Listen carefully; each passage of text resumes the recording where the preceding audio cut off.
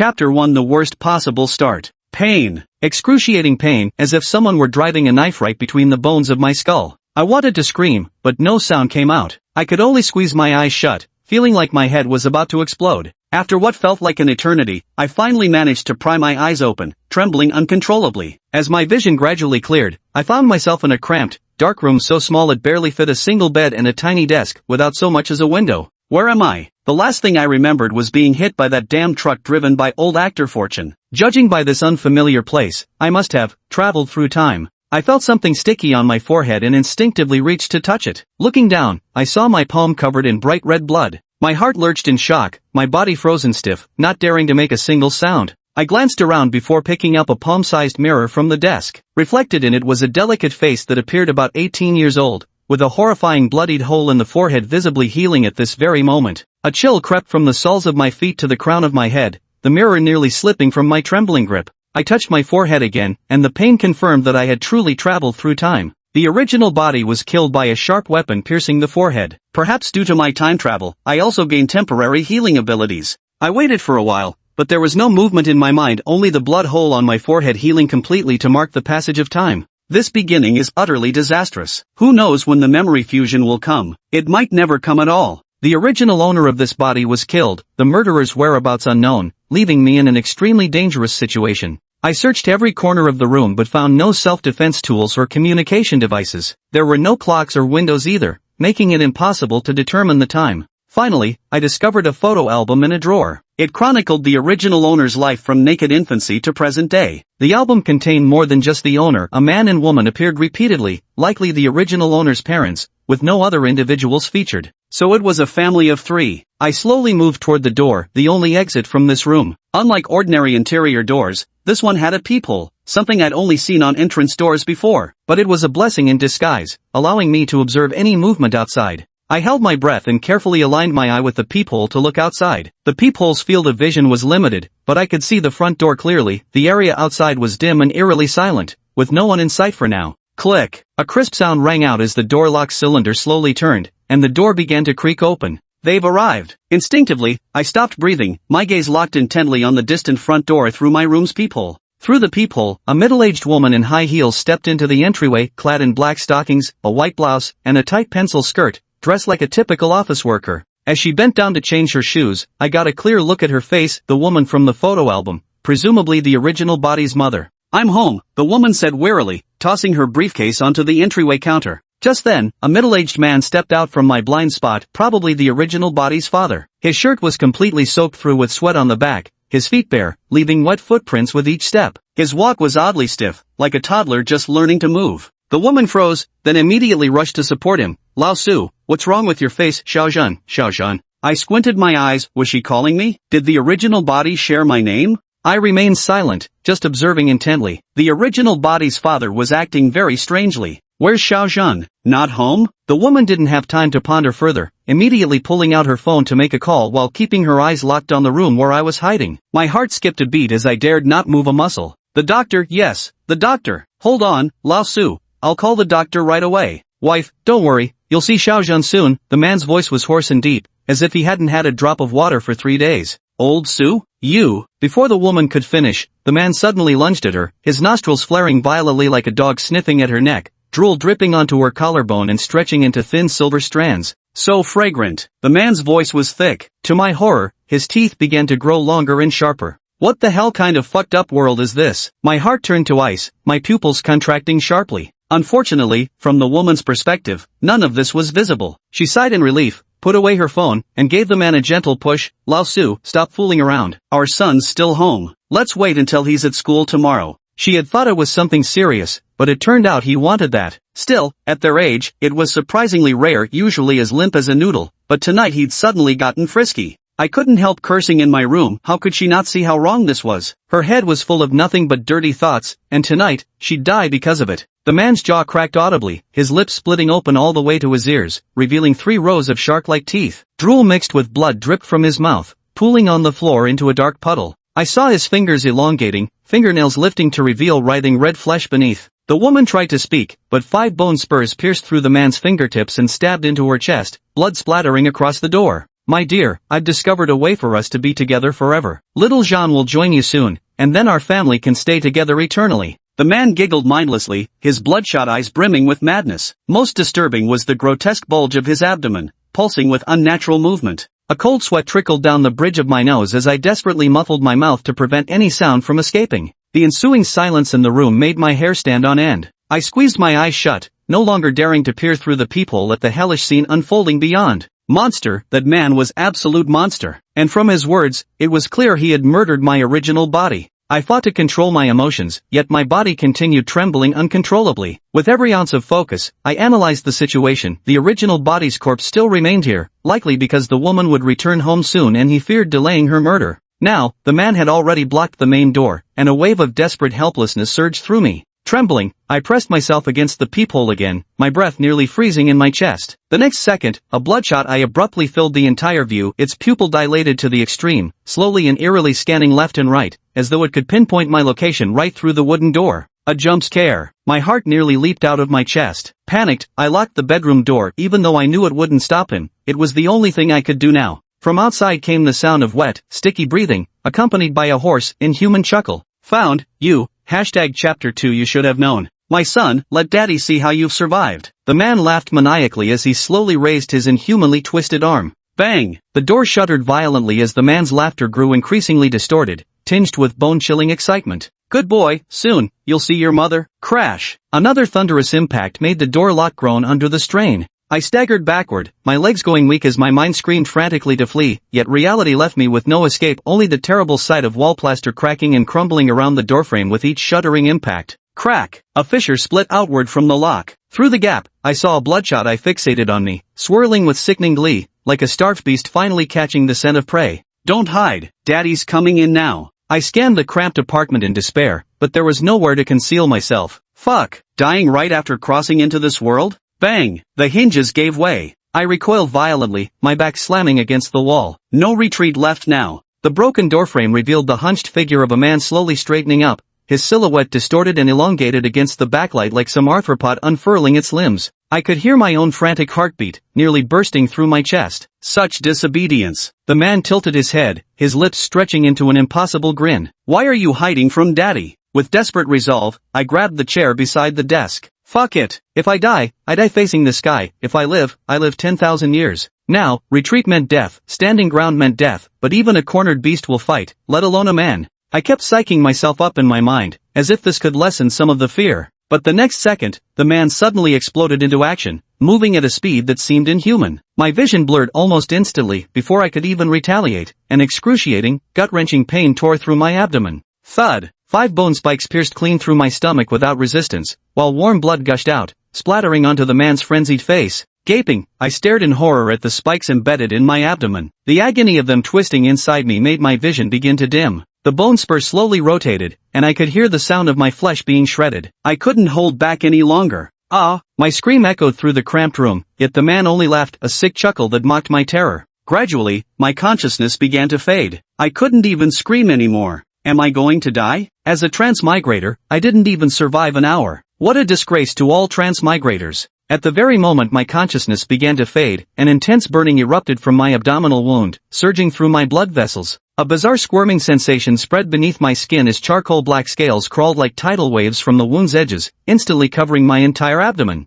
The man's eyes widened in shock as the bone spike he'd embedded in my body was violently repelled by some counterforce. My vision gradually cleared as I looked down at my hands. The knuckles twisted and elongated while my nails transformed into sharp black claws, arms now entirely encased in delicate reptilian scales. Most importantly, the bloody hole in my abdomen was healing at a visible rate, flesh wriggling as it reconnected. So that's how it is. The man's shocked expression gradually twisted into morbid excitement. No wonder you didn't die. You're an aberrant too. Aberrant? The term flashed through my mind, but there was no time to think now. I clenched my fist, feeling surging power within my body as muscle fibers and bones strengthened, my senses becoming unnaturally sharp. Fear dissipated, leaving only ecstasy. Who cares about monsters? Survival is the only truth. I grinned, bearing a nearly savage smile. I thought, shouldn't we stop now? After all, we're the same kind now. The same kind, the same kind. The man suddenly trembled with laughter, spreading his arms and shouting wildly, "Welcome to the mutant family. Come here, let's hug."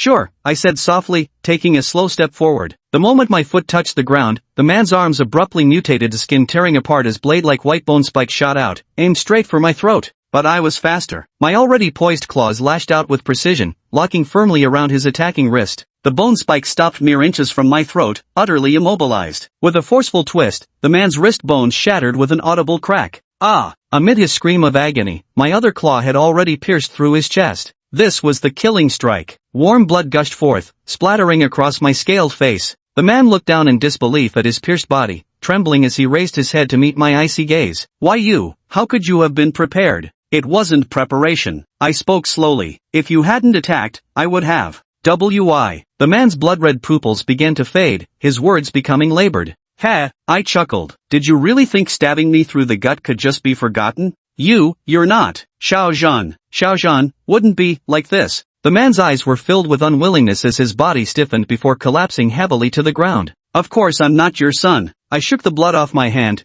Your son was killed by you long ago. You should have realized that by now. I added a few more stabs to make sure the man was thoroughly dead. My scales gradually receded, but the rush of power still coursed through my veins. Normally, people would feel physically uncomfortable when seeing such a bloody scene for the first time, but as I took a deep breath, the thick scent of blood in the air inexplicably filled me with a hint of pleasure. Mutant. I murmured the word softly. Logically, I'd never witnessed such a gory scene before, nor had I ever killed anyone, yet now I felt no discomfort whatsoever. Perhaps this was just inherent to mutants. It seemed I needed to properly understand this world. As if sensing my plea, a flood of memories, both foreign yet familiar, rushed into my mind. The original host shared my name, Suzhan, and was just an ordinary senior student at Jiangcheng No. 3 High School in the Great Xia Empire. This world is a high martial arts realm. 300 years ago, disaster struck as the mist invaded, bringing forth mist creatures who assaulted Blue Star. Today, no more than a handful of nations remain on Blue Star, the rest have fallen, swallowed by the encroaching mist. During this period, spiritual energy resurged, and 1/10 of humanity became awakened. They stood as the backbone against the encroaching mist, yet in contrast, aberrations also emerged among humankind.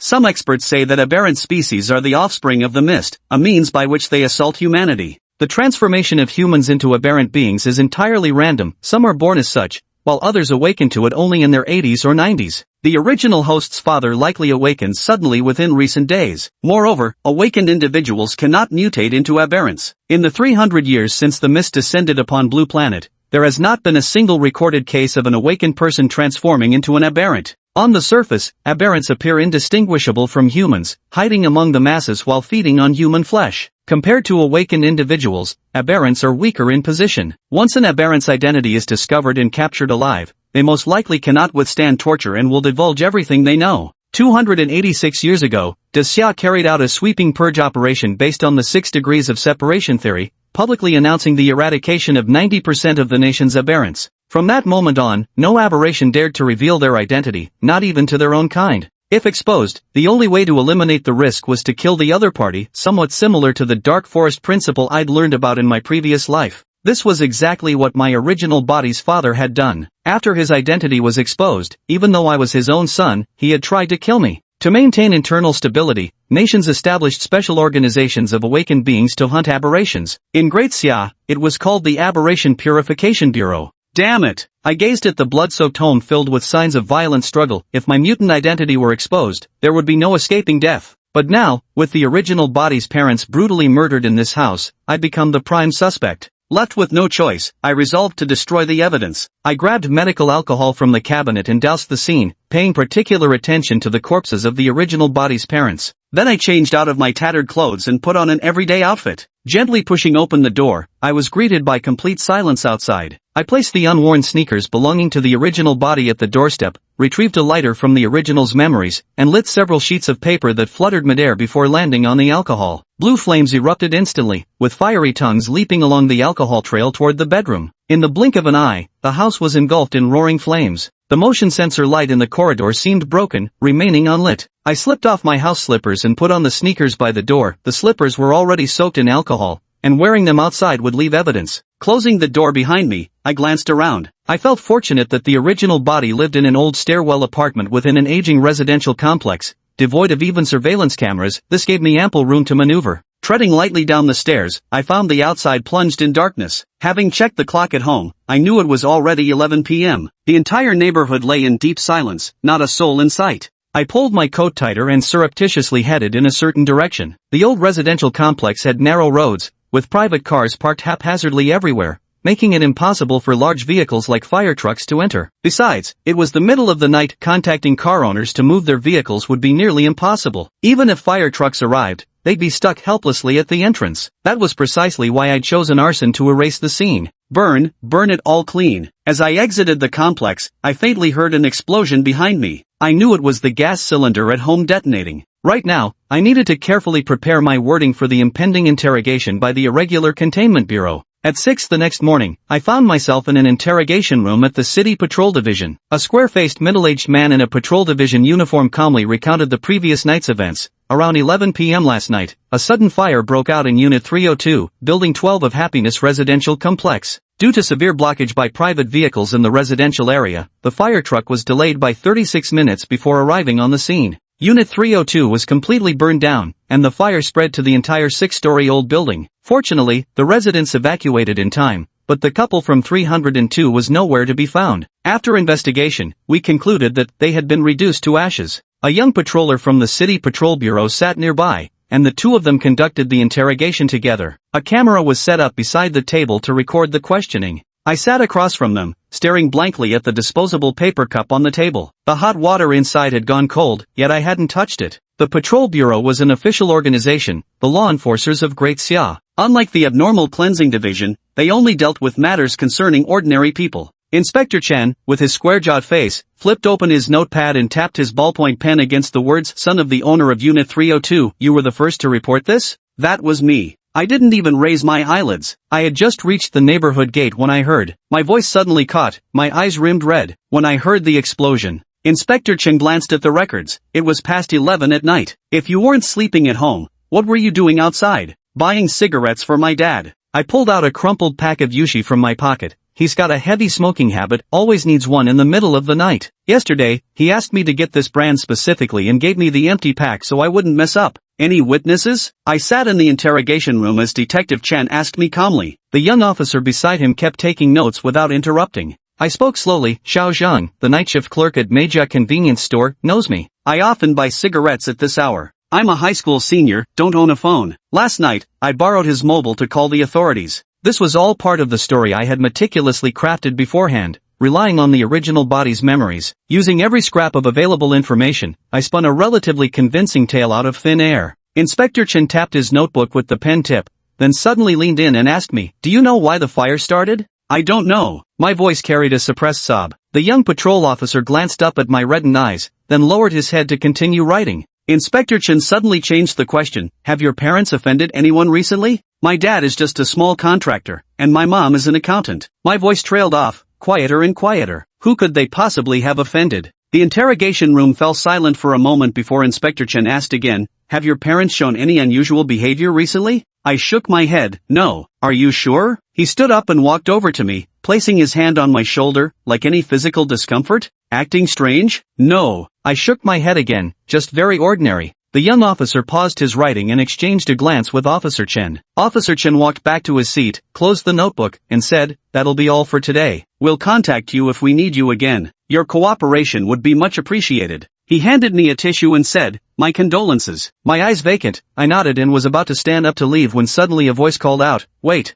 The interrogation room door swung open as a man and woman entered. The visitors produced a document with scarlet letterhead, announcing, "Zhangcheng Patrol Bureau hereby transfers this case immediately. The Abnormal Disposal Bureau has assumed full authority." Inspector Chen and the young inspector exchanged glances, their faces filled with shock. Everyone knows a red-headed document implies aberrations were involved in this fire. "Understood." Inspector Chen nodded, tucking away the file. "We'll withdraw immediately." The young officer's hands trembled as he gathered documents, failing 3 times to stuff the dossier into his briefcase before finally casting me a complicated look and following Inspector Chen out. The newly arrived man methodically peeled off his leather gloves, revealing scar-covered palms. He opened the black dossier. The first page displayed our family portrait. "Let me introduce myself." The man pointed at the twisted face of my father in the photo. "I'm the leader of the 7th group from the rectification department. You can call me." His pupils shimmered with an unnatural molten gold hue. "Hound." A young woman in sportswear, exuding youthful energy, followed with her own introduction. My surname is Xiao.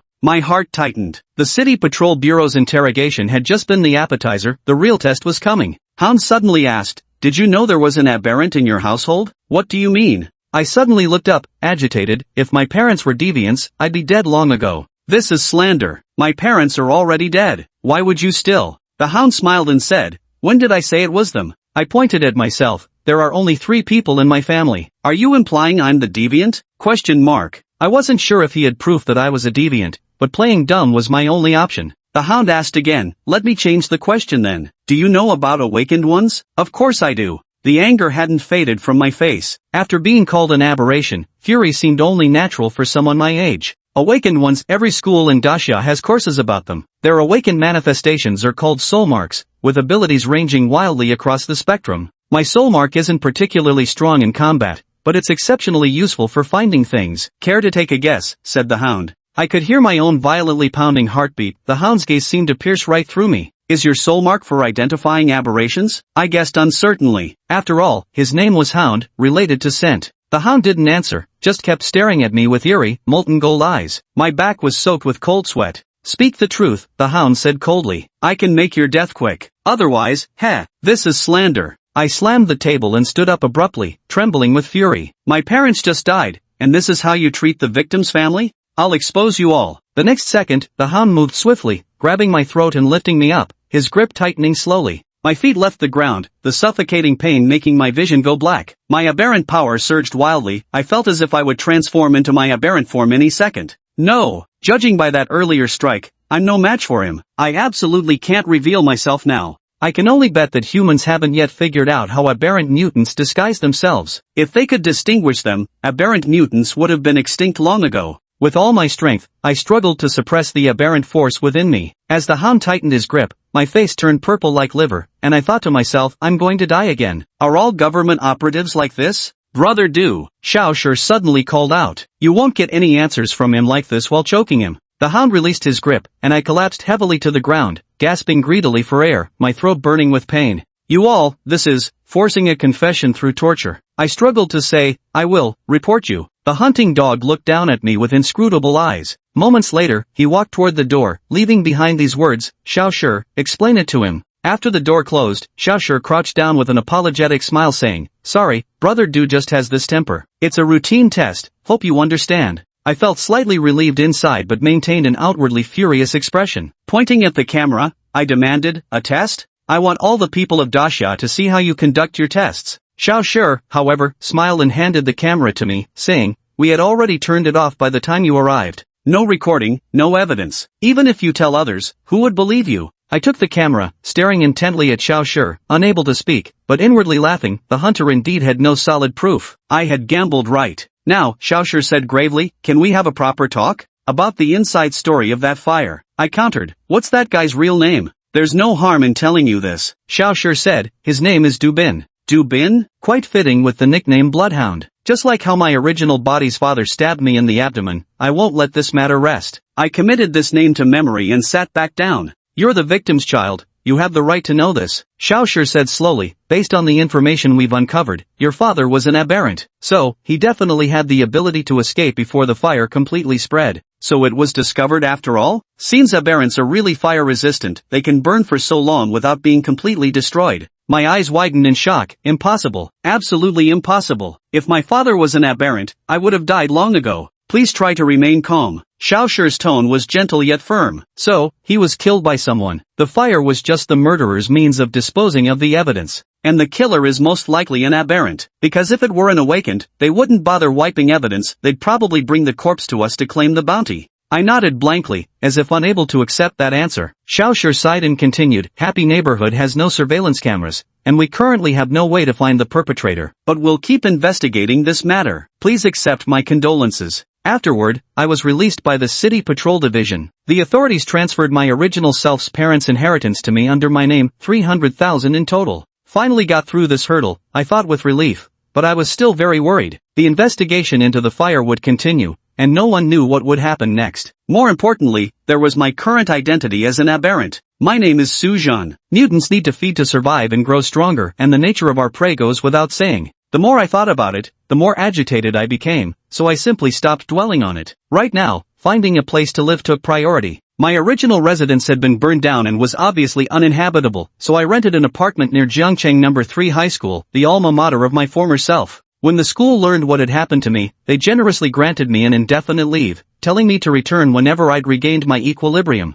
After buying a phone and getting a SIM card, I realized my original self's parents had strict rules. They outright banned electronics like phones, fearing they'd affect his studies. This reminds me a bit of my past life, I chuckled to myself. Owning a phone was a dream, consider this wish fulfilled for you too. Though small, my rented place had everything needed: one bedroom, a living room, kitchen, and bathroom. A full-length mirror stood in the bedroom. Slowly removing my shirt, I examined the reflection of an average high schooler: slender shoulders, a flat stomach with no defined muscles, but my 183 centimeters height lent a decently spirited appearance. Whoosh! I took a deep breath as the mutation force within me began to surge, instantly distorting and transforming the reflection in the mirror. My originally slim frame bulged noticeably, with 8 sharply defined abdominal muscles appearing, my pectorals now clearly outlined and powerful, while the muscular contours of my shoulders and arms became distinctly visible. Though the proportions weren't excessively large, every contour radiated strength and aesthetic beauty. Next, gray-black scales emerged from beneath my skin, spreading like living armor across my entire body. My pupils narrowed into crimson vertical slits, my lips parted to reveal rows of razor-sharp fangs,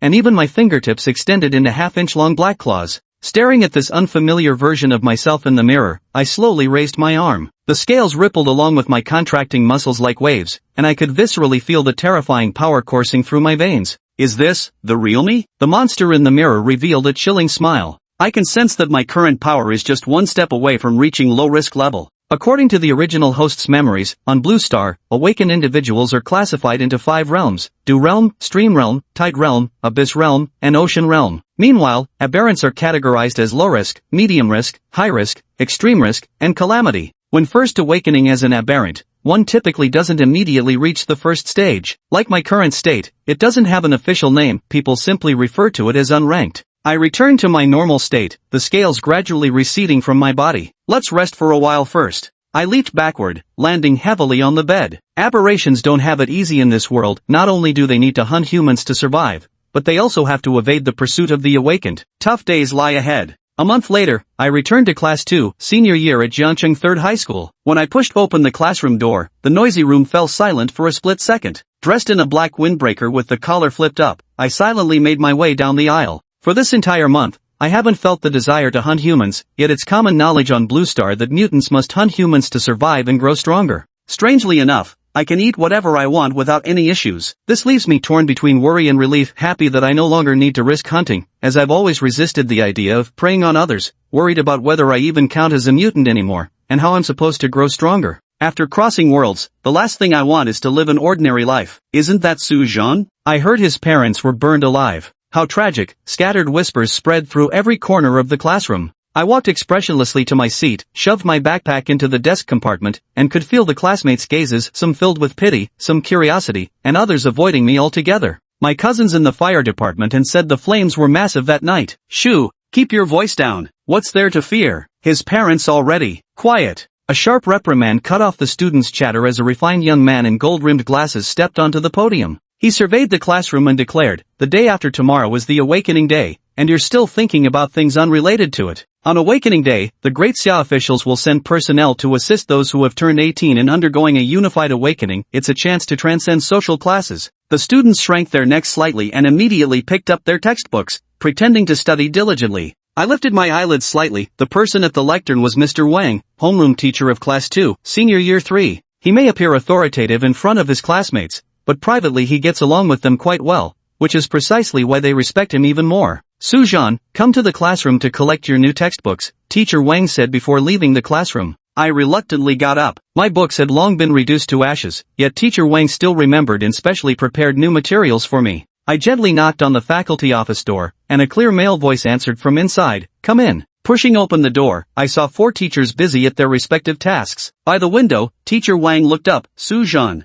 He put down his red pen and pulled out a stack of brand new textbooks from under his desk. "These are the new books prepared for you." "Thank you, Teacher Wang." I took the textbooks in my arms, inhaling their distinctive fresh scent. Teacher Wang stood up, slightly shorter than me, and lightly patted my shoulder. The school has applied for an impoverished student grant on your behalf. You have my number. If you encounter any difficulties in daily life, don't hesitate to ask. I understand, thank you, Teacher Wang. I expressed my gratitude again. In truth, I'd inherited 300,000 from my original body's parents, so daily expenses weren't an issue.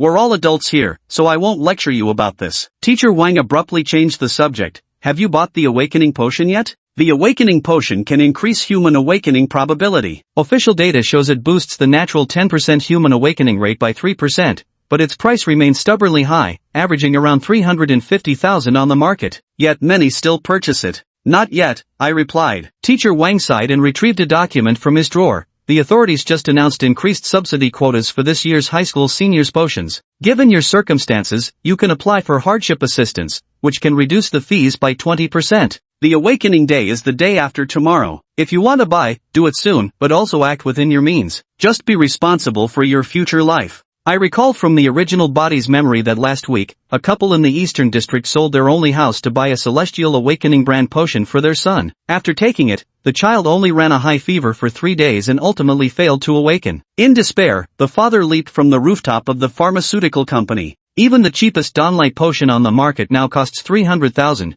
The young female teacher beside me couldn't help interjecting. The parents of Zhang Ming in my class even mortgaged their family's rural homestead. Alas, staking everything on this, who knows how it'll turn out, sigh. We can only pray for heaven's mercy now. And then there's also that other student in my class, Teacher Jing. Do you have time for dinner tonight? Teacher Wang interrupted her speech with a laugh. Teacher Jing shot him a glare. No time for jokes. The corner of my mouth twitched slightly. Everyone knew our teacher was this unprofessional in private. But Teacher Wang's teasing held deeper meaning to me. While Teacher Jing had delivered negative news, his light-hearted remark was secretly meant to ease my pressure. Teacher Wang turned to me. Don't stress yourself too much. Even without potions, natural awakening is still possible. In Great Xia, awakened individuals signify privilege and status. No matter how useless their awakened abilities might be, there will always be demand for them. Awakened have become selling points for corporations and symbols of prestige for organizations. I'll consider it. Thank you, Professor. I picked up the stack of new textbooks and turned to leave the office. Standing here, I could see the massive advertisement on the distant teaching building's exterior wall. It read, Shanghai Awakening Elixir, give your child a chance to change their destiny.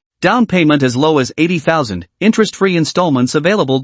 In this crazy world, it seems ordinary people can only gamble on that less than 10% awakening probability to turn their lives around. But that has nothing to do with me, an aberrant. Everyone knows aberrants can't become awakened. Still, I haven't shaken off suspicion yet. I recalled how many suspicious people had appeared near my rented apartment this past month. The new pancake stall owner outside school gates was all thumbs, the newly moved-in neighbor downstairs whom I'd inevitably see whenever I stepped out, and that young man in a baseball cap who'd followed me for 5 consecutive days wearing the same jacket, too lazy to even change his disguise. These people were definitely sent by the Aberrant Elimination Bureau to gather evidence proving I'm an aberrant. Under such surveillance, even if I wanted to hunt, I wouldn't have the capacity. Aberrations need to feed once a month, or they'll starve to death. The purifiers were waiting for me to crack, but even I hadn't expected that I'd lack the urge to feed. That's what saved me. Anyway, there's no way I'm spending my 300,000 credits on these useless awakening serums. I thought to myself, the 3% boost from awakening serums meant nothing to me. As an aberration, awakening was impossible. No matter how much money I spent on serums, it wouldn't change a thing. Even if this made me more suspicious, it didn't really matter.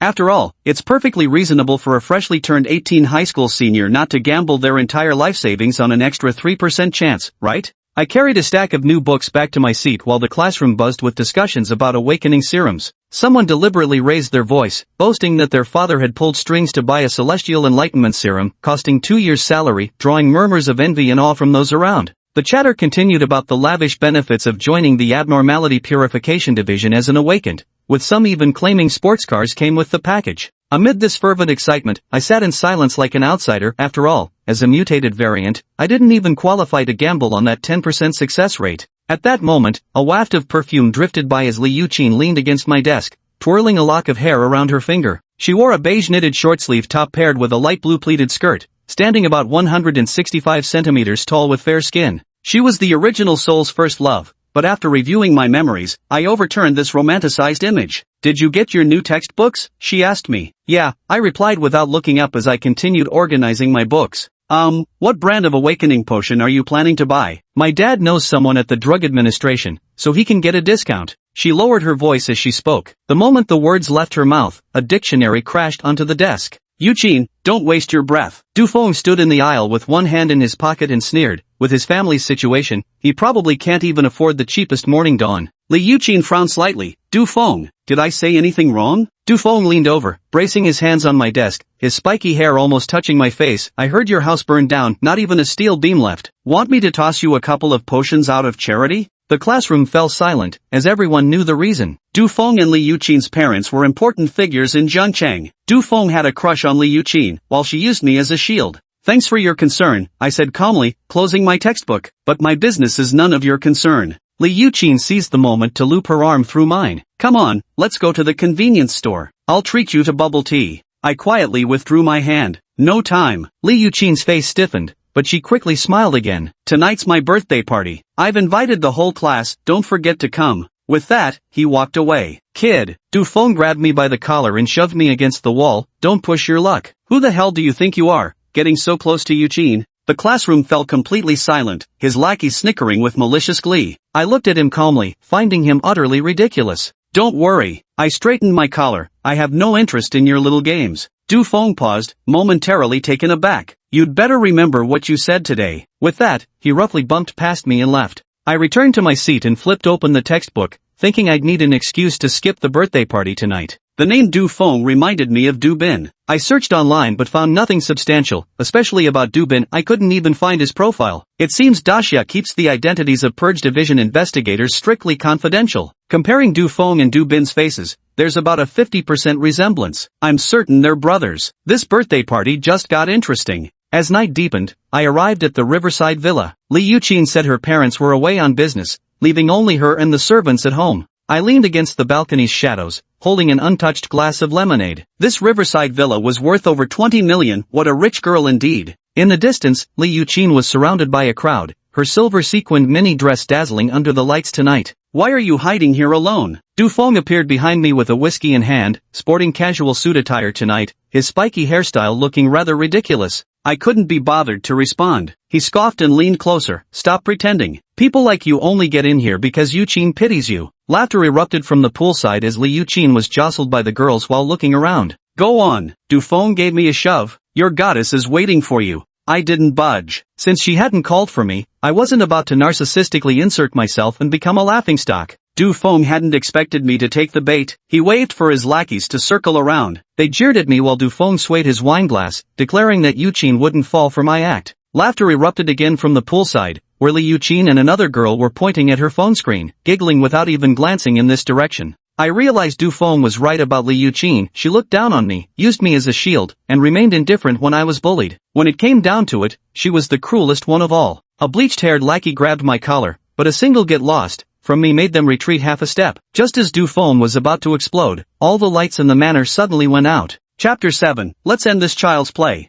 In an instant, the entire manor was plunged into darkness. The laughter by the poolside ceased abruptly. Someone knocked over a wineglass, the sound of shattering crystal pierced sharply through the gloom. What's happening? Oh my goodness, it's so dark. Yuqin, what's going on? Everyone, stay calm. Li Yuqin's voice came through. It might just be a power trip. She turned on her phone's flashlight and raised it overhead. Du Feng reacted instantly, pulling out his phone and shouting, everyone stay where you are. Villa security. Where's security? In the darkness, the crowd's agitation gradually subsided. Dozens of phone lights flickered on one after another, glowing like fireflies throughout the estate. Someone began whispering, speculating whether there might be an issue with the Riverside electrical circuits. Su Zhan remained seated without moving. His eyes had adjusted to the darkness and could clearly see the panicked expressions on everyone's faces. The butler has gone to check the fuse box. Li Yuqin reassured everyone, please wait in the hall for now. In the darkness, Su Zhan's gaze sharpened. He sensed that someone was coming.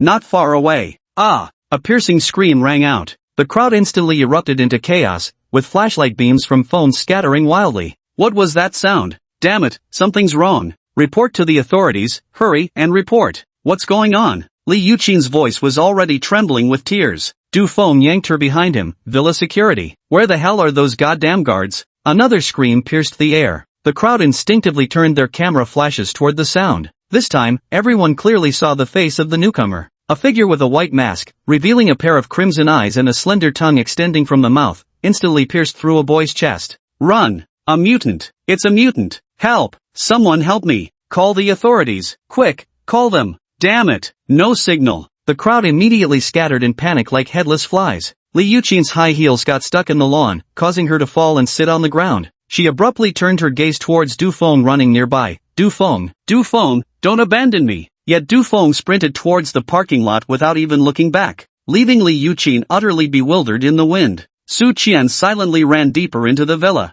He felt utterly wretched with his misfortune. Attending a birthday party, yet encountering a hunting by mutated creatures. Inside the villa, screams rose one after another. A deformed creature wearing a smiling mask suddenly darted out from the shadows of trees. Slender bone spikes extended from its fingertips, instantly piercing a girl's shoulder and lifting her into the air. Help! Help me! The deformed creature tilted its head in admiration for a moment before suddenly opening. Ah! The crowd witnessing this scene completely broke down. What awaited them was a massacre. Su Zhan observed carefully. There were a total of 5 mutated creatures hunting in the pack. Each wore white masks that revealed only their eyes and mouths. Cloaked in voluminous black robes, they concealed their true forms. They deliberately targeted those who shouted the loudest. Perhaps this kind of person is the easiest target. Su Zhan had already run deep into the villa, reaching the bathroom. Before he could close the toilet door, a hand suddenly appeared, pressing against the door panel. Let me in. Du Feng's face was deathly pale, his expensive suit splattered with mud and bloodstains, not a trace of his usual young master's arrogance remaining. Su Zhan's eyes flickered slightly as he stepped aside to make a narrow gap. Get in. Stay quiet. Staggering inside, Du Feng locked the door behind him and collapsed onto the toilet lid. Those monsters. He gestured incoherently. Someone was torn in half alive, and others had their heads. Su Zhan leaned against the sink and said indifferently, shut your mouth if you don't want to die. The mirror reflected his cold profile. Du Feng's breakdown presented a stark contrast. Clutching his own hair, Du Feng teetered on the brink of mental collapse. Yet he fully grasped the seriousness of the situation and remained silent. A sudden dull thud came from outside the door, as if something heavy had crashed onto the corridor floor. Su Zhan stiffened slightly, keeping his back to Du Feng as he focused intently on the sounds outside the door. Du Feng's pupils began dilating unnaturally, revealing a grotesque smile. His mouth suddenly split open to his ears, and a barbed tongue shot out like a javelin. At the critical moment, Su Zhan's body suddenly twisted and distorted, his back humping upwards as gray-black scales covered his entire form. His right hand transformed into a scaled claw, swinging violently. Du Feng's tongue, however, took an unexpected turn, its barbs grazing Su Zhan's shoulder and drawing a string of blood pearls. So you really are a mutated one. Su Zhan's eyes turned icy. You've been secretly following me all this time, clearly with ill intentions. Those mutated creatures must be your doing too. Du Feng's body swelled violently, his suit tearing apart from the bulging muscles. A row of sharp bone spikes protruded from his spine. Clever prey. Du Feng's voice became a multi-layered reverberation, but you still have to die. In the cramped bathroom, 2 monsters crashed into each other with thunderous force. The sink was smashed to pieces. Deep gashes were left on the wall. In the shattered fragments of the mirror, 2 ferocious inhuman faces are reflected. Du Feng's elongated tongue lashes out like a whip. Su Zhan sidesteps just in time, and the porcelain tile wall is gouged with a deep trench where the tongue strikes. Seize this opening. Su Zhan's scaled claws aimed straight for Du Feng's throat, only to be blocked by a swiftly flicking long tongue. Bang! Both men recoiled simultaneously, slamming against the walls as the bathroom descended into complete chaos. Water sprayed from the ruptured pipes. In the steam-laden air, 2 monsters stared fixedly at each other. Does Dubin know you're an aberration? Su Zhan suddenly spoke at this moment. As a purger for the Bureau of Abnormal Elimination, sheltering your own brother. Dobin, you're quite something. Du Feng's pupils constricted before he retorted. What you should be considering right now is whether you'll live or die. The hideous long tongue lashed out once more. Su Zhan's figure flickered out of sight. 3 flashes of silver light severed Du Feng's elongated tongue midair, splitting it into 4 segments. The severed tongue segments still twitched reflexively from nerve impulses. Mucus splattered onto the floor tiles, corroding them. Du Feng's roar was accompanied by the crisp sound of bone splitting. 7 ghastly bone spikes protruded from his back, making him look like an exploded porcupine. At least it matches your porcupine-like hairstyle. Su Zhan had long wanted to complain about this. Alright, the probing ends here. Let's stop playing house now. Boom! Du Feng's bone spike ambush blasted the entire wall to smithereens. Amidst the smoke and dust, Su Zhan's figure flashed into view. Thwack! 5 wounds so deep they revealed bone stretched from Du Feng's left shoulder down to his right abdomen. Dark blue-black blood sprayed across the shards of broken mirror. Each drop corroded the glass. Impossible. Du Feng staggered backward, the flesh around his wound writhing wildly. How could you possibly? Sujan's pupils had transformed into two vertical crimson slits. His scaled claws rose once more. Next lifetime, remember not to act in front of a hunter. The final strike was swift as lightning. Du Feng's 7 bone spikes blocked simultaneously, yet upon contact, they were all severed by the scaled claws. The claw's momentum didn't waver, piercing straight through his throat. Chapter 8: The Thief Who Bites the Hand That Feeds Him. You claim to be devoted, yet you didn't even try to save Li Yuqin. Suzan clicked his tongue in amazement. Yet if I say you're not devoted, out of all those people at the scene, you specifically came to kill me. Ah, there's another possibility. You made a deal with your mutated accomplices, telling them not to kill Li Yuqin. But that would be too deliberate. Your fellow mutants would guess your identity. I don't think you'd go that far. Or perhaps, Li Yuqin is pretending. Maybe she's a variant too, just like you. But that seems unlikely. Because if that were the case, both of you would know each other's identity as aberrants. After all, unless you trust each other enough to entrust your lives to one another, you'd still abide by the Dark Forest law. Sujan concluded, so you don't actually like Li Yuqin as much as you pretend. This is just your way of covering up that you're an aberrant. Coming to kill me, probably just because you couldn't stand me, right? He chuckled, didn't expect you to be less foolish than you appeared. Pity you picked the wrong target. After delivering a few finishing blows, Sujan pondered how to dispose of the body. Yet at this moment, he recalled Dubin's identity. Though Du Feng hadn't said anything just now, his expression clearly indicated he must have some connection with Dubin. The screams outside had ceased at some unknown moment. Sujan knew the people from the Abnormal Purge Division had arrived. He glanced at his phone, calculating the time. It had been 15 minutes since the villa lost power. Took you long enough? 15 minutes may seem like a very short time, but one must realize that the Abnormal Threat Neutralization Department has been keeping him under surveillance. Under such circumstances, they should have acted long ago. Has the Anomaly Suppression Division stopped monitoring me today? Sujan thought to himself, but this is too much of a coincidence. His scaly armor gradually receded, his body shrinking as if dehydrated. In the blink of an eye, he had returned to his original form, a slender high school student. Department of Abnormality Elimination. Sujan quickly wiped the remaining bloodstains from his face at the sink. Picking up a shard of floor tile, he painfully carved several wounds into his own body while suppressing his regenerative abilities. The injuries from his earlier confrontation with Du Feng had already healed completely, but his clothes couldn't be mended. For now, only leaving wounds would make the surface story somewhat plausible. After casually tearing his clothes further, he rinsed the tile fragments clean before hurling them to the ground to shatter. Through the window, the flashing red police lights were visible outside. Survivors, assemble here. The voice came through a loudspeaker. Sujan took a deep breath and pushed open the bathroom door. The villa had already become hell on earth. The scene review still won't pass. Li Yuqin huddled in the corner, her expensive silver miniskirt now tattered beyond recognition. As for Huang Mao, Du Feng's lackey who was throwing his weight around earlier, he's now completely unrecognizable. Not dead? That's some damn good luck. Sujan thought to himself. The arrivals included heavily armed city patrol officers, as well as personnel wearing more stylish and higher-ranking uniforms, members of the Anomaly Purification Division. As for the aberrants, Sujan didn't spot a single one. It seems they had already fled before these people arrived at the villa. This was a hunt meticulously planned by the aberrants. Sujan, it's you again? A woman's voice rang out. Sujan turned to look at the direction of the voice. There stood Xiao Shi, dressed in the uniform of the Yitai Suqing Division, looking even more dashing. Officer Xiao. Sujan gave him a slight nod in acknowledgement. How did you get here? Xiao Shi stepped forward and asked. Li Yuqin invited me to her birthday party, so of course I came. Sujan said slowly. Xiao Shi slightly furrowed her delicate brows as she looked at Sujan's tattered clothes. Come to Jiangqing Anomaly Cleanup Department later. Okay. Sujan nodded obediently, portraying the image of an honest high school student. Sujan. Doberman, the hound, walked over. He sized up Sujan meaningfully and remarked, quite a connection with mutants, pretty unlucky. Sujan spread his hands helplessly. I didn't choose this either. Team leader Do. A purging officer jogged over and reported respectfully, the casualty count is in. Before the aberrations arrived, there were 45 people from Class 2 senior year of Jiangqing 3rd High School and 23 villa staff inside, totaling 68 individuals. Current statistics show 47 fatalities and 18 injured. Additionally, we discovered the corpse of an aberration in the first-floor master bathroom of the villa. Judging by its appearance, it appears to be.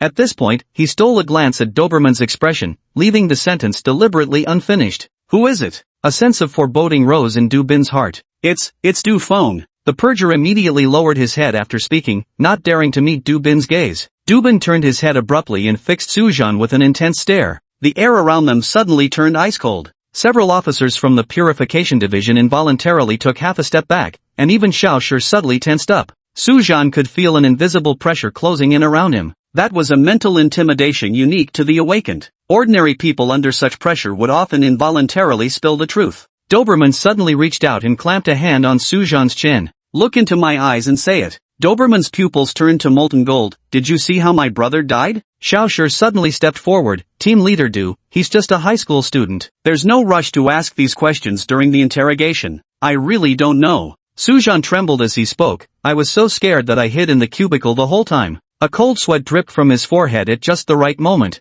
It really was Durban's younger brother. Heh, there's no way you didn't know your own brother was an aberrant. He seriously suspected they might have known about this aberrant hunt too. Otherwise, the purifier monitoring him would have acted long ago. They wouldn't have waited a full 15 minutes. 15 minutes? By then it'd be far too late. Doberman, oh Doberman, the double-crossing traitor from the Abnormality Purification Department. Dubin gave him a deep look, then turned and commanded Xiao Shi, "Bring all survivors from today back to the Purge Division." "But, what about the injured?" Xiao Shi reasoned. "Some can't move on their own, and some even need immediate surgery." Dubin fell silent for a few seconds, the molten gold in his eyes gradually fading. "The injured must be sent to the hospital first, but we must arrange for purgers to keep watch around the clock." He turned to look at the shocked survivors, lingering particularly on Li Yuqin for a moment. "All others, including this young lady of the Li family, will be taken back to headquarters for statements." Xiao Shi visibly relaxed. "Understood, team leader." Su Zhan lowered his head, observing Dober's reaction from the corner of his eye. The canine hunter appeared calm on the surface once more, yet his clenched fists had turned white-knuckled, clearly straining to suppress his emotions.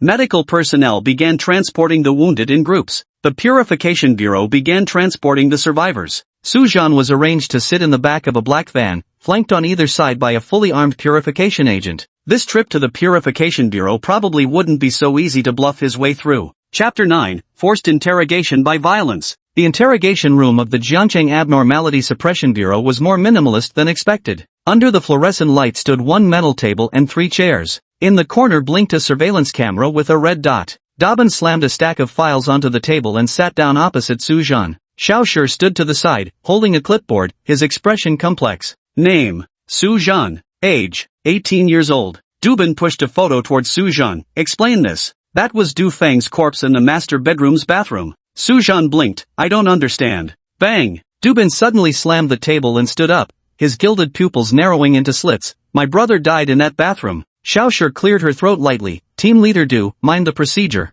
Upon hearing this, Dubin slowly sat back down. Team leader Du, what does your brother dying in that bathroom have to do with me? With a look of bewilderment, Su Zhan said, was I really the only person in that villa? Why are you so fixated on me? Daubert's gaze hardened. His younger brother had warned him early on if Su Zhan attended this party, he would be the first target they'd go after. But matters like these couldn't be spoken of openly. Doing so would indirectly confirm that he'd known about Dufeng being an aberration yet failed to report it, as well as intentionally leaving Dufeng openings to commit crimes. Besides, Su Zhan looked straight into Dubin's eyes. Your brother was an aberrant. Even if I did kill him, shouldn't you be rewarding me? Why are you interrogating me like a criminal now? Captain Du, your behavior is truly bending the law for personal gain. Ha! Dubin sneered twice, standing up to look down at Su Zhan. I dare not wear this hat you're trying to put on me. First, explain how you got those injuries. Encountered an aberration, got attacked by it. Su Zhan assumed a thoughtful expression, then, it seemed to hear some command and vanished without finishing me off. Highly coincidental, full of loopholes, yet no one could prove he was lying.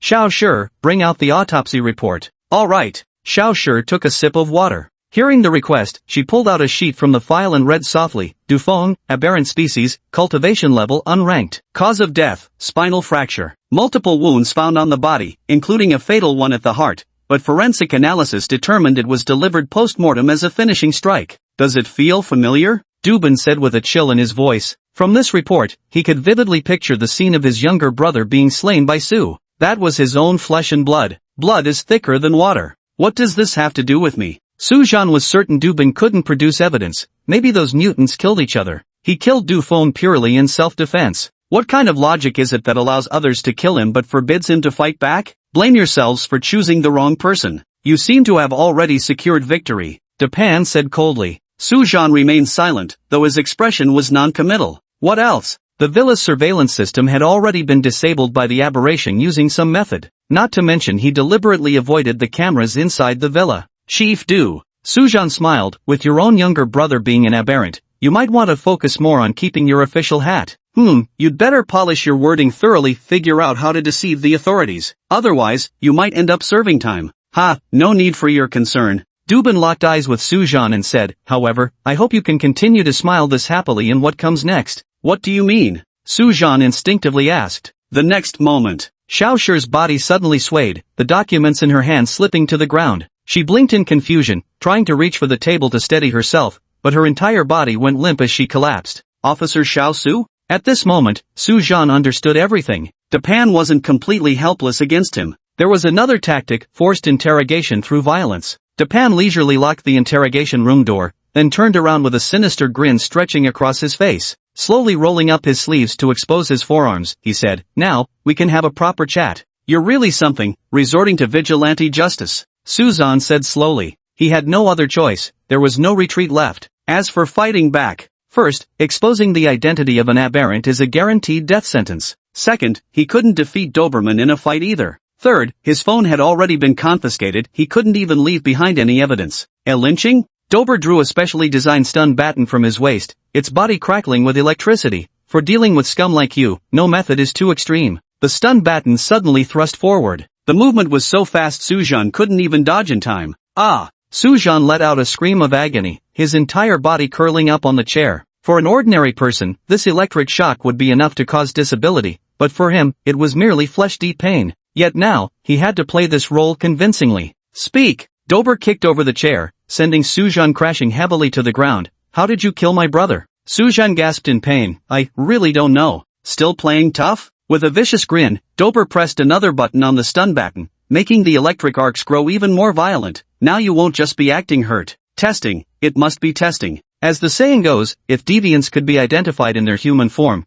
they would have gone extinct in Dacia long ago. Sujan stared at the electric baton crackling with arcs of electricity. This thing hits the body. It's not just a matter of being black and blue all over. When others time travel, they dominate everything, killing left and right effortlessly. But when it comes to me, why am I either getting beaten up or on my way to getting beaten up? Sujan instinctively covered his head, curling his body into a ball. Damn it! Another brutal beating. He had already steeled himself for the worst. If Doberman truly meant to kill him, if she truly aimed for his life, then he'd have no choice but to fight back. Still refusing to show your hand, eh? Dober sneered, then take this secret to your grave. The stun baton was raised high. Bang! The interrogation room door was violently kicked open. The door slammed heavily against the wall. Mr. Wang? Suzhan stared at the figure in the doorway. His homeroom teacher, Wang Mingyuan, was holding up his phone, the lens squarely aimed at the Doberman. Wearing gold-rimmed glasses, the corners of his lips still carrying a refined and gentle smile. Doberman's eyes narrowed sharply. The electric baton in his hand flickered out instantly as he straightened his collar, his expression returning to its usual composure. He seemed like an entirely different person from the brutal figure moments before. Professor Wang. Dubin gave a slight nod. Sorry to trouble you to come out so late. Wang Mingyuan adjusted his gold-rimmed glasses. No need for formalities. Team leader, I heard my student was being questioned here and came specifically to check. His gaze swept over the unconscious Xiaoshi. It paused for a moment before Suzhan, then casually moved away. Understood.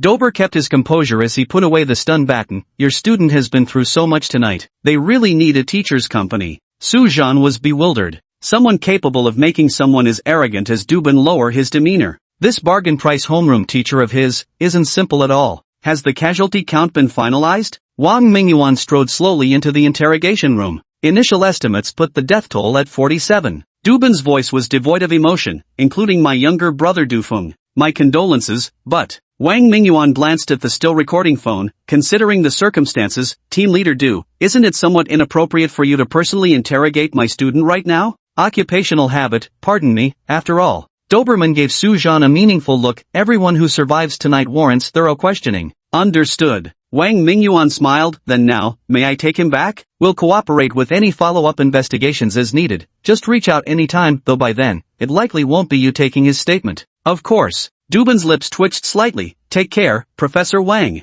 He certainly knew what this meant. After the incident exposing Du Feng as an aberrant, his enemies would surely seize on this point to attack him. The team leader position was most likely gone now. Chapter 10, Truth Revealed. Wang Mingyuan was about to take Su Zhan away. 3 men in Supervision Bureau uniforms appeared at the door. The leading man held a document. Team Leader Du, routine investigation. Your cooperation is appreciated. Dubin remained composed, calmly adjusting his cuffs. Supervisor Lee, working this late? This villa case, you know about it. Inspector Lee handed over the documents. We need your assistance in verifying a few matters. Dubin took the documents and glanced at them. That's all? Of course we'll cooperate with a routine investigation, but, are you sure you want to conduct it now? Wang Mingyuan cleared his throat softly. Since you both are occupied with official business, I won't disturb you further. Supporting Su Zhan, he continued walking outward. Group Leader Du, let's catch up another day. Wait, Dubin called out to stop the two of them. He spoke to Su Zhan with chilling malice. You really think I can't deal with you? Ha, you'll find out tomorrow. On the road. Su Zhan's thoughts swirled as he tentatively asked, Teacher Wang, why does Dobin respect you so much? Just because I'm his teacher. Wang Mingyuan chuckled. It's normal to respect one's teacher. Su Zhan rolled his eyes inwardly. People like Dubin only judge others by their strength and background. Since Wang Mingyuan didn't want to talk about it, he couldn't press further. As for Dubin's earlier threats, they'll cross that bridge when they come to it. The day after tomorrow is the awakening day. Did you buy the awakening potion? Wang Mingyuan abruptly changed the subject and asked. Professor Wang, you know my family situation. Su Zhan said slowly, I just can't bring myself to bet everything I own for that extra 3% chance. He was a mutated being. This was a losing bet from the start. Wang Mingyuan glanced at him twice before leaving with a final remark, get some rest. As an adult, just take responsibility for your own life. The next day, dawn. Su Zhao came to school for class as usual. About 90% of the seats in the classroom were empty. Some were in the hospital recovering from injuries, others receiving treatment for psychological trauma, and some would never come back. Outside the school gates, heart-wrenching cries could be heard all the way to the classrooms. Give me back my daughter. Class 2 of grade 12, 30 out of 45 students dead. We parents entrusted our children to you with peace of mind, and this is how you treat us. Reporter, right? Yes, it's this school. Did you hear about that villa party incident last night? Yes, that exact one. What do I know? I'll tell you everything I know. You must expose this school truthfully. Yet what's laughable is, they only dared to cause trouble for the school, but didn't dare to confront the party organizers or Li Yuqin. You picked the soft persimmon to squeeze. Su Zhan shook his head helplessly. Such is human nature. However, such incidents occur incessantly within the Great Xia. No matter how much they stir up trouble, it won't yield any results. After all, the killer is a mutant. Why trouble others? Isn't this just bullying honest folks? Sure enough, the city patrol soon arrived. They arrested all the troublemakers. Making trouble? Tell it to my city patrol division. These are not peaceful times. There are mist creatures outside and mutants within. In chaotic times, severe laws must be employed. Su Zhan. A clear, cool voice called out. Su Zhan turned toward the sound. Li Yuqin pushed open the classroom door and glided inside with graceful steps. Li Yuqin? Su Zhan was somewhat surprised. For a rich heiress born with a silver spoon in her mouth, to have witnessed last night's bloody scene and not be hiding at home shivering in fear, but instead coming to school the very next day as if nothing had happened. Li Yuqin cast a wary glance at Su Zhan before hastily leaving. Su Zhan? What's this about now? Am I that terrifying? At this moment, Wang Mingyuan walked in with a grave expression. Su Zhan, come with me. With that, he walked toward the door. Su Zhan was filled with confusion. What happened this time? Following Wang Mingyuan's footsteps, the two arrived at the rooftop of the teaching building. On the rooftop, the wind howled. Su Zhan, have you checked your phone? Wang Mingyuan adjusted his gold-rimmed glasses and spoke. What? Su Zhan was puzzled. Take a look at this about Doberman. Wang Mingyuan explained. Su Zhan discreetly observed his expression and found no signs of deception. Only then did he take out his phone from his pocket. Mobile phones aren't allowed in school, but Wang Mingyuan probably isn't that bored. There's no way he'd stage such a show just to confiscate someone's phone. Search Doberman. A trending topic unexpectedly emerged. Suspected student aberrant species spotted at Jiangcheng High School. Su Zhan's pupils contracted slightly as he clicked on it. Pinned at the top was a short video interview with Dobin, dressed in the Purification Bureau uniform, his expression grave. Preliminary investigation indicates traces of deliberate guidance directing aberration attacks during last night's party. Survivor Su Zhan is considered a suspect with clear motive. The comments section has exploded. I'm a student from 3rd High. Su Zhan always gives off creepy vibes. I heard his parents were aberrations executed by the Purification Bureau. Seeking verification. Scroll down for numerous marketing accounts promotions. It is reported that Mr. Su has repeatedly skipped routine medical checkups. Experts analyzed his behavior patterns as unusual. Sujan stared at the constantly flickering data on the screen. A clever move. No wonder Li Yuqin had been avoiding him earlier. He sneered inwardly. Dubois's move was downright vicious. Substantial evidence wasn't even necessary. He merely had to sow a handful of seeds across the battleground of public opinion. Human nature would inevitably nurture towering trees from them. People don't care about the truth at all, even when those people's words are either ambiguous or full of holes. When millions point at you calling you a monster, you become one even if you're not. Professor Wang, Dabi is slandering me, Suzan said slowly. Dubin truly loves his younger brother. Wang Mingyuan didn't respond directly, but instead said this. Su Zhuan waited for him to continue. Wang Mingyuan adjusted his gold-rimmed glasses. In Great Xia, falsely accusing someone of being an aberrant carries the death penalty at maximum. Su Zhan listened quietly. Memories from his original body surfaced in his mind. There was indeed this point. Those who slander must pay the price of slander. Defamation should never come without cost. Otherwise, the world would descend into chaos. Do you know why it's so stringent? Wang Mingyuan asked and answered himself. 270 years ago, there was the Lianshui village case. He opened his phone and flipped through several black and white photos. Burned down houses, bodies hanging from trees, and a crowd of people cheering while holding up placards. Back then, there was a small town where someone spread rumors about mutants living there. In that era, when mutants had just begun to appear, the entire Great Xia was in a state of panic, seeing enemies everywhere. If more than 3 people accused you of being a mutant, there was no room for explanation. Better to kill by mistake than let one escape.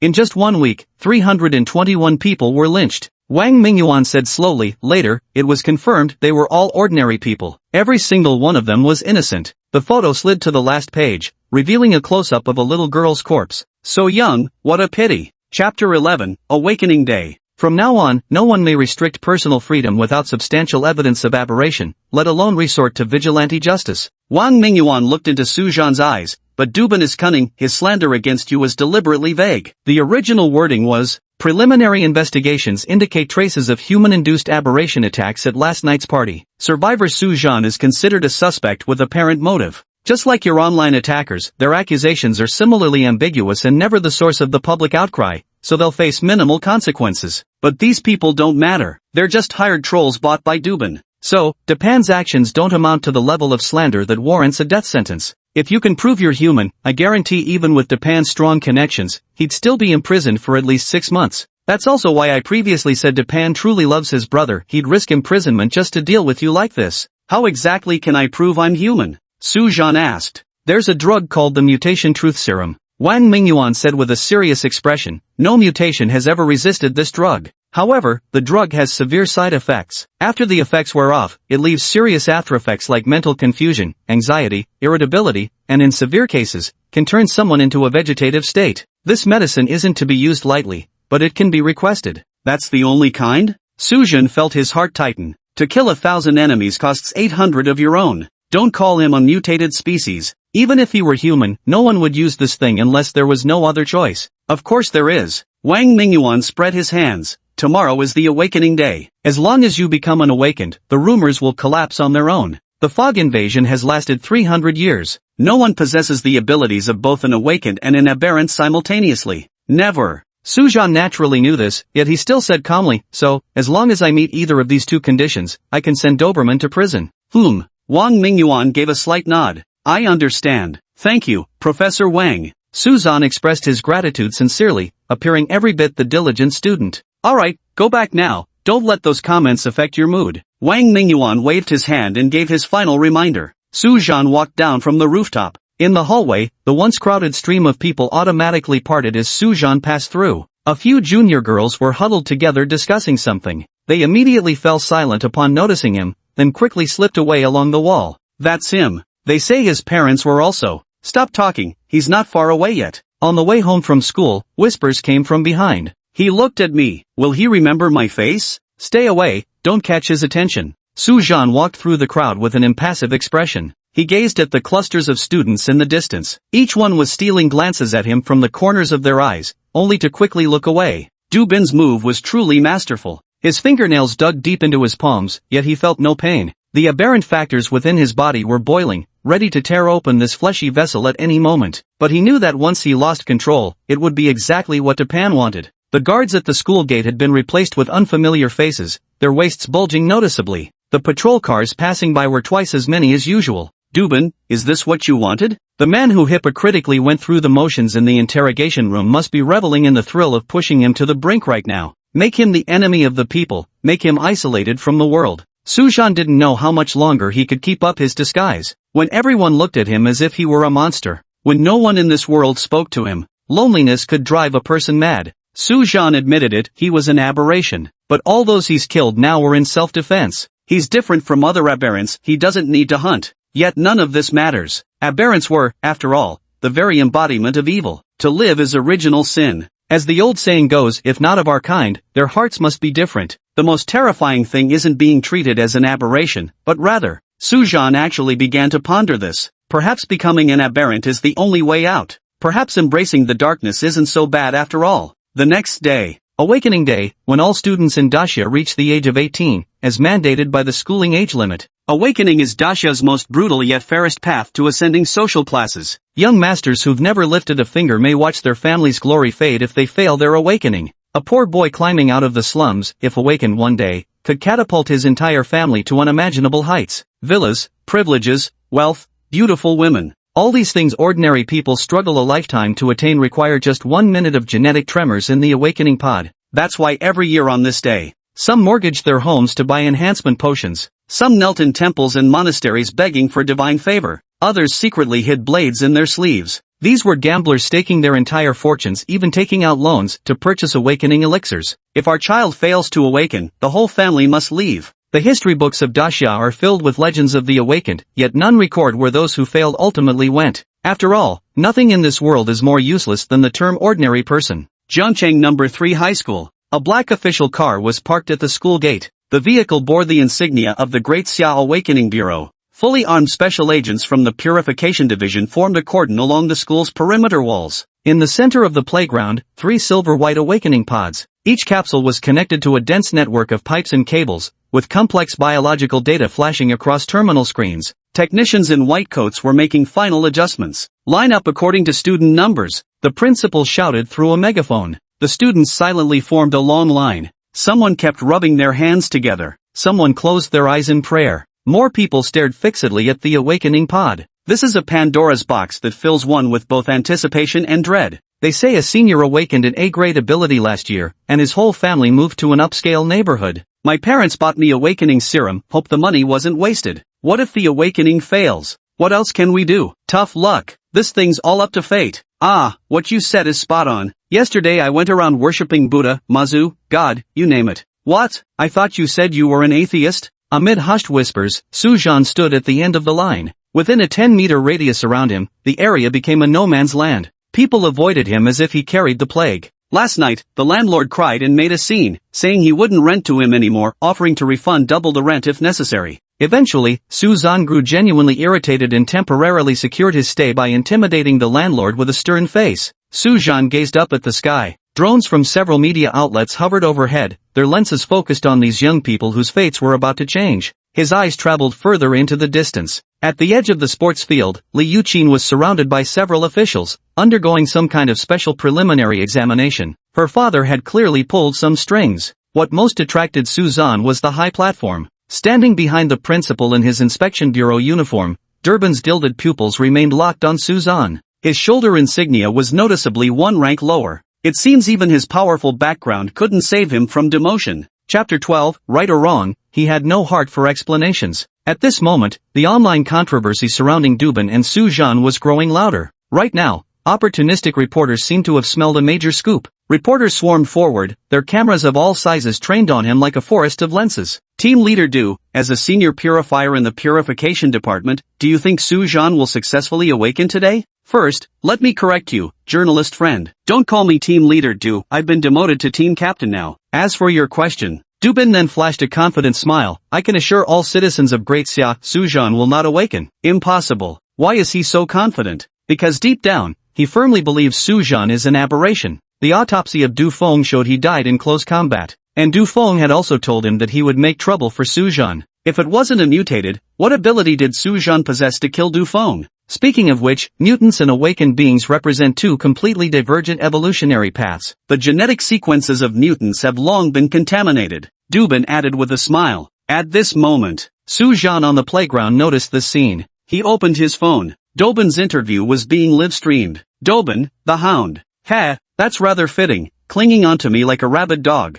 His gaze turned icy as he stared at the Doberman laughing casually on the podium, a seed of hatred flourishing within his heart. The reporters, as if catching wind of explosive news, pressed forward and asked, Captain Du, am I correct to interpret your words as implying Sujan is an aberration? Captain Du, what is your basis for identifying Sujan as an aberration? Captain Du, do you have any personal grudge against Sujan? Dubin raised a hand to quiet the crowd. After the reporters fell silent, he spoke deliberately. I merely recalled this tangential remark, let's not jump to any assumptions. The reporter pressed further, then what if? I'm just saying hypothetically, if Sujan really awakens, wouldn't that prove all your previous accusations were slander? Dubin's smile deepened at the corners of his mouth. Naturally, every citizen of Dasha should obey Dasha's laws. If he truly awakens, it would prove I, Dubin, made a wrongful judgment. I should be jailed if that's the penalty, or dismissed if that's the consequence. After a brief pause, he added, however, everyone can rest assured. Dubin's gaze swept over the camera, as if piercing through the screen to look directly at all viewers. Such a thing will absolutely not happen.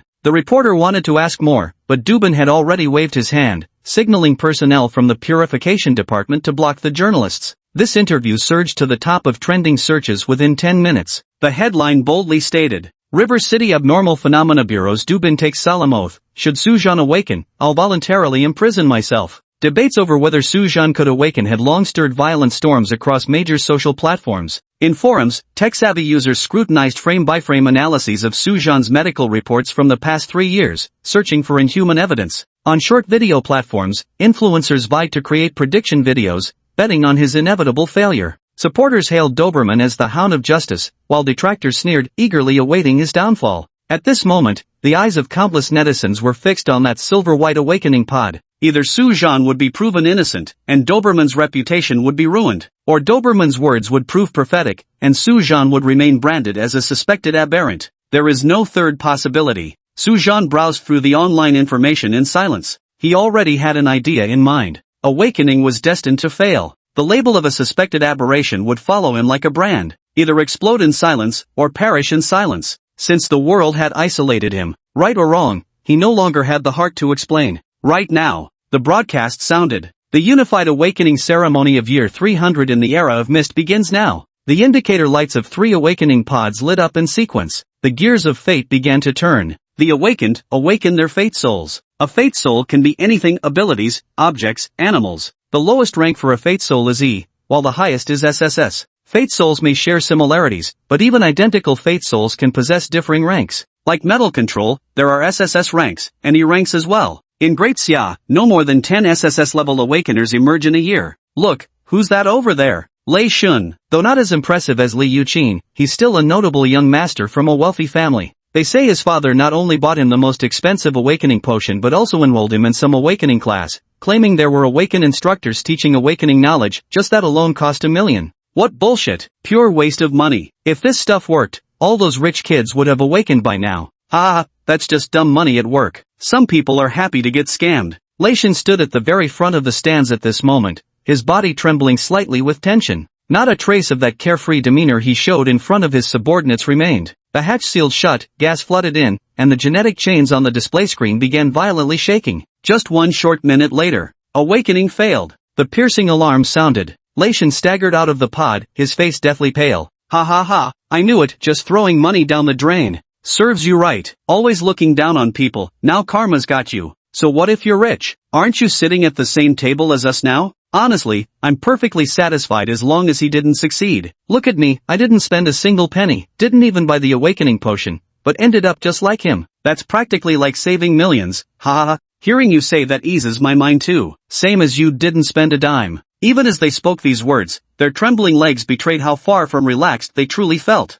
Hey, do any of you know this guy? His uniform's torn up like a beggar's. That's Zhang Wei from Class 6. Lives in the suburbs, his family's dirt poor. They say the bus doesn't even go near his place on weekends. He always rides that shitty bicycle home. Damn, his family definitely can't afford awakening potions. Damn straight. Let's just enjoy the show. 1 minute later. Awakening successful. C-Class Life Soul, Petrified Body. The mechanical prompt sounded. Tears welled up in Zhang Wei's eyes as he rushed out of the awakening pod, his school uniform sleeves still patched with men's. His hands trembled as raised them, watching his skin turn into a stone gray hue. This was real awakening power, impossible to fake. Dad! Mom! His hoarse shout cut through the clamoring crowd. In the last row of the stands, a middle-aged couple in faded work clothes abruptly rose to their feet. Xiaowei, did he really make it? The father's calloused hand trembled as it touched his son's petrified arm. The mother hugged her son tightly in her arms, completely ignoring how his hardened skin scraped painfully against her. Mother knew. I've been praying to the Bodhisattva every day. It really worked. Zhang Wei's father suddenly turned around and knelt heavily toward the awakening pod. The man who had carried cement at construction sites for 20 years was now crying like a child. In the distance, several admissions officers from awakened academies came jogging over, holding acceptance letters in their hands. The crowd buzzed with discussion. Impossible. Absolutely impossible. How dare this pauper deserve this? Damn it, I spent hundreds of thousands, yet in the end I can't even compare to some penniless bastard. Su Zhan watched impassively. Such is human nature. People yearn for fairness, yet they loathe absolute equality. People despise privilege yet yearn to become privilege itself. 20, 30, 40 people passed by. Fewer than 5 achieved success. Someone collapsed in an epileptic fit on the spot. Someone tore at their clothes with mad laughter. More people walked back to their parents in numb silence, like puppets drained of their souls. Awakening was fair, yet cruel beyond measure. Chapter 13, The Gaze of the Temporal Abyss. Look, who's that? Li Yuqin, who at third high doesn't know her? Let me tell you a little secret. The night before last, she invited classmates to her birthday party. You're telling me this now? Though I did hear their family compensated the victims' families afterward. You should know, with deaths caused by aberrance like this, she technically didn't know any compensation, but her family paid anyway, rather benevolent of them. And what's more, who at third high doesn't know? She deliberately got close to Su Zhan before everyone could see she was just looking for a shield. But after what happened to Su Zhan, she's probably keeping her distance. Su Zhan turned a deaf ear to these remarks, his gaze fixed on the elegant figure standing by the awakening pod. Li Yuqin wore an ordinary school uniform, yet her graceful and noble demeanor shone unmistakably. A technician in a white lab coat opened the pod. Taking a deep breath, Li Yuqin stepped inside and lay down. The hatch closed. A minute passed swiftly. Suddenly, a resonating chord reverberated through the chamber, making the entire awakening pod's metal shell hum faintly in sympathy. On the monitoring screen, data frantically flickered before finally freezing at A-rank life soul, cloud-patterned Guzheng dot. The entire audience gasped in astonishment. An A-rank life soul. I hate rich people, woo-woo. This, Luzhong Hai hasn't produced a single grade A life soul in 3 years, and Li Yuqin just happened to be the one to get it. Su Zhan's eyes grew more attentive. A grade A life soul, that level is truly exceptional. The hatch opened. A translucent white Guzheng phantom materialized behind her. Its body was carved with intricate cloud patterns, 21 strings vibrating without wind. In the spectator stands, Father Li abruptly rose to his feet. Grade A. If nurtured properly, this child could elevate the Li family beyond merely being Jiangqing's wealthy. Li Yuqin slowly opened her eyes and raised her hand to gently touch the ethereal strings. The branches of a distant phoenix tree suddenly snapped, their cut surfaces smooth as a mirror. Those classmates who had once mocked her for relying on family background now couldn't utter a single sarcastic word. Salty much? Even awakening comes with cheats for the rich, huh? But you know, Su Zhan remains her darkest secret. When they found out Su Zhan might be a mutant, nobody could outrun her. What else was she supposed to do? Why don't you try hanging out with Su Zhan every day if you're so bold? Pure entertainment, tell me, was she wrong to prioritize survival? You wouldn't be happy either if the roles were reversed. Alright, let's not talk about that. Do you think Su Zhan can awaken? The online fuss between him and Dubin is pretty intense. To be honest, I also want to see who will win this time between him and Dubin. As time passed, it was almost Su Zhan's turn. The atmosphere was reaching its climax at this moment. Next is Su Zhan. Dubin has made a military pledge if Su Zhan truly awakens. Whose side are you on? Don't you trust the Purification Bureau? Don't flatter me, can Dobin represent the Purification Bureau? Isn't it obvious? A suspected aberration, I won't speculate on the probability of that suspected dot. Meanwhile, the reporter's microphone nearly jabbed Dobin's chin as camera flashes erupted around him. Captain Du, if Su Zhan truly succeeds in awakening, will you admit that your previous statements were slander? Dubin smiled faintly. I've already answered this question once. Let me say it one final time here. The laws of Great Xia must be observed by all. If he truly awakens, it will prove that I, Dubin, committed slander, and whatever responsibility I must bear, I won't shirk it. On the training grounds, the cold mechanical voice sounded. Final calibration complete. Student Su Zhan, please enter the awakening chamber. All eyes were fixed on the figure in school uniform. The technician looked at Su Zhan with apprehension, his foot subtly shifting half a step backward as if preparing to flee at any moment. Suspected mutants, such news couldn't have arisen from nothing. In such matters, it's better to believe something exists than to risk dismissing it. Suzhan had grown immune to these kinds of glances. Now, right before him, lay the chance to prove his innocence. Yet he felt no excitement whatsoever. Firstly, he was already an aberration. Secondly, aberrations cannot awaken life souls, just as Doberman said. These are two completely different evolutionary paths. Now that he knew the outcome of awakening, there would be no more anticipation, no more tension. Please proceed. The technician made an inviting gesture upon noticing his hesitation. Suzhan snapped out of his reverie. What's coming will come, there's no escaping it. Stepping into the awakening pod, the hatch seals shut. An eerie blue gas slowly begins to hiss out. It envelopes his body, bringing with it a strange sensation of suffocation. What comes next? He closed his eyes, and countless possibilities flashed through his mind. Darkness. An endless darkness. No sunrise, no sunset, only an eternal escape. Every footstep could be the arrival of the Purge Division. Every shadow might conceal a bullet. He would dare not show his true face, dare not stay in any place for more than a single night. His voice must be altered, fingerprints must be corroded, even his breathing rhythm deliberately adjusted. Trust will cease to exist. No one can be trusted. Unable to show one's true face. Masks are no longer disguises, but second skins. The mask, when worn too long, gradually fuses with flesh and can never be removed again. Will such days ever end? Yes. Either buy a bullet through the heart from the pursuing Purification Bureau. Either be completely driven mad by the gradually distorted psyche within yourself. Fight to the death. What if awakening succeeds? This absurd thought suddenly flashed through. Suzhan almost burst into laughter. How could this be? The genetic sequence of aberrant species is inherently incompatible with awakened humans. This is an ironclad law printed in Great Xia's textbooks. His very existence was a mistake, a cursed branch on the evolutionary tree. The gas completely submerged over his head. Suzhan suddenly felt a wave of relief. Taking the Doberman with him in death had become his sole remaining wish. The next instant, his body suddenly tensed up. No, this doesn't feel right. His body grew burning hot. It was an indescribably marvelous sensation. Tick-tock. The ticking of a pocket watch echoed in his mind. All the images in his thoughts froze abruptly. Like film frames paused mid-reel. Tick-tock. The scalding sensation vanished abruptly, replaced by an eerie sense of detachment. As if my soul were hovering above the awakening pod, looking down indifferently at my own contorted body. At the same time, the data on the monitoring screen skyrocketed wildly, surpassing the threshold value. Warning, energy overflow. Soul rank, SSS, life soul, eye of the temporal abyss. With a resounding boom, the awakening pod burst open as an invisible ripple emanated from Suzhan's body. Every spectator stood dumbfounded. In Suzhan's palm hovered an ancient pocket watch. The watch cover was intricately engraved with elaborate wheel-like patterns of time. At the center of the pocket watch,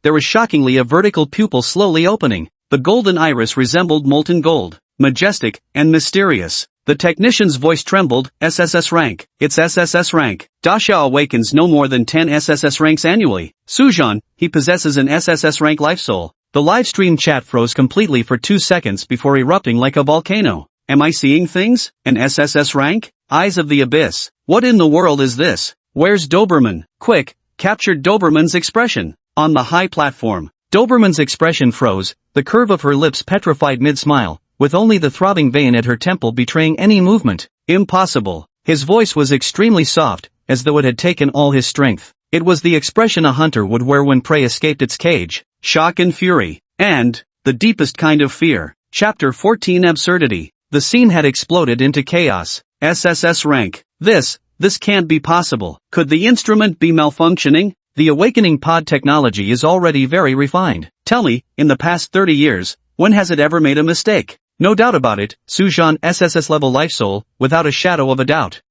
Doesn't this mean the Purification Bureau arrested the wrong person? I always said Suzhan didn't look like a monster at all. Bullshit. Weren't you just saying you wanted to stay away from him? Look at Captain Du's face. I've never seen him make that expression before. Game over, if you ask me. Dubin's looking at more than just prison time. My thoughts exactly. If Suzhan had awakened a C-grade or even A-grade soul, Dubin would have just been jailed for falsely accusing someone of being a mutant. But Suzhan's SSS grade, TSK, this goes way beyond simple accusations now. The precinct of the Purification Bureau was no longer peaceful. Several young purifiers exchanged bewildered glances. Captain Du said Suzhan was suspected to be a variant, right? So what do we call this now? Shut your mouth. The senior investigator barked sharply, stealing a glance at Dubin's ashen profile. The live stream chat is scrolling wildly. Holy shit, this is a historic moment. Doberman really screwed up this time, haha. He's clearly human, but you insisted he was a suspected mutant. Now you're screwed. At the same time, Li Yuqin stood in the shadows of the spectator stands, her emotions in turmoil. Her father's voice buzzed in her ears. Qin, aren't you on good terms with him? You even specially invited him to your birthday party last time.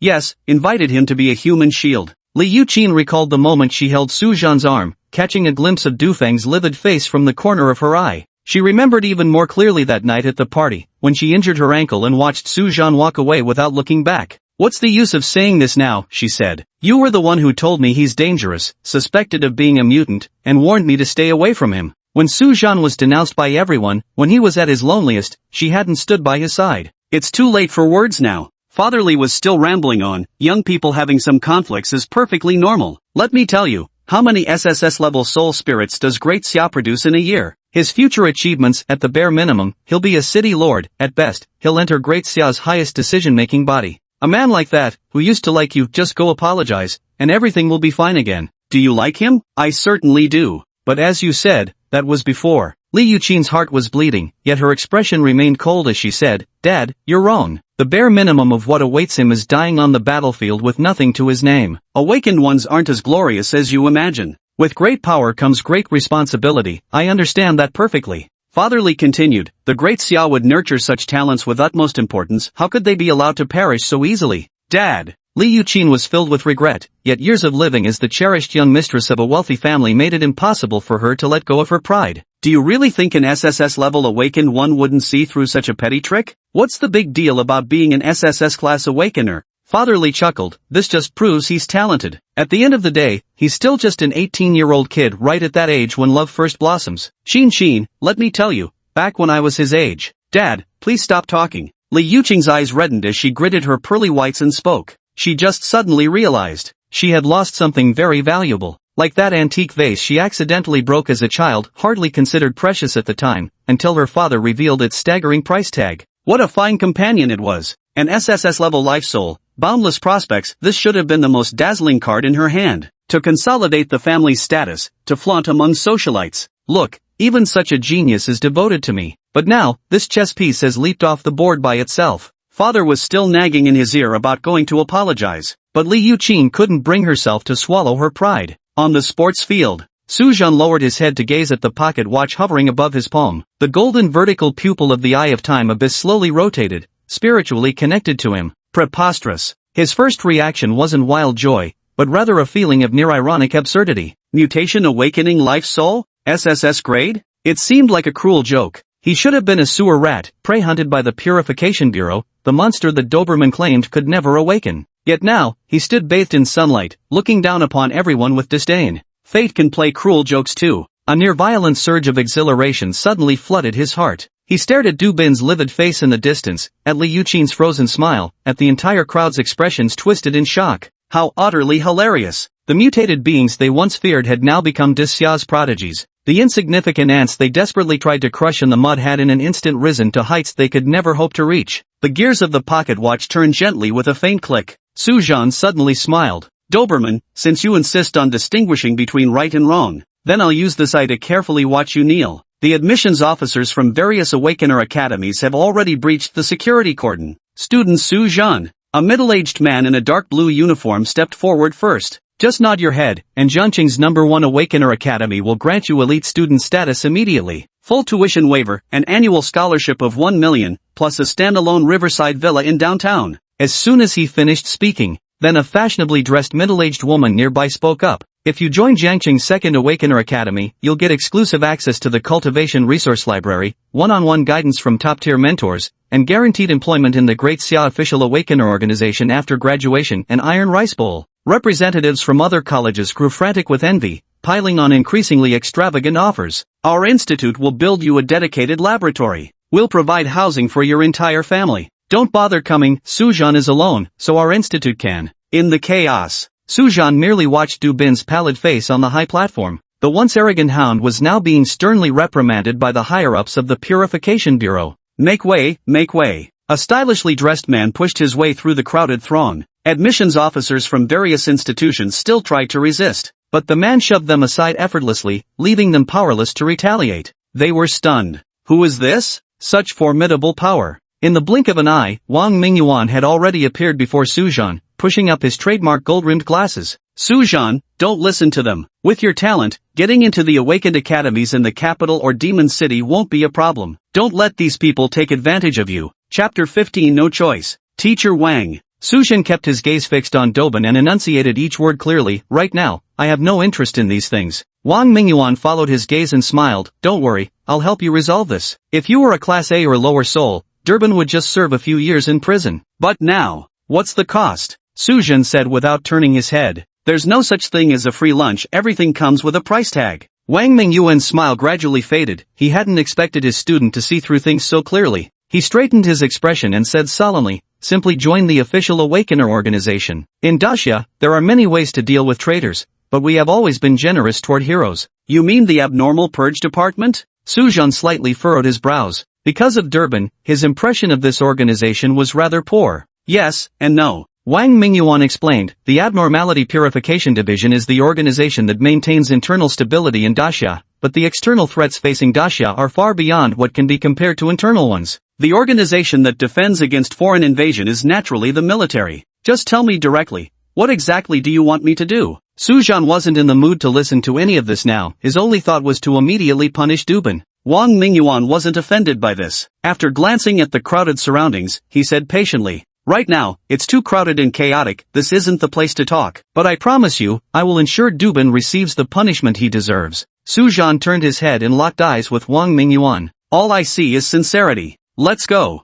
Suzhan gave Duban one last cold glance before leaving the scene under Wang Mingyuan's escort. But after he left, the scene still hadn't calmed down. Holy shit, Suzhan turned down such amazing conditions? If it were me, I would have agreed ages ago. But, with an SSS rating, he could easily get into the Awakener academies in the capital or demon city. Why stay in this backwater like Jiangcheng? Exactly. All the talent keeps draining away, leaving Jiangcheng's resident Awakeners weaker each year. The aberrants grow bolder too, otherwise that villa incident would never have happened. Sigh. People strive for higher grounds while water flows downwards, that's just human nature. Teaching building. On the rooftop. Professor Wang, you're quite the interesting one, preferring to meet on rooftops. Suzhan gazed at the scenery below and quipped, what kind of person am I? Wang Mingyuan adjusted his gold-rimmed glasses with a smile. On the surface, you're just an ordinary teacher, but in truth, you're a concealed awakener hiding extraordinary capabilities. Suzhan turned his head and cut straight to the point. Teacher Wang, let's hear it. Who exactly are you? He had asked this question before. Wang Mingyuan didn't answer at that time. But now, having awakened his SSS-level soul armament, he was completely different from before. Have you heard of the 4 Great Awakener Academies of Great Xia? Wang Mingyuan wasn't in a hurry to answer. Instead, he threw out this question. The 4 Great Awakener Academies of Great Xia? Suzhan heard this term for the first time. You mean, the Imperial Capital's #1 Awakener Academy, Demon Capitals? Wrong. Wang Mingyuan waved his hand, his expression turning solemn. 50 years ago, the Western Great Wall was breached by the mist for the first time. At that time, most of Daxia's awakened were concentrated in the Imperial City and Demon City. The Western garrison desperately sent out distress signals, but by the time reinforcements arrived, he paused, 3 entire military fortresses, 80,000 soldiers, had all been turned into nutrients for the mist. The mist invasion, it only covers occupied territories permanently after killing every single person within them. Which is to say these 3 military fortresses have been forever conquered by the mist. Suzhan noticed Wang Mingyuan's hands trembling slightly. The cruelest irony was that the imperial capital happened to be hosting a grand banquet at that very moment. Wang Mingyuan gave a cold laugh. Some were exchanging toasts and merriment, while others were plugging breaches in the city walls with their flesh and blood. Thus, after painful reflection, Great Xia came to realize that awakened individuals are the nation's most crucial assets and must never be concentrated solely in bustling metropolises. It's like playing chess, you must deploy your strongest pieces where they're needed most. Hence, the 5 Great Awakener Academies were established. Talented individuals are selected from these Awakener Academies. However, with restrictions added, the North recruits from the North, the South from the South, the West. But it's not entirely like that. What Daxia wants isn't to draw boundaries and confine, but for each to fulfill their proper role. Thus, the 5 great academies do indeed prioritize admitting awakened individuals from their respective regions, but not due to restrictions, but for optimal allocation. SSS-level individuals like you will first be assigned to the Vermilion Bird Academy until you grow stronger. After that, your placement will be determined based on the national combat situation. The names of the 5 great Awakener Academies originate from Daxia mythology. East Azure Dragon, West White Tiger, South Vermilion Bird, North Black Tortoise, and Center Qilin. The Great Xia will not repeat the same mistakes. That is the very purpose of the 5 Great Awakener Academies. Wang Mingyuan's eyes then gleamed with pride as he continued. The Azure Dragon Academy guards the coastline, having repelled 217 deep-sea mist beast tides over the past 30 years. The White Tiger Academy stands sentinel in the desert, having just eradicated a mist nest last year. The Vermilion Academy continuously supplies talents to the southern region of Daxia, ensuring the safety of the southern border. The Black Tortoise Academy still works day and night to reinforce the Great Wall of the northern frontier. As for the Kirin Academy in the central region, they are outside the war zone and considered relatively safe. But their role is to coordinate the overall situation. Wherever awakened ones are needed, they go there. What does this have to do with your identity? Su Zhan's gaze remained calm and unruffled. Does it make your blood boil? Blood. Does it resonate with you? No. As someone who has already envisioned the darkest version of my remaining years, I truly can't empathize. Wang Mingyuan lifted his shirt, revealing a hideous scar across his waist. The scar was an eerie bluish-black, as if corroded by some inhuman force. I was originally a soldier at the southern border. 10 years ago when I retired due to severe injuries, the military gave me 2 choices, wither away in logistics departments, or go to grassroots schools to screen out the true seeds for Daxia. Su Zhan understood his identity now. He also came to understand the operational methods of the 5 Great Awakening Academies of Great Xia. I had any choice, he said with a bitter smile. There's no choice. Wang Mingyuan's gaze grew sharp as he enunciated each word clearly. Over the past 50 years, the mist creatures have grown increasingly stronger, devouring our borders, leaving Daxia with no room for retreat. A decade ago, the southern fortress under my command would only face 7 or 8 waves of small mist beast tides each month. But now, the southern fortress endures dozens of mist beast tide assaults every month. Wang Mingyuan ripped open his shirt, revealing that ghastly azure scar. This frostbite wound left by the Rime Devourer used to be so rare that the entire Great Xia Empire would see only a handful of cases in a year. But last year, Vermilion Phoenix Academy in the south alone treated 11 students with identical injuries. Su Zhan silently stared at the scar. Has the mist's offensive grown this intense? Great Xia was far less stable than it appeared on the surface. Chapter 16, with greater power comes greater responsibility. You enjoy the peace of Great Xia, walking on safe streets, living in cities untouched by the mist.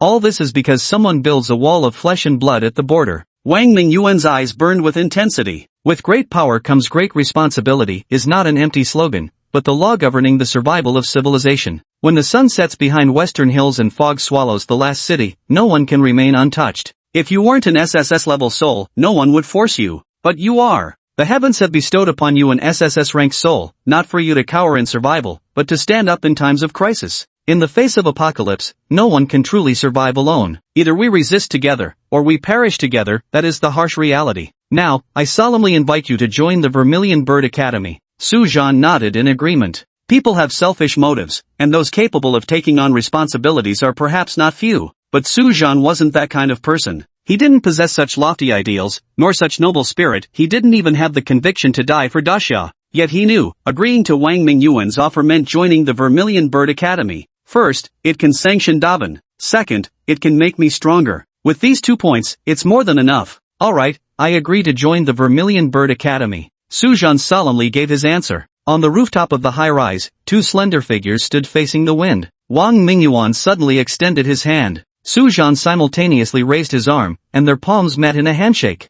Su Zhan, welcome to Vermilion Bird Academy. Wang Mingyuan's lips curled slightly at the corners. Su Zhan withdrew his hand and said indifferently, I hope Vermilion Bird Academy won't disappoint me. The sun was shining brightly. On the ring highway outside River City, vehicles were scarce. A black sedan was speeding rapidly toward the exit out of town. Behind the wheel, Doberman wore a baseball cap, a face mask, and sunglasses, completely wrapped up from head to toe. His fingers gripped the steering wheel tightly, his eyes darting vigilantly around at regular intervals. The speedometer needle was inching closer to the red line as the car accelerated. He had stirred up quite the storm. Everyone knew about it now. Now, he would face the backlash. With the awakening of Su Zhan's SSS-rank soul, even if brought before the tribunal, his background would be of no avail. Slandering an ordinary person and falsely accusing an SSS-rank soul-bearer of being an aberrant are 2 entirely different matters. To prevent disillusionment among all awakened individuals across the land, Great Xia would deliver the harshest judgment upon him. That is, the death penalty. As long as he left Jiangcheng, he could find a way to escape. If he could just flee, he could start over. He hadn't lost yet, he still had a chance. As they were about to enter the exit ramp leading out of the city, boom! a person suddenly plummeted from the sky, crashing heavily onto the hood of the car. Doberman slammed on the brakes, leaving 4 white skid marks on the asphalt. The car lurched violently, nearly losing control and flipping over. He looked up, his pupils contracting abruptly. On the hood stood a young man in an off-white shirt. With one hand in his pocket and gold-rimmed glasses, he exuded an air of refined elegance. It was Wang Mingyuan. Team leader Du, where are you off to in such a hurry? Wang Mingyuan's voice remained as gentle as ever, but it sent chills down Du Bin's spine. Du Bin's muscles tensed, ready to activate his soul force at a moment's notice. Click! The rear car door was pulled open. Doberman swiftly turned his head to see a familiar face come into view. Su Zhan. He had somehow already taken a seat in the back, wearing an expression that hovered between a smile and something else. Dubin, the tribunal is ready. Did you really think Great Xia would let a derelict sweeper corps squad leader just slip away? Dubin turned to Wang Mingyuan. Wang Mingyuan, must you push us to extinction? Push you to extinction? Wang Mingyuan chuckled lightly. When you falsely accused my student, did you ever think this day would come? He then clicked his tongue in amazement. With such a huge commotion this morning, you still managed to drive out. It seems, your connections in the purging division run deep. We'll have to investigate this thoroughly. There was no escape now. Dobrin shoved the car door open, breathing heavily, his gilded pupils fixed fiercely on Su Zhan. Aberrant. You killed my brother, and now you want to kill me too? Su Zhan's gaze turned icy. First, I'm not an aberrant. Second, your brother was an aberrant, he got what he deserved. Bullshit. Dober roared, suddenly pulling out a gun from his waist. You killed him. You damn mutant. Bang! The bullet tore through the air, only to abruptly halt 3 inches from Su Zhan's forehead. The Eye of Time abyss materialized in his hand, the golden pupil on the pocket watch slowly rotating. A slender hand reached out from the side and plucked the bullet away. Wang Mingyuan, who had somehow appeared beside Su Zhan unnoticed, spoke. Doberman, you've crossed the line. Doberman's pupils contracted sharply. Wang Mingyuan, are you really going to protect this freak? Wang Mingyuan adjusted his glasses, his tone calm. He's not a freak. You're the one who deserves to die. Doberman's face twisted before he suddenly burst into manic laughter. Ha ha ha, good, very good. His body began to swell, his clothes splitting apart to reveal blue-gray fur beneath, his fangs protruding from the corners of his mouth. Hunting hound soul, fully unleashed. Do you really think you've got me cornered? He lunged forward with such speed that his form nearly dissolved into afterimages. Wang Mingyuan's eyes gleamed sharply as he clenched his right fist. A punch was thrown, appearing utterly unremarkable at first glance. Yet it pierced straight through Dober's chest. Put! Dober spat out a mouthful of blood, crashing heavily to the ground as his beastly form rapidly shrank, reverting back to human shape. He curled up, yet still stared fixedly at Su Zhan, his eyes filled with bone-deep hatred. Teacher Wang, don't beat him to death. Su Zhan warned. He couldn't help but assess Wang Mingyuan's strength in his mind. The outcome was, his strength wasn't sufficient to see through it. Don't worry, I know my limits and avoided vital spots. Wang Mingyuan said with a faint smile, a B-grade beast-type soul at the 9th level of the manifestation realm isn't so easy to kill. Su Zhan.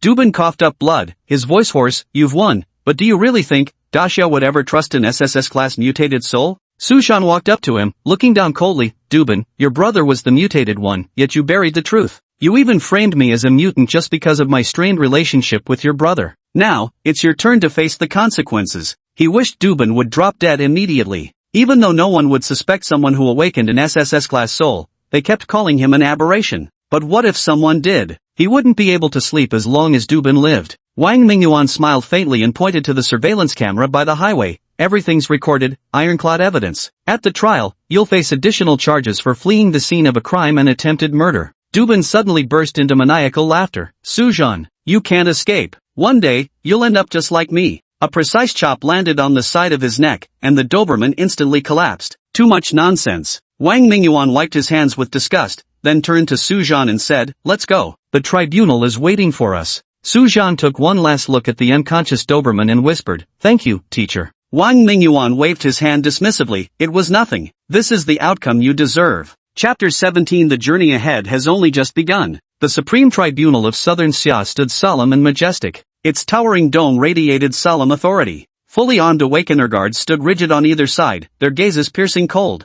Upon the judicial bench sat 7 red-robed magistrates, poised with grave dignity. The presiding judge wore a solemn expression, clutching a thick case file in hand. Dubin was escorted by 2 special operations agents of the Purification Bureau, standing in the defendant's dock. His hands were shackled with special restraints, his face ghastly pale, yet his lips still twisted into a deranged sneer. In the plaintiff's gallery, Suja sat quietly, gently turning the pocket watch between his fingers. Wang Mingyuan sat beside him, his expression calm, as if he had long anticipated the outcome. The presiding judge slowly rose, his voice commanding. Depan, former leader of the 7th Unit of the Purification Division, after verification by this tribunal, you are hereby confirmed to have committed the following crimes. He opened the dossier and read aloud word by word. First charge, dereliction of duty. You abused your authority by falsely accusing innocent citizen Su Zhan of being an aberration, attempting to conceal your younger brother Du Feng's true identity. Second charge, murder. You were fully aware of Du Feng's mutation, yet failed to report it. Instead, you aided in concealing him, ultimately resulting in the deaths of 47 civilians. Third, treason. Upon your arrest, you attempted to murder SSS grade Soul Awakener Su Zhan and Vermilion Bird Academy instructor Wang Mingyuan. The evidence is irrefutable. The presiding judge closed the case file. For these combined crimes, you are hereby sentenced to death. The courtroom was deadly silent. Dubin's gaze swept across everyone on the judge's bench before finally settling on Su Zhan. Death penalty? 12 years in the Purification Department, 137 mutated creatures hunted, thousands of civilians saved. And now you'd execute me just for slandering an SSS-class Soul Awakener? The courtroom was utterly silent. Only Dubin's voice echoed through the hall. Mutation creatures disguised as humans are lurking among us, ready to kill at any moment. Su Zhan. He suddenly pointed toward the plaintiff's stand. He's a ticking time bomb. Outrageous. The presiding judge sternly interrupted. Depan, these matters cannot mitigate your crimes. The evidence against you is irrefutable, no room for excuses. Dubin's eyes burned with frenzied hatred. Su Zhan, what's real can't be fake, and what's fake can't be real, you can't hide forever. Ah! The presiding judge slammed the gavel forcefully. Order in the court. 2 guards immediately stepped forward to restrain the struggling Dubin. Su Zhan ignored his howling and said calmly, the tribunal has given you a fair verdict. Dubin's curses gradually faded into the distance, finally cut off by the heavy doors of the tribunal. No one would believe Dubin's words. Still less would anyone believe that an SSS-grade Soul Awakener could be an aberration. People would only think Dubin tried to drag Su Zhan down with him before death. That's all. This farce has finally come to an end. Online. The tribunal's trial proceedings were broadcast live. The barrage of comments scrolled wildly. That damned Doberman still dares to make excuses. He killed so many people yet pretends to be innocent? Even execution would be too merciful for him. He's completely disgraced the reputation of the Purification Bureau. Ugh, how dare he bring up his achievements? Still killing mutants? Isn't your own brother a mutant? Hypocrite. Su Zhan nearly died because of him, and now he's pretending to be the victim. Are you insane? An SSS-ranked life soul is a monster? Then what the hell are you? Su Zhan is so tragic, having lost his parents and now being slandered by such scum.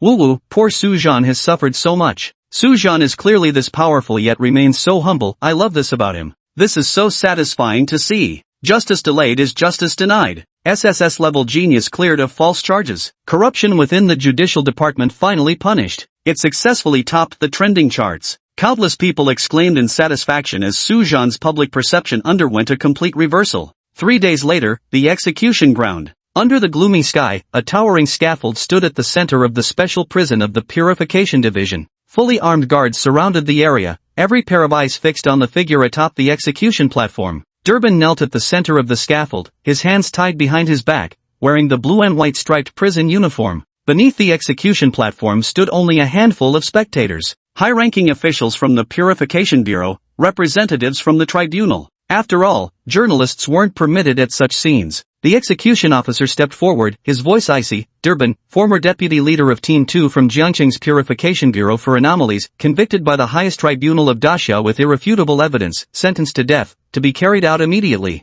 Durbin raised his head, his gaze piercing through the executive officer, fixing straight on Su Zhan, yet he could no longer utter a single word. 1 minute later, the executive officer raised his hand, and guards on both sides of the execution platform simultaneously activated the mechanism. Execute! The enormous guillotine blade came crashing down from above. Crack! Blood sprayed as the severed head rolled away. Su Zhan watched the head roll to the edge of the execution platform, slowly closing his eyes. It was over. The person who harbored the deepest hatred toward him was now dead. A strange sense of relief welled up in his heart. Let's go! Wang Mingyuan's voice came from behind. The plane to Vermilion Bird Academy is waiting. Su Zhan turned and walked away. Morning light pierced through the clouds, casting its rays upon the execution platform, turning that pool of blood a glaring crimson. The crisis has ended. A new journey is just beginning. Jiangcheng Airport. To describe the scene in one sentence, Gongs and drums resounded, firecrackers roared, red flags fluttered, and a sea of people gathered. The red carpet stretched all the way from the passage to the tarmac, flanked by an honor guard standing at attention, while students from Jiangcheng No. 3 Middle School holding bouquets stood in neat rows. Suzhan, what's going on? He glanced at Wang Mingyuan beside him with a questioning look. Wang Mingyuan shrugged, you're quite famous. It seems they've been looking for you ever since you left the execution ground. A balding middle-aged man with a potbelly came jogging over cheerfully, his hands warmly grasping Suzhan's. Student Su, you're the pride of Jiangcheng No. 3 High School. Suzhan suddenly remembered who this portly fellow was. The principal of Jiangcheng No. 3 High School. You never see them around, but now that he's famous, they arrive faster than anyone. At this very moment, the media had long set up their cameras and microphones, flashes popping incessantly. The principal, impeccably dressed in a suit with the badge of Jiangcheng No. 3 High School pinned to his chest, faced the lenses of dozens of media outlets and proclaimed fervently, "Friends from the media, today we gather here not only to bid farewell to an outstanding student but also to witness the triumph of Jiangcheng 3rd High School's educational philosophy. Jiangcheng 3rd High School has always adhered to the founding principle of teaching students according to their aptitude without discrimination." The principal thumped his chest and declared with resounding conviction, "We believe every student has limitless potential, no matter what family they come from, no matter what misunderstandings they may have faced." He deliberately paused, sweeping his gaze across the reporters below the stage to ensure everyone caught this crucial turning point. Given a fair chance, everyone can shine. The stage below was instantly flooded with camera flashes. The principal nodded approvingly. Suzhan slightly furrowed his brows. He didn't like this feeling. Though the school had given him no benefits whatsoever, he had unwittingly become its free promotional tool. It was the feeling of being used without receiving anything in return. Suzha was about to walk away. The principal held his hand and solemnly took an envelope from his pocket, slowly unfolding it before the cameras. "Having received unanimous approval from the school board, we hereby bestow upon Suzhan the title of Distinguished Alumnus, along with a scholarship of 500,000 yuan. He handed the envelope to Suzhan with both hands, leaning in to whisper discreetly, "The check has already been transferred to your account." Then he immediately stepped back, resuming his impassioned public persona. "This is the school's investment in your future. We expect you to become a pillar of the nation." Suzhan took the envelope, his raised foot settling back to where it had been. He nodded calmly. "Thank you, principal. That's more like it. He's not running a charity. Nothing shameful about making money." Chapter 18, Herculean Strength. The principal directed the media, "Come on, group photo, take several shots." He affectionately threw an arm around Suzhan's shoulders, flashing his signature benevolent smile for the camera. As the photographer counted down 3, 2, 1, he even subtly rose on tiptoe to avoid appearing too short next to the 183 cm tall Suzhan. "Suzhan," he said. The principal took out a handkerchief to wipe away non-existent tears. "Do you remember? When you first transferred here, I could tell you were special from the start. Suzhan, now that you've made your mark, the school gets to bask in your glory too." Suddenly speaking at breakneck speed, he added, "You absolutely must come back for the anniversary celebration. We've even saved you a ribbon-cutting spot for the new campus groundbreaking ceremony." He patted Suzhan on the back, abruptly raising his voice, "Remember, no matter how high you soar, Jiangcheng No. 3 High School will always be your home." The words were spoken with such heartfelt sincerity that even the young reporter nearby couldn't help but tear up. Seizing the moment, the principal shouted toward the closing cabin door, "You must visit your alma mater often." The cabin door sealed shut. With the roar of engines, the Vermilion Bird Academy's private jet began taxiing slowly down the runway. Suzhan gazed down through the aircraft window, watching as teachers and students from Jiangcheng No. 3 High School continued waving frantically. Then, the plane tilted upward and soared into the sky. Wang Mingyuan handed him a frosty cold beverage. "What, lost in thought?" Suzhan watched the city's silhouette gradually shrink against the window. "Just thinking, being in an unfamiliar environment makes me somewhat sentimental." The private jet pierced through the clouds, and a golden glow instantly flooded the cabin. Suzhan gazed at the churning sea of clouds outside the window. He felt a peculiar sense of gain and loss. Suddenly, the entire cabin gave a slight shudder. "Ha ha ha, Lao Wang, 10 fucking years, you finally decided to come back?" A thunderous roar of laughter rattled the cups and plates in the cabin. Suzhan looked up. A nearly 2-meter-tall, bald, muscle-bound Hulk strode forward, his bulging muscles stretching the scarlet uniform of Vermilion Bird Academy taut. A ferocious scar ran across his right eye, though it did nothing to diminish his beaming grin. The brawny man threw an arm around Wang Mingyuan's shoulders with such force that the latter's gold-rimmed glasses tilted askew. "Old Kong, take it easy." Wang Mingyuan adjusted his glasses helplessly. "These old bones of mine can't take your rough treatment." "Cut the crap." The burly man roared with laughter and gave him a hearty slap on the back, Back on the battlefield, you endured 3 slashes from a frost reaver without crying out in pain, and now you're playing the delicate card with me? Wang Mingyuan flashed a resigned smile. You still remember my old injury? How could I compare to how I was back then? Hearing this, the burly man's eyes dimmed momentarily before shifting his gaze to Su Zhan. Is that the kid with the SSS-ranked life soul? The burly man looked Su Zhan up and down and grinned. Not bad, you look much more spirited than in the video. Su Zhan gave a slight nod, but hadn't yet spoken. The burly man had already plopped down opposite him, leaning in with keen interest. Kid, you're the hottest topic in town right now. He pulled out his phone, swiped a few times, and headlines about Su Zhan's appearances in both courtroom and airport immediately popped up on screen, each title more sensational than the last. SSS-grade genius stages epic comeback. Light of Jiangchang. Disgrace of the Purification Bureau. TSK. What sensational headlines. The burly man wagged his head. But let's face it, Doberman is indeed scum. Must feel good climbing up by stepping on trash like that, huh? Wang Mingyuan frowned. Old Kong. What? I didn't say anything wrong. The burly man waved his hand dismissively. Those damned purge department dogs, always looking down their noses at everyone. Someone should have put them in their place long ago. He suddenly reached out and gave Su Zhan's shoulder a heavy slap, the force so great it made the chair creak. Kid, once you get to Vermilion Bird Academy, give it your all. Next time you come across scum from the Purification Division like Doben, don't be polite, beat the hell out of them. If you can't win, just drop my name, Kong Wu. Wang Mingyuan sighed and rubbed his forehead helplessly. Don't corrupt the rookie. The cabin instantly filled with robust and hearty laughter. Su Zhan lowered his head, the corners of his lips lifting almost imperceptibly. Kong Wu, strong and mighty, was indeed a good name. It seemed this Vermilion Bird Academy was more interesting than he had imagined. Kong Wu's bear-like frame sank into the opposite seat, making the leather sofa creak under his weight. He pulled out a copper flask and took a long swig. Old Wang. Wiping the liquor stains from his beard, he added, 10 years apart, and those glasses of yours make you look more scholarly than ever. Wang Mingyuan meticulously wiped his gold-rimmed glasses. Can't compare to you, that scar on your right eye has quite a distinctive style. Ha ha ha. Kong Wu slapped his thigh and laughed. You've still got away with words. Seriously though,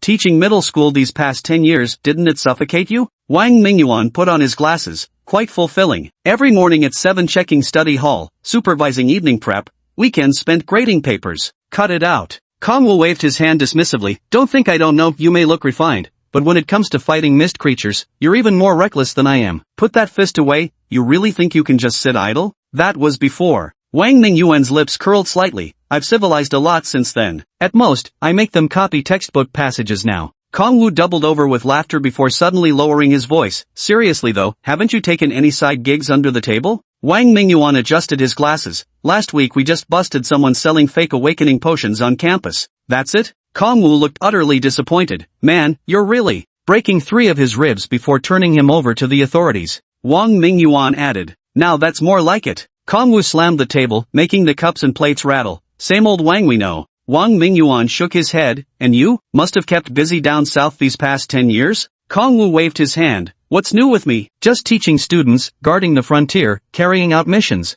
Oh, and that old codger. 20 years ago, when the northern battles were frequent, he got transferred to the Black Tortoise Academy. Last month during my vacation, I sneaked off to the Black Tortoise Academy to drink with old Bai, drank up all his treasured Iceheart vintage. Wang Mingyuan raised his brow. He didn't try to fight you? Not a chance. Kong Wu proudly shook the wine gourd. I brought him Southern Firecloud brew. That old codger drank even more merrily than I did. And so they chatted the whole way without pause. Su Zhan listened with great interest all the way, not feeling the slightest bit tired. In his past life, he also had close friends like Kong Wu who shared everything with him. But now, after just over a month in this world, he had already encountered that mad dog, Du Bin. Pretty unlucky. Outside the porthole, the outline of Vermilion Bird Academy gradually came into focus. Kong Wu suddenly grew quiet, his eyes nostalgic. Remember our days at the academy back then? Wang Mingyuan gazed out the window. I remember. You were always stealing my tea. Your damn tea is bitter as hell. Kong Wu curled his lip. By the way, Lao Bai asked me to pass on a message.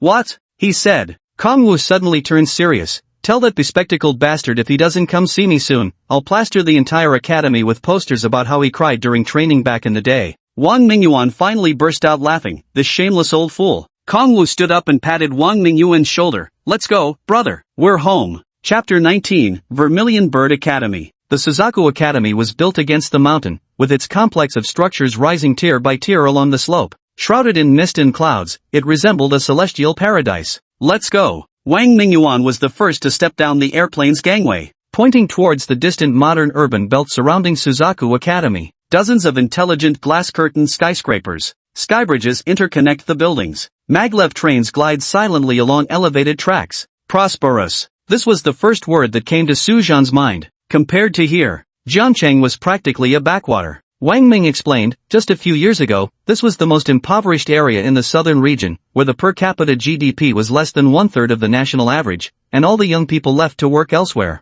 It wasn't until Suzaku Academy was established here that things gradually transformed into what you see today, and this place was entirely renamed Suzaku City. Su Zhan nodded quietly. Economic ripple effect. He understood this point. The three of them disembarked from the plane and walked through the spacious airport. Su Zhan's gaze was drawn to a pair of twin towers. The two 400-meter buildings were connected by a transparent quantum glass skybridge at the 100-meter level. The bridge structure completely vanished into the night, revealing only silhouettes of people strolling midair. That's where the college studies mist creatures. Wang Mingyuan noticed his gaze. It just won the Global Architecture Gold Medal 5 years ago. Old Wang, after being away for so long, don't tell me you've forgotten the way. Kong Wu teased from the side. That won't happen. Wang Mingyuan's eyes held nostalgia. Still, 10 years is a long time. Crimson Sparrow City has changed so much. The three continued chatting as they walked. Su Zhan felt his eyes couldn't keep up with all the sights. The towering buildings and futuristic technology along the way overwhelmed his vision. Thus, the trio took their time, strolling leisurely with frequent stops. After half an hour's walk,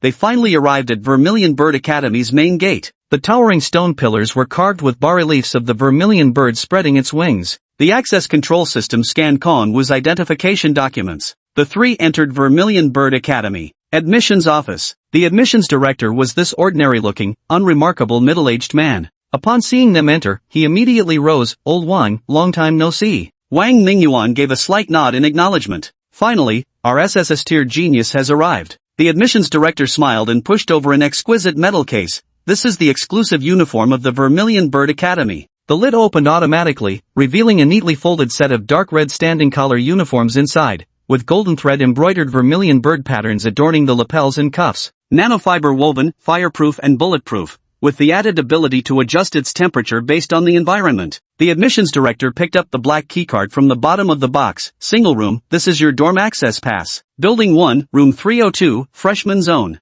Su Zhan took the box. He weighed it in his hand. It was light, nothing particularly noteworthy. Wang Mingyuan adjusted his gold-rimmed glasses and said to Su Zhan, go find your dorm. I still have some matters to attend to. Okay. Su Zhan nodded, pulled up his suitcase, and left the admissions office. Following the directions on his phone's navigation app, he arrived at the dormitory building. Standing in front of room 302 in the freshman dormitory block, he lightly tapped the black magnetic card against the sensor. Beep. The lock automatically disengaged as the alloy door slid open without a sound. A single room of approximately 50 square meters came into view. The overall color scheme paired dark red with silver gray, exuding a sleek, futuristic aesthetic. On the left side stands a bed, its frame half a meter above the floor. The material resembles some form of memory alloy, automatically adjusting its firmness according to the contours of the human body. Embedded in the headboard is a holographic projection screen displaying time, temperature, and institutional notifications. On the right sits a foldable alloy desk. The desktop comes with touch-sensitive functionality. A gentle press transforms it into an electronic drawing board or tactical simulation sand table.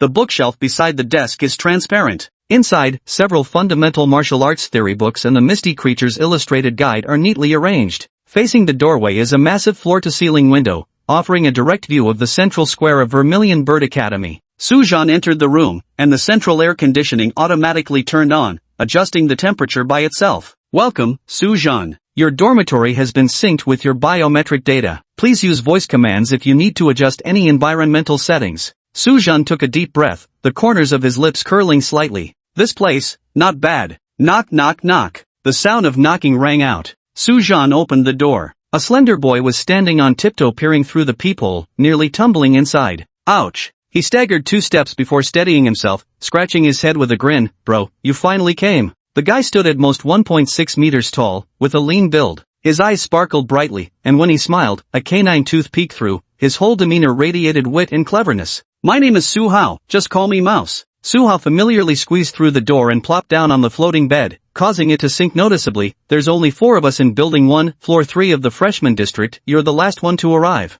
Su Zhan. Su Zhan introduced himself briefly. Su Zhan. Su Hao's eyes lit up. Are you the Sujan who's gone viral online, the one who awakened an SSS-ranked soul? Sujan smiled faintly, just lucky, that's all. Seems his reputation in Daxia had truly spread far and wide thanks to the media frenzy. Holy shit! Suhao jumped up excitedly, damn, bro, your awakening story is so inspiring. What was it called again? Oh right, Doberman. Named after a damn dog, and acts just as ruthless. Should have died ages ago. Sujan watched Suhao's over-enthusiastic flailing with clear understanding. The kid was probably just sucking up to him. After news of the SSS level life soul spread, he'd seen scenes like this countless times. Yet strangely, he didn't find it the least bit irritating. Perhaps it was because Suhao's admiration in his eyes was so utterly pure, completely devoid of hidden motives. Or maybe it was his boisterous manner, so natural that even his flattery carried a refreshingly blunt sincerity. Yeah, it's way too obvious. But compared to those who show deference on the surface while plotting behind one's back,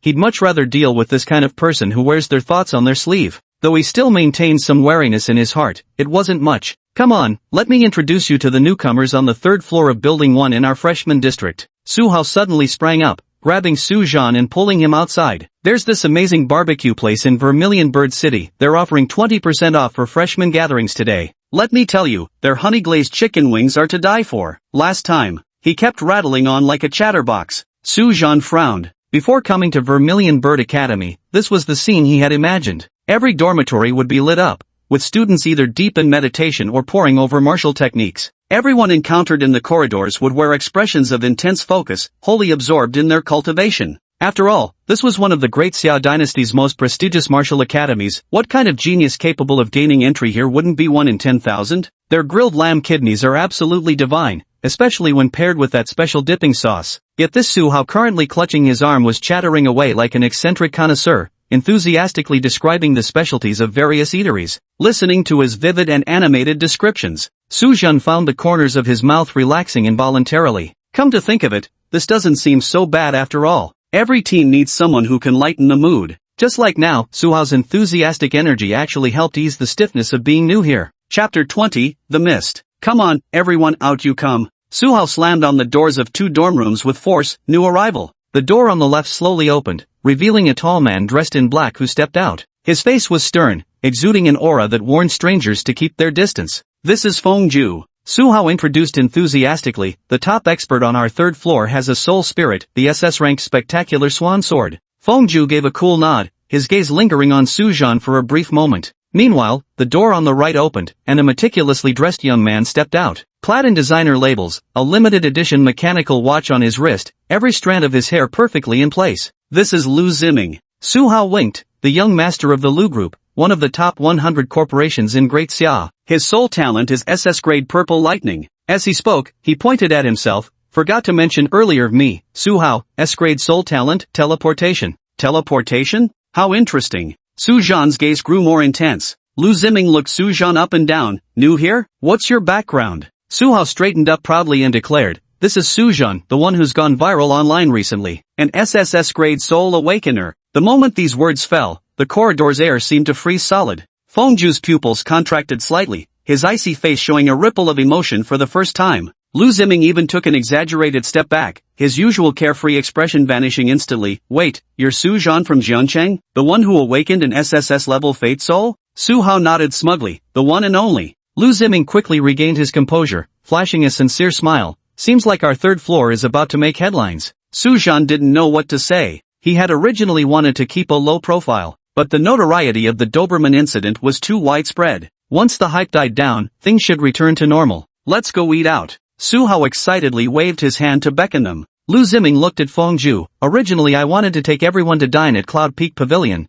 but someone here just won't allow it. Fengju remained expressionless, merely leaning against the wall with arms crossed. Suhao quickly smoothed things over. Young Master Lu, have you considered what kind of places those are you're mentioning? Cloud Summit Pavilion is a membership-exclusive private kitchen, Galaxy is a Michelin 3-star restaurant, and that so-called Imperial Spa you mentioned last time. Either they're too expensive, or they're completely inaccessible to poor students like us. Sigh, I already said it's my treat. Lu Ziming sighed, pulling out a black gold card from his pocket and twirling it between his fingers. My dad's supplementary card, spend at will. Fengju gave him a cold glance. Awakened ones shouldn't indulge in pleasure-seeking. Yeah, exactly. Suhao chimed in, though his eyes kept darting toward that black gold card. Besides, today we're celebrating Sujan's return, we should go somewhere down to earth. That barbecue joint is perfect, full of authentic atmosphere. Lu Ziming looked at the expressions on his three companions' faces and finally shook his head in resignation, pocketing the card. Alright, have it your way. Come off it. Su Hao threw an arm around his neck. You were the one who enjoyed the barbecue most last time, you polished off 40 lamb skewers all by yourself. Sujan watched quietly, thinking to himself, Lu Ziming might be showing off. But that's perfectly normal, after all, showing off is human nature. Feng Zhu appeared rather taciturn, a man of few words. Pushing open the glass door of the barbecue joint, they were greeted by the rich aroma of charcoal fire mingling with spices. The four chose a private booth in the back. Black and white photographs of the old city hung on the red brick walls, while a small charcoal grill was embedded in the center of the wooden square table. Boss lady, we're ready to order. Su Hao called out with familiar ease. Does the discount for freshmen from Vermilion Bird Academy still apply? Yes, of course it does. The proprietress nodded repeatedly in affirmation. Just as Su Hao was ordering dishes, Lu Ziming wiped the plastic chair disdainfully before sitting down. This place doesn't even have a wine list. Before he could finish speaking, Su Hao shoved an ice-cold beer into his hand. Now this packs a proper punch. Su Hao used his teeth to pop the bottle cap open, and foam instantly gushed out. Feng Zhu sat quietly, pulling two wooden chopsticks from the holder. With a light flick, the splinters at the tips were immediately shaved clean. Come on, let's start with one. Su Hao raised his beer bottle. Welcome Suzan to the third floor of our building. The four raised their glasses simultaneously and clinked them together. The skewers on the charcoal grill began to sizzle, oil dripping onto the embers and bursting into tiny sparks. After school starts in 3 days, we won't have such easy days anymore. Lu Ziming took a sip of his beer and sighed with feeling. Hey, we didn't come here to fool around. Su Hao immediately chimed in. Drink today's wine today, let's drink. Lu Ziming wiped the bottle mouth with a tissue and scoffed. This dump doesn't even have proper glasses. Yet he still tilted his head back and took a big swig. Speaking of which, Su Hao mumbled with his mouth full of barbecue. Sujan, which school did you go to before? What kind of place could produce a genius like you? Lu Ziming also got interested. Yeah, it's all over the internet that you single-handedly took on the entire Du family's security team. Is that true or not? Feng Zhu didn't speak, but his knife movements slowed noticeably as he cut the barbecue, clearly waiting for the answer too. Sujan said nonchalantly, just an ordinary high school. As for this Du family guard you mentioned, it's completely fictitious. He hadn't realized he was this formidable. Bear in mind, he hadn't even reached the first awakening stage, the Du realm, still being at an unranked level. He simply didn't possess that kind of strength. Ha, that's just how the media is, they'll write anything for clicks. Su Hao laughed loudly. Come on, let's have another one. The four of them continued eating and chatting away. Their conversation meandered from cafeteria food to pretty girls from different departments, from cultivation insights to professors' gossip. After several rounds of drinks, the atmosphere in the private room grew increasingly lively. As the four of them chatted animatedly, a sudden commotion erupted from the neighboring booth. Holy shit, did fog just roll in outside? This fog isn't right, it's way too thick, can't see a damn thing. Rapid footsteps sounded outside. The proprietress's voice came from the lobby. Everyone, please don't panic. It might just be unusual weather. Su Hao's half-chewed grilled meat dropped onto the table. Mist? What the hell? Feng Zhu was already on his feet in an instant. Lu Ziming's expression also turned grave. Sujan was the first to rush out of the private room, only to find the barbecue restaurant's main hall in complete chaos. Through the glass door, he saw the entire street shrouded in an eerie thick fog. There were at least 20-something shops along this street. At this moment, they were all carefully investigating at the entrance, just like Sujan and his group. What's going on? This was the first time Sujan had encountered such a situation. Neither the memories of his original body nor the intelligence he knew had any record of this happening. What is this? Su Hao's pupils dilated as he voiced the question on everyone's mind. Judging by its form, it's the mist. Feng Zhu's tone carried a subtle tremor. That's impossible. Lu Ziming immediately countered, the mist only appears at the borders. How could it suddenly emerge in Vermilion Bird City? Chapter 21 The Snake-Tailed Beast. Feng Zhu remained silent, yet his demeanor spoke volumes. This was the mist. No one knew why the mist had appeared there. Yet, this was precisely the case. The guests panicked instantly when they heard this. What? Mist? You must be joking. That's right. Isn't the mist only at the borders of Daxia, blocked by the military? How could it possibly appear in Vermilion Bird City? Hey, don't scare us like that. My wife and kids are still at home. Sujan and the others remained silent. Everyone else in the barbecue restaurant was just an ordinary person. Faced with such a situation, it was only natural for them to panic.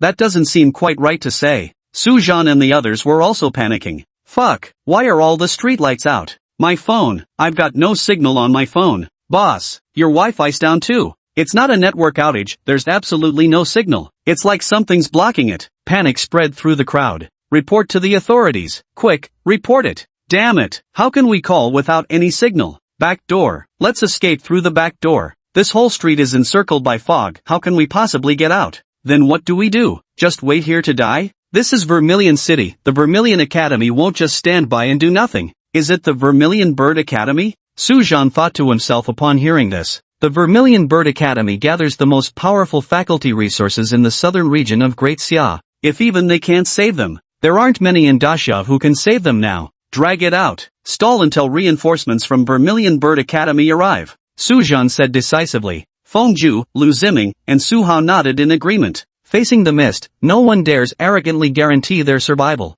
After all, no one knows what level of mist creatures might emerge from within. Right now, an inhuman growl echoes through the mist, piercingly penetrating. In the mist-shrouded street, it stood out so distinctly. Ah, what was that sound? A girl screamed, covering her ears, her face deathly pale as she nearly collapsed to the ground. That's not human, absolutely not human. Door, block the door, they're coming in. Several men frantically pushed tables and chairs against the entrance, but their hands were trembling so badly that the chair clattered to the floor, startling everyone. Hide, quick, hide. Some people ducked under tables, others pressed themselves into corners, and some even panicked and dashed toward the kitchen. At that very moment, the barbecue restaurant owner suddenly pointed at Sujan and the other three, them. They came to my shop earlier to ask if students from the Vermilion Bird Academy could get a discount. They're freshmen from the Vermilion Bird Academy. They're awakened. In an instant, every gaze in the room locked onto them. A glimmer of hope emerged from the atmosphere of despair. That's right, they're the awakened. They can protect us. Please, we beg you, save us. A mother clutched her child tightly as she knelt toward Sujan and the others.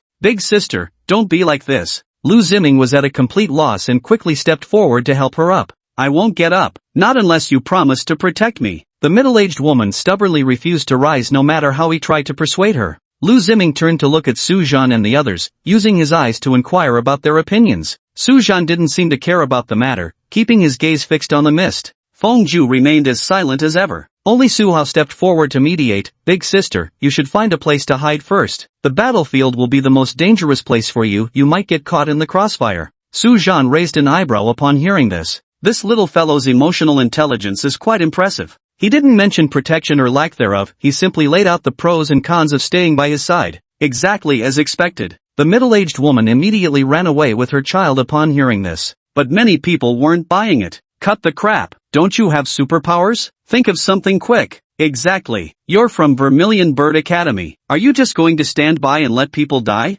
As if their fear had now turned into rage, it all poured down upon the four of them. If you run away, we'll all die here. Aren't you supposed to be geniuses? Go hold the entrance. The crowd grew increasingly agitated. Some even blocked the compartment exit, afraid they'd be abandoned while the others fled. Fear had driven them to hysteria. One morally coercive remark after another came raining down. Sujan's expression grew increasingly icy. He wondered whether this could be the Vermilion Bird Academy testing them, creating mist deliberately to observe their abilities and character. After all, such tactics were standard practice for these elite academies. If that were the case, what counts as qualified? Suzan boldly speculated in his heart. First, it's the response to sudden crises. Second, it's the performance in combat. Third, never abandon, never give up. The last point is undoubtedly the most important one. Sujan had seen too many TV dramas in his previous life where people were eliminated despite being highly capable, simply because they failed to meet this final requirement. But what if this mist is real?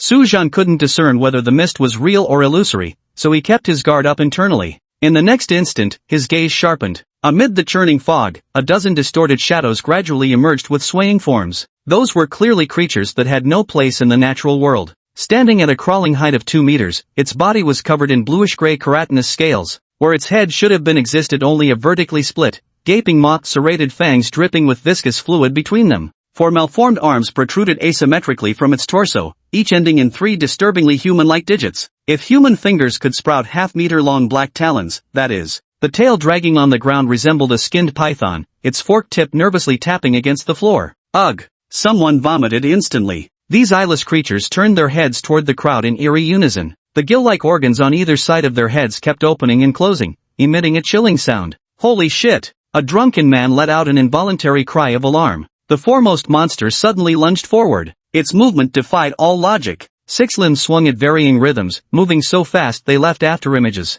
With a swish of claw blades, crack, they sliced clean through at the waist. Ah! Amid the screams, the crowd scattered like an exploding colony of ants. At this moment, no one dared to criticize Su Zhan and the others anymore. They all ran faster than anyone else. Go to hell. Lu Ziming's pupils contracted sharply as he muttered to himself. He looked at the other 3 and saw they were much calmer than him. Immediately, he straightened his trembling back with effort. Damn it, if they aren't afraid, then neither am I. Mist creature, serpentine beast. Fengju spoke as emotionless as ever. Social species. Judging by their coloring, they haven't even reached the first realm, not even the Du realm. Lu Ziming immediately said, get to the point. What about its weaknesses? Vision degenerated, the gill-like organs on either side emit bat-like sonar to detect prey. Fengju spoke rapidly, destroy the gill-like organs on both sides of their faces, and they'll become completely blind. Chapter 22 Longing. Damn it, let's do this then. Lu Ziming roared with apparent vigor, though his body couldn't help trembling. But, Fengju added a note.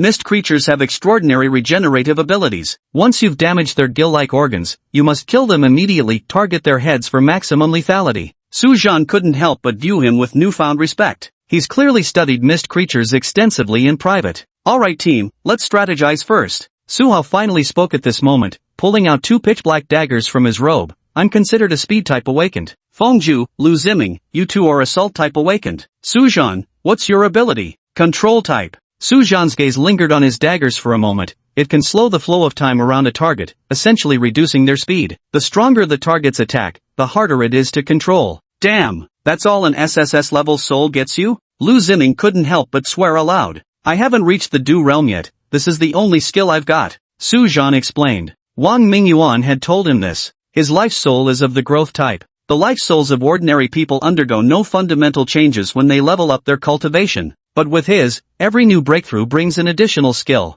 Young Master Lu, don't talk nonsense. Su Hao's twin daggers spun between his fingers. Su Zhan's ability far surpasses that of ordinary control-type awakened ones. Right now, the entire food street transformed into living hell within 30 seconds. Damn it, so many people, and just the 4 of us awakened? Lu Ziming was utterly dumbstruck. He had thought there might be other awakened individuals on this street, but in the end, it was just the 4 of them. The other shops put up no resistance as the serpent-tailed beast arrived and were quickly slaughtered to the last. Damn it, we were set up by the capitalists. The stench of blood filled the entire street. Lu Ziming felt a wave of nausea, his stomach churning as if he might vomit any second. He glanced at the other 3. Noticing their expressions, while not great, were far from reaching his level of distress. God damn it. Man, save your dignity. How could you lose face over this? He endured the nausea, suppressing his gag reflex through sheer willpower. Attack! Su Hao's figure abruptly blurred, reappearing behind the lead serpent-tailed beast in the next instant. 2 pitch-black daggers pierced precisely into the gill-like organs on either side of the serpent-tailed beast.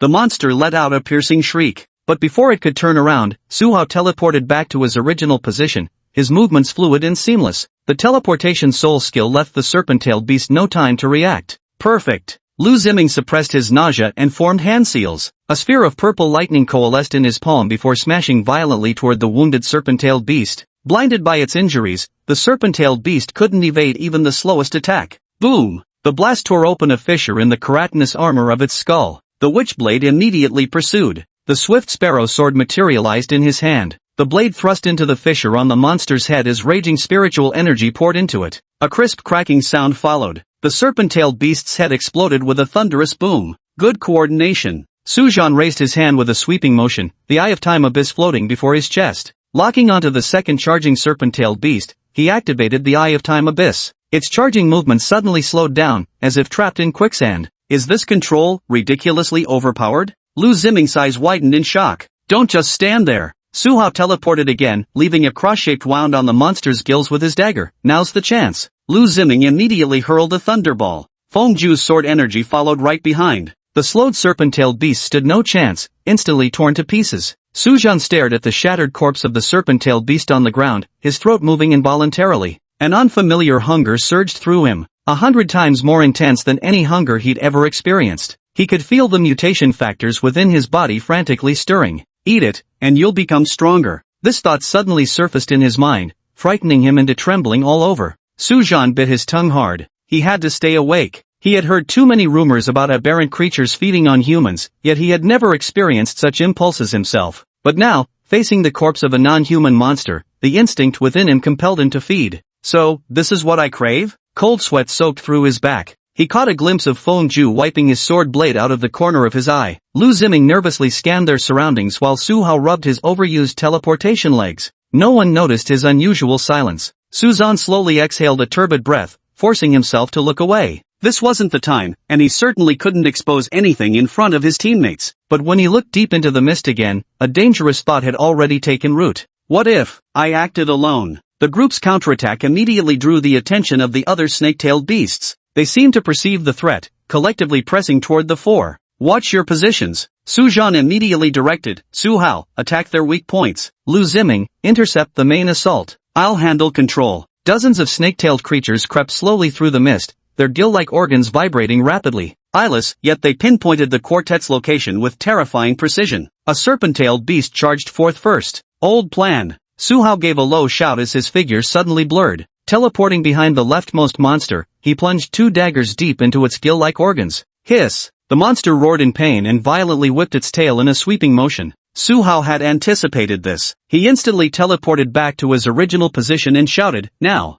Got it! Lu Ziming formed hand seals with both hands as a torrent of lightning violently crashed down upon the wounded serpent-tailed beast. Boom! The thunderous light exploded. Fenjue Jinghong's sword immediately followed. First one, killed. But the battle has just begun. The remaining snake-tailed beasts seemed to sense the threat. The vibration frequency of their gill-like organs suddenly accelerated, as if conveying some message amongst themselves. The next instant, swish, swish, swish, 6 serpent-tailed beasts pounced simultaneously, their clawed fingers interlaced and venomous tails blocking escape routes. Their assault was ferociously precise. Damn it, they're coordinating. Lu Ziming's expression changed slightly as lightning gathered once more, but this time, the monsters had actually learned to dodge. Boom! The attack missed. Su Zhan! Feng Ju let out a cold shout. Understood. Su Zhan's eye of the abyss floated before his chest, its golden iris slowly rotating. In that instant, the 6 charging serpent-tailed beasts suddenly slowed their movements. Su Hao teleported into the battlefield, his dagger flashing in quick succession as he precisely severed the gill-like organs of 6 monsters. Feng Ju's sword life followed immediately, a sweeping sword chi that instantly split open the skulls of the 6 snake-tailed beasts. Lu Ziming gritted his teeth and stopped holding back. Lightning erupted violently from both his hands. The frenzied thunder serpents ravaged the area, electrifying the 6 snake-tailed beasts until they convulsed uncontrollably, before Feng Ju delivered the final sword strike to finish them off. 6, all eliminated. The tactics remained the same, yet proved infallible every time. Chapter 23, To Live or Die, Fate Decides. The corpses of 6 serpent-tailed beasts lay scattered about, emitting a pungent, fishy stench. The 4 stood back to back, their ragged breathing unusually distinct. Sweat beaded on Su Hao's forehead. The repeated use of teleportation ability sent waves of soreness through his leg muscles. He licked his cracked lips and whispered, "A few more laps and my legs are going to give out." Lu Ziming's face paled slightly as he clenched his teeth and said, "Too many, the consumption is too great. If this goes on, I won't die by their hands, I'll collapse from exhaustion myself." His breathing remained steady beneath the seal, but his sword hand tensed. Every swing of his sword drained his spiritual energy. His cold gaze swept over the restless horde of serpent-tailed beasts. They're learning, the next wave will be harder to handle.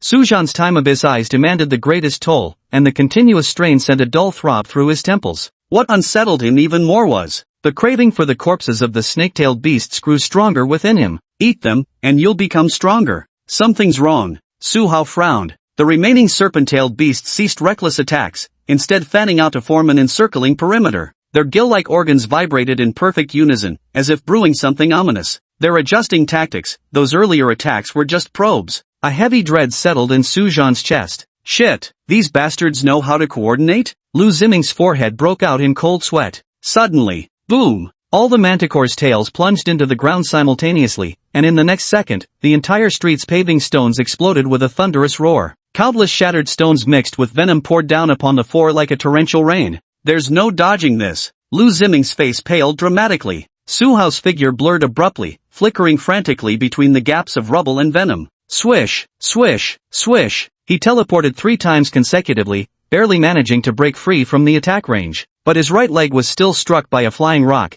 instantly tearing open flesh and splattering blood. TSK. Su Hao gasped with a sharp intake of breath, dropping to one knee as he helplessly watched his teammates still trapped within the deadly tempest. His soul summon could only teleport himself, others were beyond his ability to save. The fleeting glimpse of Fengju's sword flashed brilliantly. He ceased defending and instead unleashed 3 sword auras with all his might, slicing the incoming debris and venom cleanly in half. There are simply too many targets to attack. A few stragglers still remain. Poof, poof. 2 shards of rock embedded deeply into his shoulders as venom splattered onto his arms, instantly corroding hideous bloody gashes across his flesh. Fengju let out a muffled groan, yet his sword strokes never faltered. Essence reserves nearly depleted. Lu Ziming's lightning had long lost its initial fury, barely managing to form a thin shield of thunder around his body. Zzzzzt. Debris collided with his lightning shield. His face grew increasingly pale, a trickle of blood seeping from the corner of his mouth. I can't hold on anymore. Boom! The final boulder shattered the lightning shield and smashed violently into his chest. Lu Ziming spat out a mouthful of blood, staggering back several steps. Su Zhan's temporal abyss eye in his chest frantically rotated. The flying debris and venom rushing toward him abruptly slowed down, yet his temples throbbed violently, and his nostrils burned hot. Drip! A drop of blood slid from his nose. Is this the limit? Vision is blurring, the margin for slowing down growing ever narrower. Apart from Su Zhan, all 4 members were wounded, their spiritual power nearly depleted. The remaining snake-tailed creatures advanced slowly, their gill-like organs vibrating as if celebrating victory. Still unable to do it? Lu Ziming coughed up a bloody froth, staining the front of his hoodie crimson. He glanced down and forced a roguish smile through the pain. Hack, my limited edition, XX collaboration hoodie. He coughed twice and wiped the corner of his mouth. If I'd known I'd die here, I should have worn the XXX haute couture. Fengju gave him a cold glance. Save your breath. His condition wasn't much better either. The Jinghong sword was thrust into the ground, barely propping up his body. Hey, hey, hey! Lu Ziming gasped for breath but still managed a cheeky grin through his grimaces. Stoneface, did you know? I've still got 3 bottles of century-old Lafite stored at the most expensive 5-star hotel in Vermilion City. Cough cough. Another violent coughing fit racked his body. His face contorted in pain, yet he stubbornly continued. Was planning to take you guys for a drink when the time was right. Now look at this, the general falls before his troops see victory. Can't even get a damn private headstone, we'll be sharing a communal one. The footsteps of serpent-tailed beasts approached from afar. Hey, what do you think? Lu Ziming's voice grew fainter, yet still carried that infuriating arrogance. If we really bite the dust here, will tomorrow's headlines say, second son of Lu Group dies heroically in battle? The media will undoubtedly portray me as a selfless hero. Su Zhan couldn't help but laugh wryly. This wealthy young master proved even more talkative than Su Hao when facing death. In the distance, Su Hao watched with eyes nearly splitting from fury. Hey, you blind beasts! His voice was hoarse, almost cracking, as he stood on the street not far away, frantically waving his arms. Come on, I'm right here. Are your gills just for show? Can't even catch a single person. He suddenly grabbed a piece of rubble and hurled it with all his might at the nearest snake-tailed beast. Bang! The stone struck the monster's back of the head. The serpent-tailed beast suddenly halted, its gill-like organs violently quivering, then slowly turned toward Su Hao's direction. Yeah, look over here. Su Hao's chest heaved violently, yet he still roared at the top of his lungs. You like eating humans, don't you? I'm the fastest runner and the most tender meat. He shouted while staggering backward, deliberately kicking up loose stones around him to create noise. Come get me, you beasts! More snake-tailed creatures were drawn by his provocation, slowly turning their direction toward him. Su Hao's legs were trembling. His teleportation ability was nearly exhausted, he wouldn't last much longer. Yet he still grinned, a smile uglier than tears. Damn it, every second counts now. Run! He turned and rushed in the opposite direction, staggering yet desperately accelerating. Catch me if you can, motherfuckers, tonight's dinner's on me. The gill-like organs of the serpent-tailed beasts vibrated at high frequencies until, at last, 2 of them lunged toward him. Su Hao glanced back to confirm part of the monsters had been diverted and allowed himself a shallow breath of relief. Fengju, Lu Ziming, Su Zhan. Hold on, you must endure no matter what. Su Zhan's eyes lit up. He genuinely didn't expect Su Hao to risk himself by drawing the snake-tailed beast's attention to save them. They had only known each other for a single day. This kind of person, is truly the teammate you can trust with your back. Since normal methods won't win. He stared at the nearest serpent-tailed beast corpse, the mutation factors in his body boiling over completely. Then, devour them. Guys, there are 5 more over here. Su Zhan scanned his surroundings. Now, our only option is to split up and run. Whether we live or die will be up to fate. If they didn't split up, how could he play his hidden card? Don't be ridiculous. Lu Ziming's voice was hoarse. Split up and run? Like this will turn the tables? Fengju swung his sword with all his might, repelling the nearest serpent-tailed beast. Go. Young Master Lu, at this point, don't even think about turning the tables. By separating, maybe some of us will survive. If we stay together, we're all dead. Su Zhuan immediately turned and dashed into the alleyway to the right. His figure vanished around the corner in a flash, so swiftly it almost seemed premeditated. Lu Ziming's eyes widened. Damn it. Before the words faded, the remaining 5 serpent-tailed beasts had already split into 2 groups. One chased after Su Zhan, while the other 4 continued their advance. Fengju instantly decided, go. Lu Ziming gritted his teeth and turned around, sprinting madly in the opposite direction from Su Zhan. He had to admit Su Zhan's choice had been right. Fengju stayed behind, delivering one final sweeping strike with his Jinghong sword. The sword energy briefly sealed off the entire street, buying him a few precious seconds. He took one last deep look in the direction where Su Hao had disappeared. Turning around, he leaped onto the rooftops and vanished into the cityscape after a few bounding strides. The 4 snake-tailed beasts let out furious shrieks, splitting up to pursue in 2 different directions. In the alley, Su Zhan's lungs burned fiercely, his legs feeling like they were filled with lead. The serpent-tailed beast behind him drew closer and closer. No good, he couldn't escape like this. Mental strength nearly exhausted, the Eye of Abyss can no longer be activated. Glancing around the surroundings, a deathly silence. Ordinary people had long been slaughtered en masse. The opportunity has come. He clenched his teeth abruptly, letting the long-suppressed power within him erupt completely. His bones creaked as his frame suddenly expanded by a full size. Gray-black scales emerged frantically from beneath his skin.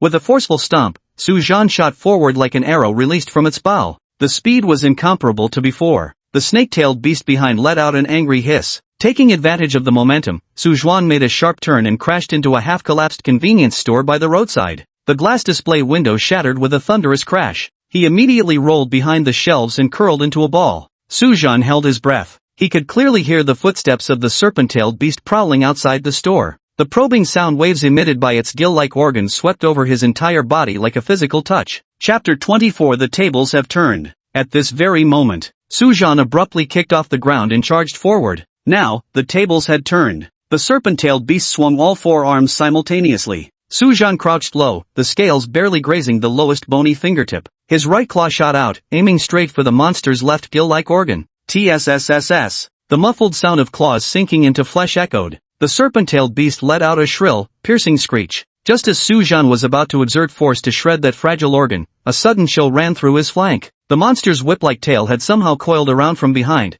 tearing open a bloody gash between his ribs. The excruciating pain only fueled his ferocity. Instead of retreating, Su Zhan surged forward, allowing the barbed tail whip to scrape off large patches of scales. His left hand clamped like a vice into the gaps between the serpent-tailed beast's chest plates. His right claw kept churning relentlessly through its gills. Purple blood sprayed across his face, carrying a corrosive burning sensation. The serpent-tailed beast thrashed violently. The 4-armed creature's claws plowed bone-deep wounds into his back. Su Zhan clenched his teeth and suddenly pushed off with both legs, slamming the monster backward onto the load-bearing wall behind them. Boom! Amidst the crumbling dust of bricks and stones, Su Zhan seized the moment and freed his left hand, fingers pressed together, thrusting fiercely into its gaping mouth. His fingertips touched a mass of soft tissue. It should be the throat or something similar. The serpent-tailed beast's struggle suddenly grew frantic. Su Zhan felt a sharp pain in his left forearm. The beast's fangs had already pierced through the scales. With a furious roar, he gripped the monster's upper jaw with his right hand, the muscles in both arms bulging violently as veins protruded like coiling dragons. Snap! The sound of bones breaking and flesh tearing rang out. The snake-tailed beast's head was forcibly split in half, spurting purple blood. But the tail whip coiled around Su Zhan's neck and suddenly tightened. An asphyxiating sensation like a python's grip. Fuck! Su Zhan's vision began to darken. Frantically clawing at the tail coiled around his neck. Just as his consciousness was about to fade away, his fingertips finally found the weak spot at the tail's forked junction. Schlick! The entire tail was torn off with brutal force. The serpent-tailed beast finally collapsed, its mangled body giving a few final spasms before going completely still. Su Zhan knelt panting heavily in the pool of blood. This thing really was snakeborn. Just moments ago, the serpent-tailed beast had clearly already died. The tail still managed to instinctively coil around him, truly burned out. Suddenly, Su Zhan's gaze sharpened. Standing before the corpse of the serpent-tailed beast, an irrepressible desire surged from the depths of his heart. His throat moved involuntarily. He wanted to. The thought came so suddenly, yet so intensely. Su Zhan slowly crouched down, his right hand reaching uncontrollably toward the remains of the snake-tailed beast. A plume of white mist silently rose from the corpse. Rather than dispersing into the air, the mist seemed drawn by some unseen force, coalescing toward Su Zhan's palm. This is Su Zhan widened his eyes as he watched the mist rapidly spread along the blood vessels on his arm. An unprecedented surge of power. Every inch of muscle was cheering with excitement. The lingering life essence within the serpent-tailed beast's corpse was being voraciously devoured. As the white mist continued to be absorbed, the monster's carcass began to wither and crumble at a visible rate. Finally, it dissolved into countless tiny particles of dust drifting in the wind. Su Zhan slowly rose to his feet, lowering his gaze to stare at his own palm. Beneath the skin, his veins faintly emitted a pale purple glow before quickly fading from sight. His injuries were visibly healing before his eyes. Su Zhan controlled this power. An unprecedented sense of fulfillment flooded his entire body. So that's how it is. His method of evolution as an aberrant. Not through ordinary feeding, but directly plundering the essence of dead mist creatures. The sound of a serpent-tailed beast charging in the distance echoed through the air. Su Zhan turned his head toward the direction of the noise, the corners of his mouth curling upward involuntarily. Now, he could hardly wait to seek out his next prey. Glancing around the surroundings, his gaze fell upon a dust-covered Ultraman helmet lying in the corner. The vibrant red and silver color scheme stood out starkly in the dim surroundings. Clearly a toy sold to children at convenience stores. Su Zhan bent down to pick up the headgear. The eye sockets of the headgear were fitted with two oval-shaped yellow lenses. Put it on your head. The view was clearer than expected. The world filtered through the yellow lenses has a warm hue, but at least I can see the surroundings clearly. The hood completely concealed his facial features, with the elastic fabric tightly wrapping around even his neck. Su Zhan walked toward the cash register, efficiently stripping off his damaged clothes. He folded them neatly, stuffed them into the bottom drawer of the counter, and covered them with a few magazines. Then he turned and walked toward the corpse dressed in a convenience store employee's uniform. Su Zhan's footsteps paused briefly. The deceased was a young man in his early 20s, with a crooked name tag still pinned to his chest bearing the words assistant manager. The size should be about right. Who would have thought he'd someday stoop to stripping clothes off a corpse? Su Zhan stood before the shattered dressing mirror. Reflected in the glass was now just an ordinary convenience store clerk. If one overlooked that ridiculous Ultraman mask on his head, and if one also ignored the scaly claws protruding from his sleeves. Now, the tables have turned. Su Zhan retraced his steps along the path he had come. Soon, he returned to the street where he had fought side by side with his teammates. Several corpse-tailed beasts lay strewn haphazardly amidst the ruins. Su Zhan squatted before the first corpse. He tentatively placed his hand on it, waited for a moment, but there was no reaction. What's going on? But this seemed to be the only exception. The familiar white mist immediately surged up and poured into his body. Su Zhan gazed thoughtfully at his palm. It seemed this absorption ability had strict limitations. He hadn't participated in killing the first snake-tailed beast. As for the rest, he had a hand in all of them. In other words, only prey he personally participated in killing would trigger the absorption condition. But if the corpse had absolutely no connection to him, he couldn't plunder its essence. As the last strand of white chi was absorbed, the corpse of the serpent-tailed beast turned to ashes. On the street, only the first serpent-tailed beast corpse remained, the one he hadn't participated in killing. Su Zhan stood up, sensing the newfound strength within his body. To grow stronger, he needed to join battles. Even just assisting would suffice. Moreover, the power these serpent-tailed beasts' corpses brought him was far inferior to what he had gained from slaying one alone. The higher his contribution to the kill, the more white mist he received. Solo kills yielded the best results. Su Hao dragged his injured left leg, stumbling through the narrow alley as he ran. The gill-like organs of two reptilian beasts behind him emitted high-frequency vibrations. Damn it! He spat out a mouthful of bloody foam. Both daggers in his hands now had chipped blades. His teleportation ability was completely depleted. Even ordinary running now made his vision darken. Suddenly, a figure flashed around the corner. Su Hao abruptly halted his steps. Before him stood a bizarre figure wearing an Ultraman helmet, its exposed palms and soles covered in grayish-black scales. What the hell is that? Su Hao instinctively took 2 steps back, but there was nowhere left to retreat, his back pressed firmly against the wall. The creature before me exuded the aura of a mutated aberration. The ridiculous Ultraman mask made the entire scene eerie. Between a rock and a hard place, today's really going to be the end of me. Su Hao was utterly desperate, the blunted dagger ready at any moment to slit his own throat. The pain of having one's throat slit by a dagger is far less than the agony of being eaten alive. Ultraman didn't reply, but suddenly charged at him instead. Su Hao desperately raised his dagger, only to see the figure brush past him, charging straight at the serpent-tailed beast behind. Chapter 25 Low Risk. Boom! The first serpent-tailed beast was sent flying, crashing heavily against the opposite wall. The second serpent-tailed beast's sharp claws came slashing down, only to be blocked by a scaly arm, sending sparks flying in all directions. Ultraman's right claw plunged into the gill-like organ, then churned forcefully. Su Hao stared dumbfounded at this slaughter. This aberration fought savagely yet efficiently, each strike aimed straight for vital points. When the first serpent-tailed beast struggled forward to pounce, Ultraman seized its jaws directly, tearing the monster in half with sheer force, hand-ripping the serpent-tailed beast. What kind of power is this? The second serpent-tailed beast tried to flee when it saw the situation turning bad, but was caught by its tail.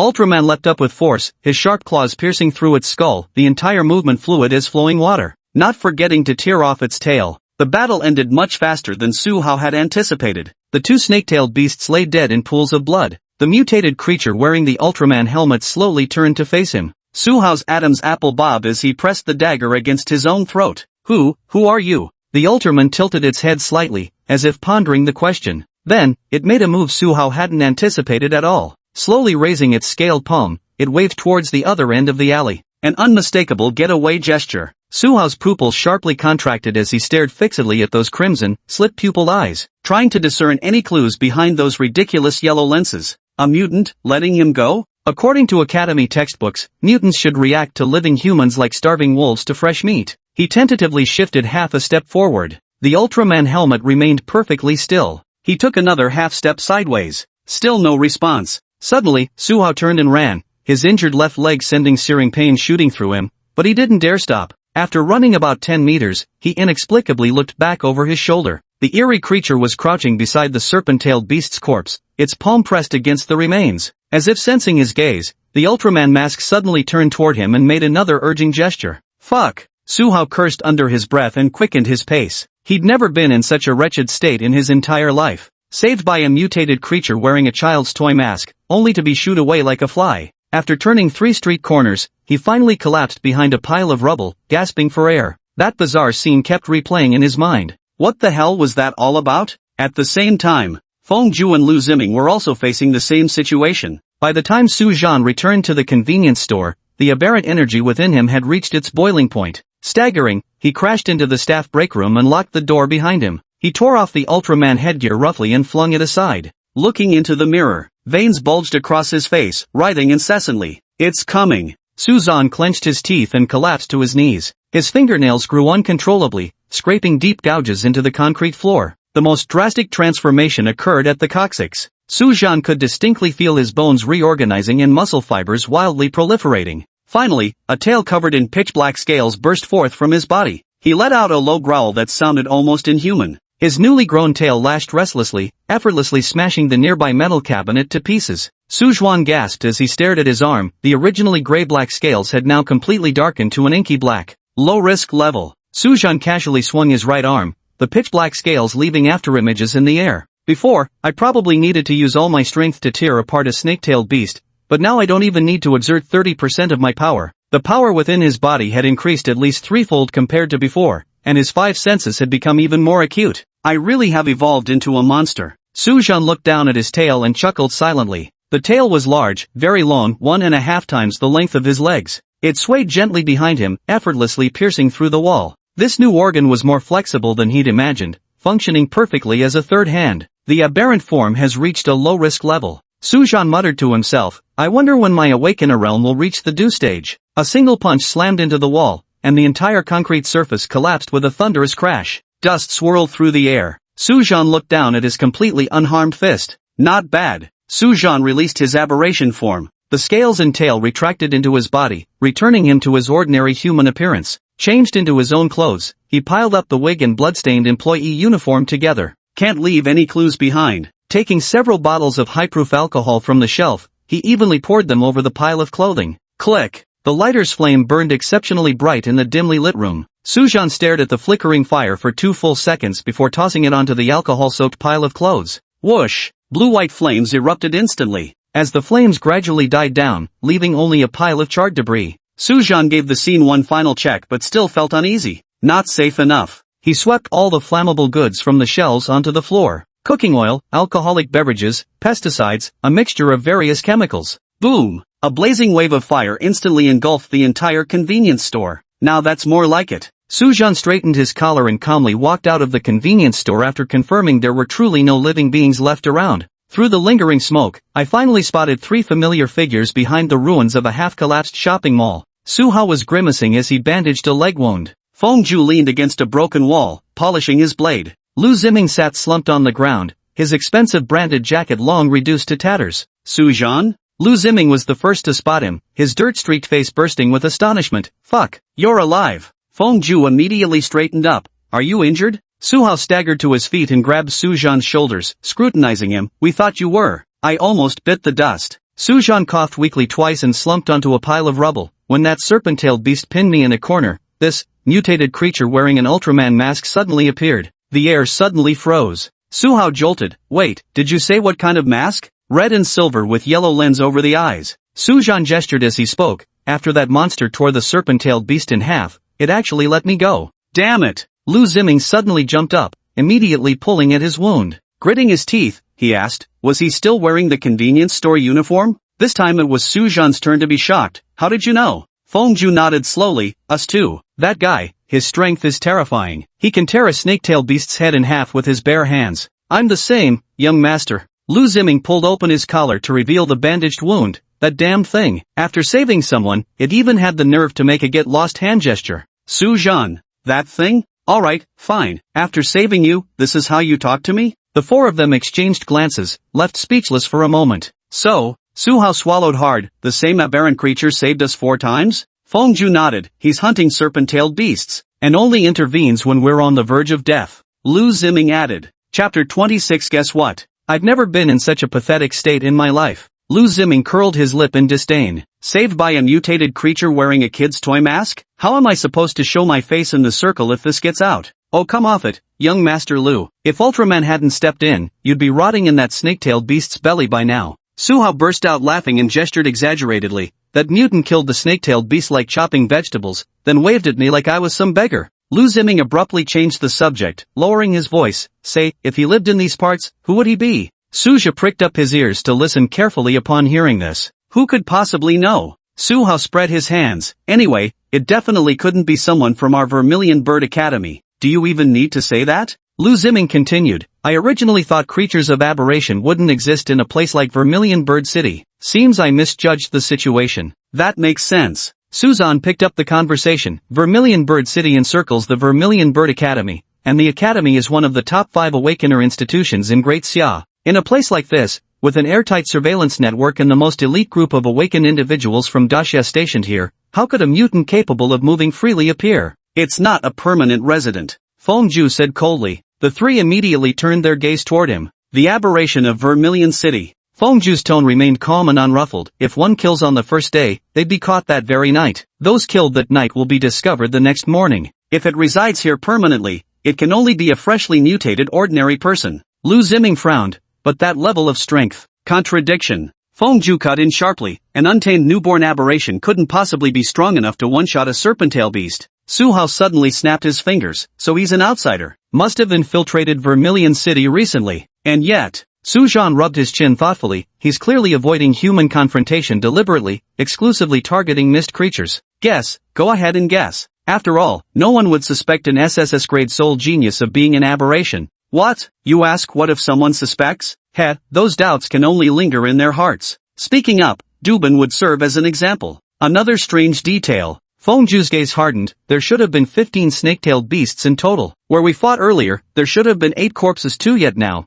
only one remains at the scene. The group glanced around at these words. Indeed it is. Su Hao nodded in agreement. This is too strange. Lu Ziming also said, now, what if no one believes we fought 15 snake-tailed beasts when we get out? The survivors can testify. At Suzhan's words, everyone felt reassured. Why is there only one corpse of the serpent-tailed beast? Because all the others turned to ash and were scattered by the wind. Next, the 4 of them took shelter in a building. During that time, no more mist creatures appeared on the streets. As if those dozen or so snake-tailed creatures were the entirety of their enemies. Time flowed slowly onward. Lu Ziming irritably kicked a loose stone near his feet, then lifted his head to gaze at the roiling mist outside the window. His tone brimmed with unmistakable impatience. Damn it, why hasn't this mist cleared yet? Where the hell are our Vermilion Bird Academy reinforcements? Who knows, maybe it's complete chaos outside too. Su Hao sat cross-legged on the floor and shrugged at the remark. The mist suddenly appearing inside Vermilion Bird City, that alone isn't normal. Suzhan leaned against the wall, his gaze sweeping past the window without a word. He was certain now. This is not a drill.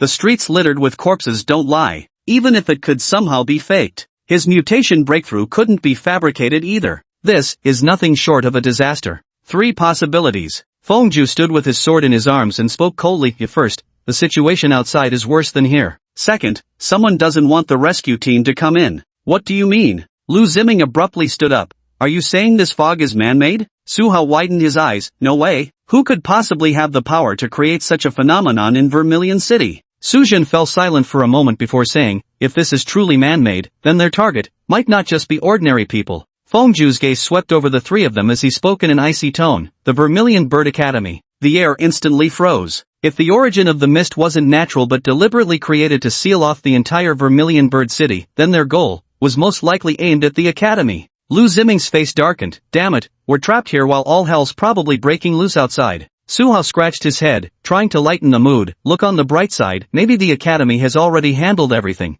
and this mist just hasn't cleared yet. But these are all just our speculations. Su Jian slowly shook his head. None of us actually knows what's really happening out there. However, no matter what's happening outside, we have to rely on ourselves now. If rescue doesn't come soon, we'll have to figure out a way ourselves. What sort of way? Lu Ziming retorted, even people from the Vermilion Bird Academy can't get in here. What can we awakeners who haven't even reached the Dew Realm possibly do? Su Zhen said nothing more. Lu Ziming said there was nothing to criticize. The fog can devour lives. Although the Great Xia has now mastered the method of briefly traversing the mist. But, they wouldn't. What else can we do if we don't try something? Su Hao patted his chest. Rather than waiting here to die, we might as well go all out. Damn it! Lu Ziming pondered over and over, but couldn't come up with a better idea. Fine, we'll do as you say. It has been 24 hours since the mist descended. Footsteps echoed through the mist. The 4 members of Su Zhan's group jerked their heads up, following the sound. Through the thick fog, several beams of strong light pierced through, faintly revealing shadowy human figures moving about. Then, a familiar voice pierced through the mist. We're from Vermilion Phoenix Academy. All survivors, gather towards us immediately. That's Teacher Kong Wu's voice. Su Hao was the first to leap up, his face instantly alight with wild joy. Lu Ziming slumped to the ground, letting out a long sigh. Damn, finally they're here. A ripple of emotion even surfaced in Fengju's typically expressionless eyes. Su Zhan remained motionless, simply watching intently as the figure gradually became clearer in the mist. They had no idea what was happening outside, but at least for now, they were saved. They stepped out of their hiding place. The full horrific panorama of the commercial street unfolded before them. Bodies frozen in various contorted postures at the moment of death. The ground was littered with mutilated remains too shattered to recognize. The ground had long been stained a purplish black with blood. The 4 were already mentally prepared for such an environment. At least no one would vomit. Survivors crawled out from every corner, shambling toward the light source like walking corpses. Wang Mingyuan strode over quickly, his gaze sweeping across the 4 behind his gold-rimmed glasses. Is everyone alright? Kong Wu stepped forward with thunderous strides, his voice booming. You brats are tough as nails. Su Hao's eyes were red as he tried to speak, but a sudden commotion interrupted him. Several survivors suddenly lunged at the rescue personnel, wailing and tearing at their uniforms. Why did you wait until now? My daughter is dead, right before my eyes. Aren't you supposed to be protectors? The people from Suzaku Academy silently endured the blows, until Kong Wu's furious roar silenced the scene. Enough, everyone, follow orders now. Receive treatment, critical injuries first. Then, he turned to Su Zhan and the other 3 and said, how long have you been staying here? Is there really anything worth asking about this issue? Su Zhan instinctively glanced at his wristwatch. 24 hours and 3 minutes. Kong Wu and Wang Mingyuan instantly exchanged a grave look. Wang Mingyuan's voice turned solemn. Do you know why it took us 24 hours after the fog appeared to get here? Did you encounter obstacles outside? Su Zhan asked with a frown. Wang Mingyuan slowly shook his head. We arrived here just 4 minutes after the mist appeared. The air suddenly froze. Lu Ziming's mouth opened and closed. W8. You mean, the flow of time here is different from the outside world. Wang Mingyuan's voice overturned everyone's worldview. For us, only 4 minutes passed from receiving the alarm to finding you. Su Hao stared dumbfounded. So, 24 hours here equals just 4 minutes in the outside world. Kong Wu added gruffly, this time dilation shit, my damn brain can't calculate it fast enough. Is this why the people from Vermilion Bird Academy arrived late? How bizarre. Su Zhan's heart grew restless. Teacher Kong, none of us can understand this problem. What matters now is, can we get out of here? Lu Ziming said with an expression of having narrowly escaped disaster. Chapter 27, Hope it runs far away. Kong Wu shook his head and said, we can't. Why? Is it because we lack the ability to traverse the mist? Lu Ziming's voice rose an octave higher. Fengju beside him asked, has something happened outside? The air instantly froze. Su Zhan and Su Hao exchanged glances, their earlier speculation seemed to be confirming itself. Kong Wu sighed. First, your inability to traverse the mist is indeed partly due to your lack of strength. Second, something has indeed happened outside. Su Zhan and the other three instantly tensed up. Their guess was correct? Is someone really targeting Vermilion Academy? What about the academy now? Wang Mingyuan adjusted his gold-rimmed glasses. There have already been over 100 similar mist incidents recorded across Great Xia. Over 100? Su Hao widened his eyes. Then doesn't that mean? But the situation isn't as serious as you think. Kong Wu looked at the nervous expressions of the four people and suddenly grinned. Wait, you don't actually think Vermilion Bird Academy is in trouble, do you? The four of them nodded slowly. Ha ha ha ha ha. Kong Wu burst into laughter. Don't joke with me. If even the Vermilion Bird Academy were in trouble, the Great Xia would already be at the brink of life and death. Su Zhan secretly breathed a sigh of relief. Then Professor Kong, you just said our inability to traverse the fog was only one of the reasons. Kong Wu scratched his head. Well, the fog will naturally disperse in about 2 hours anyway. As for the other reason, he glanced at Wang Mingyuan, signaling him to explain. Wang Mingyuan took a step forward and said slowly, do you know where the mist outside this street leads to? Isn't it Vermilion Bird City? Lu Ziming answered reflexively. No. Wang Mingyuan shook his head, his expression grave. This street has temporarily separated from the real world now. Beyond this street lies nothing but a realm of pure mist.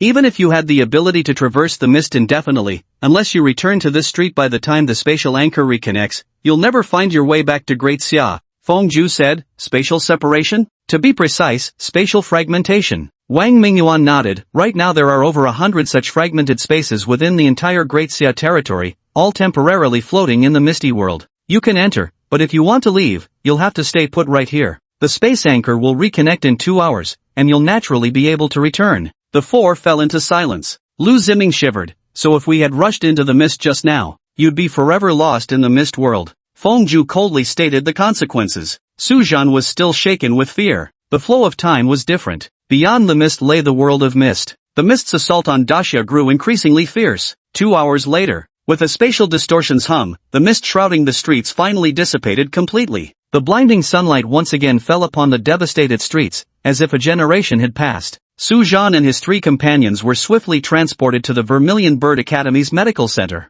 After a thorough examination and treatment, they were each taken to an interrogation room. Please describe your experience inside the fragment space in detail. The interrogator pushed forward a cup of hot tea. Lu Ziming slowly recounted the events, but when he mentioned the Ultraman helmet, he suddenly slammed the table. I was nearly gutted by that serpent-tailed beast when it suddenly charged out. Wait, you don't think I'm making this up, do you? Of course not. The investigator gestured for him to continue. Please go on. Holy shit, you have no idea how terrifying it was. Lu Ziming slammed the table and jumped up. I was being chased by 2 serpent-tailed beasts at the time. My custom-made jacket worth a fortune got torn to shreds. The interrogator, get to the point. The point is that freak mutation. Lu Ziming flailed his arms animatedly, came charging out wearing an Ultraman mask. Can you believe it? Red and silver color scheme, with reflective eyes. After killing the monsters, he actually flipped me the get lost hand sign. The interrogator noted, it didn't attack you? Nonsense. If it had attacked me, would I be here chatting with you now? Lu Ziming rolled his eyes, but seriously, that thing's attack methods were downright crude and brutal. It really saved us. Su Hao sketched the Ultraman helmet on paper. Sure, it looks ridiculous, but its technique for killing serpent-tailed beasts is downright professional. Approximately 1.85 meters tall, with gray-black scales, employing straightforward and brutal combat tactics. Sealed off, he stated impassively, it deliberately avoids communication with us, clearly wary of revealing its identity. I don't believe it appeared there by coincidence. Su Zhan's voice remained calm. It seems specifically targeting serpent-tail beasts. Saving us might have been incidental. Of course, this is just my speculation. The interrogation room was bathed in soft lighting. The investigator gathered all 4 witnesses together. Regarding that mutated creature wearing the Ultraman mask, I need you to collaboratively recall some details. The 4 sat in a circle, each with distinct expressions. Lu Ziming crossed his legs and drummed his fingers impatiently on the table. We've said all there is to say. How many more times do you plan to ask? Su Hao swiftly intervened to smooth things over. Don't be so hasty, young Master Lu. They're just following procedure. Turning to the interrogator, he flashed his signature smile. Ask away. Feng Zhu closed his eyes to rest. Su Zhan lowered his gaze, appearing docile. The interrogating officer opened the file. First, let's confirm, all 4 of you personally witnessed this aberration? All 4 nodded simultaneously. Can you describe the specific style of the headgear? Su Hao jumped in to answer. The classic model, red and silver color scheme, with yellow-tinted transparent lenses. What about the size? Lu Ziming curled his lips. It's a standard children's model, looks especially ridiculous on its head. The interrogator wrote quickly, so an adult wearing a child's mask. Describe its combat style. Suzan spoke softly, highly professional. First destroys the gill-like organs, then targets vital head areas. Like professionally trained? Fengju shook his head, like instinct. The interrogator paused his pen tip. Do you think he might be from the institute? All four shook their heads in unison. Lu Ziming sneered. What kind of joke is this? The academy is full of awakened ones. How could an awakened one be an aberration? So what do you think its origin is? Su Hao scratched his head. Definitely not a resident of Crimson Sparrow City. Given the city's defense capabilities, an aberrant of this level couldn't have hidden here. Fengju added, unless it just mutated, but that wouldn't match its strength level. The interrogator said thoughtfully, so your conclusion is, outsider. The four spoke in unison. One last point. The interrogator scanned the four of them. You claimed there were 15 serpent-tailed beasts, yet at the scene, only one serpent-tailed beast carcass was found. Fuck, what do you mean by that? Lu Ziming furrowed his brows. You think we're lying? The interrogator sighed. Of course not. According to the survivors' testimonies, they indeed saw more than a dozen snake-tailed beasts, which might be related to that mutated creature wearing the Ultraman mask you mentioned. He closed the notebook as he spoke. Thank you for your cooperation. I'll compile this information and submit it directly to the dean's office. By the way, this matter is classified as confidential. Please refrain from discussing it externally before the college makes an official announcement. The four nodded in agreement. After the inquiry personnel left, Lu Ziming let out a long sigh. It's finally over. Su Hao winked and grinned. What expression do you think the dean will have when he sees the report? Fengju said calmly, he'll send the hunters. Scratching his head, Su Hao abruptly changed the subject. Hey, do you think it's kinda unethical that we spilled all the Ultraman clues like this? Lu Ziming sneered coldly. What, you still want to shield a deviant? Don't forget what those things are. But it saved us. Su Hao raised his voice. Four times. Factional opposition leaves no choice, Fengju remarked impassively. Upon hearing this, Su Zhan couldn't help but feel a bit more favorable toward Su Hao. Look, this is what a good person looks like. Yet what fills the heart most is helplessness. Mutants and humans are natural adversaries. Even if he was an aberrant who had no need to hunt, but it was still useless. Prejudice is a mountain, no matter how hard you try, you can never move it. He didn't dare expose his identity as an aberration. First, afraid of being strapped to a lab table and dissected. Second, he didn't dare gamble, nor was there any need to. The identity of a mutant was his trump card, his second life. It must never be exposed. There's nothing we can do but take one step at a time. Su Hao, if we conceal this and don't report it. Su Zhan said appropriately, no one knows if Ultraman will kill again next time. Su Hao muttered gloomily, I know,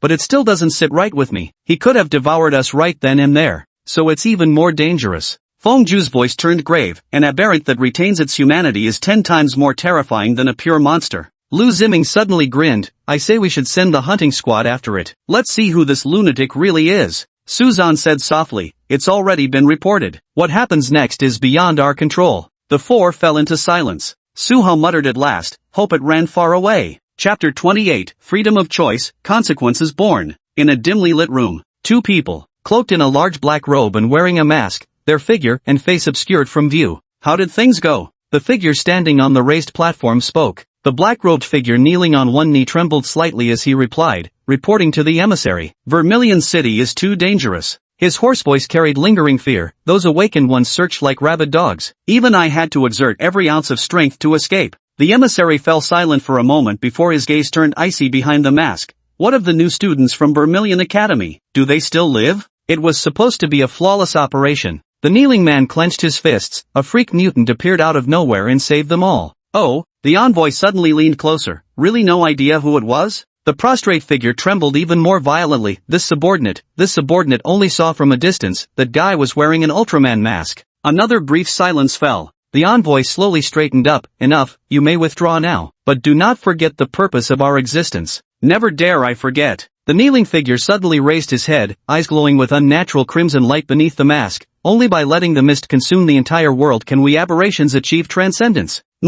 Go ahead. The envoy waved his hand dismissively. Only then did the kneeling figure slowly depart. The envoy slowly removed his mask, revealing the face of a middle-aged man. He muttered to himself. Xiaobin had said Su Zhan was an aberrant. This mission ends with an aberration saving the day. In this world, could such coincidences truly exist? Ha. Time passed quickly. In the blink of an eye, it was time for Suzaku Academy's opening day. During this period, Sujan's quartet of freshmen briefly became minor celebrities at Vermilion Bird Academy, because they'd survived the mist incident. Numerous students sought out the four to inquire about the details within the mist. This played out across Vermilion Bird Academy's freshman chat groups. Lu Ziming's voice, holy shit, you wouldn't believe it. There I was, cornered in a dead-end alley by 5 serpent-tailed beasts. I counterattacked with a bolt of purple lightning. ZZZT. 2 got instantly charred to a crisp. Shocked emoji. Bro, you're awesome. Lu Ziming's voice. When the last 3 charged at me, I ripped open a fire hydrant barehanded. High-pressure water jets mixed with purple lightning turned them into instant charcoal-grilled snake-tailed beasts. Brother, you're too handsome.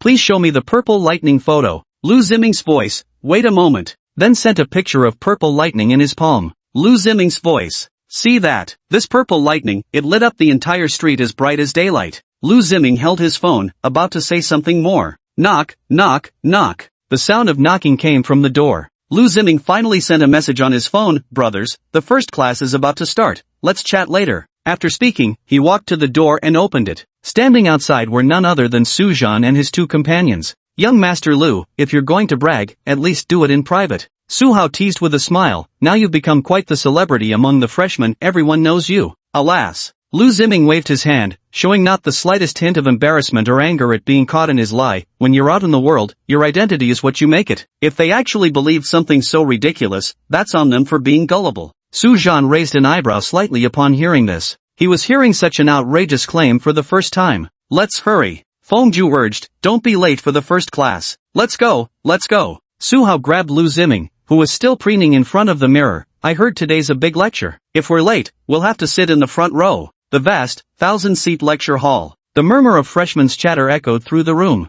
The 4 of them had just found their seats when Wang Mingyuan walked into the classroom just as the bell rang. Quiet. Though spoken softly, those words instantly hushed the entire classroom. Wang Mingyuan tapped the lectern, and a holographic projection unfolded into the Vermilion Bird Academy rules. This year, there are a total of 279 new students, about the same as in previous years. For today's first lesson, I'll begin by explaining our college's teaching system to everyone. First rule, our college implements a free course selection system. The daily schedule will be posted in advance on the college intranet, and you may choose which lectures to attend at your own discretion. The classroom immediately erupted into a clamor of discussion. Lu Ziming secretly poked Su Hao. Isn't this awesome? We can sleep as late as we want. Su Hao rolled his eyes. Don't get too excited. There's definitely a but coming. I know what you're all thinking. Wang Mingyuan braced his hands on the lectern, his piercing gaze sweeping across the freshman audience. Think this teaching system is too lax? Too irresponsible? He rapped his knuckles against the blackboard's self-media display. A 3-dimensional model of Vermilion Bird Academy materialized in graphical form.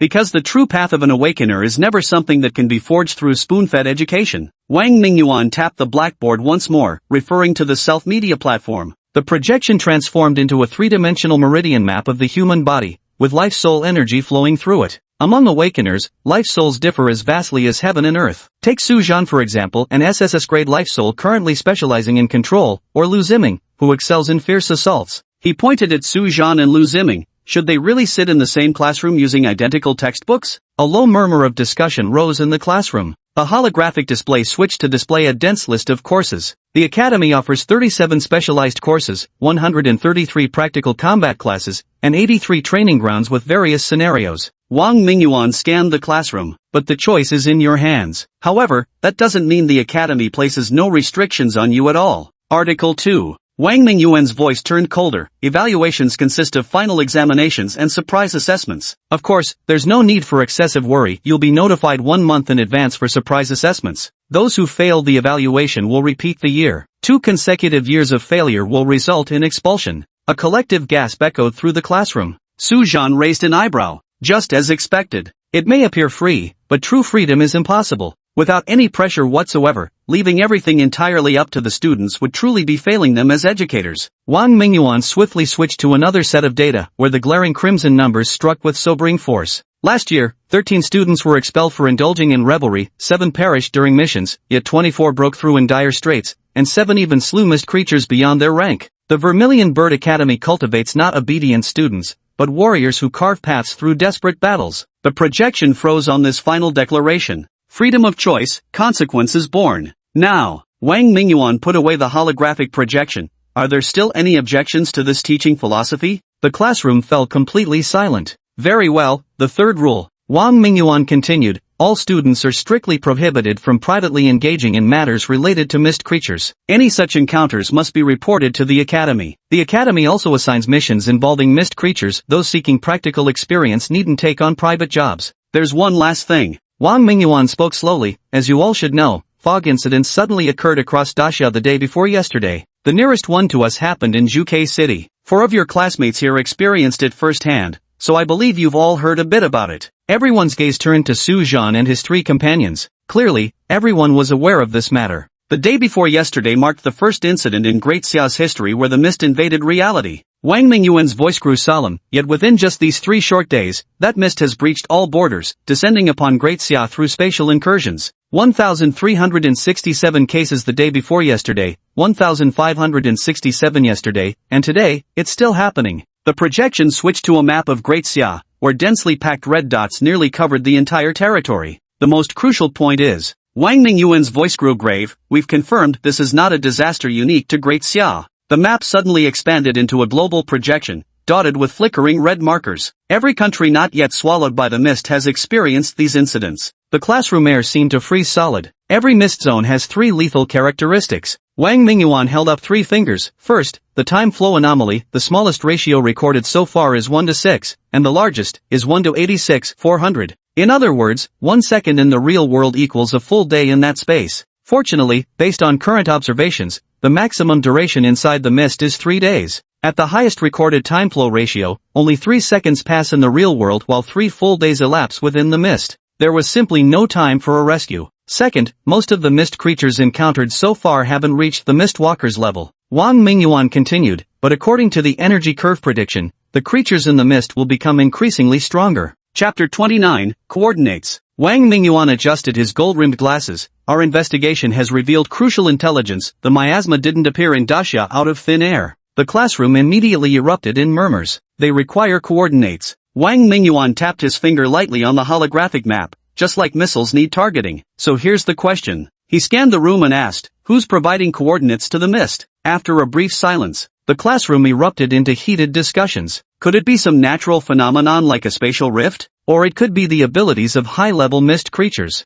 Lu Ziming suddenly slapped the table and stood up. If you ask me, it's definitely the work of aberrants. Wang Mingyuan nodded in agreement. This classmate is absolutely right. The correct answer is, aberrants. Su Zhan's eyes narrowed upon hearing this. Coordinates provided by the aberrant species. Could it be that disaster was of my own making? What does this mean? The aberrants have already become rats hiding in the sewers, and now they have to endure this curse as well. Mutants, they've lived wretchedly enough. Now you've all become accomplices of the mist, traitors to humanity. With the destruction of human civilization, is there still a need for aberrations to exist? When the lips are gone, the teeth will be cold. Su Zhan, what's wrong with you? Su Hao noticed something was off about Su Zhan. With a faint smile, Su Zhan waved his hand. Nothing, I just suddenly thought of that mutated creature wearing the Ultraman helmet. Oh, I see. Su Hao said regretfully, I still feel that the mist probably wasn't brought by the Ultraman. I can't agree with that statement. Lu Ziming interjected, the mist was brought by the aberrants. Aberrants have always been opposed to humans, hunting them down. Daxia has been focusing on fighting the mist, which is why they haven't dealt with them. Now they've gone and pulled this kind of stunt. Do they really think we awakened our toothless? I believe Daxia will definitely take action against them soon. At the same time, in the self-media footage, a humanoid creature covered in tumorous growths was kneeling on the ground, carving bizarre runes with its razor-sharp claws. This is the aberrant we apprehended at the mist incident scene. He has already confessed to providing coordinates to the mist. Wang Mingyuan's voice was icy and bone-chilling. As everyone knows, aberrants are products created by the mist to target humankind. Some aberration species have mastered the method of communicating with the fog. They provide coordinates, the fog descends, and in return, first, the mist creatures won't attack them. Second, they can obtain the nutrients needed for evolution, namely, scavenging the human corpses left behind by the mist creatures. Hearing this, Su Zhan secretly sighed in relief. I see. Then it has nothing to do with him. However, this suggests that during the mist descent incident he experienced last time, there was at least one concealed aberration hiding in the shadows. They haven't found anything yet. Well hidden indeed. Traitor, Feng Zhu said coldly. To be more precise, a turncoat. Wang Mingyuan turned off the projection. These aberrations were once human. Now, they betrayed our entire race for power. The temperature in the classroom seemed to plummet abruptly. A wave of anger was brewing among the crowd. Those damned traitors! A muscular boy suddenly slammed his fist onto the desk, leaving a dent in the alloy surface. We should wipe out all the mutants. Recommend an immediate citywide manhunt. Drag out that trash hiding in the sewers. My uncle died at the hands of those mutants. All those mutants deserve to go to hell. Lu Ziming kicked the chair violently. Damn it. This young master almost got torn apart by a snake-tailed beast, and it turns out it was all those bastards doing. Su Hao asked, Professor Wang, what about that hooded one we encountered? Before he could finish speaking, he was rudely interrupted. What's there to ask? He must be marking the next target. You wouldn't be grateful to a mutant, would you? Those not of our kind are bound to have different hearts. Silence. Wang Mingyuan unleashed his oppressive aura, instantly silencing the entire classroom. That's all I'll cover this lesson. If anyone has questions, raise your hands one by one. Feel free to ask anything. Professor Wang, what are some quick ways to obtain cultivation resources? Someone raised their hand and asked. Su Zhan's eyes gleamed with sudden interest. He wanted to ask this question too. Awakener cultivation burns through money faster than anything else. This was evident even from the awakening serum required before one could awaken. Before even awakening a life soul, the investment needed already exceeds 300,000. After awakening, the cultivation resources required become astronomical. The Academy will provide you with basic cultivation resources every month. Wang Mingyuan spoke slowly. The specific details about the Academy's intranet are available there, so I won't go over them one by one. But to be honest, those cultivation resources can only cover the basics. If you have any ambition at all, they're far from enough. The Academy's mission hall has tasks available. Completing these tasks will earn you contribution points, which can be used to purchase cultivation resources within the Academy. Of course, you could also buy them with money outside. It all depends on your financial capability. In addition, outstanding performance during assessments will also reward you with contribution points. The questioner nodded and sat down. Su Zhan was calculating quietly in his mind. Currently, he had nearly 800,000 in his pocket, 300,000 from his late parents' inheritance and 500,000 given by his high school principal. For now, it was certainly still enough. But once you break through to the Du realm, this amount of money becomes far from enough. Teacher Wang. A clear female voice suddenly rang out. From the center of the classroom, a tall female student stood up briskly. Her slick high ponytail and form-fitting black training suit accentuated her slender figure. The tear mole beneath her left eye added a touch of sharpness to her striking features. It's Xia Shi, the campus beauty queen among the freshmen. Earlier I saw several senior students asking for her contact info, but without exception, they were all rejected. Wang Mingyuan raised his hand to signal for quiet. What's the question? Xia Shi scanned the room. Can we challenge someone else? The classroom immediately buzzed with whispers. So it is her. Rumor has it she sent several classmates to the infirmary back in high school. They say she comes from a martial arts family, both parents are awakened. She's been training since childhood and has an incredibly solid foundation. Brothers, I've dug deep into her background. Don't let her looks fool you, she's a total battle maniac. In high school, no one knows how much compensation she paid for all those fights. Why did you specifically investigate her? Ha ha ha, that goes without saying. He must have wanted to pursue her, but gave up after investigating and realizing how difficult it would be. SS-class life soul, site of destruction, a top-tier offensive type of life soul. Wang Mingyuan adjusted his glasses. Certainly, the Academy has a combat ranking list, but he meaningfully swept his gaze across the room. Considering the differences in life soul types, the ranking list is purely for motivational purposes and carries no substantial rewards. Xia Shi curved the corners of her lips, perfect timing. Her gaze suddenly locked onto the back row. Su Zhan, rumor has it you're the only SSS grade Soul Matrix freshman? Training grounds after class? The classroom erupted in chaos. Holy shit, straight up taking on an SSS rank challenge? You don't understand a thing. Xia Shi specifically picks the toughest nuts to crack. You understand even less. Though Su Zhan has an SSS level soul mark, it's not an offensive type. Facing Xia Shi in battle? I reckon he won't come out on top.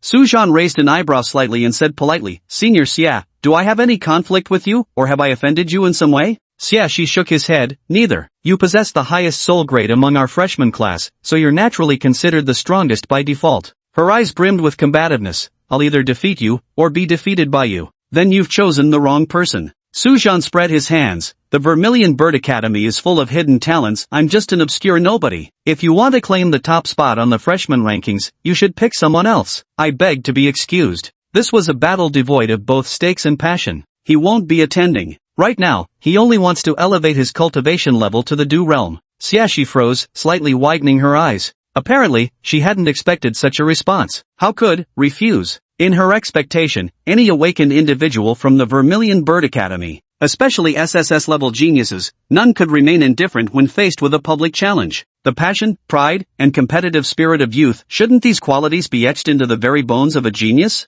That's how the script always used to go. Doesn't he care about reputation? Doesn't he long to prove himself? Xiaxi's gaze searched Sujan's face, but all she found was serene calm. No anger, no contempt, just a hint of impatience. This reaction confused her more than an outright refusal. Or was it that he simply couldn't be bothered to spar with her? The thought only fueled her fighting spirit further. Xiaxi frowned slightly and pursed her lips, saying, "Classmate Sujan, are you perhaps afraid? Do as you please." Sujan spread his hands helplessly once more. "You." Xiaxi was momentarily left speechless. "Classmate Xie." Wang Mingyuan looked at the two with a smile. "Classmate Sujan here has a bad habit, he loves to gamble, and doesn't bet small either. Sigh, it's really not a good habit. I've tried to talk him out of it many times, but he still never learns his lesson." Xiaxi's beautiful eyes sparkled as she said, "Classmate Sujan, I can place a bet, how about 300,000? 300,000 from the get-go, what a rich woman." Sujan raised an eyebrow and glanced at Wang Mingyuan. Wang Mingyuan was also looking at him with a smile.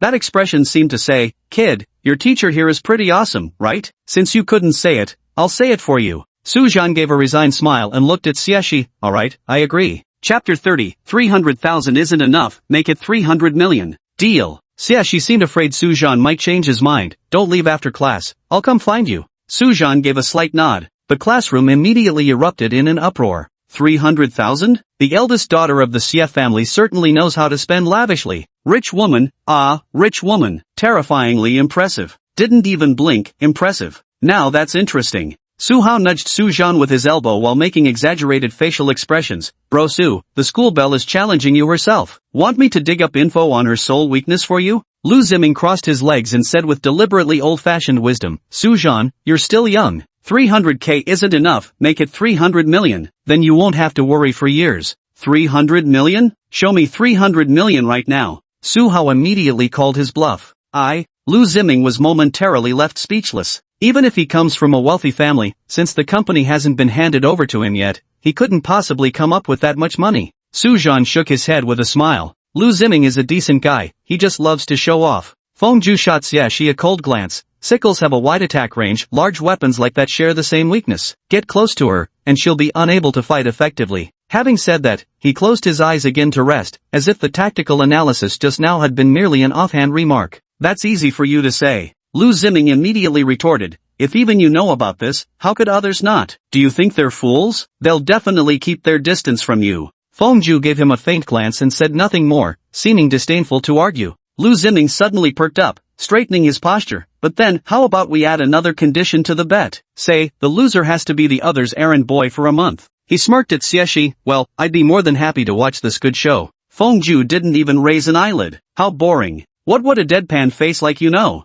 Lu Ziming flashed a roguish grin. Being a personal assistant for a month naturally has its intricacies. Play sparring partner by day, serve as bodyguard by night, and portee during meals. At this point, he suddenly lowered his voice with a meaningful expression. "Most importantly, you must be at my beck and call." Fortunately, the kid kept his voice down. Xiaxi was too far away to hear it. Otherwise, Lu Ziming would have been the next opponent. Su Hao immediately caught on and exaggeratedly exclaimed, "Young Master Lu's motives are far from pure." Feng Ju finally opened his eyes and coldly spat out two words, "Disgusting." Sujan didn't know whether to laugh or cry. From the looks of it, young Master Lu, you're quite the ladies' man. However, being a rich second-generation heir with plentiful romantic experience, that's perfectly reasonable, right? "Sujan, come here, come here." Lu Ziming threw an arm around Sujan's shoulders and lowered his voice. "Sujan, you're too young. You have no idea how to handle this type of woman." He mysteriously raised a finger. "First, proud women like these admire strength most of all. You must win spectacularly later, best to finish the fight within 3 moves. Second, after winning her over, don't immediately start ordering her around. Leave her hanging for 3 days first, let her mind run wild with overthinking."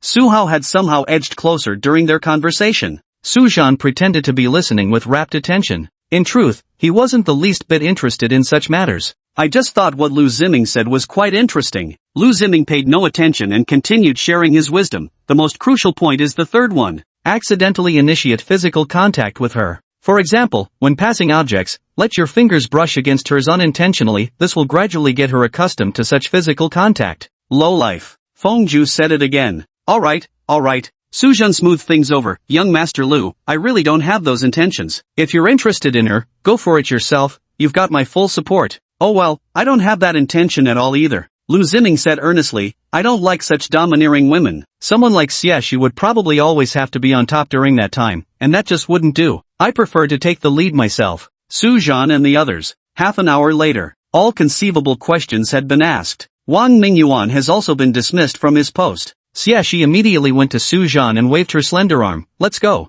Wait. Sujun waved his hand. I still have things to do. Xie frowned slightly with her elegant brows. What are you up to again? My soul essence is of the controlling type, not suited for offense. Sujun spread his hands. We'll have to hit the equipment hall first to gear up. How else could I possibly be worthy of facing you in a match? Xie eyed him suspiciously for several seconds before grabbing his sleeve. Fine, I'll go with you. She leaned in close to Sujun's ear, her voice dropping to a whisper as she threatened, if you dare run away, I'll make sure the whole school knows SSS rank Sujun is a coward who flees from battle. Su Hao, Lu Ziming, and Fengju followed behind the two of them. Don't be fooled by how Lu Ziming had been teasing Xie earlier. The moment he stood before her, he immediately transformed into the perfect gentleman. As the group walked along the academy's main avenue, they drew countless sideways glances. Xie followed closely behind Sujun as if escorting a prisoner, drawing comments from passing students. Look at that freshman, actually being personally escorted by Xie. I heard they have a challenge match, the bet is 300,000 yuan.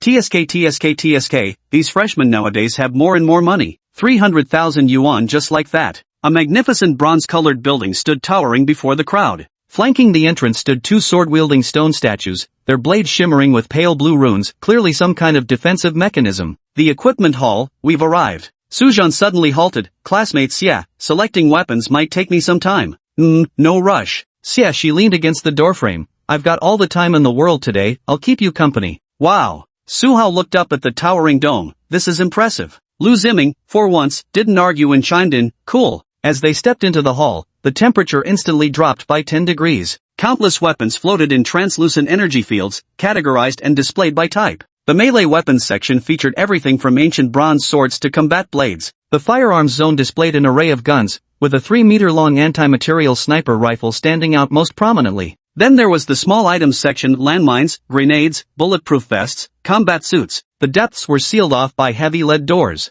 A warning sign on the door read, high-risk weapons, supervisor approval required. Sujun walked straight to the most ordinary display rack in the cold weapons section. His fingers traced across rows of standardized weapons. Xie followed behind, impatiently tapping the ground with the tip of his foot. Let's go with this one. Sujun retrieved a pair of utterly unremarkable steel twin blades from the bottom shelf. The blades were dull gray, their edges devoid of any gleam. Only the hilt bore the inscribed number, Vermilion Bird Model 037. Are you serious? Xiaxi's beautiful eyes widened in disbelief. This mass-produced junk? It doesn't even have a rating. Su Hao also leaned in closer. Bro Su, over there they have higher-grade weapons. Although the upper limit on man-made cold steel isn't particularly high, yours is truly not needed. Sujun casually twirled his blade with a flourish. Being hard-wearing is enough. Lu Ziming said earnestly, Sujun, if you're short on funds, I can buy one for you. Sujun flicked the blade lightly with his finger. No need. A controller's primary duty is to create opportunities, not deal damage. A fine blade would be wasted on me.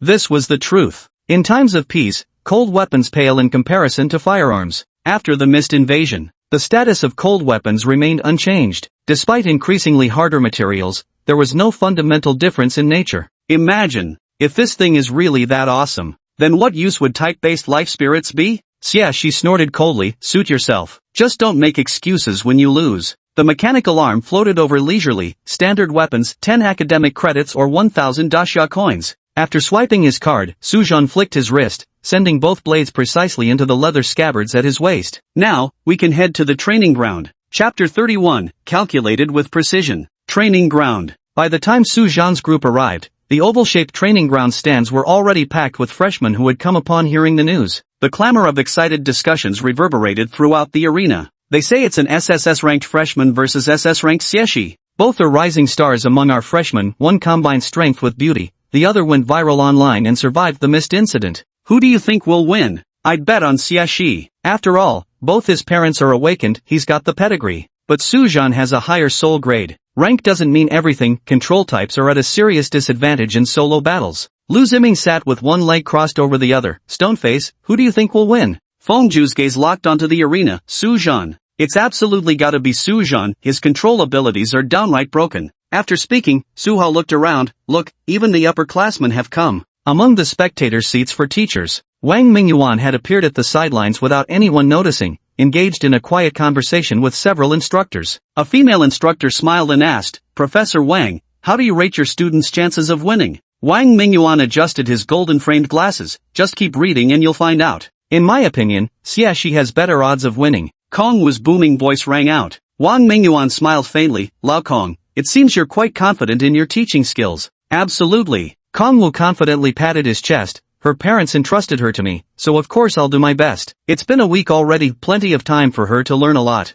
As he spoke, he threw an arm around Wang Mingyuan's shoulder. Look at you, what kind of teacher are you? You haven't taught your student a thing. Wang Mingyuan calmly pushed away the hand tugging at his shoulder. First, Xiaxi's awakening was arranged early by her parents, otherwise, when would you have had the time to teach her? Second, I'm in no hurry. The semester has started, there's plenty of time to teach her gradually. In the preparation area by the field, Xiaxi was doing her final stretches, her massive scythe planted in the ground beside her, its blade glimmering with dark crimson patterns. Several female roommates gathered around her. Cici, teach him a lesson. Let him see what real combat looks like. Make him understand who's truly the top-ranked awakened first-year student. On the other side, Suzan quietly inspected the pair of ordinary steel blades. At this moment, the referee's voice rang out. Both contestants, enter the arena. Rules, stop at first contact, no intentional infliction of serious injuries. Xiaxi flipped gracefully into the arena with a single swift somersault, drawing waves of admiring cheers. Suzan, meanwhile, entered with measured steps, the plain steel blade in his hand appearing remarkably unassuming. Now, the referee raised his hand high. Begin. The entire venue fell silent in an instant. Everyone held their breath, awaiting this much-anticipated duel. Xiaxi's pupils suddenly constricted, his fingers tightening before his consciousness could react, the scythe of destruction humming with excitement. Finish him off in one go. Her toes tapped the ground lightly as the crimson scythe swept down like a blood moon across the sky. Suzhan hastily raised his twin blades, yet subtly adjusted their angle just before the clash. Clang! Sparks flew as he slid back from the recoil. His boots left two charred streaks on the specialized rubber flooring. What immense strength! The numbness radiating from his tiger's mouth left Suzhan inwardly astonished. A glance at the blade revealed it was already chipped. As expected, such weapons were still far from capable of confronting SS-class life soul artifacts. Out of the corner of his eye, Suzhan caught Xiaxi's cold sneer as the sickle abruptly changed trajectory, sweeping horizontally. Suzhan jerked backward violently. The razor wind grazed his chin, drawing tiny beads of blood as several strands of hair drifted slowly to the ground. Xiaxi pivoted, the sickle blade radiating a dark red aura. Triple slash. Suzhan reacted swiftly, his twin blades weaving an impenetrable silver net before him. Clang, clang, clang. Every collision sent a numbing tremor through his wrist, calculating the force needed for a triple strike in his mind. Suzhan abruptly withdrew his left saber while thrusting his right one precisely into the blind spot of the sickle's movement trajectory. Xiaxi's pupils constricted slightly as he was forced to alter his stance and retreat, fine beads of sweat appearing at his temples. This guy, trying to figure out her attack pattern? The eye of time abyss in Suzhan's chest spun frenetically. Xiaxi's next horizontal slash suddenly became sluggish. Suzhan seized the opportunity to advance, thrusting his twin blades toward her wrist. Humph! Xiaxi erupted with waves of crimson energy, forcibly breaking free from the temporal restraints. The scythe whirled back, forcing Suzhan to retreat several meters. Xiaxi's attacks grew fiercer by the minute. Suzhan's twin blades barely parried the attacks, the clashing of metal as relentless as a torrential downpour. Only know how to hide? With a graceful spinning kick, Xiaxi sent Suzhan flying to the edge of the arena. Cheers erupted from the stands. Suzhan wiped the blood from the corner of his mouth while operating the time abyss pupils at full capacity. This time, the golden ripples enveloped the entire arena. Xiaxi's movements suddenly slowed by half a beat, even her fluttering strands of hair became sluggish. Suzhan seized the opportunity, thrusting forward with his twin blades in rapid succession. Boom! The scythe handle suddenly slammed into the ground with tremendous force, sending out a circular shockwave that shattered the temporal barrier. Xiaxi's long hair floated without wind. Is that all you've got? The scythe suddenly expanded, its blade revealing savage serrated teeth. She leaped into midair, slashing down with a crimson crescent 2 meters in diameter that exploded with force. Suzhan crossed his twin blades, the eyes of time abyss spinning wildly. Halt! The blood-colored crescent moon froze abruptly half a meter away from him. But the next second, cracks began spreading across the space-time barrier. Crack! The barrier shattered. Suzhan slid into Xiaxi's blind spot in one fluid motion, his twin blades flashing toward Xiaxi's throat in a single deadly strike. Clang! At the critical moment, the sickle's shaft intercepted with pinpoint precision. The two of them went back and forth, neither yielding ground. On the surface, Suzhan seemed to be constantly suppressed. Moreover, the notches on his twin blades grew more and more dense, as if they might shatter at any moment. In truth, Suzhan was steadily closing the distance between himself and Xiaxi. Just as Xiaxi thought he had seized Suzhan's weakness, Suzhan suddenly grinned. If that's all you've got, then it's over. This farce should come to an end. The Roman numerals on the dial of the Eye of Abyss lit up one by one. Click, click, click. The mechanical sound of meshing gears echoed. The golden light from the pocket watch rippled outward like waves. Xiaxi instinctively tried to evade, but it was already too late. The swinging motion of the annihilation scythe suddenly became impossibly sluggish. To her horror, she discovered every slight movement of hers had been stretched to unbearable lengths. What on earth is this? Xiaxi's mind was still functioning normally, but her body seemed to have been slowed down 100 times over. She could only watch helplessly as Suzhan pressed the cold blade against her pulsating carotid artery. Right now, the second hand of the pocket watch just passed the final mark. Click. Time resumed its flow.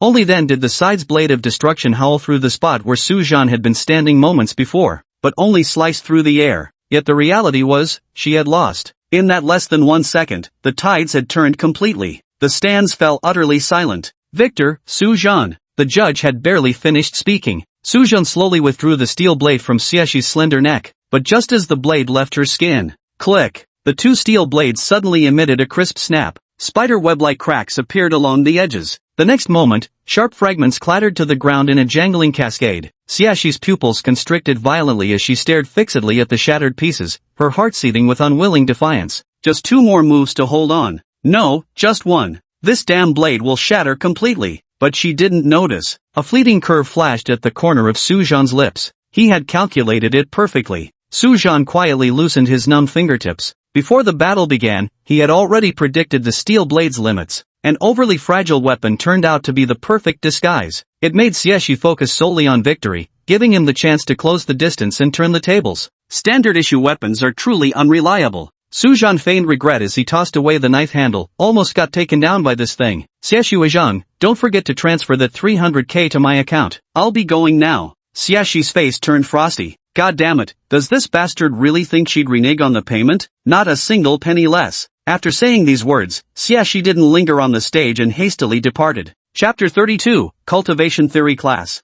After a brief silence, the venue erupted in uproar. Holy shit, what the hell was that move? Did anyone see that last move? Why did Senior Xie suddenly freeze? SSS class soul is way too broken. Got him. Didn't even break a sweat. What do you all know? Suzhan deliberately closed the distance to seize the match within that brief moment of control. It's nowhere near as miraculous as you're making it out to be. Teacher observation deck. Suzhan walked over. Wang Mingyuan adjusted his gold-rimmed glasses, his gaze full of approval. Well played, especially your tactical design, deliberately showing a flaw to lure the enemy in. Even I was somewhat surprised. Just luck. Suzhan gave a slight bow. Wang Mingyuan turned to Kong Wu next to him, the corner of his mouth curling into a teasing smile. Old Kong, seems like your week of special training wasn't much use, huh? Kong Wu's dark face flushed crimson instantly as he crossed his burly arms. Bullshit. What's it got to do with you if this kid won? Why are you showing off here? Wang Mingyuan shook his head with a smile and didn't say anything more. You don't know shit. Kong Wu slapped the metal railing so hard it dented immediately. One loss means nothing. Xiaxi's had it too easy since high school, no one could ever challenge her. A little setback might actually do her good. Wang Mingyuan chuckled lightly. Fair point, but a loss is still a loss. Hey, Mr. Wang.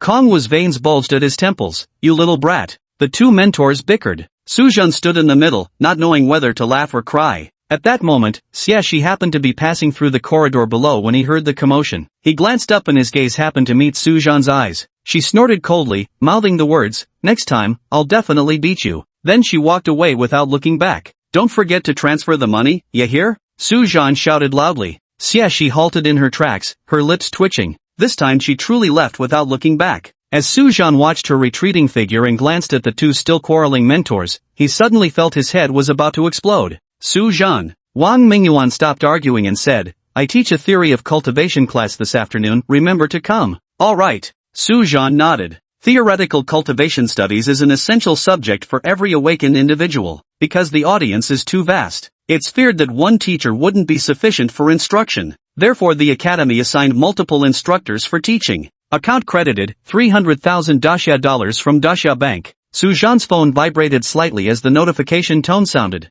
The money has arrived. Brother Su, I knew you could do it. Su Hao and his two companions strode forward quickly. They came with heartfelt joy. Su Zhan, you seem like such an honest person, never striving or competing for anything. Lu Ziming said with a smirk, you're actually better than me at deceiving women. Every fight is full of traps. Poor Xie, she was swindled out of everything down to her underwear. Feng Ju rolled his eyes at Lu Ziming, as usual. She quietly put some distance between herself and him, as if telling everyone, I don't know this man. Su Zhan furrowed his brow. Nobody mentions this sort of thing in private, but with so many people around now, this image, it's really not good. So he said, I won some money today, my treat tonight. Afternoon. The class bell rang. Wang Mingyuan stood before the holographic projection, his gold-rimmed glasses reflecting pale blue data streams. There were over 30 students seated in the audience. Today, we'll begin with the 3 essential elements of cultivation. Wang Mingyuan tapped the podium, flipping the projection to show a tripod diagram. Talent, effort, and resources, none can be absent. Talent determines the ceiling, but talent needs to be developed. This requires hard work.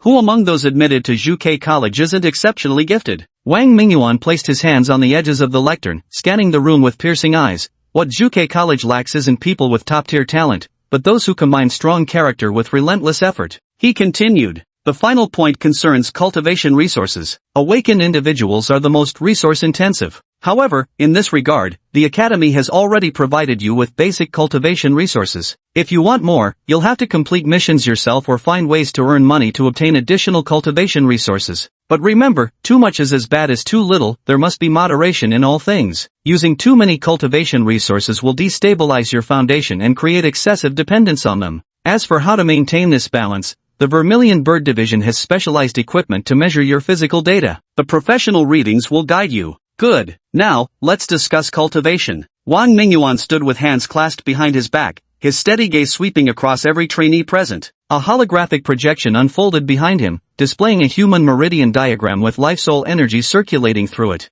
The rustle of flipping pages rose from beneath the lecture platform. The crowd's gazes remained fixed on the projection while clutching pens, ready to take notes at any moment. The cultivation of an awakener revolves around 3 core principles. Wang Mingyuan raised his hand and swept it through the air, and the projection split into 3 paths. Fate souls are not tools, but extensions of your own soul. The first step in cultivation is to truly understand your fate soul. Within the projection, a blurred figure sat cross-legged in meditation. The vital soul energy within the body rises and falls with each breath, gradually merging seamlessly with the physical form. Meditate daily, feel the pulse of your vital soul, let it become part of you rather than something external. The scene shifts, revealing spiritual energy coursing through the meridians. Spiritual energy forms the foundation of an awakened one, but reckless absorption will only damage the meridians. Wang Mingyuan lightly tapped his fingertip, and the projection displayed the intricate pathways of spiritual energy circulation. Proper cultivation is about nourishing the entire body with spiritual energy like a gentle stream,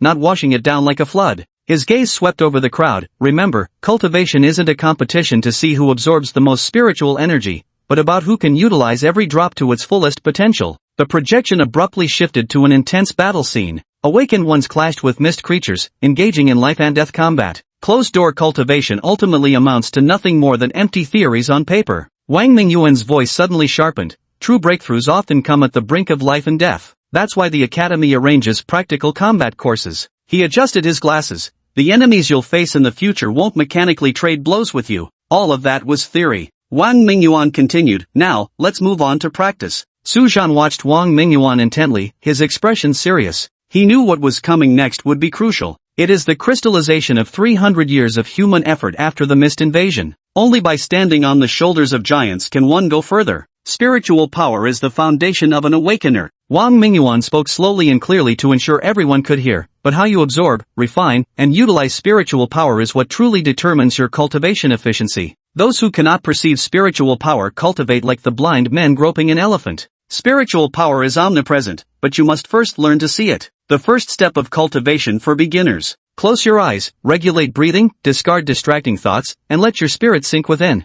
Next, guide with your thoughts, observe the flow pathways of spiritual energy within your body. Then, through controlled inhalation and exhalation, allow external spiritual energy to naturally permeate your body. Spiritual power is like the wind, it cannot be forced, only followed. Finally, Chapter 33 Time Acceleration. These past few days, the freshmen of Vermilion Bird Academy, after learning cultivation techniques, were striving with all their might to break through to the Dew Realm. Someone in the class once asked Wang Mingyuan, generally, how long does it take for an ordinary person to break through to the Dew Realm after beginning cultivation? Wang Mingyuan's reply was he hadn't conducted surveys on ordinary people, nor was it easy to gather such statistics. However, at Vermilion Bird Academy, the average time to break through to the Dew Realm after beginning cultivation is around 15 days. With this benchmark, the freshmen now have a goal. No matter how poorly you perform, you shouldn't fall below average. Day 3. The dormitory in the freshman's zone. Room 302. Su Zhan sat cross-legged, the ambient spiritual energy swirling around him. The Eye of Time's abyss hovered before his chest, its golden gears slowly rotating. Just a little more. The spiritual energy vortex at the Dantian had been compressed to its limit, yet it stubbornly remained one final step away from a breakthrough. Faster, he muttered in a low voice. The Eyes of Time abyss suddenly ignited with light. The gears suddenly spun faster. The flow of spiritual energy within his body instantly accelerated, forcibly speeding up what had originally been a slow compression process. Like a torrential flood, the spiritual energy surged through his meridians, converging wildly toward his Dantian. Not enough, faster. Su Zhan gritted his teeth. The burden of the Eye of Temporal Abyss caused blood to seep from nostrils. Yet the compression efficiency of spiritual energy multiplied exponentially. Crack! Within the Dantian, the spiritual energy vortex finally coalesced into a core. A surge of tremendous energy swept through his entire body. Pale golden patterns emerged on Su Zhan's skin. At the center of the Temporal Abyss pupil's gear wheel, a new rune slowly took shape. The Drizzle Realm breakthrough successful. Su Zhan abruptly opened his eyes and swept his hand outward. Whoosh! The water cup on the table suddenly shot out at several times its normal speed, smashing violently against the wall. Unfortunately, the cup's hardness was no match for the walls. It shattered upon impact. New ability. Time acceleration. Let me try again. Su Zhan sat on the edge of the bed, lightly tossing a coin in his palm. Faster. The Eye of the Abyss flickered faintly as the coin's pace suddenly quickened in his palm. Still needs practice with control. He reached out to grab the spinning coin midair. Smack! The coin shot out from between his fingers due to excessive speed, struck the wall, and ricocheted back. Su Zhan raised his hand to catch it, and the coin landed steadily in his palm. The speed increased, but my reaction didn't keep up. In other words, the hands know what to do, but the eyes don't. Su Zhan stared at the coin in his palm, lost in thought. If I can accelerate objects, then could I accelerate myself? Once this thought surfaced, it refused to be suppressed. He took a deep breath, his gaze fixed, murmuring in a low voice. Accelerate! The golden gears of the Eye of Time abyss turned faintly, as a mysterious force instantly enveloped his entire body. An indescribable sensation arose. Su Zhan blinked, realizing his thoughts remained the same, yet his body moved with absurd speed. He tried raising his hand. Whoosh! His arm instantly became a blur, even stirring up a gust of wind. This speed! His heart leaped with joy, and he was just about to stand up and give it a try. Only two. Bam! His knee slammed hard into the edge of the bed, sending him staggering a step forward as he nearly toppled over. Ouch, that was fast. Su Zhan rubbed his knees and was just about to adjust his stance when suddenly his foot slipped. Crash! The movement was too swift, causing slippers to scrape against the floor with a grating screech as the whole body lurched uncontrollably forward. Su Zhan flusteredly tried to steady the table. Smack! His hand moved too fast, slapping the table surface with such force that it sent the water cup flying off. Crash! It smashed against the wall, shattering into pieces. Alright, every last cup is gone now. Su Zhan. After a dazed second, he struggled to regain control of his body and was just about to step forward to clean up. Splash! The movement was too swift, and his arm accidentally brushed against the bookshelf, sending several books crashing down with a loud clatter, one of them smacking squarely into his face. Su Zhan. Silently deactivate the ability. Standing in place, he remained silent for 2 seconds before slowly exhaling. Seems I need to practice control first. He looked down at his hands, then at the devastated dormitory scattered across the floor. Broken glass, overturned chairs, scattered books, a dented wardrobe door. TSK, this ability is a bit hard on furniture. Su Zhan rubbed his temples and sighed. Fine, let's clean up first. As he tidied up, he kept calculating in his mind. This time acceleration can affect both people and objects. However, it only speeds up actions and movements. That is to say, if it's impossible to accelerate cultivation speed, then the casting time of life souls cannot be accelerated either. However, if the acceleration effect is applied to a person, it only speeds up movement while leaving the mind unchanged. The mind simply can't react to such extreme velocity. But these are just minor drawbacks. Just imagine, accelerated attacks like speeding bullets, the faster they go, the stronger their offensive power must be. For example, certain soul skills of teammates can also accelerate the action. They instantly boost power and catch enemies completely off guard. To sum up, it's a very useful functional ability. Except next time during practice, I'll need to find an open space. Knock, knock, knock. There was a hurried knocking at the door. Su Zhan opened the dormitory door. Su Hao, Lu Ziming, and Fengju stood at the doorway, each with a different expression as they surveyed the scene inside the room. Su Hao widened his eyes in shock. Bro Su, was your dormitory attacked? Lu Ziming's lips twitched as he spoke. This level of destruction. Who on earth did you get into a fight with here? Fengju's face remained expressionless, though his eyebrows lifted slightly. The room was complete chaos. Su Zhan stood in the center of the room, still holding a piece of broken glass in his hand, and coughed awkwardly. Cultivation accident. Lu Ziming said suspiciously, cultivation? Is dismantling houses your cultivation style? Su Hao walked over and patted Su Zhan on the shoulder with concern. Brother Su, if you're feeling stressed you can talk to us. No need to secretly dismantle the dorm by yourself. Su Zhan sighed helplessly. I really was cultivating. Just broke through to the Do realm and tried my new ability, but lost control. What? All three widened their eyes instantly, exclaiming in unison. Lu Ziming's voice rose sharply. You broke through to the Do realm? It's only been 3 days. Su Hao wasn't much better off. Didn't teacher Wang say, it usually takes 15 days on average? Nevermore even spoke up unexpectedly. Ridiculous. Su Zhan scratched his head. Maybe, I just got lucky? You call this lucky? This is downright freaking insane. Lu Ziming grabbed his shoulders and shook him frantically. Do you know I still haven't fully mastered spiritual energy circulation yet? Su Hao covered his face helplessly. It's over. I can't even focus during meditation, and Brother Su has already broken through to the Do realm. The gap is just too huge. Fengju stared at Su Zhan, eyes burning with fervor. How did you do it? Su Zhan thought for a moment and said, actually, it's not that complicated. I just followed teacher Wang's method. Maybe I'm just a bit more efficient than others. Su Hao looked utterly defeated. You call that a bit? You're literally 5 times faster than everyone else. In my opinion, this is the power of pressure at work. Lu Ziming rested his chin on his hand, wearing a knowing expression. What pressure does Brother Su have? Su Hao asked. Lu Ziming smiled ambiguously. Think about it. Who has Su Zhan offended these days? Shi Xie. Su Hao immediately responded. Exactly. A proud woman like Shi Xie wouldn't let this go so easily. She's probably plotting her comeback revenge every single day now. Lu Ziming chuckled. That's the source of Su Zhan's pressure. TSK. Honestly, you two are quite the pair, constantly pushing each other's buttons. But hey, pressure breeds motivation, right? Su Zhan's brows drew together in a deep frown, his tone hostile as he said, if you keep spreading rumors, I'll throw you out right now. Whoa, my bad.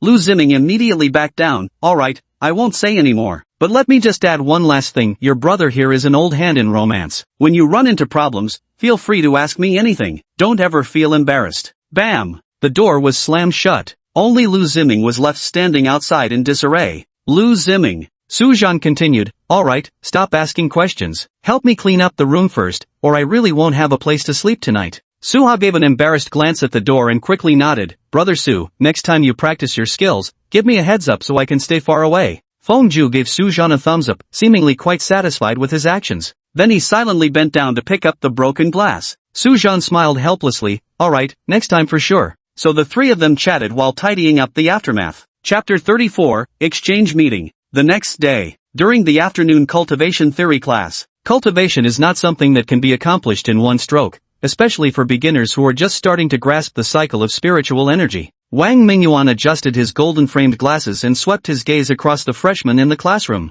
Based on past experience, it takes you at least 10 to 15 days to preliminarily master spiritual power and break through to the Do realm. Wang Mingyuan paused, his gaze falling upon Su Zhan in the middle of the classroom as he casually asked, Su Zhan, how's your cultivation progress? Su Zhan, who had been flipping through his notebook with his head lowered, looked up calmly and said, just reached the Do realm yesterday. The entire classroom instantly fell silent. Xiaxi, who had been lazily reclining in his seat, abruptly sat up straight at those words, his pupils contracting slightly. The other freshmen turned their heads in unison, their gazes all fixed on Su Zhan. Dead silence. Then, holy shit? What the hell? 3 days? No way. How could it be so fast? The classroom instantly fell into complete silence. Some were so shocked they even stood up abruptly. Others rubbed their ears, doubting what they'd just heard. Wang Mingyuan froze for 2 seconds before adjusting his glasses. Say that again, he demanded. Su Zhan repeated, I've already broken through to the Do realm. Wang Mingyuan remained silent for a moment before asking, how did you do it? Su Zhan pondered briefly and said, just followed your teachings. Xiaxi fell silent, yet her beautiful eyes burned with intense fighting spirit. Wang Mingyuan took a deep breath. Very well, it seems our class has produced a truly remarkable student. His gaze swept over the other freshmen, and his tone regained its steadiness. However, you don't need to be too anxious. Everyone progresses at their own pace. Su Zhan's situation is relatively uncommon. The room immediately erupted with complaints. Uncommon? More like outright monstrous. So this is the true worth of an SSS-ranked soul. The Vermilion Bird Academy has had SSS-class soul inheritors before. Why make such a fuss over this one? Wang Mingyuan rapped the lectern and said, "Alright, settle down." The murmurs in the classroom gradually faded, but the students' gazes still kept drifting toward Su Zhan. With a complex gaze, shock, admiration, envy, unwillingness, awe. Professor Wang, may I ask how many days it took for the fastest newcomer in the Vermilion Bird Academy to reach the Dew Realm after starting cultivation practice? Someone asked. This question immediately captured everyone's attention. The crowd didn't possess such capabilities,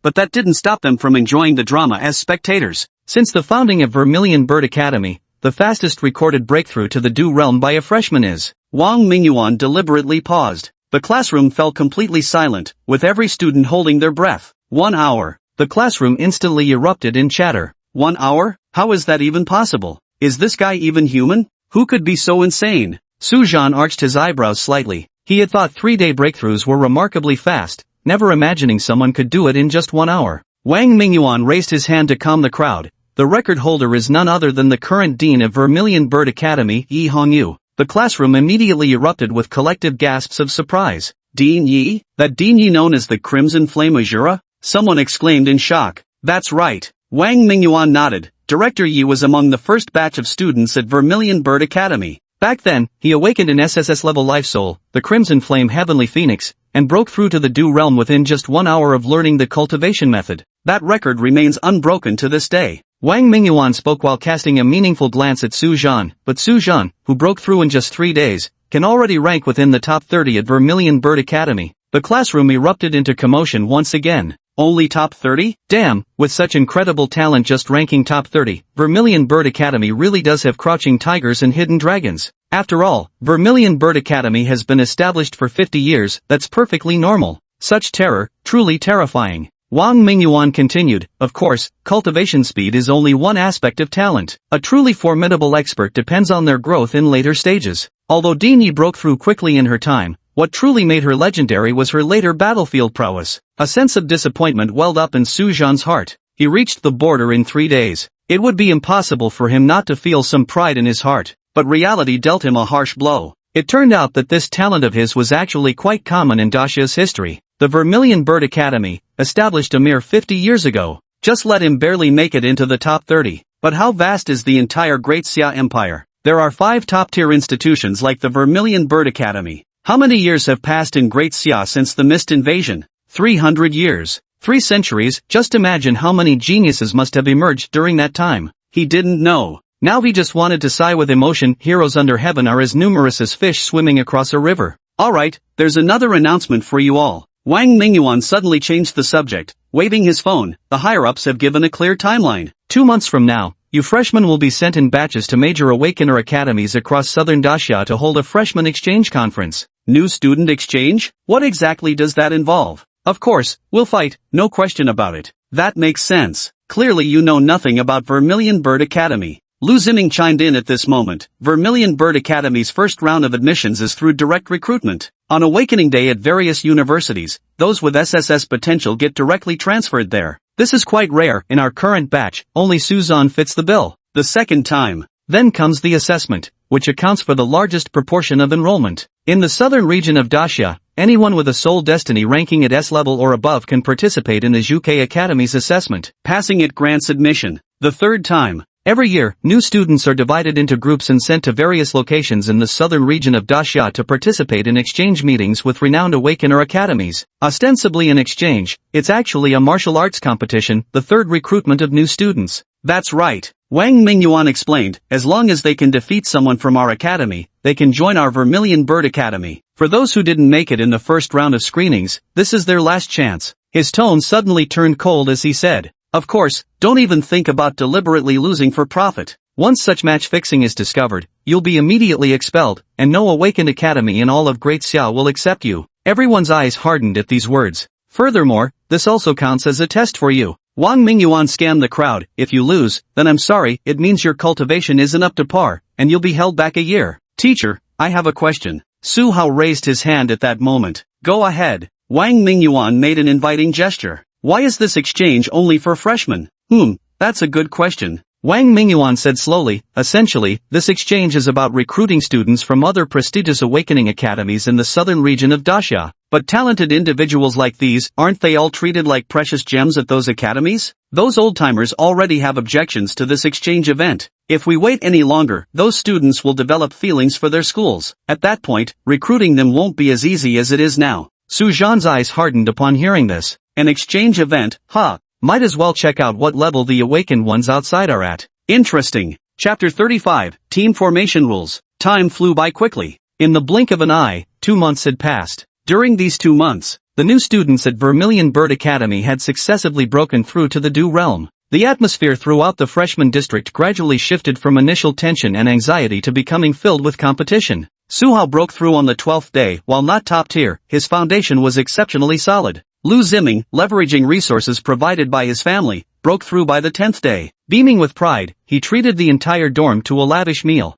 Fengju unexpectedly broke through on the 9th day. Silent throughout, he merely wiped his sweat afterward before resuming cultivation without a word. Xiaxi's breakthrough on the 6th day set the fastest record among female students this year. Yet, little joy could be seen on her face, for the shadow of that person still lingered, impossible to shake off. Meanwhile, Su Zhan, as the first freshman to break through this year, achieved it in merely 3 days. His name had already spread throughout the Vermilion Bird Academy. A monster with SSS-grade life souls. This was the nickname junior students secretly called him. Su Zhan's sugar daddy. This was the most popular topic of discussion among the crowd. Because over these 2 months, Xiaxi challenged Su Zhan twice. Both attempts ended in failure.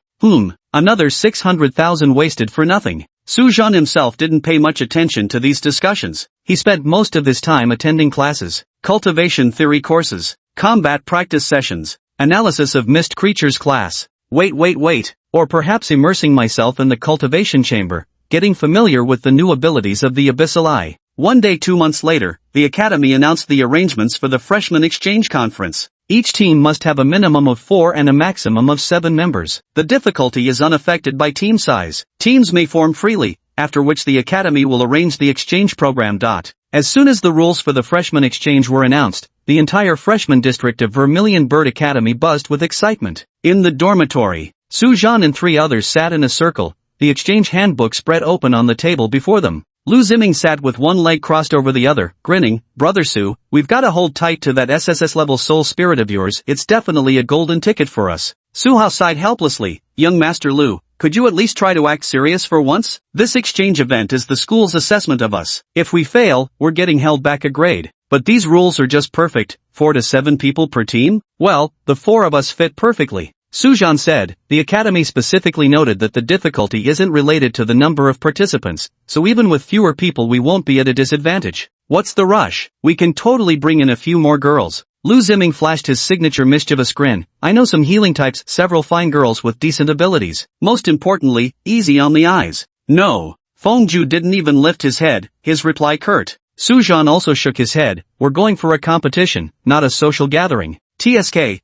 You people with nothing but cultivation in your heads. Lu Ziming curled his lips. What's wrong with bringing a few beauties? They can both fight and look good. Perfect combo. Su Zhan raised an eyebrow, looking at Lu Ziming with amusement. Young Master Lu keeps talking about girls with us every day. Have you found a girlfriend yet? TSK, how vulgar. I just want something nice to look at. You Philistines wouldn't understand. Lu Ziming waved his hand with an air of mystery. These matters of the heart depend on fate, on chemistry, on... Is it about falling in love with every person you meet? Su Hao couldn't help but interject. Wrong. Lu Ziming raised a finger and shook it. This is called having an eye for appreciating beauty, just like appreciating art, you get it? Fengju said indifferently. Flirtatious is flirtatious. Hey! Lu Ziming widened his eyes indignantly. This is what you call universal love. Besides, do you know why I still haven't found a girlfriend? The 3 of them turned to look at him in unison. Because... Lu Ziming suddenly adopted a serious demeanor and declared, cultivation is the true path. Women will only slow down my sword drawing speed.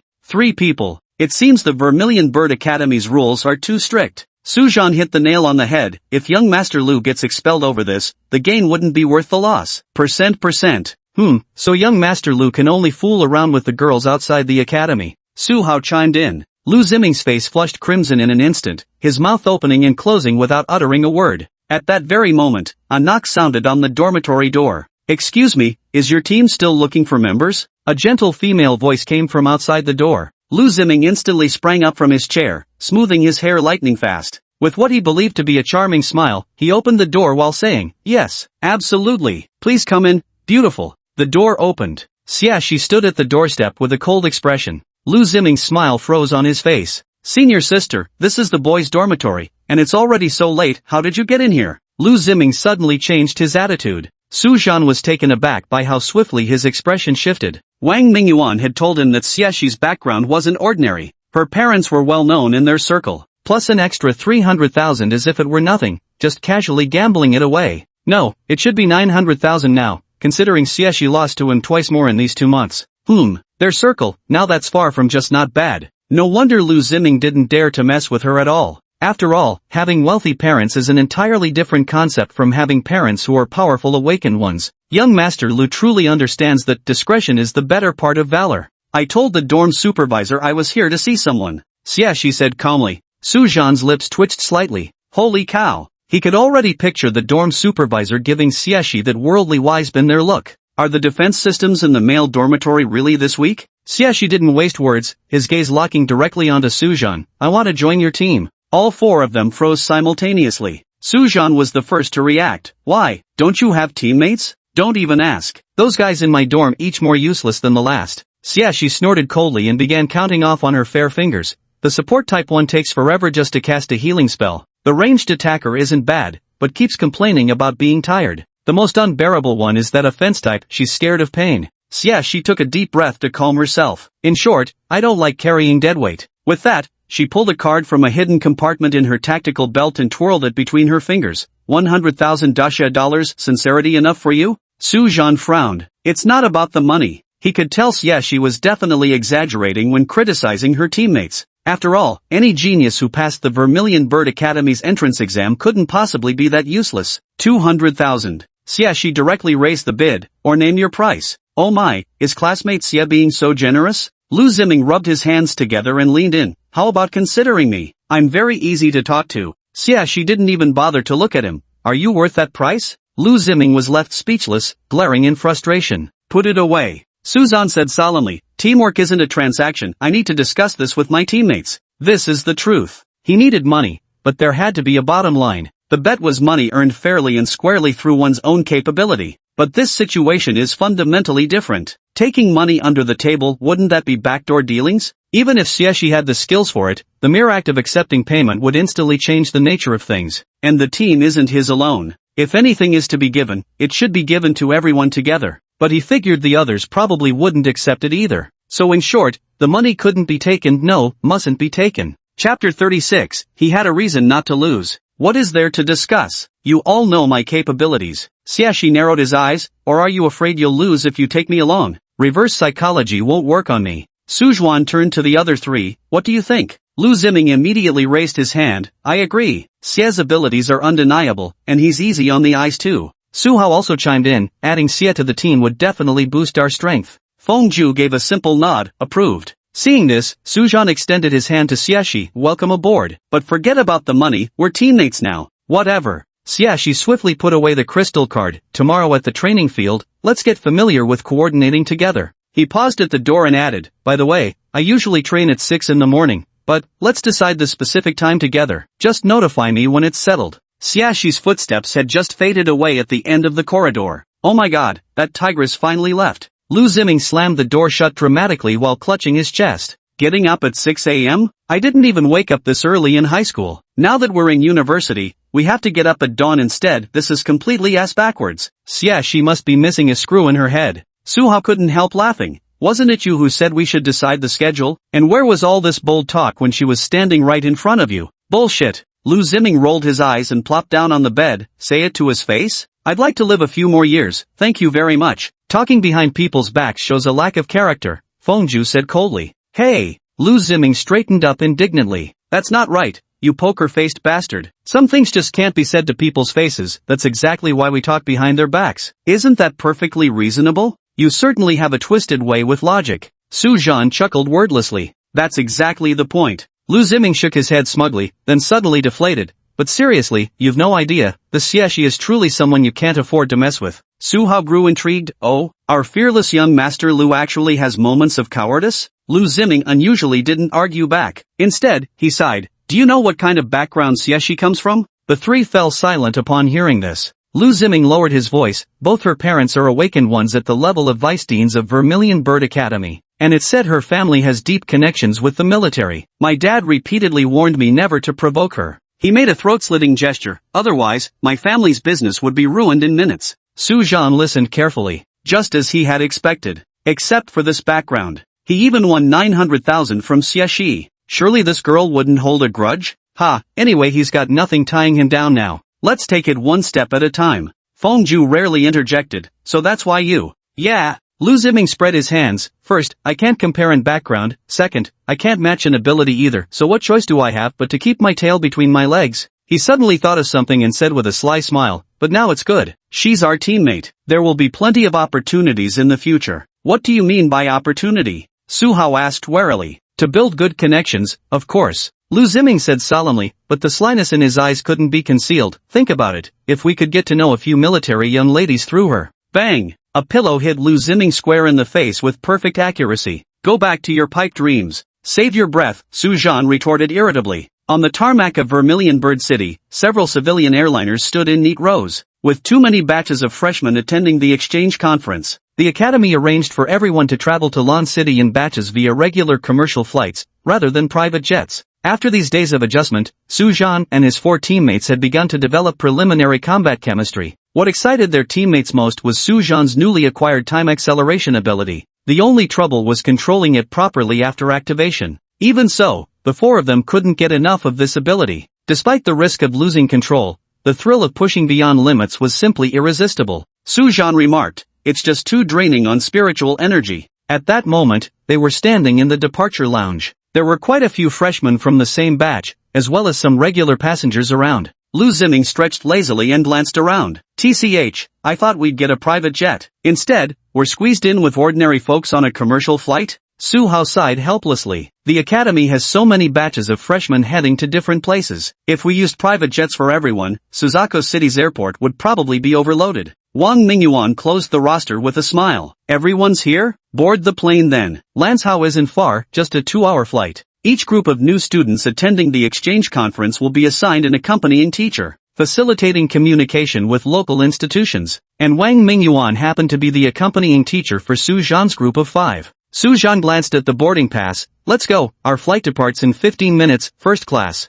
The group boarded the plane one after another and settled into their seats. Lu Ziming plopped down by the window. Well, we're leaving after just over 2 months here. Gotta admit, the view from this spot is really something. Su Hao chuckled. Young Master Lu, don't tell me this is your first time flying? Lu Ziming pursed his lips. Nonsense. My family's private jet. Never mind. Shouldn't say more or you'll accuse me of showing off again. Xie didn't even turn his head. Then why don't you have your family send a private jet to pick you up? Lu Ziming choked. Ahem. Can't be too flashy now. Su Zhan casually asked, anything particular we should watch out for in Lancheng? Wang Mingyuan adjusted his gold-rimmed glasses and explained, just act as you would in Jiangcheng, but don't keep a low profile. Don't keep a low profile? Su Zhan frowned slightly. What kind of suggestion was that? As one of the top 5 prestigious academies in Great Xia, the Zhuke Academy's annual freshman exchange event is always a stage to display true strength. Wang Mingyuan adjusted his glasses. You need to show the awakened from other academies what real genius looks like. Xiaxi's lips curled into a combative smile upon hearing this. Lu Ziming leaned in. So what Professor Wang means is, we should go all out showing off. Watch your words. Wang Mingyuan cleared his throat lightly. This is called showcasing the college's excellence. He glanced around at the 5 of them and continued, remember, your performance directly affects Vermilion Bird Academy's reputation in the outside world. Only by letting other awakeners witness the strength of top-tier talents will they develop reverence for our academy. This way, the academy can attract more outstanding talents. Su Zhan responded thoughtfully. Exactly. Wang Mingyuan nodded with satisfaction. So for this exchange conference, we not only need to win, but win impressively. But what about enrollment if everyone from Vermilion Bird Academy wins? Su Hao asked worriedly. There are wins and losses. Wang Mingyuan explained, every year at Vermilion Bird Academy, there are some who lose, though not many, so it doesn't really affect their reputation. As he spoke, his gaze settled on Sujan. But you're different, Sujan. You're the only one in the entire Southern Great Xia this year with an SSS-ranked Soul Destiny. You were the first freshman this year to break through the Dew realm. Many people will be watching you. If you lose, whether in individual or team matches, the prestige of Vermilion Bird Academy will take a massive hit. They'll say things like even someone with an SSS-level Destiny Soul can't be properly taught by Vermilion Bird Academy, or they're ruining talented students. I understand. Su Zhang nodded solemnly. This time, he had a reason he couldn't afford to lose. Chapter 37, Damn those classic plot tropes. Now, the cabin speakers carried the captain's slightly sentimental voice. Good morning, passengers. This is Captain Lin Wodong speaking. It's my honor to serve you on my final flight before retirement. Passengers in the cabin were immediately drawn to this announcement. For 38 years, I've soared through the endless blue skies and drifting clouds. Today, it all finally comes to an end. The captain's voice carried a hint of nostalgia. I remember my hands trembling during my first solo flight, but now, these hands can find every instrument panel blindfolded. Lu Ziming muttered under his breath, that old man's quite emotional. Su Hao smiled. The captain's last flight before retirement, we must have some kind of fate bringing us together. Only Su Zhan furrowed his brow slightly. Something just doesn't feel right. Finally, allow me, an old pilot, to speak a few words from the heart. The captain's tone grew solemn. Life is like a flight, there are clear skies and thunderstorms alike. But remember, as long as your direction is true, you'll surely reach your destination. This flight is expected to take 1 hour and 40 minutes. Wishing you all a pleasant journey. May we all arrive safely and on time at the next stop of our respective life journeys. As the announcement concluded, applause once again filled the cabin. Many passengers exchanged knowing smiles. Lu Ziming grew uncharacteristically quiet, gazing thoughtfully out the window. Su Hao murmured softly, who knew you could hear such heartfelt captain's announcements on a routine flight? Su Zhan, however, felt nothing. There was something about the captain's words, something foreboding. The final flight. This isn't a good sign. In the first-class cabin where Su Zhan and his group were seated. Hello, Mom, yeah, right, it's been 3 years, coming home today. A passenger was talking on the phone, hey, let's talk later. The plane's about to take off, gotta switch to airplane mode soon. Su Zhan frowned slightly, the inexplicable sense of unease in his heart growing stronger. Behind him to the left, a young couple intertwined their fingers, the girl leaning on the boy's shoulder as she whispered, when we get back this time, let's get married. The boy nodded with a smile, clasping her hand tightly in his. As the roar of the engines gradually steadied, the aircraft carried everyone, flying toward the direction of Lanchang. Su Zhan's frown grew deeper. A captain's farewell-like announcement. A wandering son returning after 3 years away. A lover deciding to commit for life. These tropes are just like those inevitable flags you see in movies and TV shows. He could even imagine what would happen next. First a slight bump, then the oxygen masks would drop, and finally, no way? Su Zhan could only pray silently in his heart, praying that all these were just illusions.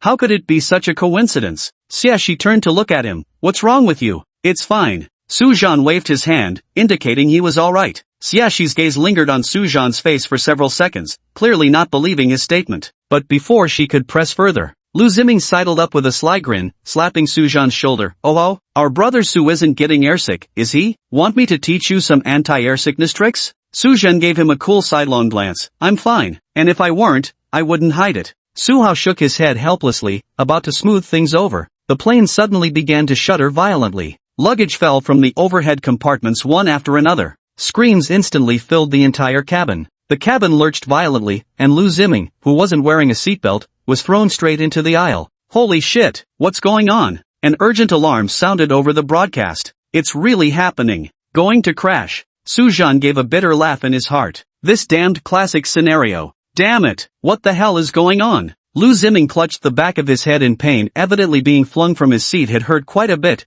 What's wrong with the plane? Bird strike? Su Hao guessed, or was it turbulence? Su Zhan's mind raced. Something's wrong. Su Zhan gripped the armrest tightly. The turbulence has lasted nearly half a minute, and the captain hasn't made any announcements to reassure us. Xiaxi immediately grasped his meaning and said coldly, has something happened in the cockpit? Wang Mingyuan adjusted his slipping glasses. Everyone, follow me. The 6 of them struggled their way toward the cockpit. The plane plummeted sharply again, sending Lu Ziming stumbling into the wall. Fuck, this piece of shit plane. Shut up. Xiaxi snapped angrily. Lu Ziming instantly shut his mouth. The plane jolted violently as horrified screams rose and fell among the passengers. Su Zhan and his group pushed against the tide of people heading toward the cockpit. Many passengers cast puzzled glances their way. Why are they still moving forward? A middle-aged woman gripped the armrest tightly as she asked, hey, young man, A businessman in a tailored suit stopped Suzhan. Do you know something? What's really happening with this plane? Lu Ziming was just about to speak. Xiaxi grabbed his shoulder firmly and said coldly, step aside. What kind of attitude is that? The businessman raised his voice. Everyone has the right to know.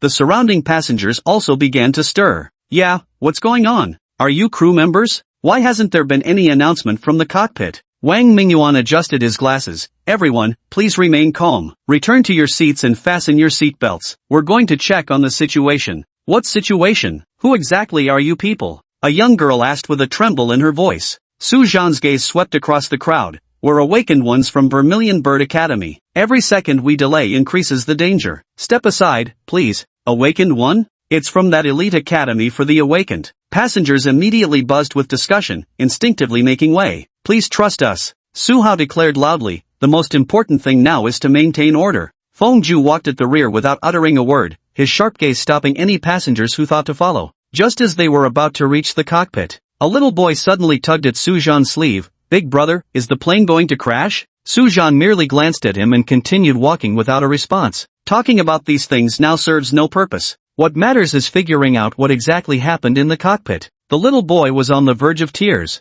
Su Hao crouched down, meeting the boy's gaze at eye level. No harm will come, I promise. Xiaxi urged impatiently. Su Hao, coming right away. Su Hao ruffled the boy's hair before standing up, his eyes filled with determination. Let's go. Time to save this plane. Arriving at the cockpit door, Wang Mingyuan raised his hand to signal a stop. It's locked. Su Hao pressed his ear against the door but couldn't hear anything clearly due to the cockpit's construction. Lu Ziming knocked on the door, producing only a dull metallic thud, and said, airplane cockpit doors are all made of high-strength metal, 5 to 10 centimeters thick, way too solid. Should I teleport inside to take a look? Su Hao turned and said to everyone, too dangerous, unnecessary, step aside. Wang Mingyuan's arms vibrated as white spiritual energy instantly enveloped both hands before he pressed them directly against the metal door. With a loud crack, the thick hatch door was forcibly torn open. Chapter 38, Killing is easy, saving is hard. Wang Mingyuan violently ripped open the hatch door. A thick, heavy stench of blood assaulted my senses. Before my eyes stood a mutated creature wearing a co-pilot's uniform.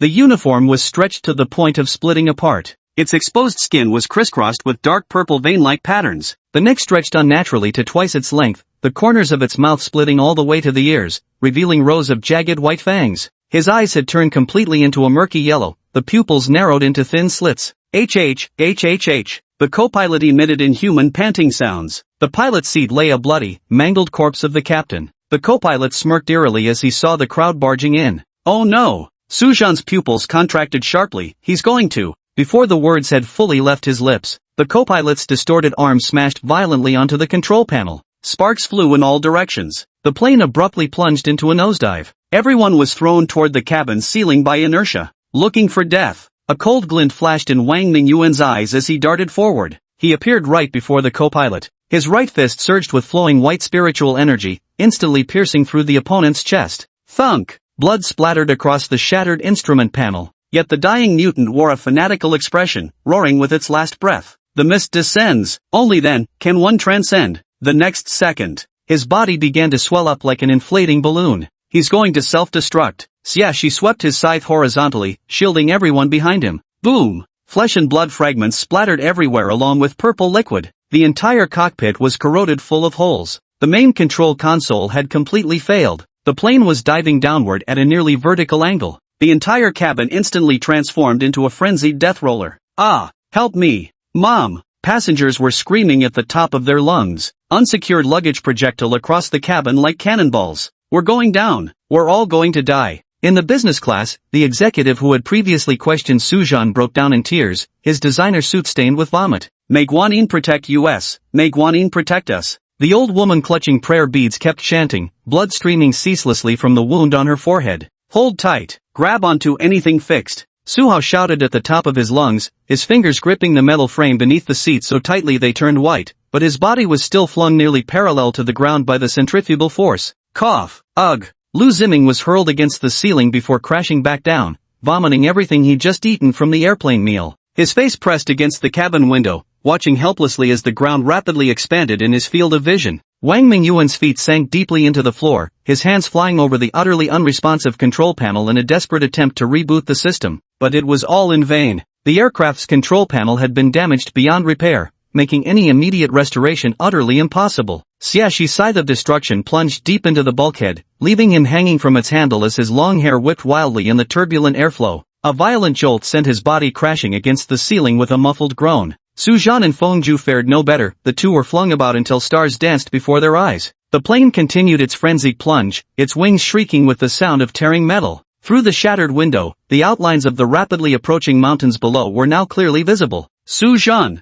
Lu Zi's face turned deathly pale as he shouted, "Use your abyssal eye skill now. Slow our fall." "No!" Su Zhan's veins bulged on his forehead. "I'm only at the Du realm right now. The entire plane's mass is too great, my life soul can't make the slightest difference." He's right. Wang Mingyuan's hands were still flying across the control console. Even time system life souls require corresponding realm support. "What should we do then?" Lu Ziming shouted, "I don't want to die in a plane crash. That's so damn embarrassing." Wang Mingyuan didn't respond. Gritting his teeth, he took a deep breath as astonishing spiritual energy fluctuations erupted from his entire body. With his hands forming a seal, a dazzling white light pillar shot skyward from his palms, piercing through the aircraft cabin ceiling. "What is this?" Xiaxi stared in shock at the blinding white light. A burst of white light exploded high in the sky, scattering into countless fine specks of radiance. These light spots touched the aircraft's outer shell, and instantly the entire plane was enveloped by a translucent white film of light. "Hold on tight!" Wang Mingyuan roared, beads of sweat forming on his forehead. Boom! The plane crashed heavily into the ground. The white membrane of light distorted violently the moment it touched the ground. Like a vast cushioning net, it dissipates the impact layer by layer. The aircraft bounced violently across the ground, tumbling wildly. "Ah!" Passengers' screams echoed one after another. The shimmering membrane kept shattering and reforming. Each impact made Wang Mingyuan's face grow paler. Finally, after the seventh bounce, the plane barely came to rest at the edge of a forest. The wing was broken, the fuselage twisted. But miraculously, there was no explosion. The cabin was in complete disarray, filled with the moans of injured passengers. But everyone understood. If not for that mysterious white light cushioning them at the last moment, they would have been shattered to pieces by now. Wang Mingyuan staggered to his knees, spitting a mouthful of blood onto the control panel. "Hurry, evacuate everyone, the plane might explode any second now." Su Zhan quickly steadied him, while still mentally assessing Wang Mingyuan's true capabilities. "I never expected that Wang Mingyuan, despite sustaining injuries severe enough to retire, still possessed such formidable strength. Killing is easy, saving lives is hard. To protect an entire plane from a crash of this magnitude, his power is truly extraordinary." Xiaxi kicked open the deformed cabin door with one foot. "Everyone who can move, get out, now!" The crowd immediately began organizing passenger evacuations. "Everybody follow my orders." Xiaxi stood at the twisted cabin door, planting the scythe of destruction firmly on the ground. "Anyone who can move, help the injured and evacuate in order. The emergency exit in the business class is stuck." Lu Ziming supported an elderly woman whose face was covered in blood, shouting to those behind, "Someone move that metal bracket away." "I'll do it." Su Hao drew two pitch-black daggers from behind his waist and forcefully cut through the warped hatch frame. "Feng Zhu, there's a child pinned under the seat on the right." Feng Zhu nodded silently, darting to the designated spot in a flash. With a sweep of her sword like fleeting light, the terrified speechless boy was freed from the wreckage and lifted into safety. "Mommy, I want my mommy." The little boy finally burst into tears. "Where's your mother?" Feng Juesheng asked bluntly, clearly unskilled at dealing with children. She's ahead." "Su Zhan." Su Hao turned his head and shouted, "There's an unconscious female passenger in first class." Supporting Wang Mingyuan, Su Zhan immediately responded, "Lu Ziming, you handle it." Wang Mingyuan was already injured, yet risking aggravation of old wounds, he channeled all his spiritual power. His condition was really poor.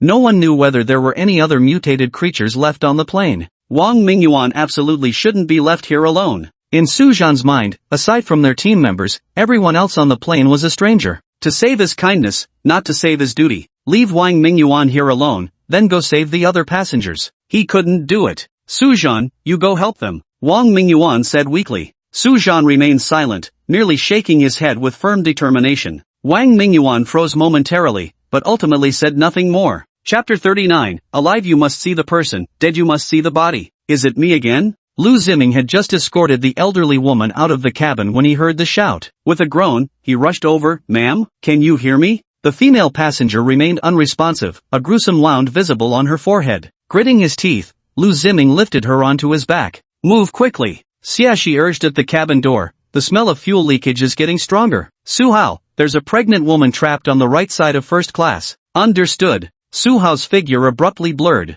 After two flickers, In the next second, he appeared directly beside the pregnant woman 20 meters away. S-Class Life Soul, Teleportation. Now at the Do realm, he could already teleport with others. Teleportation pushed to its limits in confined spaces. Rescue efficiency has greatly improved. Ma'am, can you hear me? Fonju patted an elderly person's cheek, but there was no response. There are too many people unconscious. Lu Ziming came running with a bloodied little girl on his back. This damn plane is spinning like a goddamn tumble dryer. Even if you don't vomit from motion sickness, you'll get knocked unconscious. Su Zhan was helping the weakened Wang Mingyuan lean against the cabin wall when he immediately shouted, "Slap her. Hard." Ha! Lu Ziming widened his eyes. That doesn't seem right. Follow my lead if you want to live. Su Zhan snapped. Unconscious people can't save themselves. Without hesitation, Xiaxi swung her hand and slapped the unconscious passenger beside her. The man suddenly coughed awake and groggily touched his face. Did I lose a tooth? It's working. Fonju spoke while slapping an old man awake.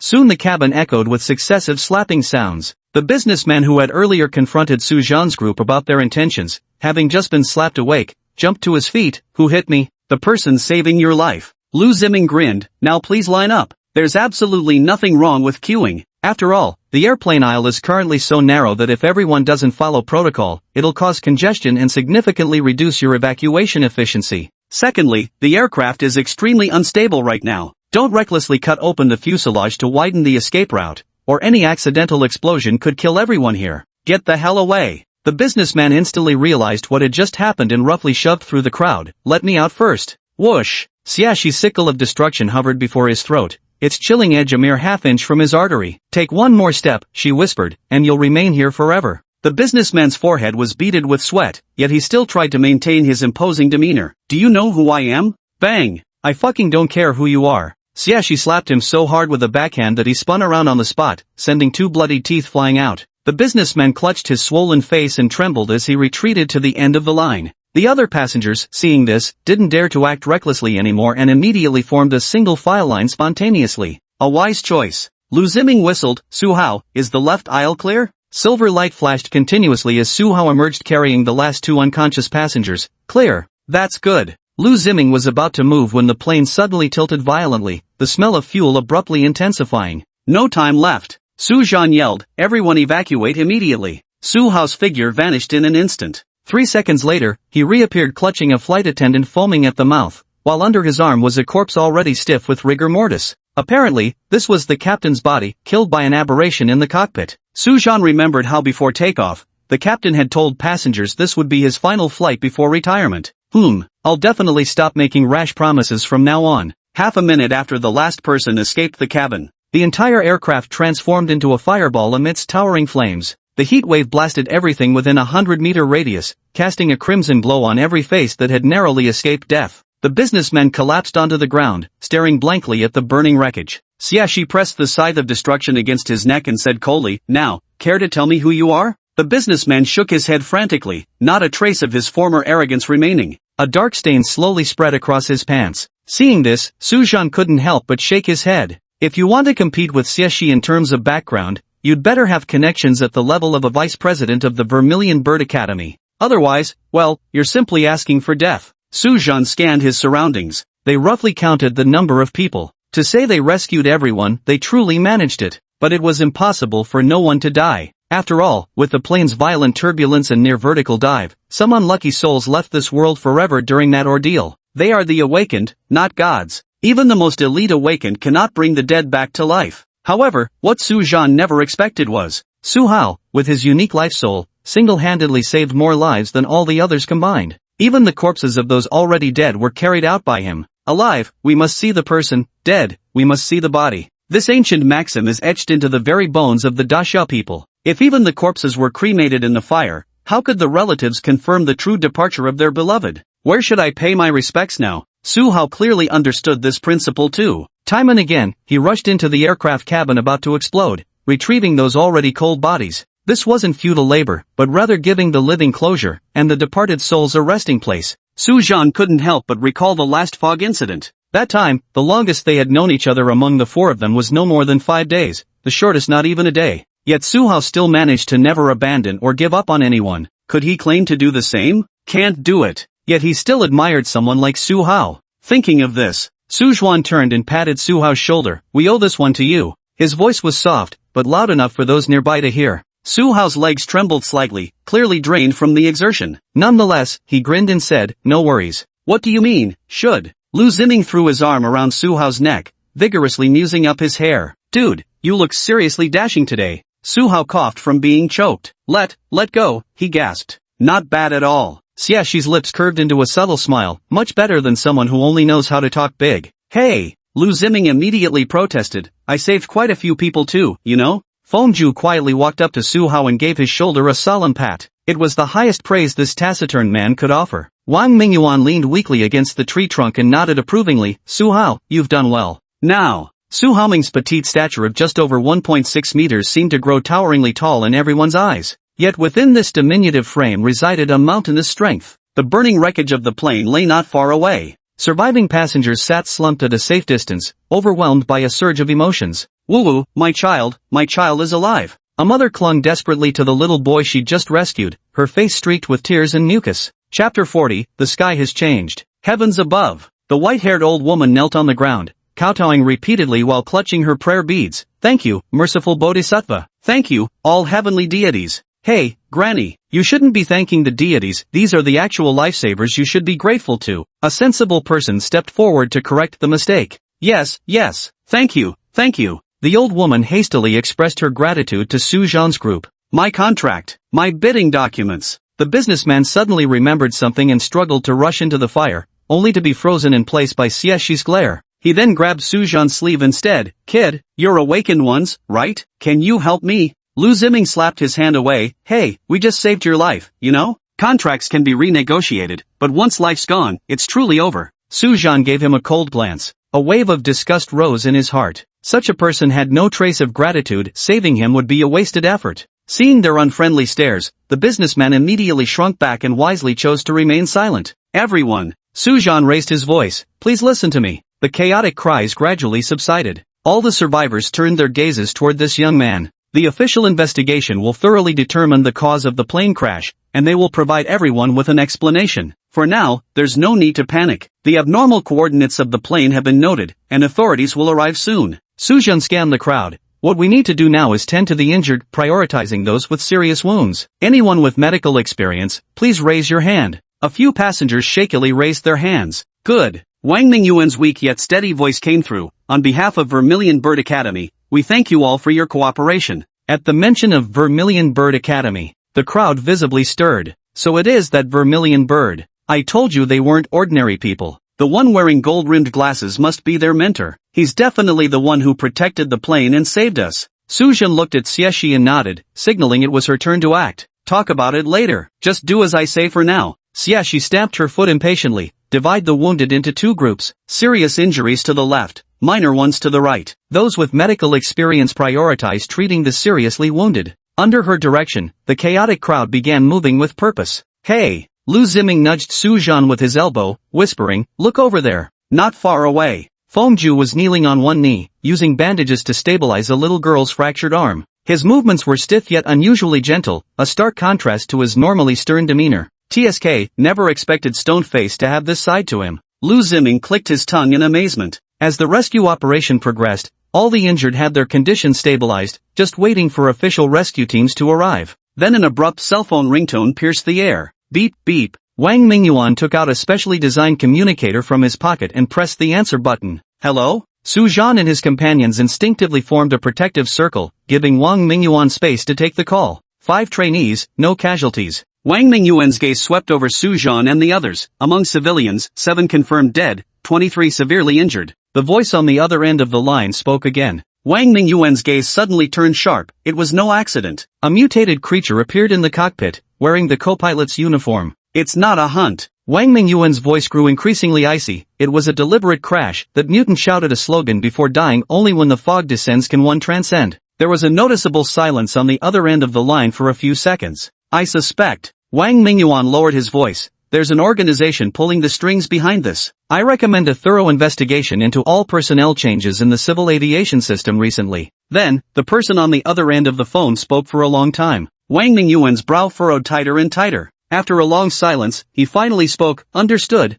Got it." He had just hung up the phone. A tremendous roaring sound came from the distance. Everyone turned to look at the source of the sound. Buzz. 3 black helicopters hovered in the air, stirring up fierce winds. Immediately afterward, several military off-road vehicles came speeding from the distance. Hurry! Critical injuries first. Drone 3 launching, expand search perimeter. Medical team on standby. The well-trained rescue personnel swiftly sprang into action. The fully equipped medical personnel pushed a mobile stretcher, swiftly providing initial treatment to the injured. A middle-aged officer with gleaming epaulets strode toward Wang Mingyuan, saluted solemnly, and then extended his right hand. Professor Wang, I've long heard of your reputation. Wang Mingyuan wiped the blood from his hands and shook the officer's hand. Thank you for your hard work. You're welcome. The officer looked solemn. Thanks to you containing the situation in time, the consequences could have been unimaginable otherwise. In the distance, medical staff were loading the last injured person onto a helicopter. The businessman who'd earlier had his tooth knocked out by Xieshi suddenly struggled and shouted, I want to file a complaint. These students used violent enforcement. An officer's glance. 2 soldiers immediately stepped forward. Brother, you need immediate medical attention.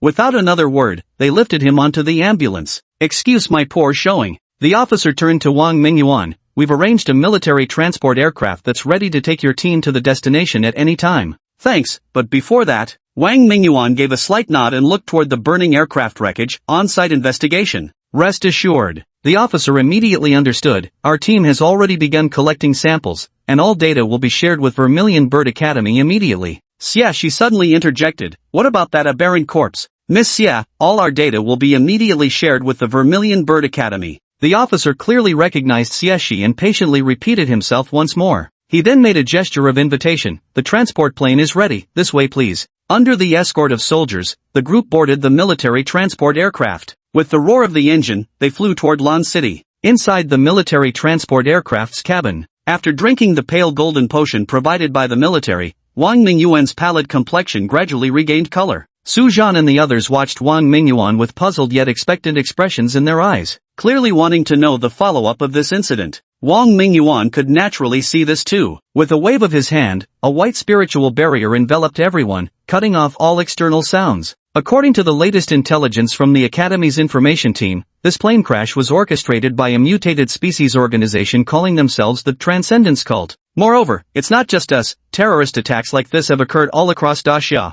Their targets are all talented awakened individuals like you. Su Zhan frowned tightly. It's no surprise when aberrants act in organized groups, but that one was fully prepared to die. Since when did they develop such resolve? That premeditated aberrant hunting incident at the villa with Du Feng had clearly been orchestrated by some organization. But that too was for hunting, for survival, for becoming stronger. But that distorted creature on the plane was different. He revealed his true form, disregarding his own life, not for hunting, not for gaining strength, only to kill everyone on that entire plane, only to strangle gifted awakened in their cradle. This motivation is somewhat similar to a terrorist organization. That was in the past. Wang Mingyuan adjusted his glasses. In the past, aberration species indeed acted independently. Even if they had organizations, they were only small-scale groups. And there was mutual distrust among various aberration species. They concealed their identities behind masks, never daring to reveal their true faces to one another, because no one knew if the others might betray them after being caught. But why now? Su Hao didn't finish his sentence.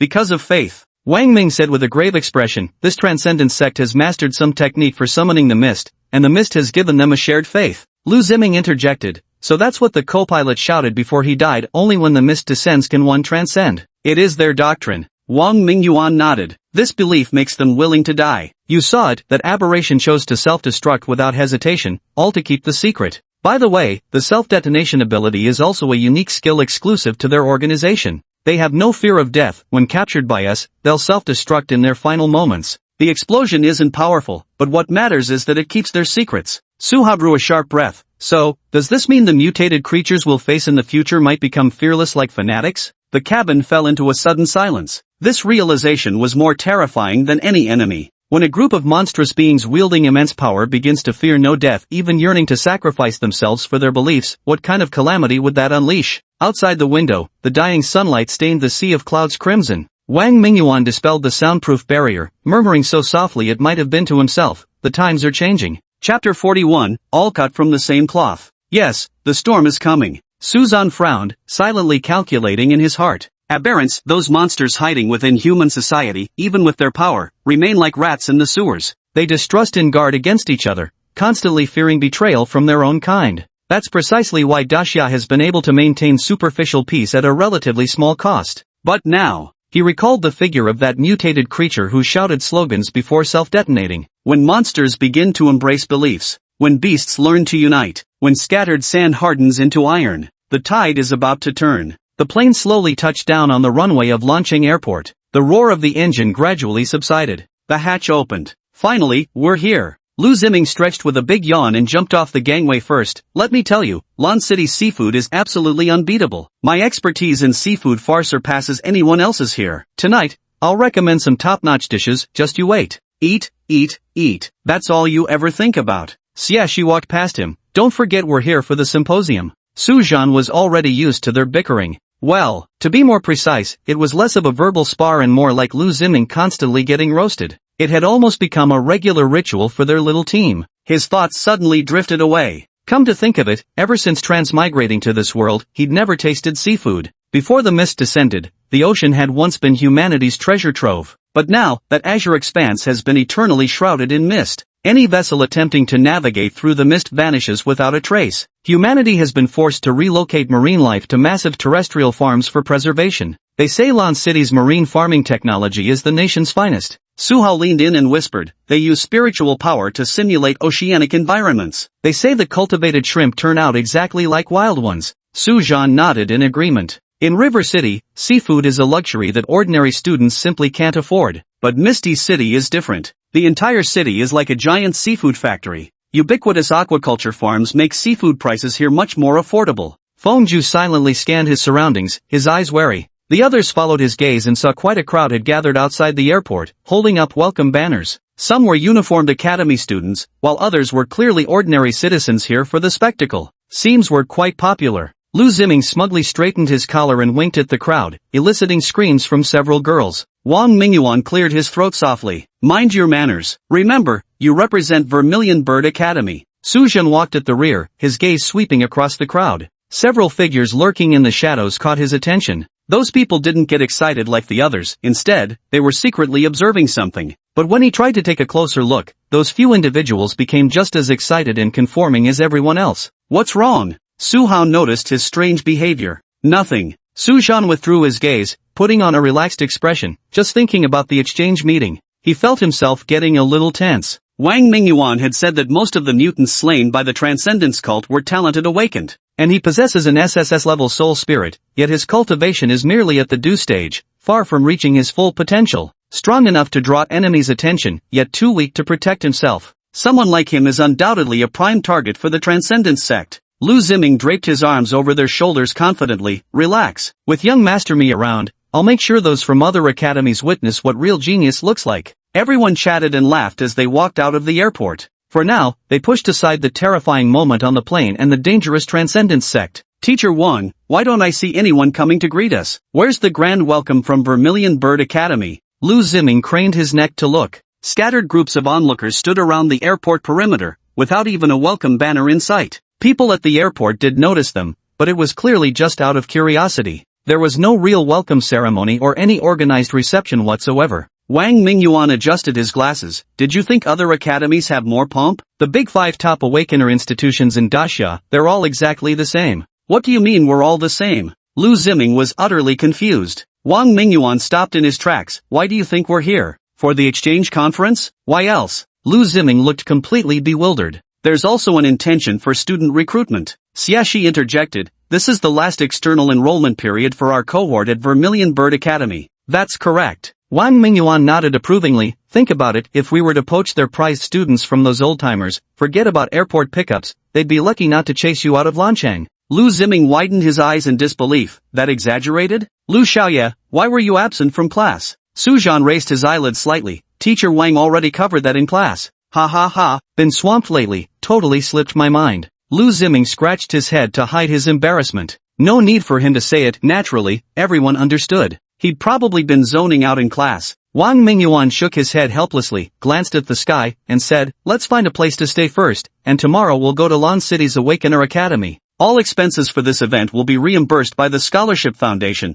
as long as the spending isn't too outrageous. Su Zhan was stunned by these words. Wang Mingyuan's meaning seemed to be saying, public money, spend freely, just don't go overboard. I was just his type. Government money, that's what spends best, without any burden. Is there even a need to look? Upon hearing this, Lu Ziming snapped his fingers. Bayside Grand Hotel in Lanchang, my family's business. It's already arranged. Wang Mingyuan raised an eyebrow. Yours? Lu Ziming straightened his collar smugly. Nationwide chain, all designed by my father personally. Absolutely worthy of our Vermilion Phoenix Academy's status. Xia Shi let out a cold snort, showing off. Lu Ziming didn't take it seriously. Instead, he said with a smile, classmate Xia, if you feel this isn't up to standard, I can arrange something even more advanced for you. Young Master Lu, your family has assets in Lanchang, why didn't you arrange for people to come and back you up? Su Hao asked at that moment. Sigh. Lu Ziming sighed, I thought Lan City would send someone to pick us up. Who knew it would turn out like this? Wang Mingyuan waved his hand dismissively.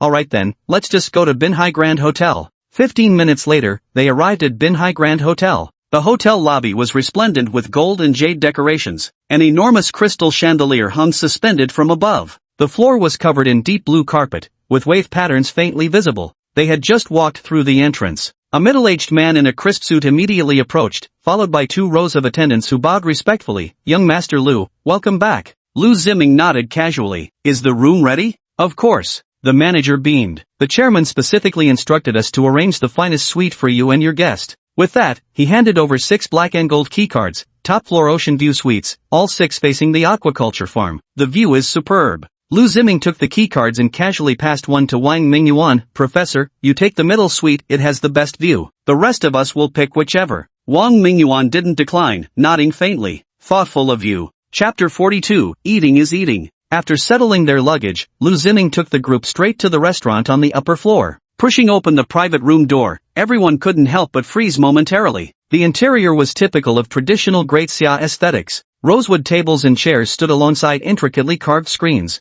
On the wall hung an inkwash masterpiece depicting a school of deep-sea fish swimming freely. The massive round table at the center could easily seat over a dozen people, now laden with an extravagant array of seafood. There were chilled oysters, steamed king crab, charcoal-grilled Australian lobster, fatty tuna sashimi, and abalone with truffle. Lu Ziming cast an approving glance and remarked to the manager, not bad. It'll barely suffice. The manager immediately replied with an ingratiating smile, if young Master Lu finds it insufficient, our kitchen just received fresh blue lobsters, we can prepare them immediately. Lu Ziming waved his hand, start eating first, we'll order more if it's not enough. The group took their seats. The manager clapped his hands, and a side door of the private room opened as over 10 young women in ancient-style long dresses gracefully entered. Holding round silk fans and moving with delicate steps, they were clearly preparing to perform classical dance. Their garments were sheer, allowing glimpses of what lay beneath. Drawing everyone's gaze to this spectacle. Crowd. Lu Ziming, who had just taken a sip of tea, nearly spat it out. Wait, who arranged this? The manager was startled. Young Master Lu, isn't this what you? Lu Ziming immediately scowled. When did I ever ask for this?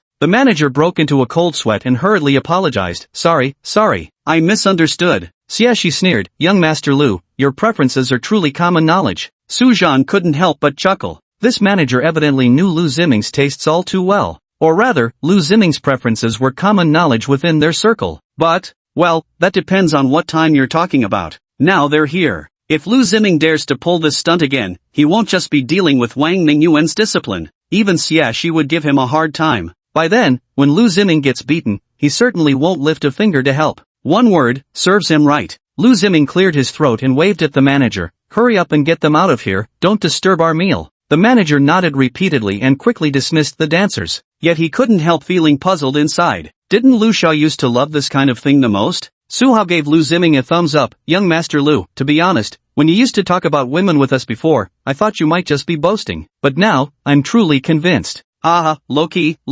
If you're interested, Hausi, I'll bring you along next time. Lu Ziming was beaming with excitement, his eyes sparkling with animation. No need.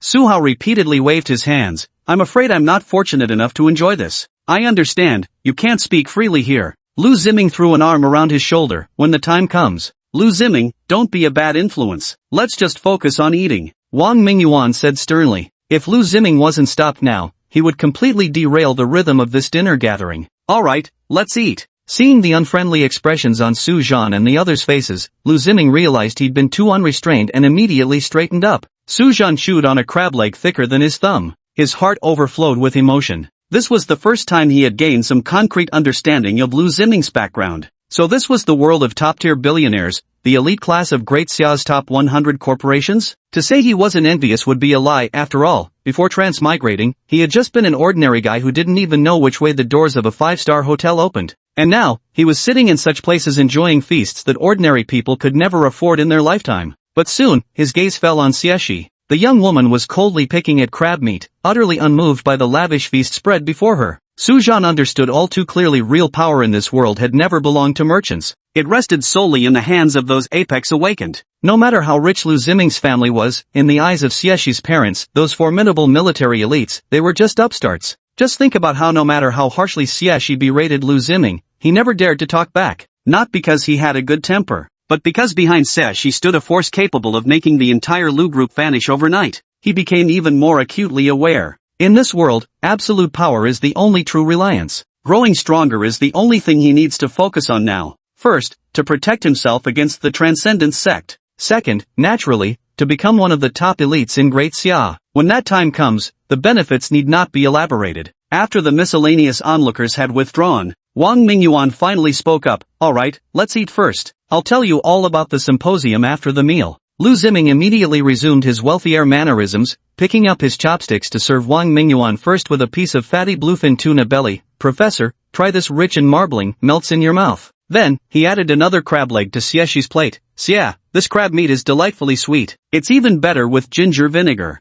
Xieshi shot him a glance. I can help myself. Lu Ziming remained unbothered and turned cheerfully to Su Zhou and Su Haofeng. Come on, don't stand on ceremony, this meal's umni, so eat your fill. They drank several rounds of wine and savored dish after dish. Wang Mingyuan set down his chopsticks and wiped the corner of his mouth. Tomorrow's exchange meeting will follow the usual format with individual and team competitions. However, the leadership of Lanchang Awakener Academy seems to have additional arrangements. I'll update you all after meeting with them tomorrow. Su Zhan nodded, understood. Now, tell me what realms you've all reached. Wang Mingyuan adjusted his gold-rimmed glasses and glanced at the group. Naturally, everyone was at the Du realm. But this sentence isn't nonsense. Within realms, there are also tiers of ascent. After all, every major realm encompasses 10 minor stages of progression. Among these, the first order is lowest, while the 10th stands supreme. Fengju responded succinctly, Lujing, second tier. Su Hao scratched his head, I'm also Lujing second tier. Lu Ziming smugly adjusted his collar. What a coincidence, I'm second tier too.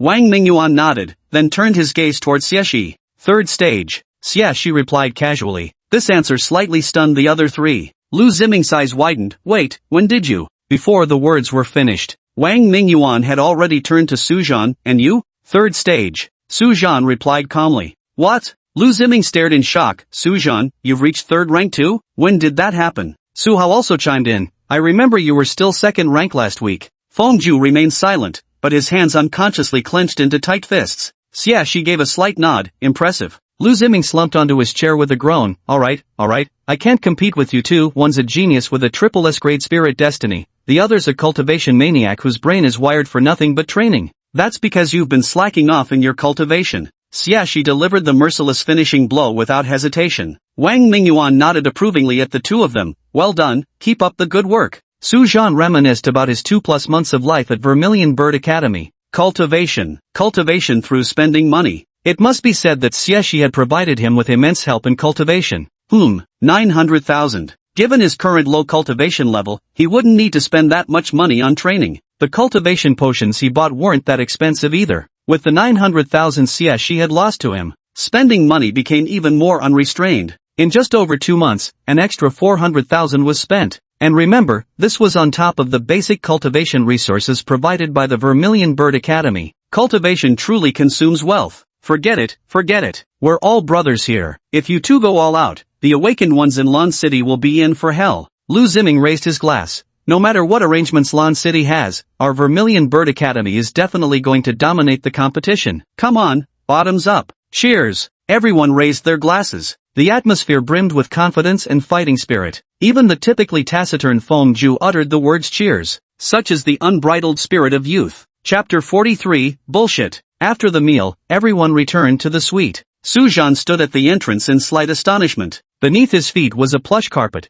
and the lights automatically turned on in response. A genuine leather sofa sits in the center of the living room. A fresh fruit platter and chilled champagne were already prepared on the coffee table. The bedroom's king-sized bed is dressed in silk-finished sheets. thoughtfully placed on the nightstand is some sleep-inducing incense. However, what most caught Su Zhan's attention was the floor-to-ceiling window that spanned the entire suite. Su Zhan walked to the window. From the 51st floor, the entire Lan City unfolded beneath his gaze. A sea of neon lights shimmered beneath his feet. The traffic on the streets below resembled glowing threads of light. Farther away, the faint blue glow of the seafood farms flickered faintly in the night. The scenery was truly beautiful. Su Zhan's palm pressed against the cold glass. Just now at the dinner party, Lu Ziming quietly whispered to him, "The most expensive suite at the penthouse hotel actually isn't all that remarkable, but that enormous floor-to-ceiling window is the real reason why the top-floor suite can command such a steep price. Couples love this thing the most. They are the primary consumers of the penthouse suites." "That makes sense." Su Zhan let out a silent chuckle.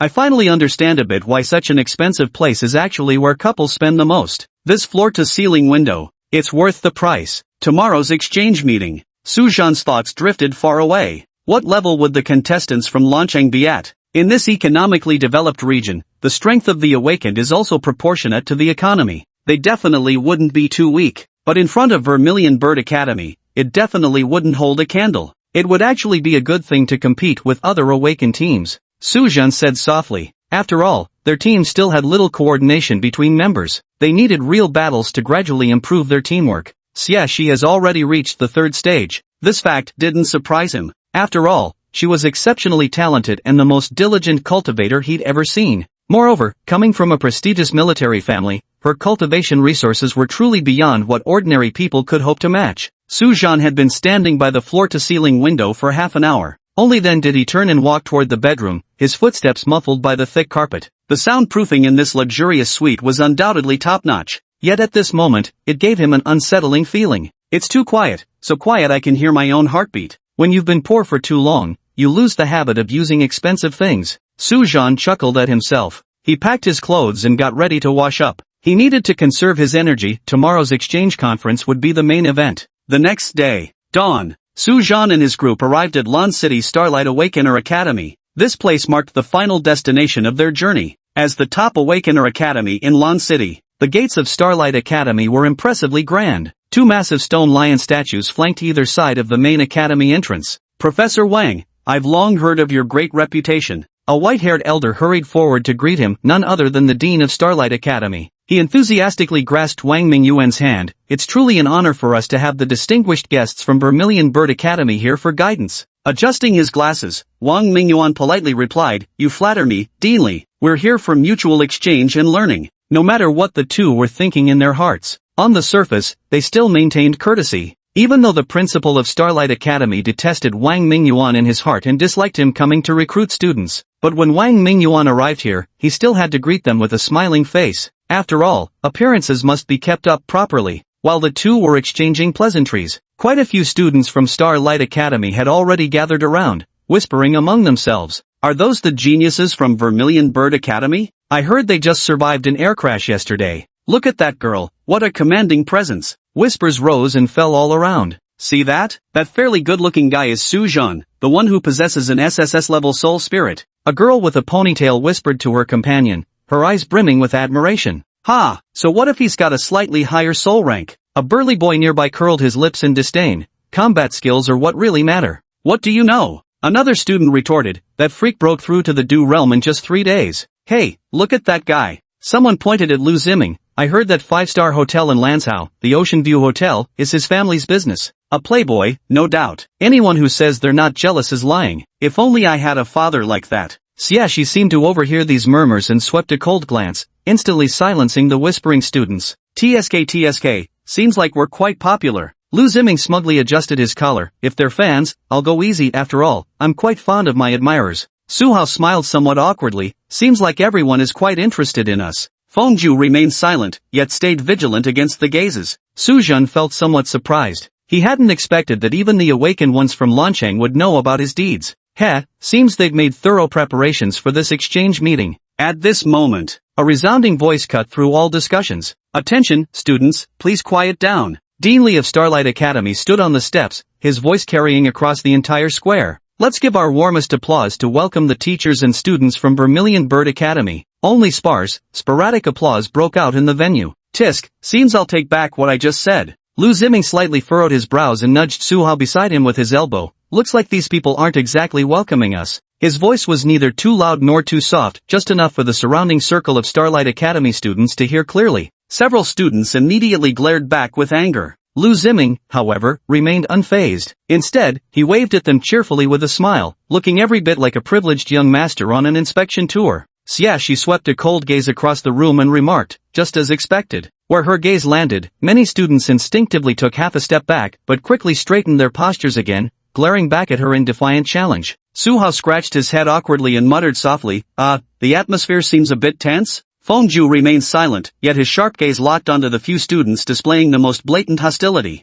Su Zhan stood calmly in place. He noticed that among the crowd, several students weren't following the general hostile trend. Instead, they observed them with scrutinizing looks. These people might be the opponents truly worth noticing. Hey, pretty boy. A tall boy pointed at Su Zhan and shouted, I heard your life spirit can manipulate time? Yeah, right. Oh my, this classmate's quite well informed, aren't we? Lu Ziming immediately perked up upon hearing this. Let me correct you, it's not about controlling time, it's about crushing all of you. You! The boy's face flushed red with anger. Too much nonsense. Xie frowned impatiently and turned to Wang Mingyuan. Professor Wang, can we begin now? Wang Mingyuan pushed up his glasses and nodded to Dean Li. The two exchanged a look. Dean Li cleared his throat and raised his voice. Everyone, take a short break. The exchange session will begin in half an hour. Chapter 44. This local academy is so rude. Wang Mingyuan returned to the group, adjusting his glasses as he said, don't mind their attitude. Though Starlight Academy can't compare to the top 5 institutions, it's still considered one of the better Awakener academies in Great Xia. Better academies with this kind of quality? Lu Ziming curled his lip disdainfully. The local academies really lack basic manners. That's just the school culture. Wang Mingyuan said indifferently, they're like this every year at the exchange meetings, acting completely fearless. Newborn calves don't fear tigers. Wang Mingyuan nodded, but the solution is simple, just beat them into submission. Exactly. Wang Mingyuan chuckled, can't remember exactly how many years ago, but I recall during one exchange visit from our institute, someone single-handedly defeated the top 5 freshmen from Starlight Academy back-to-back without resting. After that, nobody dared utter another superfluous word for the entire event. So this time, Lu Ziming suddenly perked up, rubbing his hands together eagerly. It's our turn to show off. Su Hao timidly raised his hand.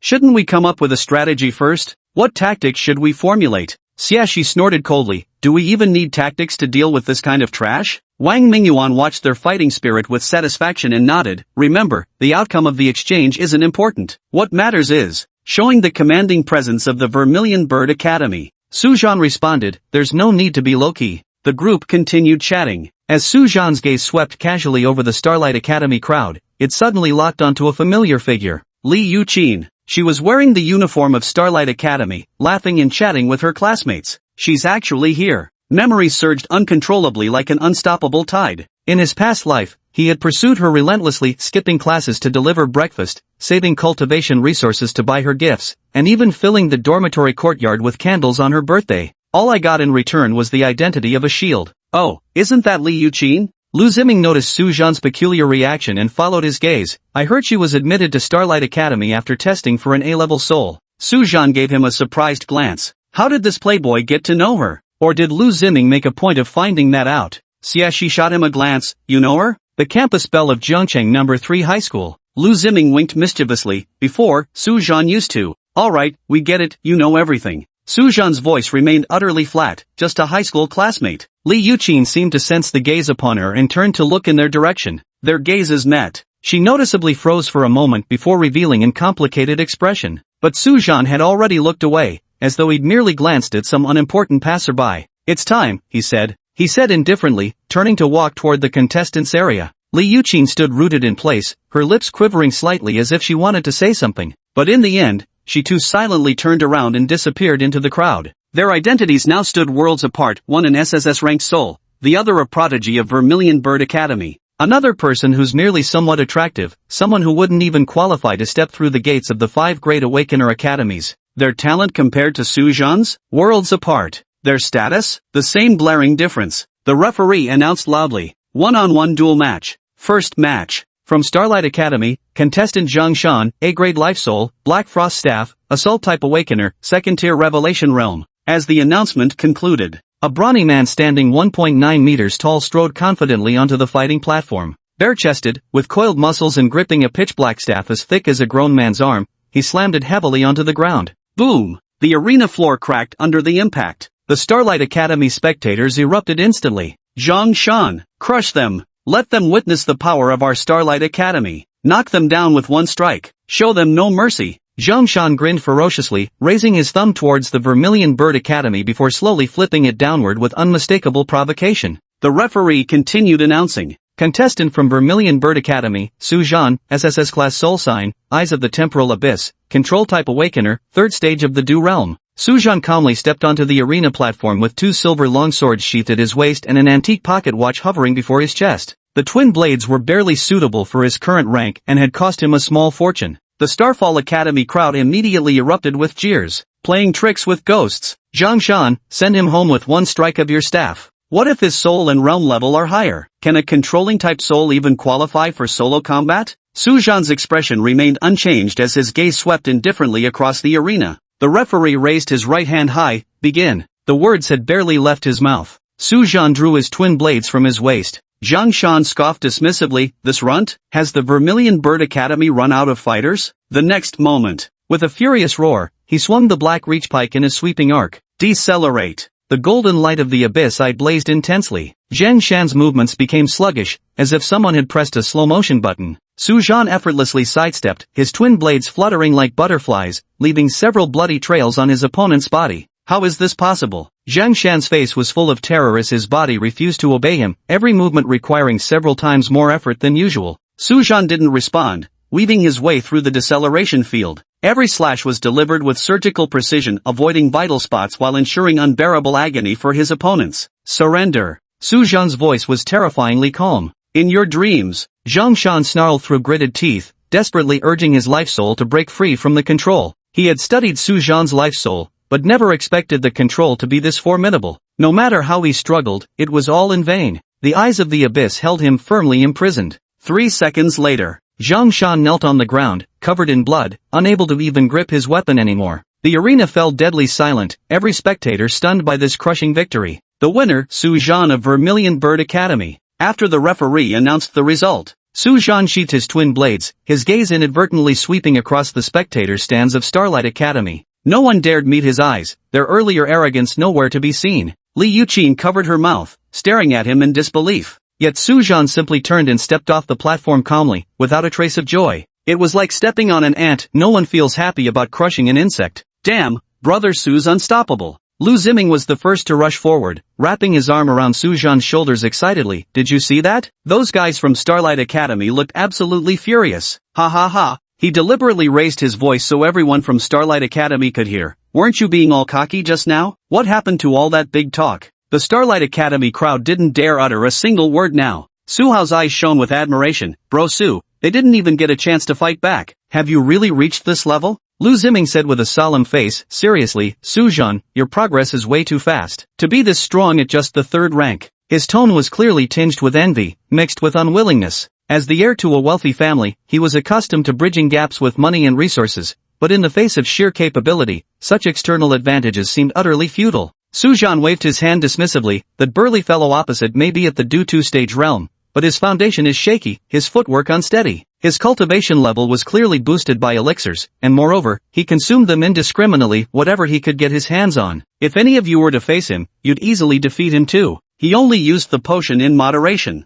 And every week, you have to go for a physical checkup to monitor the digestion of the medication, terrified of accidentally overdosing. I never expected someone with that kind of foundation. One look and you can tell they're the type to recklessly push their limits with drugs. Dude thinks he's Ronnie, with some superhuman drug tolerance? Very disappointing. Yeah, very disappointing. I hope this is just Starlight Academy testing the waters. After all, the individual matches aren't limited to just 5 rounds in total. Traditionally, Vermilion Academy students compete in 5 matches each, but there's no need to worry about stamina issues. You continue if you have energy, or postpone to the next day if you don't. If this isn't a test, then Starlight Academy truly only possesses this level of strength. This exchange meeting turned out to be a complete waste of time. Chapter 45 Continue Training. Xia Shi also pressed her lips tightly together. If it had been her in that fight just now, she could have won too. But could someone be as effortlessly skilled as Su Zhan? She didn't know. Feng Ju suddenly spoke. Keep practicing. Those 3 simple words voiced everyone's thoughts. Sujan noticed the complex expressions on his teammates' faces, his gaze sweeping over each person in the preparation area. Don't forget, we're a team. His words eased the tension considerably. Lu Ziming quickly regained his usual nonchalant demeanor. Exactly. Wait till I break through to the third rank, those guys from Starlight Academy better watch out.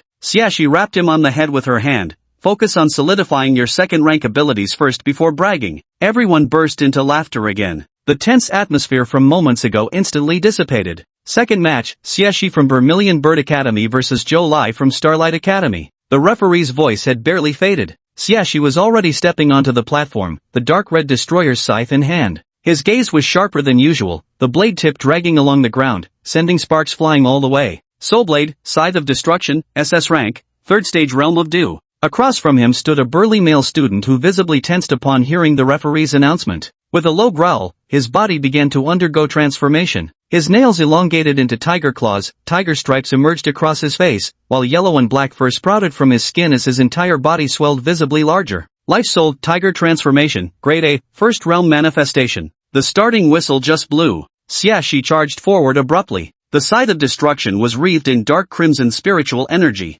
Roar! Zhou Lai let out a tiger-like roar and pounced violently. The Scythe of Destruction swung forth. Piercing through the tiger claw's defense, its blade tip pressed against Zhou Lai's throat. Crimson spiritual energy gathered at the blade's edge. One more inch would have claimed a life. The entire hall fell deathly silent. Zhou Lai's tiger claws froze mid-air, sweat dripping coldly down his cheeks. He had no doubt that if he moved even slightly, the Scythe of Destruction would pierce his throat. I surrender. Winner, Xiaxi from Vermilion Bird Academy. The referee announced the result. Xiaxi's Scythe of Destruction vanished into thin air. The entire process took no more than 10 seconds. Just like Sujan, the victory was swift and decisive. Xiaxi walked back to the preparation area, her gaze deliberately or inadvertently sweeping past Sujan. Lu Ziming stared dumbfounded. Xia, classmate Xia, you're... Shut up. Xiaxi said coldly, but the slight upward curve at the corner of her lips betrayed her true thoughts. Sujan couldn't help but smile as he watched her performance. This proud girl would never allow anyone to outshine her.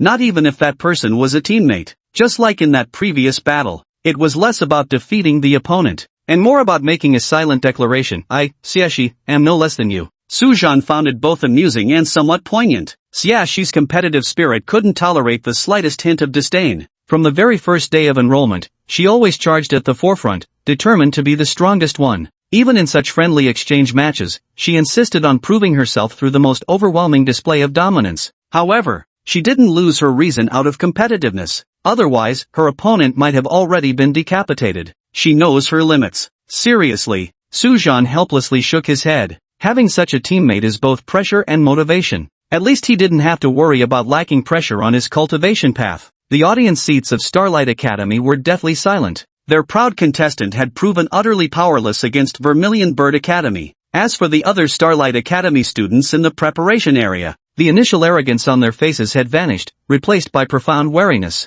It's almost my turn. Watch me teach these brats a proper lesson. Lu Ziming raised his eyebrows and declared confidently to the crowd. As soon as he finished speaking, the referee's voice rang out. Third match, Lu Ziming of Vermilion Bird Academy versus Wu Yan of Starlight Academy. Lu Ziming strutted onto the martial arts arena as if he owned the place. Mid-stride, he flipped off the audience across from him with a middle finger. This provoked a chorus of boos. Life Soul, Purple Lightning, SS rank, 2nd stage of the Dew Realm. The red-headed kid across from him froze. Lu Ziming immediately got fired up. What's the matter? Scared? It's not too late to kneel down and call me daddy now. Life Soul Crimson Flame, Grade A, 1st level of Dew Realm. That's it? Lu Ziming exaggeratedly picked at his ear. Does your Starlight Academy have no one better? You dare bring out a mere Grade A to embarrass yourselves? He turned to wink at the referee. Why not just declare me the winner? It's not good to bully kids. The referee said with a dark expression. The match begins. Stop pretending. Wu Yan's hands burst into blazing flames as he charged forward fiercely.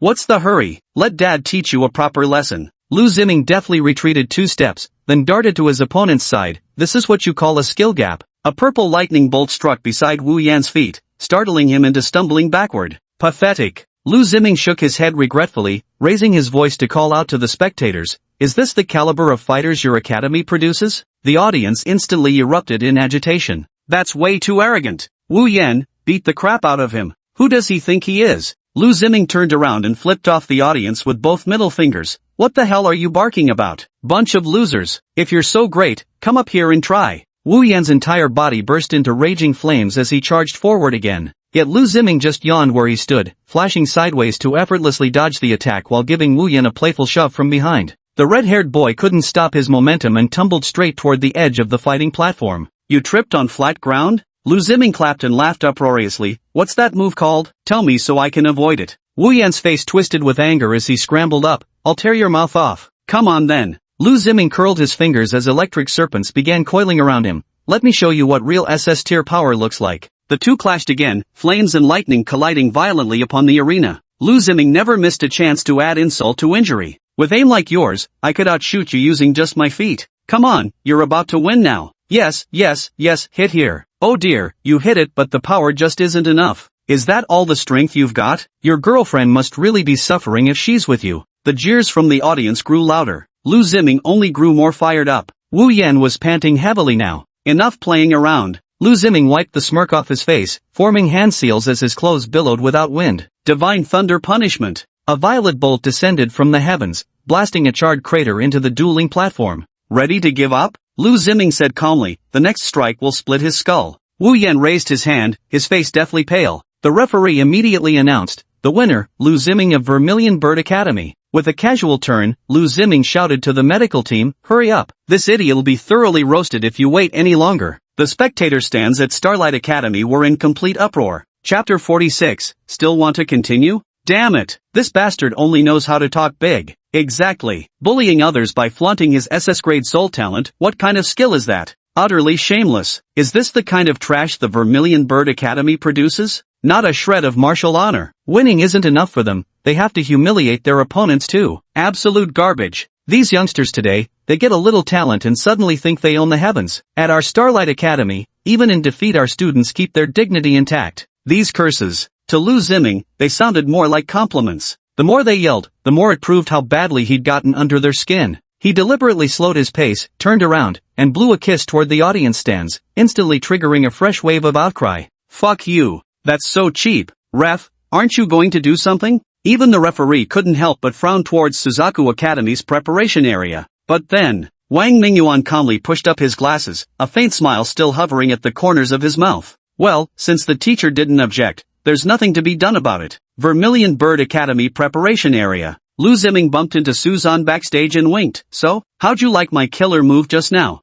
"Yeah," she snorted coldly. "What a waste of time. Oh, someone's jealous of my popularity." Lu Ziming said with a playful grin. "Seriously though, I wasn't even going all out just now. These small fries aren't worth seeing my real skills." Suzan shook his head helplessly. "Aren't you afraid they might unite and rise against you?" This playboy, when he's being shameless, can be summed up in 2 words, invincible. His opponents are practically spitting blood from frustration. They can't beat him physically, nor can they out-insult him. Afraid of what? Lu Ziming tossed his hair carelessly. Let them send a capable freshman if they dare. If they want to play dirty by sending seniors after juniors, then our Vermilion Bird Academy isn't afraid either. To everyone's surprise, Wang Mingyuan adjusted his gold-rimmed glasses and, instead of scolding, gave a slight nod. Though the approach lacks finesse, the logic holds. Everyone's eyes widened. Who would have thought this genteel-looking teacher could be so downright ungentlemanly in his actions? The torrent of curses from Starlight Academy continued unabated. But at this moment, everyone at Suzaku Academy simply felt exhilarated.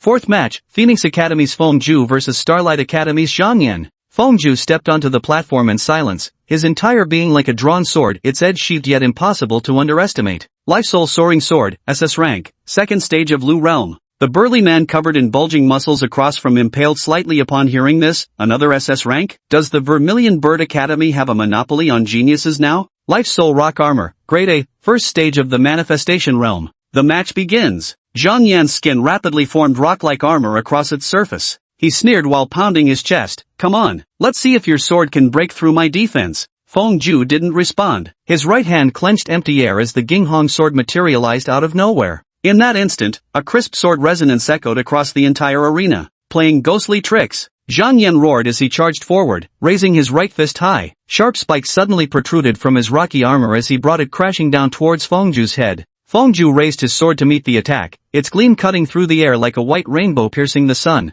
The audience only saw a blur before their eyes. Fengju had already appeared 3 meters behind Zhang Yan, slowly sheathing his longsword. Crack! A thin line appeared on Zhang Yan's rock armor, which then suddenly shattered with a loud boom, scattering debris noisily across the ground. He stood frozen in place, cold sweat beading on his forehead. Had that sword strike penetrated half an inch deeper, he would certainly have died, and it would have been an exceedingly gruesome death.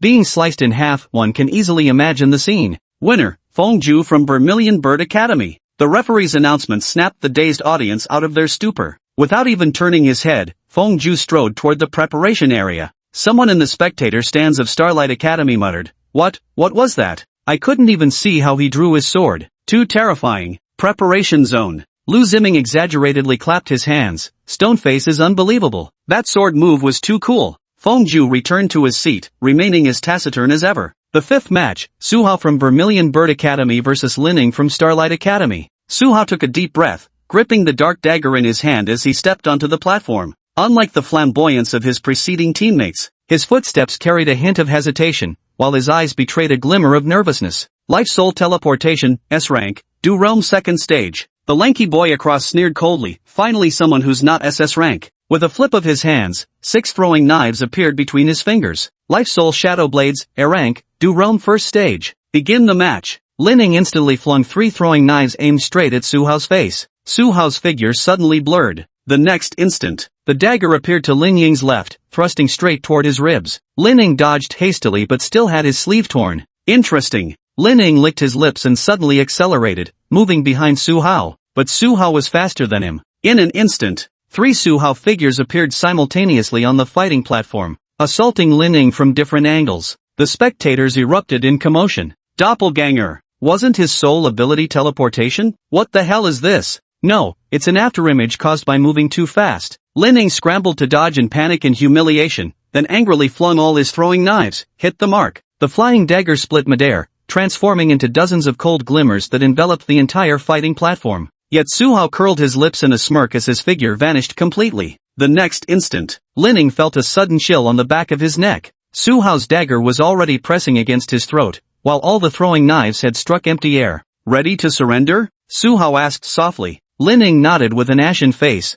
Victor, Juke Academy Suhao. Back at the preparation area, Suhao let out a long sigh of relief. Lu Ziming threw an arm around him. Not bad, mouse. Always such a quiet mouse off the court, but damn cool when you're playing. Wang Mingyuan's eyes were filled with gratification. With 5 consecutive victories, the momentum of the Vermilion Bird Academy was completely unleashed. Su Zhan's eyes narrowed sharply. It seemed no one was willing to fall behind. Xiaxi's decisive strike. Seal away that sword light as fleeting as a startled swan. Suhao's teleportation blur too swift for eyes to follow. Even Lu Ziming's exaggerated yet effective tactics. Each was proving themselves in their own way. Their team was by no means his one-man show. Su Zhan slowly swept his gaze over his teammates. The lingering combativeness on each of their faces had yet to fade. How could these individuals, hailed as geniuses in their respective hometowns, possibly resign themselves to being mere background players for him? Of course, how could they possibly be willing to accept defeat? Xiaxi grew up bathed in the glory of a military family. Though Fengju and Suhao's backgrounds remain unknown, their inner pride must be immense. After all, could anyone who enters Vermilion Bird Academy be anything less than a genius? Even the seemingly cynical Lu Ziming was born with a silver spoon in his mouth, heir to a financial conglomerate. Their pride wouldn't allow themselves to be reduced to mere supporting characters. Su Zhan was no exception.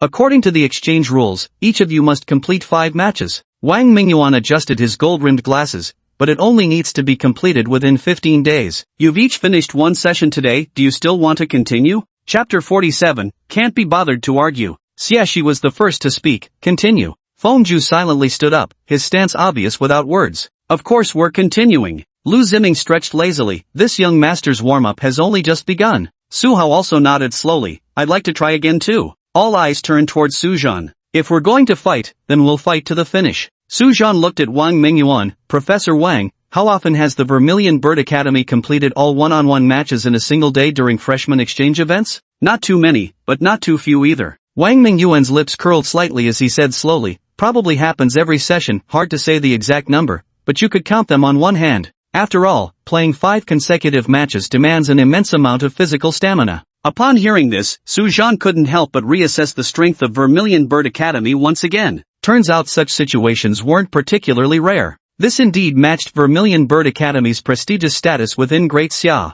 You want to finish all 5 matches in a single day? Xiaxi instantly grasped Su Zhan's intention, her eyes gleaming with excitement. You dare to think big. After a moment of silence, Fengju said, I'd like to give it a try too. Su Hao showed reluctance but ultimately gritted his teeth and nodded. Our genius Su is planning something major? 5 matches in one day? Lu Ziming threw an arm around Su Zhan's shoulders and said with a mischievous grin, could it be you're trying to show off in front of a certain campus belle? As he spoke, he waggled his eyebrows suggestively toward Li Yuqin sitting in the audience stands. Feng Zhu remarked coolly, disgusting. Xia Shi swatted his paw away. Watch your mouth. Oh my, is classmate Xia feeling jealous? Lu Ziming deftly dodged and turned to Su Hao, saying, Little mouse, want me to teach you a few moves? Guaranteed to make those girls on the other side go easy on you. Su Hao's mouth twitched slightly. No thanks, you keep those for yourself. Su Zhan rolled his eyes at him. We're talking serious business now, cut it out. He had already grown accustomed to Lu Ziming's current state. The more you say, the more fired up he gets. So this situation can be summed up in 3 words, not worth mocking. TSK, you cultivation fanatics. Lu Ziming shook his head, then straightened up seriously. But honestly, if any of you can win 5 matches in a single day, tonight's celebration feast will definitely be my treat. He began counting on his fingers. King crab, bluefin tuna sashimi, vintage 82. Wang Mingyuan shook his head helplessly. Let's win first, then talk. Lu Ziming raised his hands in surrender but couldn't resist adding, remember to save some energy, everyone. No one should miss tonight's party. The group couldn't be bothered to respond to him. Yet the atmosphere in the preparation area inexplicably lightened a bit. Su Zhan also curved his lips in a faint smile. This playboy with his worldly indifference always knew how to diffuse tension in his own peculiar way. Wang Mingyuan turned to the judges' stand and made a gesture. The Vermilion Bird Academy requests to continue the match. This decision caused a stir throughout the venue. Whispers could be heard from the direction of Starlight Academy. What do they want? Again? Aren't you going to take a break? Hee, such arrogance will be your downfall in a moment. After a quiet discussion between the referee and the Starlight Academy's dean, loudly declared, the Vermilion Bird Academy will continue to fight. I'll go first. Su Zhan stepped forward first. Of course, all of this was done for a purpose. He had investigated Zhuke Academy's conventions and discovered that achieving 5 consecutive victories would grant him a 3-month privilege of free access to all the Academy's cultivation resources, equipment, and training grounds. Just thinking about it feels amazing. Lu Ziming put away his playful expression and turned to look at Wang Mingyuan. Professor Wang, during Zeke Academy's freshman exchange meet, has there ever been a precedent where an entire team achieved 5 flawless victories in one-on-one matches in a single day? There is. Wang Mingyuan visibly froze for a moment, but achieving 5 consecutive wins in a single day by an individual is far rarer. Only about one group every 5 or 6 championships manages it. The preparation area suddenly fell silent. Why? Su Hao asked in a low voice. Wang Mingyuan adjusted his glasses. Not every team is composed entirely of geniuses among geniuses. What's the big deal? Lu Ziming grinned. I think all 5 of us are freaking geniuses among geniuses. The group fell silent at his words, but their fighting spirit burned even brighter. Now, the show begins. Su Zhan stood at the center of the arena, flipping the pocket watch between his fingers. Decelerate. His opponent's movements slowed tenfold instantly. Su Zhan didn't even draw his sword, merely strolling casually behind his opponent before giving a light push. Thud. The adversary was sent flying straight off the arena. The entire process took less than 3 seconds. The audience was deathly silent. Only when the referee announced the result did deafening exclamations erupt. That's it? It's over? What just happened? Am I seeing things? Was it really that simple? Is this the power of an SSS-ranked Destiny Soul? Su Zhan calmly stepped down from the arena. Behind him, the students of Starlight Academy wore ghastly pale expressions. Xia Shi's scythe of destruction scraped sparks across the ground. The opponent had just taken his stance when he saw a dark crimson streak shooting toward his face. The blade tip stopped 1 inch from his throat. Yet the accompanying gale had already ripped a tear in his opponent's armor. Do you yield? Xia Shi asked coldly. The opponent raised a trembling hand. Too fast. Is this the strength of the Vermilion Bird Academy? That girl is terrifying. Xia Shi turned around and raised an eyebrow at Su Zhan. When Lu Ziming took the stage, he deliberately flipped off the audience. Next, a bolt of lightning struck right in front of his opponent, blasting a charred crater into the arena. Will you surrender? Lu Ziming asked with a playful grin. The next strike might just split your skull open. The opponent slumped to the ground, nodding repeatedly. The crowd erupted in curses. How arrogant! That bastard! Can someone teach him a lesson? Lu Ziming walked off the stage with a hearty laugh, flashing a victory sign to his teammates. The sealed sword hadn't even fully left its scabbard. When the opponent charged forward, he merely flicked his thumb against the sword hilt, revealing an inch of cold steel. The next moment, his opponent's belt suddenly snapped, sending his trousers sliding straight to his ankles. I concede, Feng Zhu said coolly. The arena first fell silent, then erupted in uproarious laughter. The opponent, red-faced and clutching his pants, ran off the stage, while the faculty and students of Starlight Academy turned pale with fury. This is beyond insulting. Was this deliberate? Isn't anybody going to stop this? Fengju returned to his seat expressionlessly, as if he had just casually swatted a mosquito. Lu Ziming patted his shoulder and laughed heartily. Hey, poker face, never thought you'd have such a dark sense of humor. Just wanted to end it quickly.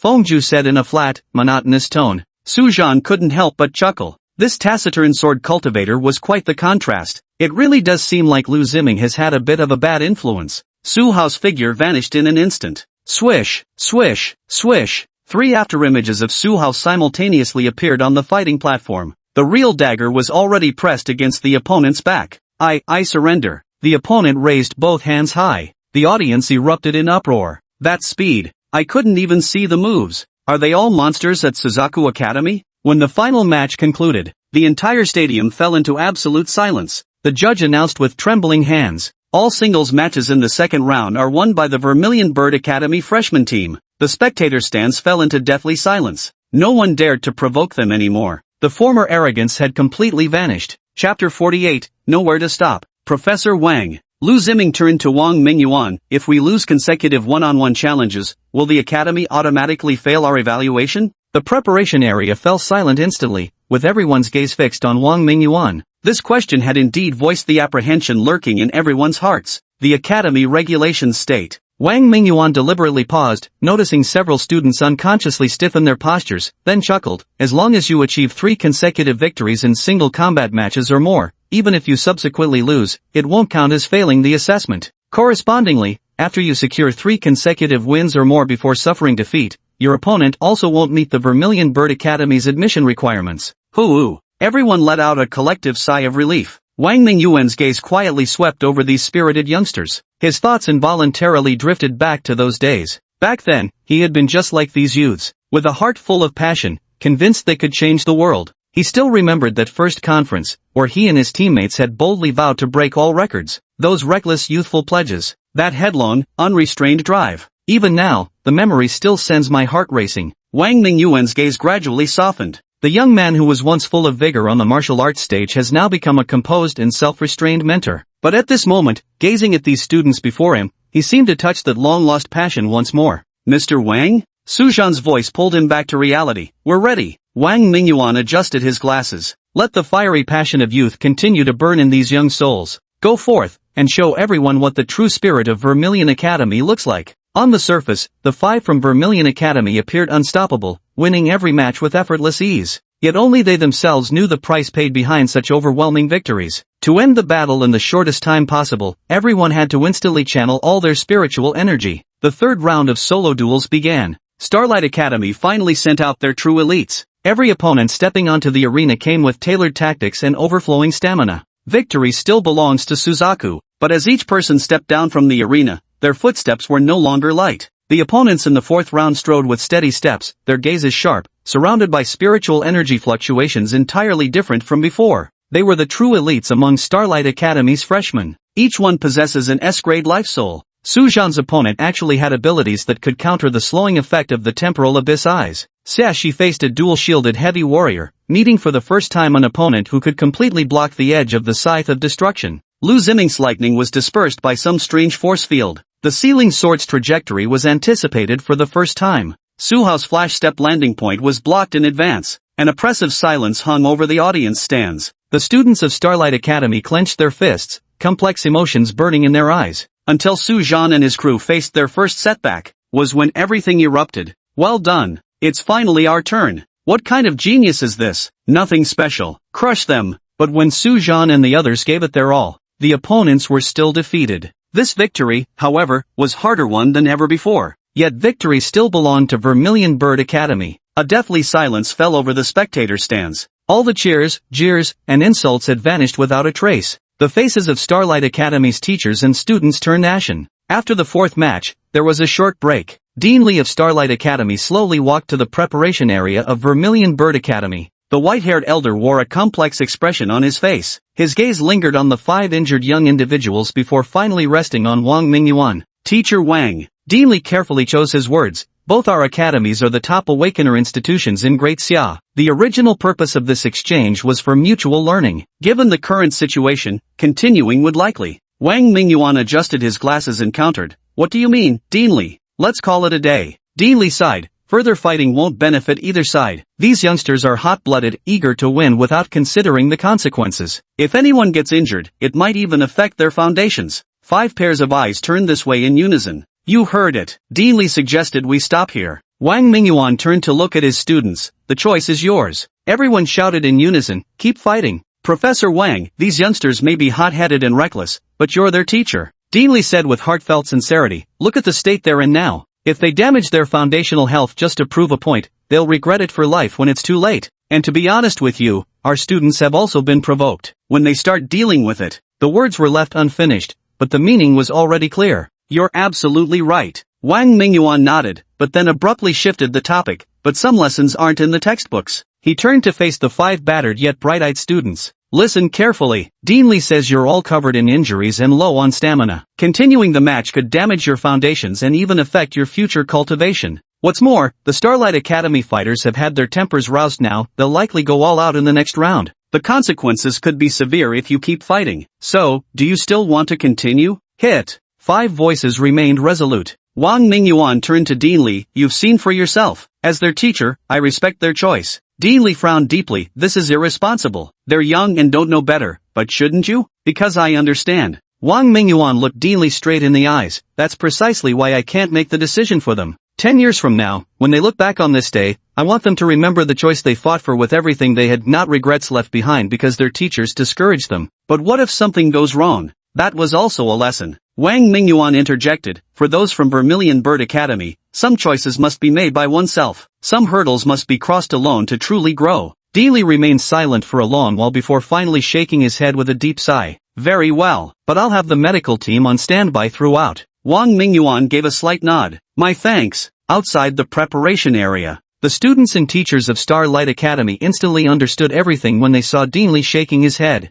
The atmosphere in the spectator stands shifted. There was anger, bewilderment, but above all, an indescribable sense of awe. Su Zhan's gaze swept over his teammates in the preparation area. Xiaxi's breathing was somewhat rapid, but his eyes remained sharp. Probably still retains about 50% of his combat strength. Though Feng Ju stood perfectly straight, his knuckles had already turned white. At most, only 50% of his strength remains. Lu Ziming's face was deathly pale. He'd be lucky to muster 40% of his former power. The worst off was Su Hao. He slumped on the bench, his hands trembling uncontrollably, barely able to maintain his grip on the dagger. The fourth opponent, skilled at anticipation, pushed him to his limit. It's a miracle he could even stand up now. As for himself, Su Zhan looked down at his palm. "Although I'm in better condition than the others, with about 60% of my stamina remaining. But this is the final match. Starlight Academy will undoubtedly field their true ace. As for my chances of winning, I don't have much confidence." Chapter 49, Not Enough Yet. Su Zhan assessed his remaining stamina, mentally calculating his next move. He would never let momentary impulse damage his foundation and ruin his future prospects. This exchange meeting was merely a waypoint on his cultivation journey, neither the beginning nor the ultimate destination. The Vermilion Bird Academy made participation mandatory, so he came. His goal of witnessing the standards of other academies had already been achieved. The illusory fame of victory was far less important than steady progress. He had read too many examples in the academy archives of those who ruined their cultivation foundations for fleeting glory. This exchange has already yielded them rich rewards. They've witnessed different soul abilities. They've accumulated invaluable combat experience. They've even pushed each other to their absolute limits. That's enough, just perfect. He had no deep-seated grudge against Starlight Academy. If there's really no chance of winning, then it's time to swallow one's pride when necessary. The 5th one-on-one match is about to begin. Contestant from Vermilion Bird Academy, please take your position. The referee's voice rang out. Upon hearing this, Su Zhan stepped forward to approach the arena. "Wait a moment, Brother Su." Su Hao suddenly reached out to stop him. Su Zhuan turned his head.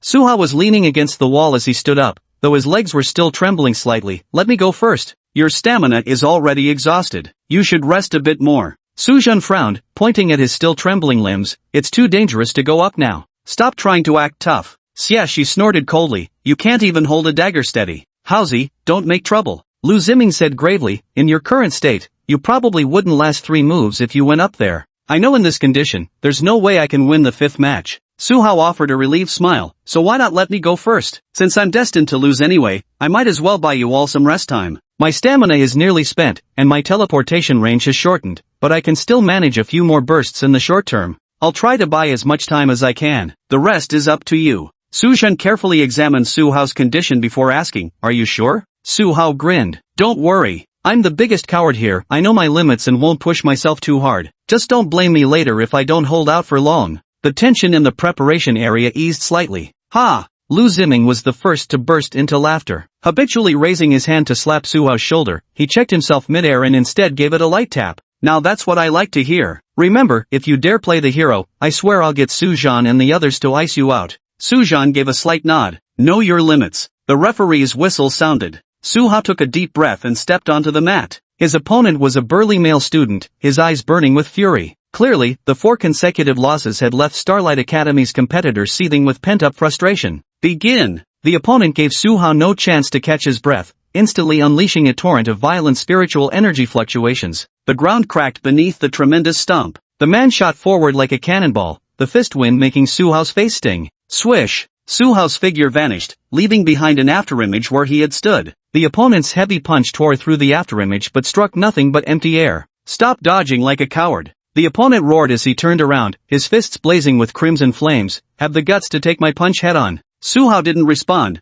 nearly gritting his teeth and activating his teleportation once more. His silhouette flickered left and right across the arena. Each time, he narrowly avoided the attacks by the slimmest of margins. Though his movements were noticeably slower than in his prime, he still darted about as nimbly as a fish. Boom! A fiery fist grazed Su Hao's shoulder, instantly charring his clothes black. He grunted in pain, yet used the momentum to instantly teleport to the opposite end of the arena once more. 50 seconds. Su Hao silently counted in his heart, cold sweat beating on his forehead. The opponent grew increasingly furious, his attacks growing fiercer by the moment. Coward! Does Vermilion Bird Academy only teach you how to run away? Booing erupted from the audience. Hit him! What kind of skill is just dodging? Get the hell down! Su Hao turned a deaf ear, narrowly avoiding the sweeping whip of flames once again. 60 seconds. At this very moment, the opponent's attack shifted abruptly, flames on both fists suddenly turning blue. Su Hao's pupils contracted sharply. It's a change of tactics. He exerted every last ounce of strength for one final teleportation, yet was still sent flying by the residual shockwaves. I surrender. Su Hao shouted these 2 words before even hitting the ground. The referee intervened promptly, blocking the opponent's pursuit. Su Hao slumped to the ground but raised his index finger toward the preparation area. 1 minute, he had successfully held on for 1 minute. Though defeated, his mission was accomplished. The audience erupted into deafening cheers in an instant. We finally won. Vermilion Bird Academy, nothing special after all. Let's see if they dare to act arrogant now. Oh, what happened to the mighty Zhuke? Can't keep up the bravado anymore? The contestant from Starlight Academy raised both arms high, savoring the long-awaited victory. Preparation zone. Su Hao limped back, each step heavy with defeat. Lu Ziming was the first to rush forward, steadying him with a firm grip. Way to go, Mousy. Xiaxi tossed over a healing potion. Good job. Fengju quietly took the dagger from Su Hao's hand, wiped off the dust with his sleeve, and handed it back. That simple gesture spoke volumes. Su Zhan finally breathed a sigh of relief after confirming that Su Hao's injury wasn't serious. Wang Mingyuan's eyes were filled with genuine satisfaction.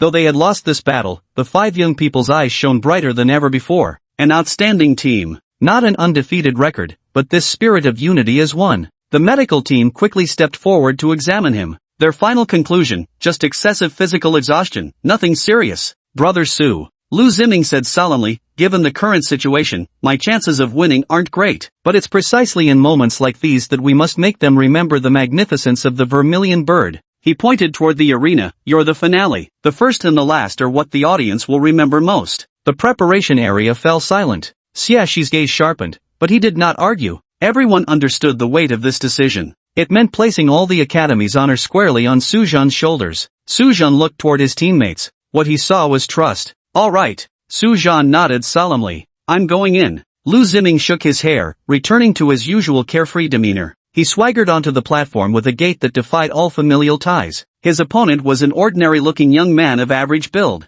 His arms were entwined with earthy yellow spirit chains, his gaze icy. Life Soul, Earth Veil Shackles, S-Class, Do Realm, 2nd Stage. The referee announced. Wow. Lu Ziming laughed and said, your academy is so sneaky, waiting until we're exhausted before sending your strong players, how shameless. The match begins. the opponent suddenly stomped his foot, causing the entire arena to tremble violently. Dozens of earth and yellow chains erupted from the ground, lashing toward Lu Ziming. So eager to tie me up? Lu Ziming hastily dodged while quipping, "This young master doesn't indulge in such peculiar tastes." The chains abruptly changed trajectory, closing in from all directions. Lu Ziming's back collided with a chain, momentarily halting his movement. Bang! A heavy punch landed squarely in his abdomen. Cough! Lu Ziming staggered back, yet managed to force a roguish grin. "That all you got? Tickling me?" His opponent's gaze turned colder as the chains suddenly tightened. Lu Ziming's lightning was suppressed to mere flickers, blood trickling from the corner of his mouth. "I concede," the opponent said coldly. Chapter 50, Who Cares About You?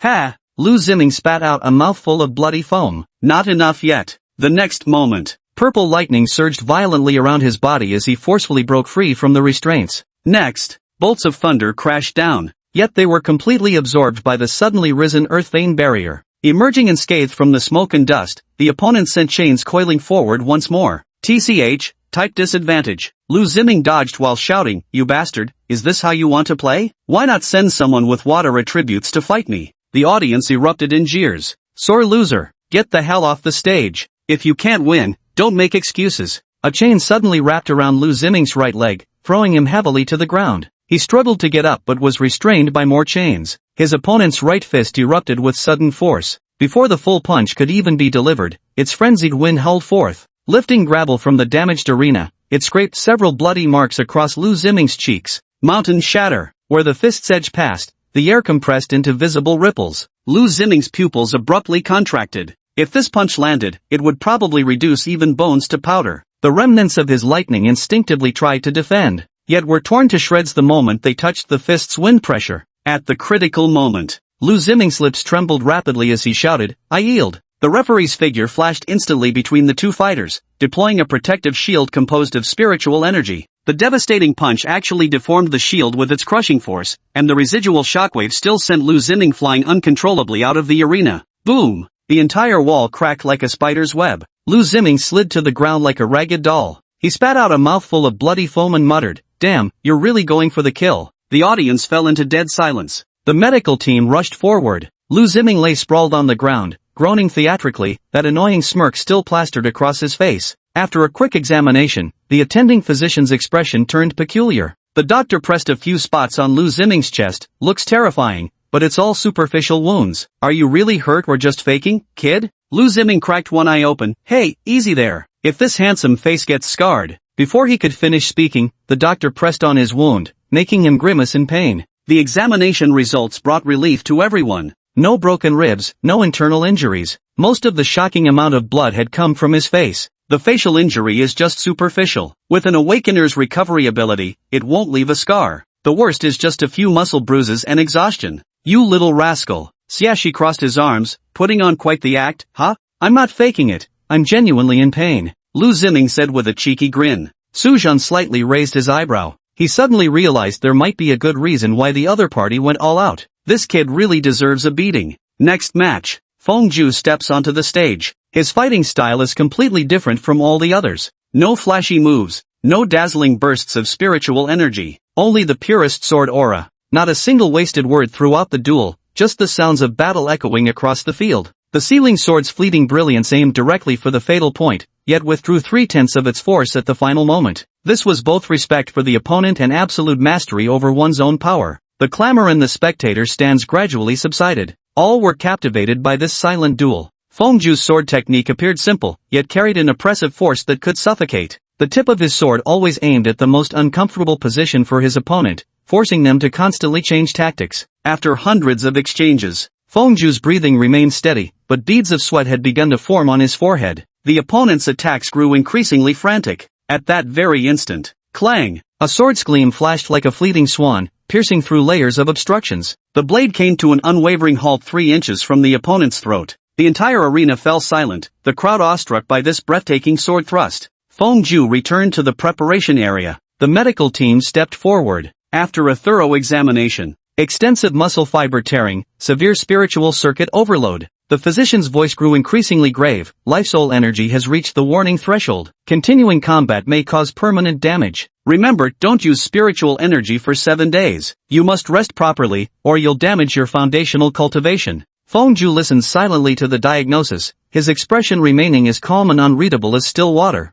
Xia Shi wordlessly handed him a bottle of healing potion. Su Zhan's eyes flickered slightly. The stubborn sword cultivator had already exhausted every last ounce of his strength. Just for victory, for the glory of the team. Enough, you've done more than enough. Wang Mingyuan gently pressed Feng Zhu's shoulder. Leave the next battle to your teammates. Next time, I will definitely win. Xia Shi looked straight into Feng Zhu's eyes and said resolutely. Feng Zhu gave a slight nod, a trace of relief flickering in the depths of his eyes. Xia Shi understood him. If 3 out of the 5 of them achieve the feat of winning 5 consecutive matches. Note, assuming the context relates to a competitive scenario where winning streaks are significant, such as sports or gaming. However, per your rules, here is the translation without additional notes. If 3 out of the 5 of them achieve the feat of winning 5 consecutive matches, the outside world would say 5 wins and 3 losses. Then they have not lost. Just trust your teammates now. Su Zhan let out a slight sigh. He didn't know whether Feng Zhu's victory, achieved at such great risk, was right or wrong. But since Feng Zhu was willing to go to such lengths, then he would do his best. Su Zhan admitted that he had been somewhat timid. He couldn't achieve what Feng Zhu could. For the team's glory, Ken took the risk of jeopardizing his future. The road ahead is still long. The path must be trodden steadily, one step at a time. After much deliberation, 1,000 words still condensed into a single sentence. All that can be said is, he did his best. Next, Xia Shi. She held a massive scythe in her hand. The blade's dark crimson patterns pulsed like veins. They flickered in rhythm with her breathing. Let the match begin. The opponent struck first, waving both hands. Dozens of spiritual thorn vines burst from the ground, instantly turning half the arena into a bramble jungle. These spiked tendrils writhed, twisting toward Xia Shi like serpents. Xia Shi pivoted and swung his sickle, releasing a crescent-shaped slash of dark crimson energy. Boom! Wherever the blade's energy passed, the thorns were utterly shattered. The arena floor was plowed open with a 3-meter-long trench. Debris scattered in all directions. Xia Shi swiftly advanced, continuously swinging his scythe. His opponent hastily dodged. The spot where he had been standing was split open by the scythe's blade, leaving a half-meter deep gash. Gasps of astonishment rose from the spectator stands. The destructive power. The arena can't hold much longer. Xia Shi pressed her assault without respite, the scythe of destruction whirling into a crimson storm in her grasp. Then, leaping into midair, a blood-red lunar crescent 5 meters in diameter descended from the sky, enveloping the entire arena. Boom! The arena finally gave way, its central area collapsing completely. The dust settled, only to see the opponent collapsed at the edge of the ruins, and the tip of Xia Shi's sickle was already pressed against his neck. I give up, the opponent said with trembling. The referee wiped the cold sweat from his forehead. The winner is Xia Shi from Phoenix Academy. Returning to the preparation zone, the medical team quickly gathered to examine her and found she had only expended too much spiritual energy, with no serious physical harm. The arena repairs will take 10 minutes, the referee announced loudly. Lu Ziming approached and gave a thumbs up. Xia, your destructive power is downright terrifying. Xia Shi shot him a glare, then turned her gaze to Su Zhan. Quite impressive. Su Zhan also gave her a thumbs up with wide eyes. Only then did Xia Shi allow a faint smile to curve her lips.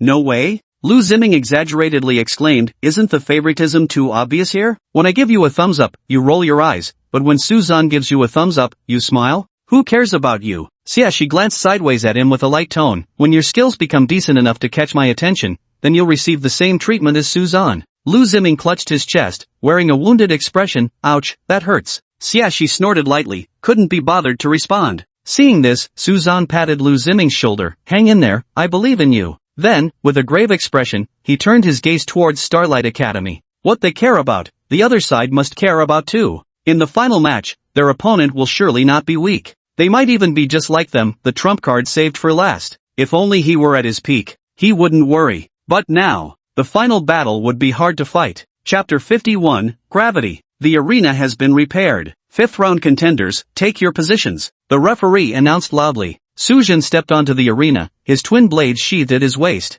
Next match, Su Zhan of Vermilion Bird Academy vs Lin Xing of Starlight Academy. Lin Xing, SS grade Soul Destiny Gravity, 2nd stage of Du Realm. Su Zhan arched his eyebrows slightly, his gaze settling on the slender young man opposite him. The other party appeared calm, with spiritual energy faintly circulating around him, clearly a formidable opponent. An SS-ranked soul? Interesting. Su Zhan chuckled lightly, his tone casual. But, you didn't pass the Vermilion Bird Academy's entrance exam? The implication was obvious. Can't even cross the threshold of Vermilion Bird Academy, so your strength must be truly mediocre. Hearing this, Lin Xing showed no anger and simply replied calmly, I didn't go. Oh, so you'd rather be a big fish in a small pond than a small fish in a big pond. Su Zhan's smile deepened. What a pity. You don't even have the courage to challenge the strong, only daring to play king in the territory of the weak. He shook his head, feigning regret. No ambition, just cowardice. The spectators' stands immediately erupted in uproar. Holy shit, that tongue is vicious. Could Lin Xing tolerate this? He couldn't possibly just sit back and take it, could he?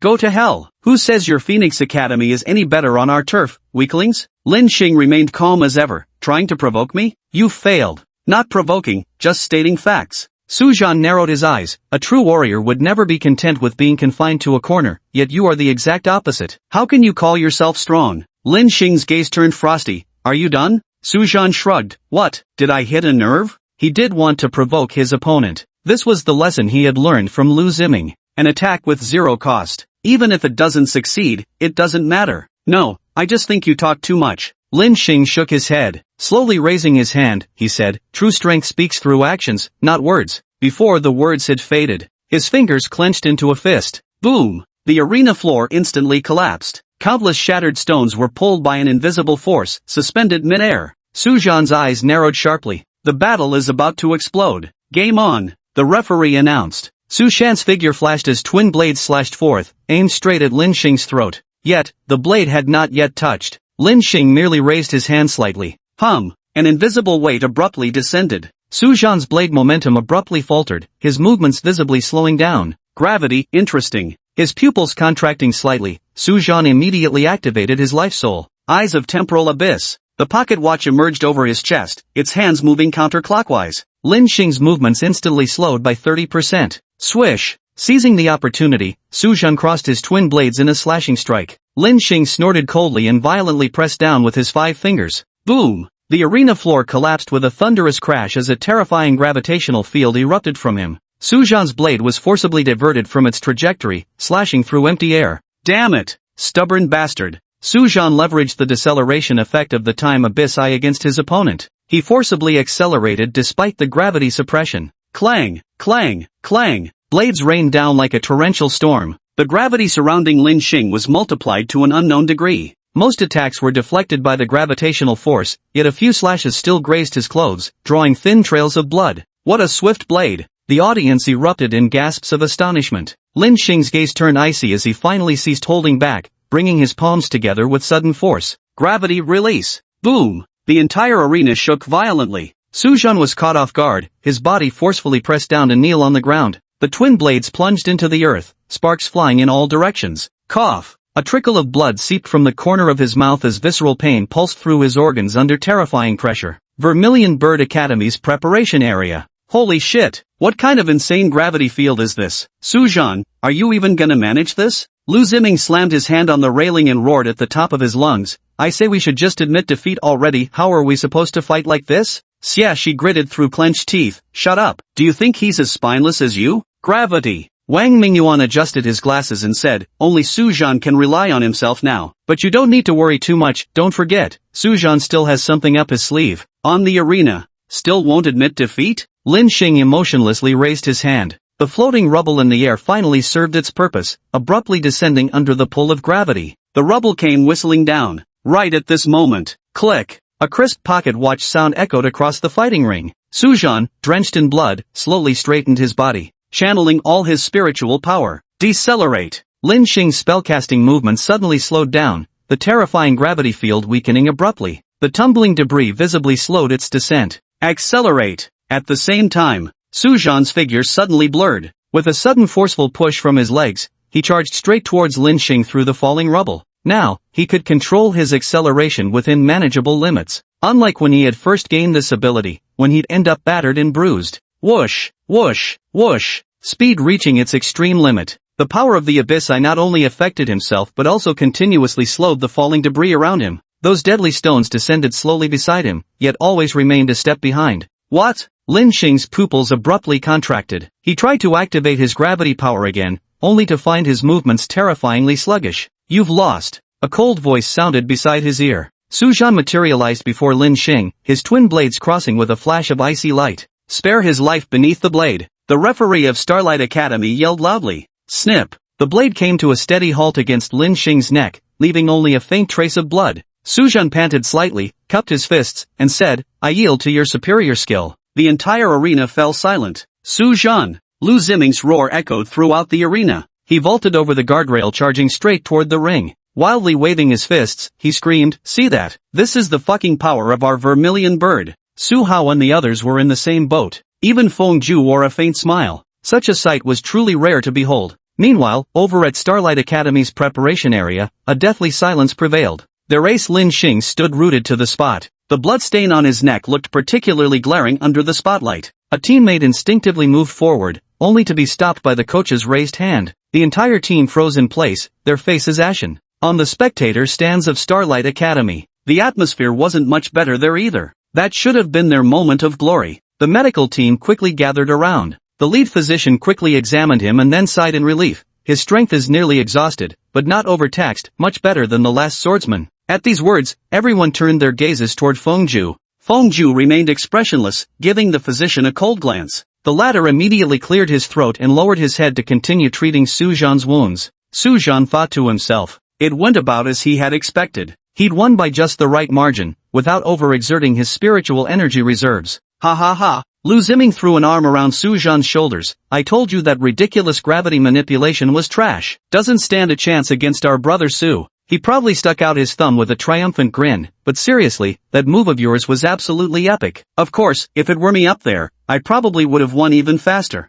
Xiaxi rolled her eyes and aimed a kick at Lu Ziming's shin. "Have some shame, will you? Who is the one crying, 'I'm dying'? I'm dying downstairs just now." Chapter 52, Mutual Business Flattery. That's just to confuse the opponent. I knew my Su Ji would win. Lu Ziming rubbed his leg and hopped aside, shifting the topic to Feng Ju. "You have no idea that Poker Face actually smiled after winning just now. I think Poker Face doesn't even need to find other doctors. Coming to you instantly cured him." "Shut your mouth." Xiaxi flung a healing potion into Lu Ziming's arms. "Keep yapping and next time you'll be first in line." The triumphant gleam in Lu Ziming's eyes didn't dim in the slightest, as if he himself had won the competition. Su Zhan leaned against the guardrail, watching his bickering teammates, his lips curling upward unbidden. The physician's bandaging hands pressed down a bit too hard. He hissed in pain. This elicited another round of exaggerated concern from Lu Ziming. "Be gentle. Can't you see this is the great hero of our Vermilion Bird Academy?" Laughter continued unabated in the preparation area. At this moment, an elderly man with silver-white hair walked slowly forward, none other than Dean Li of Starlight Academy. Seeing this, Wang Mingyuan stepped forward. "Dean Li, Professor Wang, you're too kind." Dean Li's voice was deep and resonant. Indeed, Vermilion Bird Academy is brimming with talents. Seeing is believing, their reputation is well-deserved. Not at all. Starlight Academy has profound heritage, and Lin Xing's gravity manipulation is particularly impressive. Wang Mingyuan gave a slight bow. Were it not for Su Zhan's stroke of luck, the outcome would still be uncertain. Professor Wang is too modest. Dean Li waved his hand. For your student Su Zhan to turn defeat into victory in such dire circumstances, such composure and talent are truly remarkable. Su Zhan and the others silently watched the two engage in their mutual admiration. Dean Li cast a tender gaze over the members of the Vermilion Bird Academy team. According to the exchange tournament rules, the team competition was originally scheduled to take place 5 days after the individual matches concluded. "But I see these youngsters are all injured. It's best to let them recover properly first," he continued. With that, he retrieved an exquisite sandalwood box from his sleeve and handed it to Wang Mingyuan. "These are 5 specially crafted Starlight Dew pills from our Starlight Academy, remarkably effective for spiritual energy recovery.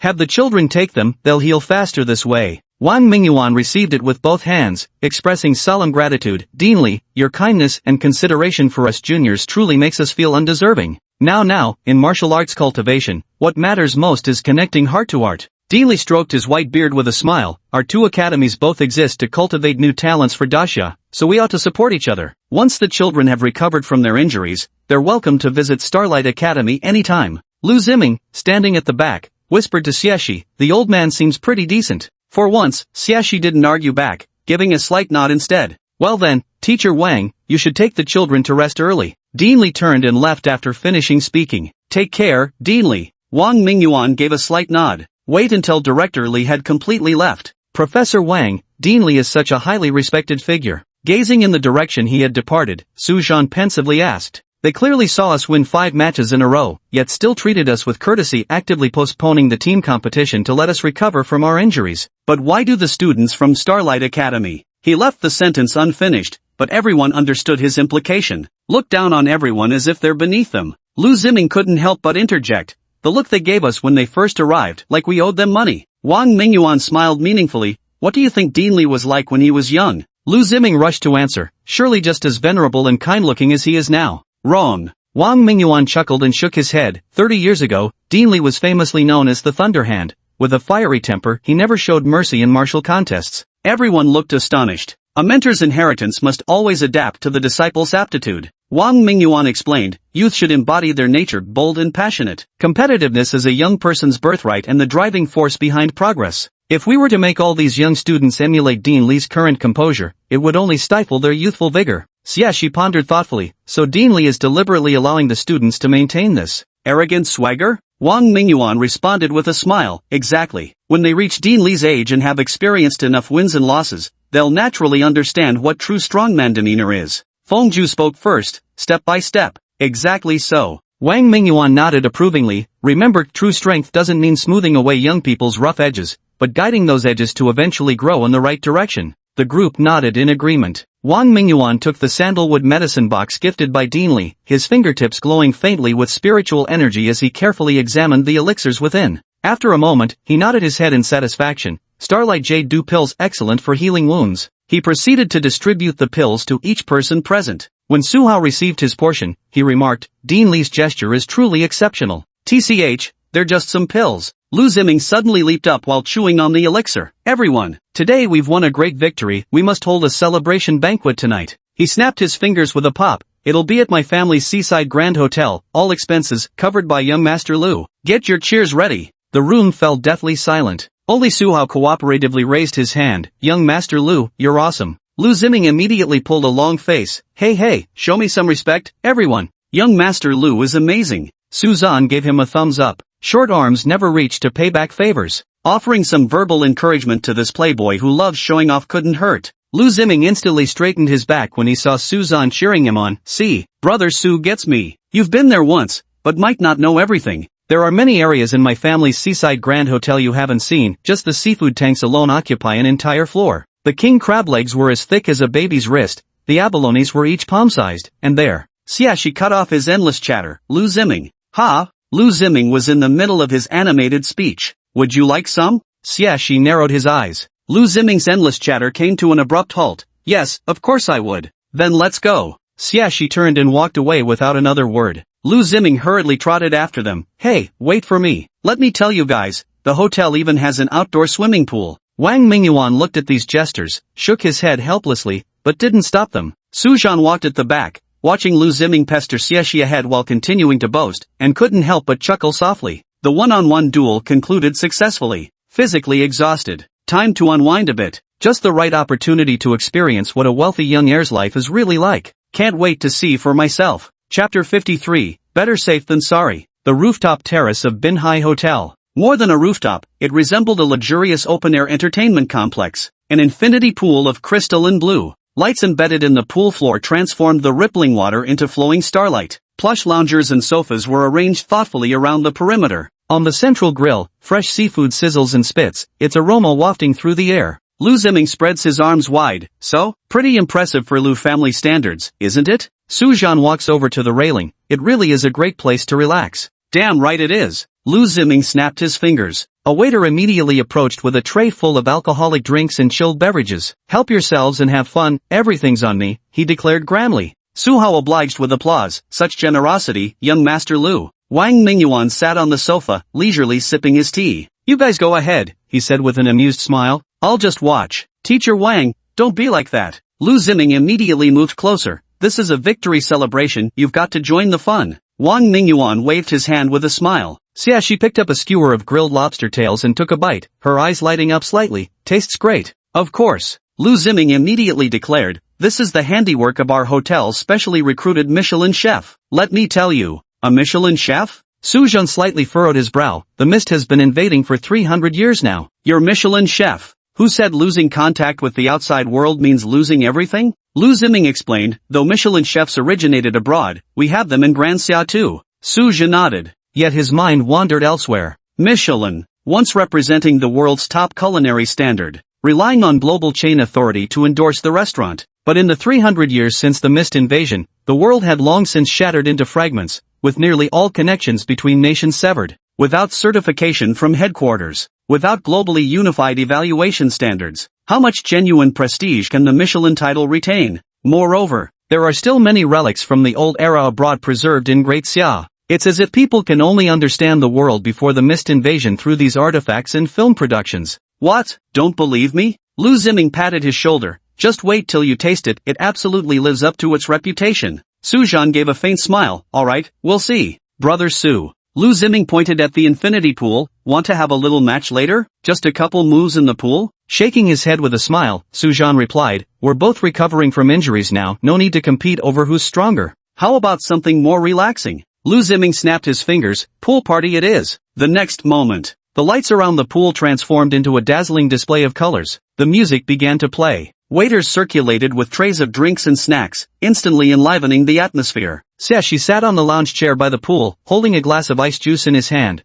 watching Lu Ziming flit around greeting people like a social butterfly. Hey, Su Hao, don't just stand there, come on in for a swim. Lu Ziming had already changed into his swim trunks and was standing by the pool, eager to dive in. Coming. Su Hao had also changed into his swim trunks. He tested the water temperature with his hand before slowly descending the stairs while holding onto the railing. What are you afraid of? Lu Ziming plunged into the water with a fierce dive, splashing a huge wave that drenched Feng Ju, who happened to be passing by. Feng Ju wiped his face expressionlessly, his eyes narrowing dangerously. Lu Ziming's head popped up from the water, and he immediately froze.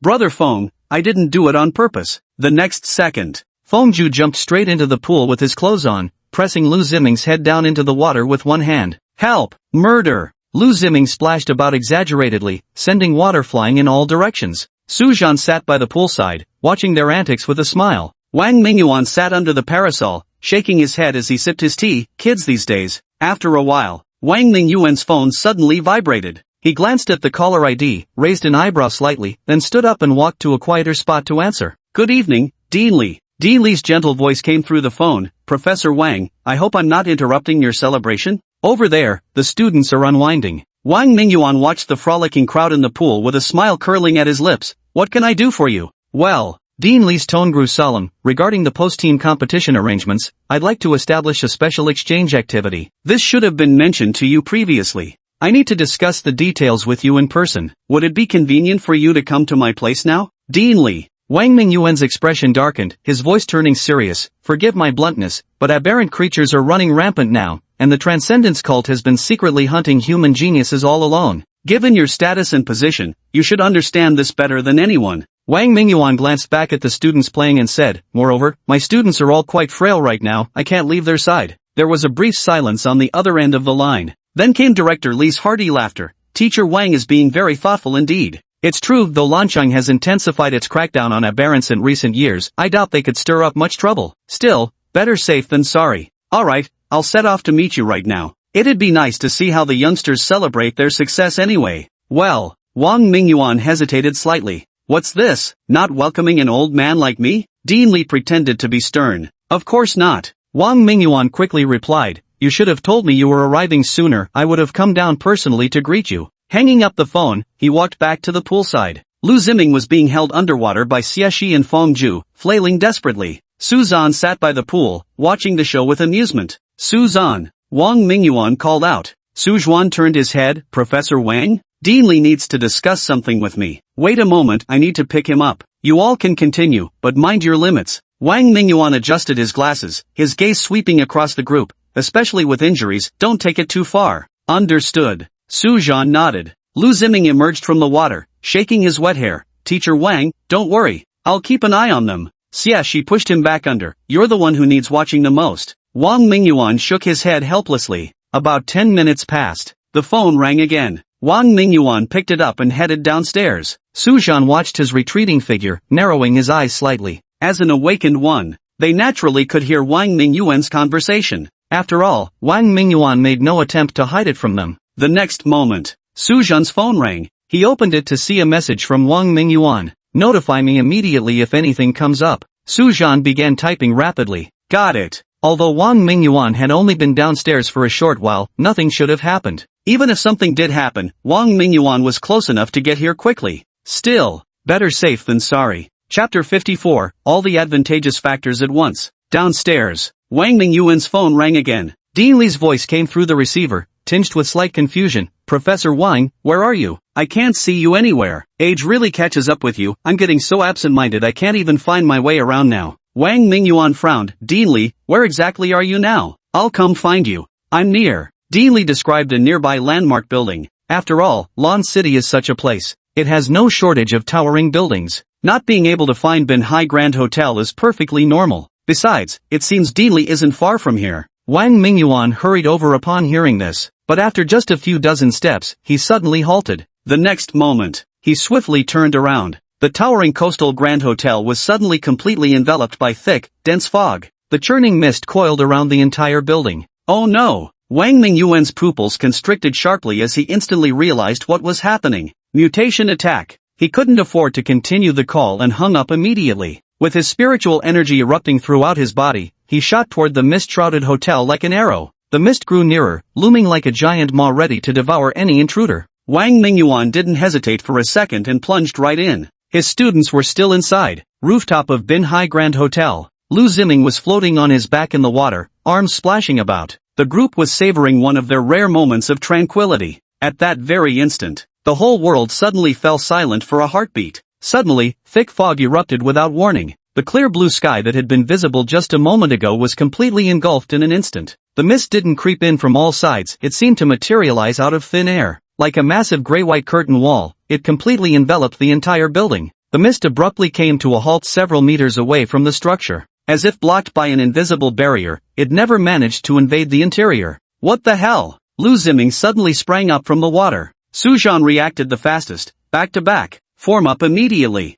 The group quickly assembled. Su Zhan stared at the churning mist barrier. We've all studied fog events at Vermilion Bird Academy, this shouldn't be unfamiliar territory. Lu Ziming irritably raked his fingers through his dripping hair. Worst case scenario? 1 second outside equals 24 hours in this mist. By the time Professor Wang realizes something's wrong, we'll be done for. Su Hao added, the mist was summoned by an aberrant, which means there must definitely be one inside the hotel. Director Li. Feng Ju suddenly spoke up, his gaze sharp. He just said he was coming, and then the mist appeared. Su Hao's expression changed. Are you suggesting there's something wrong with Director Li? Xia, she let out a cold snort. What a suspicious coincidence. I'm not so sure. Su Hao shook his head and said, Dean Li is highly respected and has no reason to harm us. Besides, if he were truly setting us up, why would he personally call and reveal his whereabouts? What if it's all just an act? Lu Ziming curled his lips. Besides, him calling to send teacher Wang away doesn't prove he did it. He could easily claim it was just a coincidence. That old man looks kind and gentle, but who knows what he's really.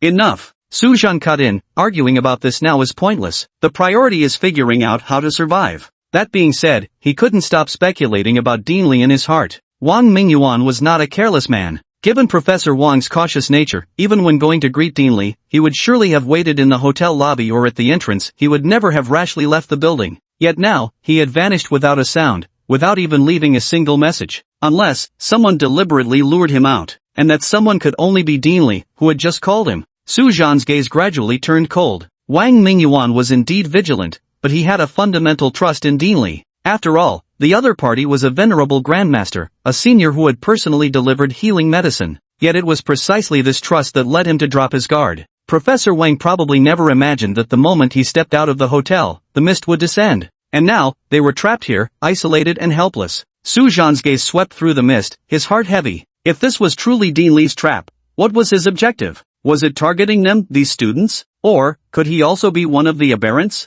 This doesn't make sense. Could it be a coincidence? Could it really be that coincidental? Su Zhan couldn't tell for a moment. Su Zhan. Xieshi's voice pulled him back to reality. What now? Su Zhan gathered his thoughts. No matter who the mastermind is, now is not the time to investigate deeply. Survival is the only goal. The surface of the pool suddenly rippled, as if something was gently stirring beneath the water. Feng Ju turned his gaze to the water, his expression alert. Su Zhan took a deep breath. Remember 3 rules. First, never voluntarily step into the mist. Second, be wary of any abnormal phenomena. Thirdly, the fog lasts at most 3 days. These 3 days are counted by the time inside the fog. In other words, as long as we endure for 3 days within the fog, it will disperse, and we will survive. At that very moment, everyone heard a splash sound from the swimming pool. It sounded as if something had climbed out of the water. A deathly pale hand, crisscrossed with bluish-gray veins, violently clutched the edge of the swimming pool. The knuckles were twisted and deformed, the nails blackened and sharp. Then came the second, the third. 6 grotesque arms in total emerged from the water. Scraping against the ground, they slowly dragged a twisted body ashore. That thing resembled a human, yet it was absolutely not one. Its torso was hunched, its skin pale as a corpse, covered with cracked patterns. Where its head should have been on the neck, there grew a gigantic, translucent sac. Dozens of human eyeballs floated inside, wildly rotating as they locked onto every person present. Its lower limbs. From the waist down, it split into 6 spider-like segmented limbs, each ending in a sharp bone blade. HSSSS. It opened its mouth. If that fleshy hole ringed with circular teeth in the center of its torso could even be called a mouth, the pool's surface suddenly began to boil. More of these creatures were emerging from beneath the water. It's the peeping toms. Lu Ziming turned pale. Be careful, they can cause mental contamination through eye contact. Try not to stare at those eyeballs for more than 3 seconds. Fengju's face drained of color as he raised his hand in a gripping motion, preparing to summon his swift-plumed sword. Suzan grasped his wrist firmly. The physician warned you, no spiritual energy expenditure for 7 days, or you'll damage your foundational cultivation.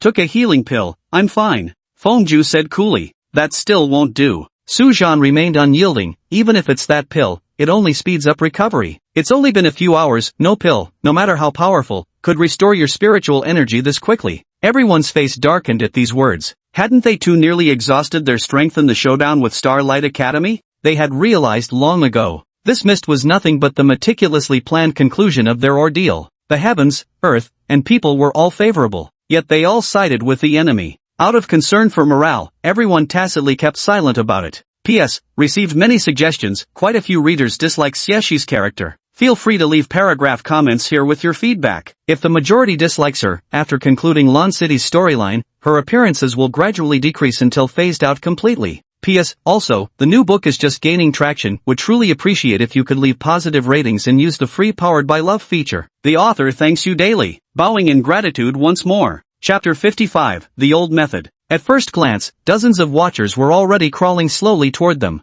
Based on the energy fluctuations, the strength is roughly at the initial stage of Tier 1. That means their power falls between Tier 1 to Tier 3 of the Du realm. Under normal circumstances, their combined strength as a team of 5 wouldn't fear such opponents. But right now, Suzan took a deep breath. We'll have to try the old way now. Xiexi frowned. What old way? Before Suzan could answer, Suha quickly explained. Last time when we were exhausted in the fog, splitting up was what kept us alive. Xiexi opened his mouth, still wanting to argue back. But when his gaze swept over the group, the words stuck in his throat. This wasn't a tactic. It was a gamble using others' lives to buy chances of survival. There are still so many innocent staff and guests at the Binhai Grand Hotel. If they scatter and flee, these mist creatures will inevitably turn to hunt others. But, so what? They can barely protect themselves now. What makes them think they can play the hero? Xiaxi's nails dug deep into her palms. They didn't even have the right to choose sacrifice, because their sacrifice couldn't buy anyone's survival. Understood. Xiaxi finally gritted her teeth and forced out these words. It felt like something shattered deep in her heart. But when she saw the ashen faces of her teammates, she realized this choice might not be so hard to accept after all. Damn it! Life and death are fated, wealth and honor decreed by heaven. Lu Ziming shouted aloud. How could Su Zhan and the others not know the consequences this old method would bring about? But still, as they say, they had no alternative. They don't have that capability now. Such sacrifice is utterly meaningless. Not an ounce of hesitation remained. 5 figures instantly dashed off in different directions. The water exploded in a splash. The watchers let out shrill cries and, as expected, scattered in pursuit. As he ran, Suzan was calculating in his mind. The Coastal Grand Hotel had 51 floors, or 52 if you counted the rooftop terrace. Such a vast area. So many people inside. He could already imagine the hellish scene. Suzan didn't take the elevator. That would be too unsafe. In the emergency exit corridor, the corridor lights flickered intermittently. The green indicator light appeared particularly eerie. Suzan's footsteps echoed through the empty stairwell, while faint ooeted crawling sounds trailed behind him. Something is chasing us. Run! This is the only thing left to do now. Before this happened, in the banquet hall on the 40th floor of the Binhai Grand Hotel. What's going on? A circuit malfunction? The waiter holding champagne frowned and looked up. The next second, the sunlight outside the window was instantly swallowed. Darkness descended. Outside the floor-to-ceiling windows of the banquet hall, ashen-white dense fog surged upwards like a tsunami, swallowing the entire building. Fog, the mist incident. Someone screamed. Panic spread like the plague. The Xia dynasty authorities had long since publicized the characteristics of fog-related incidents. The sudden onset of thick fog, anomalous flow of time, and those mist creatures that exist only in nightmares. The banquet hall doors were violently thrown open. The first to burst in was a middle-aged man in a well-tailored suit, his face twisted with sheer terror. Run! Run! There's something above. Thwack! A ghastly pale segmented limb suddenly pierced straight through his chest. He was wrong. The mist creatures weren't just above them. Time seemed to freeze for a second. Then, screams erupted. The crowd scattered like a shattered ant colony. Glasses smashed on the floor, chairs and tables overturned. Someone was shoved and fell, instantly trampled by countless feet. And behind them, the body suspended in midair slowly slid down. From the shadows of the corridor emerged a peering creature. Dozens of eyeballs within the vesicle rotated in unison, locking onto new prey. Help! Help! Security! Where are the guards? A uniformed security guard had just raised his stun baton when another monster dangling from the ceiling pounced on him. His scream lasted only half a second before ending abruptly with the sound of snapping bones. At the buffet area, a little girl was still holding an ice cream scoop. Staring blankly at the monster chewing something not far away, she turned her head and asked, "Mommy, why is that uncle eating?" The young mother immediately covered her child's mouth, trembling as she crouched under the dining table. Her phone screen lit up, displaying a failed distress message she had just tried to send. Misty incident reported at Binhai Grand Hotel. The signal bar displayed a glaring red cross. Meanwhile, in the first floor lobby of the hotel. Listen up everyone. Follow emergency protocols and proceed to the underground shelter immediately. The hotel manager's roar echoed through the lobby. Staff members were hurriedly guiding panicked guests toward the emergency exits. At that very moment, boom! The hotel's revolving glass door exploded with a thunderous crash, shards flying like bullets in all directions. The nearest concierge was instantly pierced through by the glass storm, blood spraying across the marble walls. Amidst the screaming, 3 peepers crawled in through the shattered doorframe. Eyes within swollen sacs rolled frenetically, tracking the scattering crowd. The receptionist collapsed onto the floor, her high heels already broken at the stems. She scrambled backwards futilely until her spine pressed against the icy service counter. No, don't. A peeper's appendage suddenly thrust out, piercing straight through her throat and pinning her entire body onto the hotel's price list. The security captain drew his pistol and fired. The bullets blasted several bloody holes in the monster's body, yet only made it pause momentarily. The next second, another stalker pounced down from the ceiling, its 6 limbs splaying out like blades. The team leader's body was instantly cleaved into several pieces. The elevator doors finally opened. A flood of panicked guests who had fled from the upper floors came pouring out, only to run headlong into a massacre. The person at the front was shoved and fell face-first into a pool of blood, looking up to see eyeballs rolling within membranous sacs. Help! The watcher's maw gaped open, its ring of serrated teeth spiraling inward. Blood trickled down the crevices of the floor tiles, slowly flowing toward the entrance of the underground shelter. There! A blast door was gradually closing. Through the narrowing gap, countless terrified eyes bore witness to it all. The onlookers all turned their gaze this way, then, slowly crawled over. 25th floor, in a restroom. Sujan gently closed the stall door, lowered the toilet seat, and silently sat down upon it. He dared not hide in the suite where he slept. The suite is on the 51st floor, closest to the mist creatures. Just thinking about it sends chills down my spine. 25th floor. The mid-level floors of the Seaview Grand Hotel.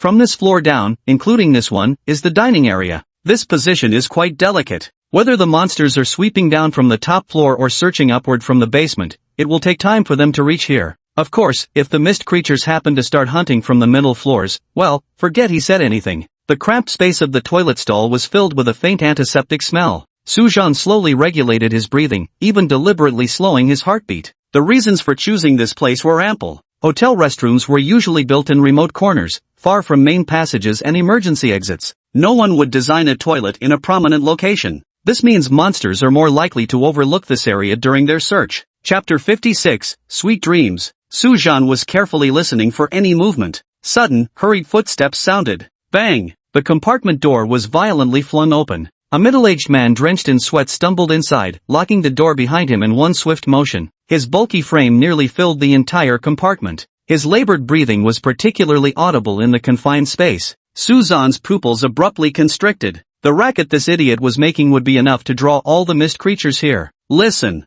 Sujan lowered his voice. Open the door. We can hide together. Only then did the man realize someone else was in the stall, startling him so badly he nearly cried out. He clamped a hand tightly over his mouth, eyes filled with wariness. You, who are you? Why should I trust you? I'm an awakener, Sujan said faintly. The man's eyes lit up instantly, but were soon filled with doubt again. Words alone prove nothing. Show me proof. Suzhan carefully unlocked the compartment door and stepped out. Taking a deep breath, he summoned the last remnants of spiritual power within his body, the ability to see through doors. Freeze the man's movements. Now do you believe me? Suzhan coaxed persuasively, open the door, I can protect you. The man's expression shifted from terror to ecstasy, his hands trembling as he struggled to turn the door lock. Fantastic. You must protect me, I can pay you, lots of money. The door opened. Suzhan's knife hand strike struck him across the carotid artery. The man's ecstatic expression froze in place as his obese body crumpled to the ground, limp and lifeless. Suzhan supported him as he slowly laid him down flat,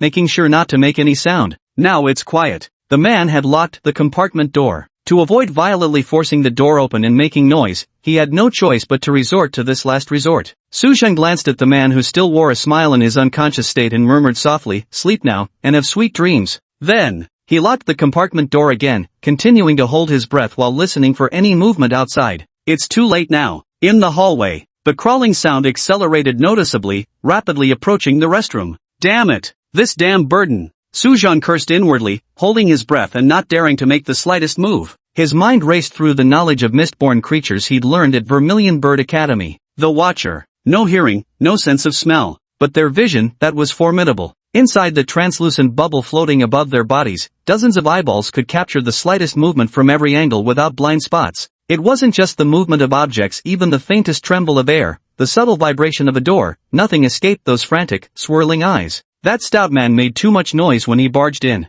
His heavy panting stirred ripples in the air, the tremor when he locked the door. Even the subtle deformation of the entire structure caused by his obese body squeezing against the compartment. All of these were glaringly obvious in the voyeur's vision. Suzhan's hand chop was a last resort. The comatose body at least wouldn't create new tremors. But now, life hangs by a thread. Bang! The door of the first stall was violently torn open by arthropod limbs. Suzhan's breath nearly halted. He could clearly hear the sound of the creature's limbs crawling across the floor. The stench of blood and decay grew stronger, creeping closer. Crunch! The door panel of the second stall was shredded into splinters by sharp claws, wood fragments scattering everywhere. 3 stalls left. Suzhan counted every second. The spiritual energy within his body was already nearly depleted, and he'd wasted a bit more on that fat man. It must be reserved for the most critical moment. Boom! The third compartment was completely smashed apart. The toilet tank burst open, gushing water. 2. Right now. The crawling sound stopped. Suzhan's pupils contracted slightly.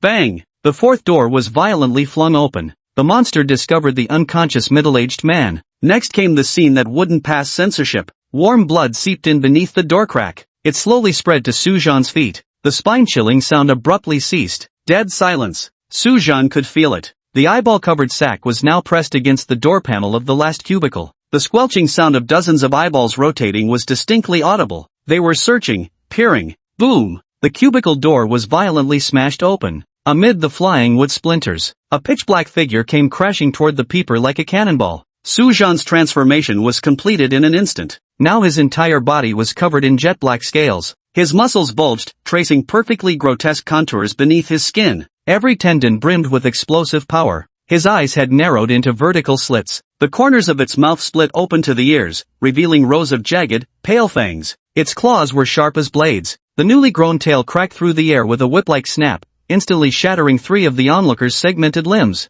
HSSS. The eyeballs in the monster's sack spun wildly as 6 human-like arms simultaneously reached for Suzhan. Suzhan dodged sideways, but one still grazed the scales on his shoulder. Sparks flew upon impact. His defense remained unbroken for the moment. The next instant, the tail lashed out, piercing straight through an arm with deadly precision. Don't look into its eyes. Suzhan kept his gaze locked onto the monster's chest. The spiritual contamination from those eyes was enough to drive an ordinary person instantly insane. Even awakened individuals would suffer severe mental corruption. The Watcher suddenly opened its circular maw at the center of its torso, spewing a stream of foul-smelling mucus. Suzhan swiftly rolled away to evade. The mucus splashed onto the floor tiles, instantly corroding them into honeycomb-like holes. The tail swept horizontally with momentum, cleanly severing 2 more of its limbs at the roots. The peeper lost balance and fell to the ground. Suzhan's muscles tensed, ready to strike while the iron was hot. Yet in the instant I lifted my gaze, it met with that sack-like orb covered in eyes. Fuck! Dozens of pupils contracted simultaneously, all locking onto his eyes. Shit! Sujan also felt a dizzy spell, his vision beginning to blur with crimson afterimages. At the critical moment of life and death, his claws suddenly grew 3 inches longer and pierced into that cyst with lightning speed. Plop! Thick, viscous liquid gushed out. Dozens of slimy eyeballs went plop-plop as they rolled onto the ground, bouncing and rolling on the tiles. These disembodied eyeballs initially continued spinning wildly. The pupils kept dilating and contracting, as if still attempting to unleash psychic contamination. But with the loss of mucus inside the vesicles, their surfaces quickly turned ashen gray, visibly withering at a speed discernible to the naked eye. In less than 10 seconds, those eyeballs completely dissolved into pools of bubbling pus. They emitted a pungent odor resembling formaldehyde. The remaining limbs of the voyeur convulsed violently before finally collapsing limp on the ground. Sujan gasped heavily as he retracted his claws. These eyes were the weapons of the observer, yet also its weakness. Simply puncture the sacs, and it would kill them. Sujan knelt on one knee, pressing his sharp claws against the corpse of the observer. Threads of white mist were drawn from the monster's remains. They seeped into Sujan's claws and absorbed into his body. Meanwhile, the corpse of the watcher beneath his feet rapidly withered and desiccated, eventually crumbling into a pile of ash. A troublesome creature, he remarked. Sujan felt the increase in power within his body. Teammates, I hope you can survive well. These were the honest words in his heart. Chapter 57. Time to continue the hunt. Sujan looked down at the lone swim trunks clinging to his body. From his impromptu rooftop swim earlier, they were now the only garments he had left. It's too conspicuous. My gaze fell upon the remaining lower half of the fat man's body. The beige casual pants were soaked with blood, but at least they were better than swim trunks. Sujan swiftly pulled down his pants, shaking off the blood-stained water with disgust, forcing them onto my mutated, more muscular legs. Too wide. The belt was fastened to the innermost buckle hole just to keep the waistband from slipping. Next, he stuffed the removed swim trunks into the toilet tank, still missing a mask. Sujan arrived at the fire cabinet at the end of the 25th floor corridor. He opened it. Inside, several sets of firefighting equipment were neatly arranged. Among them was exactly what he needed. Fire escape respirator mask. It was an orange-red full head covering with transparent viewing windows for the eyes and a simple air filtration device attached below. Sujan took it out, shaking off the thin layer of dust from its surface. Perfect. Slip the mask over your head. Take one last look in the metal panel of the fire cabinet. Even to myself, this appearance feels unfamiliar. Through the transparent visor of the fire mask, those vertical pupils were icy cold, devoid of any trace of humanity. If Lu Ziming and the others were to see him now, they would never recognize their former comrade beneath those scales, only a monster that must be eradicated. Meanwhile, inside the underground shelter, beyond the heavy blast-proof door, explosive impacts resounded incessantly. Each collision sent the emergency lights swinging violently across the shelter's ceiling. They can't get in, this door can withstand a missile. The hotel manager wiped the cold sweat from his forehead, repeating a ridiculous lie he didn't even believe himself. The sweat-soaked shirt clung to his back, uncomfortably plastered against his spine. Bang! A dent protruded from the center of the blast-proof door. People frantically dialed emergency numbers that would never connect. Screams echoed incessantly. Several waiters desperately braced against cabinets, as if flimsy plywood could offer any sense of security. Everyone, calm down. Follow the emergency response plan in your assigned groups. The manager's roar was drowned out by the wails. The second impact came in quick succession. This time, chunks of concrete rained down around the doorframe. Panic spread like the plague. Stay calm. The door can still hold. The manager's shouts abruptly ceased, because he was at the very back of the crowd. A perpetually silent janitor, his work uniform split down the back, where his grayish-white spine protruded through the skin like segments of a centipede's limbs, under the horrified gazes of the onlookers. His hunched back split open completely, revealing 3 pairs of ghastly pale limbs, his face twisted into a savage grimace, not resembling human form. People were nearly despairing. Mutants! They're mutants! How could he be here? It's over. All over. The aberration didn't attack immediately. Instead, it let out a distorted hee-hee laugh through its mutated vocal cords and lunged straight for the blast door control panel. During mist events, the mist creatures don't attack the aberrant beings that summoned the mist. Or perhaps, after the mutants of the Transcendent Society summoned the mist together, the mist creatures did not attack them. During this time, these two creatures were in a cooperative relationship during this period. Of course, if aberrations actively attack the mist creatures will certainly fight back. Stop him, he's trying to open the door. The manager grabbed a fire axe and charged forward, turning back to yell at the stunned crowd, "Come on, help!" A deathly silence followed. Their eyes widened in terror, yet their feet remained rooted to the spot as if grown into the ground. Help, someone. Don't look at me. Don't look at me. I have children at home, I can't do this, I just can't. The manager swung the fire axe with full force onto the mutated creature's back, yet all it elicited was a hoarse, grotesque laugh. A limb from its back slashed through the air. Instantly, a bone-deep wound split open across the manager's abdomen. The manager knelt on the ground, blood gushing from between his fingers as he desperately clung to the distorted creature's leg. Hurry, stop him. Everyone was avoiding his gaze. I'm just an accountant. I've never even killed a chicken. I can't do this. My wife just gave birth to our second child. The baby can't grow up without a father. After charging us so much, doesn't your hotel have an obligation to protect us? The manager was deeply disheartened. Or perhaps, the heart has died. His hands weakly released their grip on the deformed creature's thigh, his eyes turning ashen. After losing all faith, after his heart died, nothing remained to sustain him through such grievous wounds. Under the gaze of the crowd, the aberration effortlessly threw aside the barely breathing manager, inserted its fingers into the control panel, and pressed the red button labeled unlock.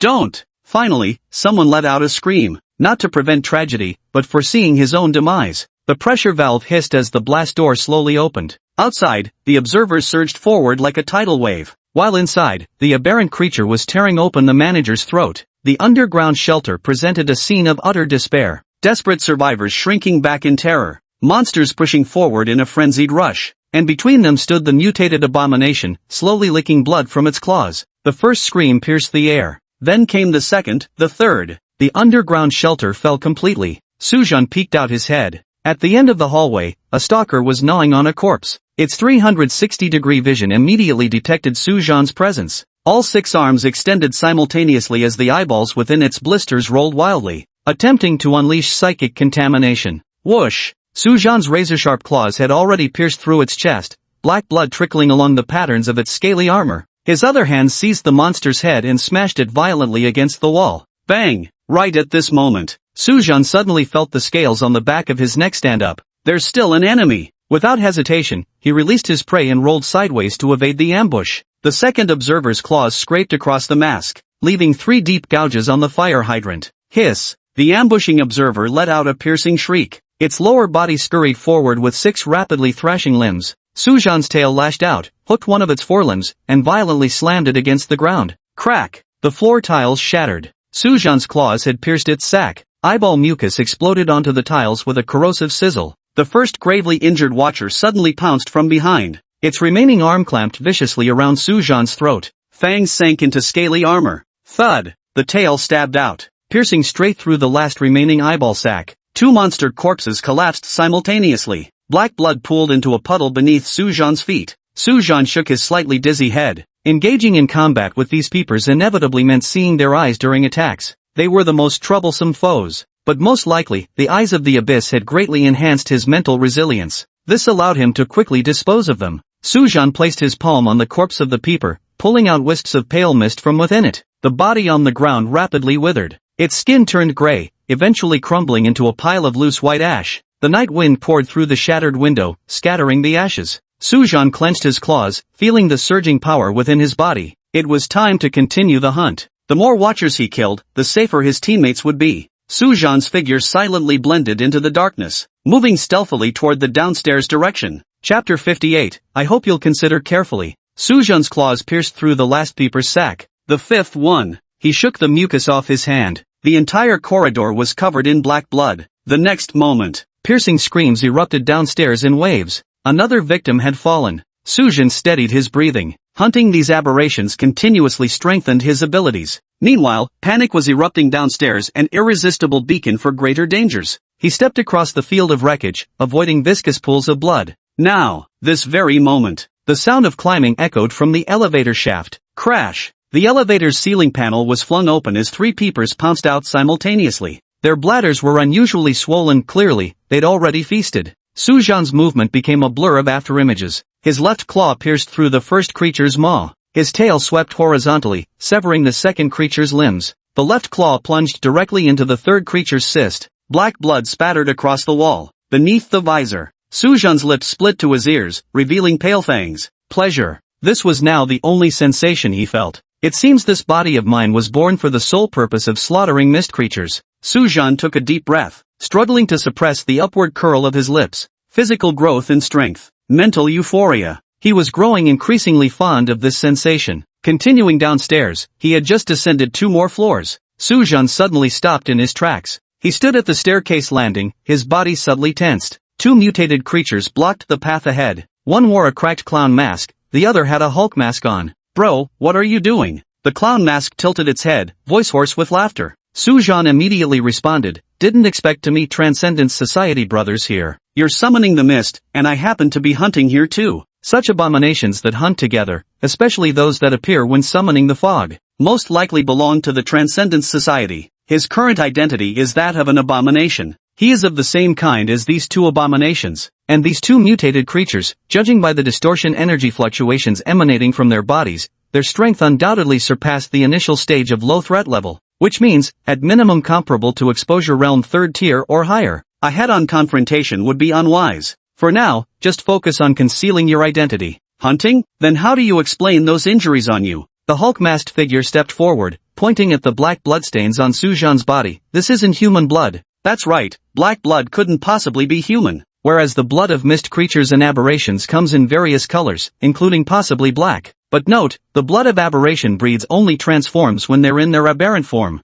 The black blood on Sujan naturally belonged to the Watcher. Don't ask. Sujan's voice carried anger, ran into some stubborn bastards, took more effort than expected. The implied meaning was that this black blood was his own, and it had spilled from a wound inflicted upon encountering an awakener. Why lie? These two mutants were clearly heading straight for their teammates. He had to say it this way to make the two of them lower their guard out of excitement. This way he'd have the chance to make his move. The two aberrants exchanged glances. What kind of soul destiny does he have? The clown-masked one immediately asked. Sujan replied, it uses electricity. Upon hearing this, the two mutants' bloodshot eyes visibly lit up with excitement. They exchanged a glance. An electric life force? The clown-masked voice rose higher, skeletal claws scraping together. Did he mock you while fighting, all smirks and grins? Sujan's heart sank. They knew Lu Ziming's habits, which meant the others. They had indeed investigated their team in advance. This fog was nothing but a slaughter targeting their team. That's right. Sujan's voice carried a hint of gritted teeth, that bastard's as slippery as an eel. The Hulk-masked figure stepped forward until his noseguard nearly touched Sujan's visor. Which level is he on? The proximity made Sujan's body instinctively tense. Too close. His brain raced. These two mutants had come up from downstairs. That meant the lower floors had already been searched by them. And he just mentioned fighting against an awakened. If they claimed to have been fighting downstairs, there's no way they wouldn't have noticed it. So he could only be upstairs. But there were traces of fighting upstairs just now, and pools of black blood everywhere. If they discovered it, they would surely suspect him. Yet all he could say now was that he had battled awakened ones upstairs. Up to the 5th floor. Sujan immediately made excuses, but whether he's still there now, I'm not sure. If you can't find him, you can't blame me. The clown mask let out a piercing, eerie laugh. Don't worry, as long as he's still in this hotel, we'll dig him out even if we have to tear the place apart. The Hulk mask suddenly narrowed its eyes. Wait, you said the 5th floor? Which area of the 5th floor? He's indeed grown suspicious. This problem is completely different from the last one. When asked which floor you're on, you can hesitate before answering. After all, this building has over 50 floors, and taking a moment to recall is perfectly normal. But if asked which area you're in, that's a different story. At the very least, you'd need to give a vague location, say, a small private room, a large private room, or maybe the bathroom. Now's not the time to hesitate. Any delay would only raise greater suspicion. No time to think. Sujan quickly said, a power distribution room. That kid's there. You guys better be careful. The electricity in that place happens to be something he can use to his advantage. His combat effectiveness is greatly enhanced there. Perfect. His story was vivid and convincing. This detail made the green giant mask slightly let down its guard. The power distribution room was indeed a suitable place for an electricity-based awakened to utilize their abilities. Thanks, bro. The Joker mask couldn't wait to charge forward. Thanks for the info. The Hulk mask gave Sujan a stiff nod. The two mutants ran upward together. Just as they brushed past each other, Sujan's right hand gathered strength, the muscle fibers beneath his scaly armor twisting tight like steel wires. Letting them go up would spell disaster for his teammates. Striking now would dramatically increase the success rate. His peripheral vision locked onto two targets, the back hearts of the clown mask and the Hulk mask. Can be resolved in 3 seconds? Sujan's right fist is about to strike. The Hulk mask turned its head abruptly without warning. Sujan's muscles instantly relaxed midway, his right hand freezing midair before pretending to adjust his belt. You shouldn't be one of our organization members, should you? The single eye of the Hulk mask narrowed into a mere slit. Seen through? No, just testing. Sushai shook his head. No, I don't belong to any organization. The clown mask also turned around, grinning even wider. Interested in joining? You've got skills. Our Transcendence Society always welcomes lone wolves like you. The Hulk mask pulled out a mucus-smeared business card from its chest. Written in dried blood was an address. The day after the mist clears, 3 p.m. Come here. Su-Jean deliberately hesitated for a few seconds before taking the card. The address could be a trap, but it might also be an important clue. I'll think about it.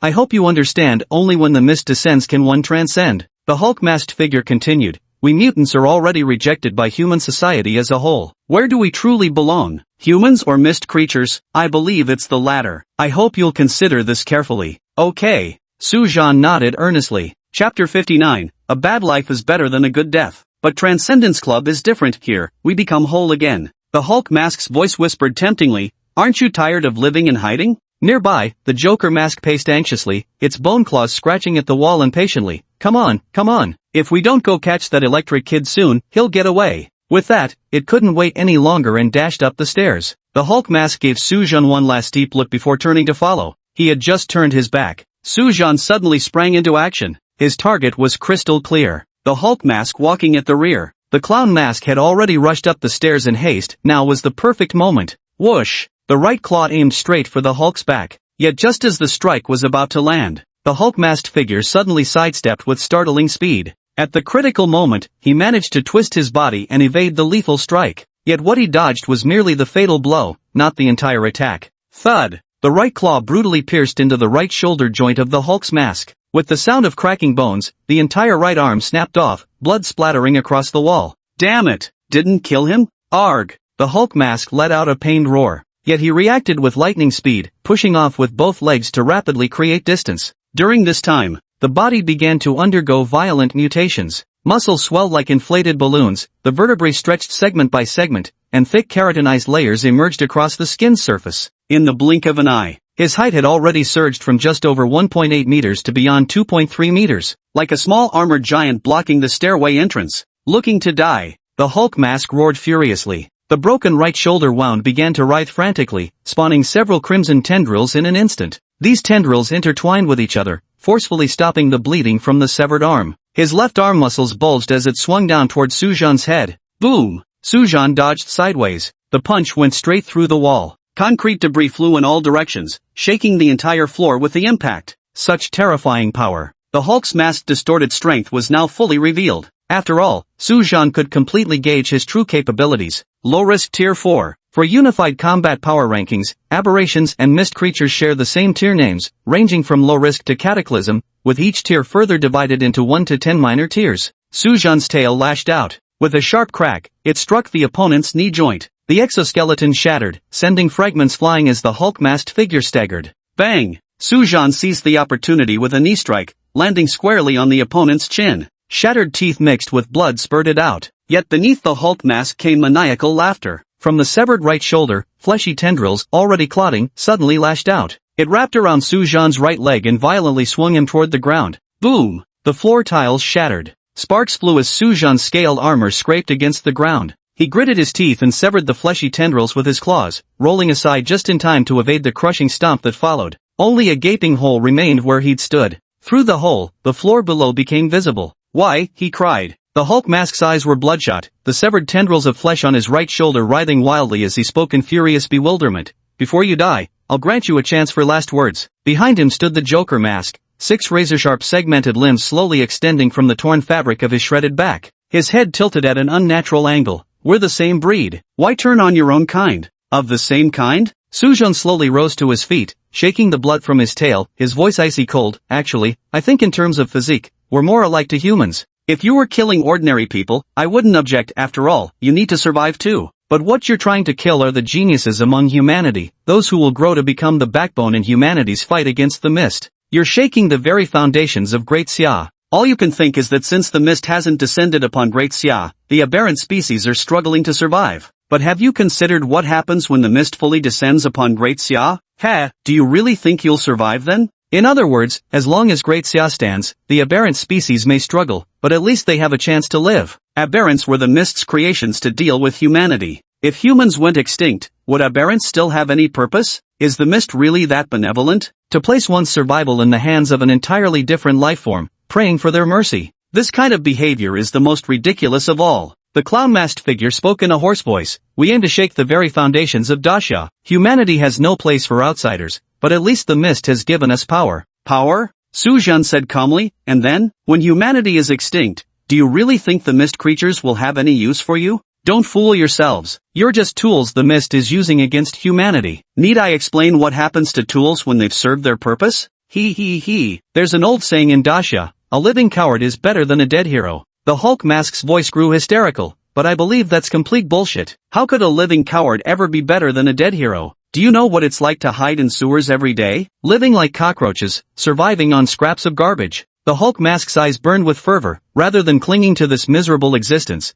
it's better to stake your life for one glorious moment. Humanity is doomed anyway, we're just paving the way for a new era. Even if we'll be abandoned in the end, at least now, we can control our own destiny. When the mist descends, liberation is achieved. The clown-masked fanatic fervently shouted the doctrine of the Transcendence sect. It seemed impossible to resolve this bloodlessly with words alone. Without further ado, Suzhan made the first move, his tail lashed out like a whip, striking straight for the clown-masked figure's head. 6 ghastly pale limbs instantly interwove into a net, blocking the fatal strike as sparks flew in all directions. The Hulk-themed mask seized the opportunity, its left fist swelling to the size of a washbasin as it swung with a fierce gust of wind, aiming straight for Suzhan's back. Boom! Suzhan let out a muffled groan as he was sent stumbling several steps forward by the punch. Drive him out! The Hulk mask roared as its 2-meter-tall frame nearly filled the entire hallway. He swung his massive arms, the keratin-covered fist smashing towards Suzhan's face. Percent. Suzhan ducked low to dodge, and the punch smashed through the nearby wall instead. Still this strong with just one hand?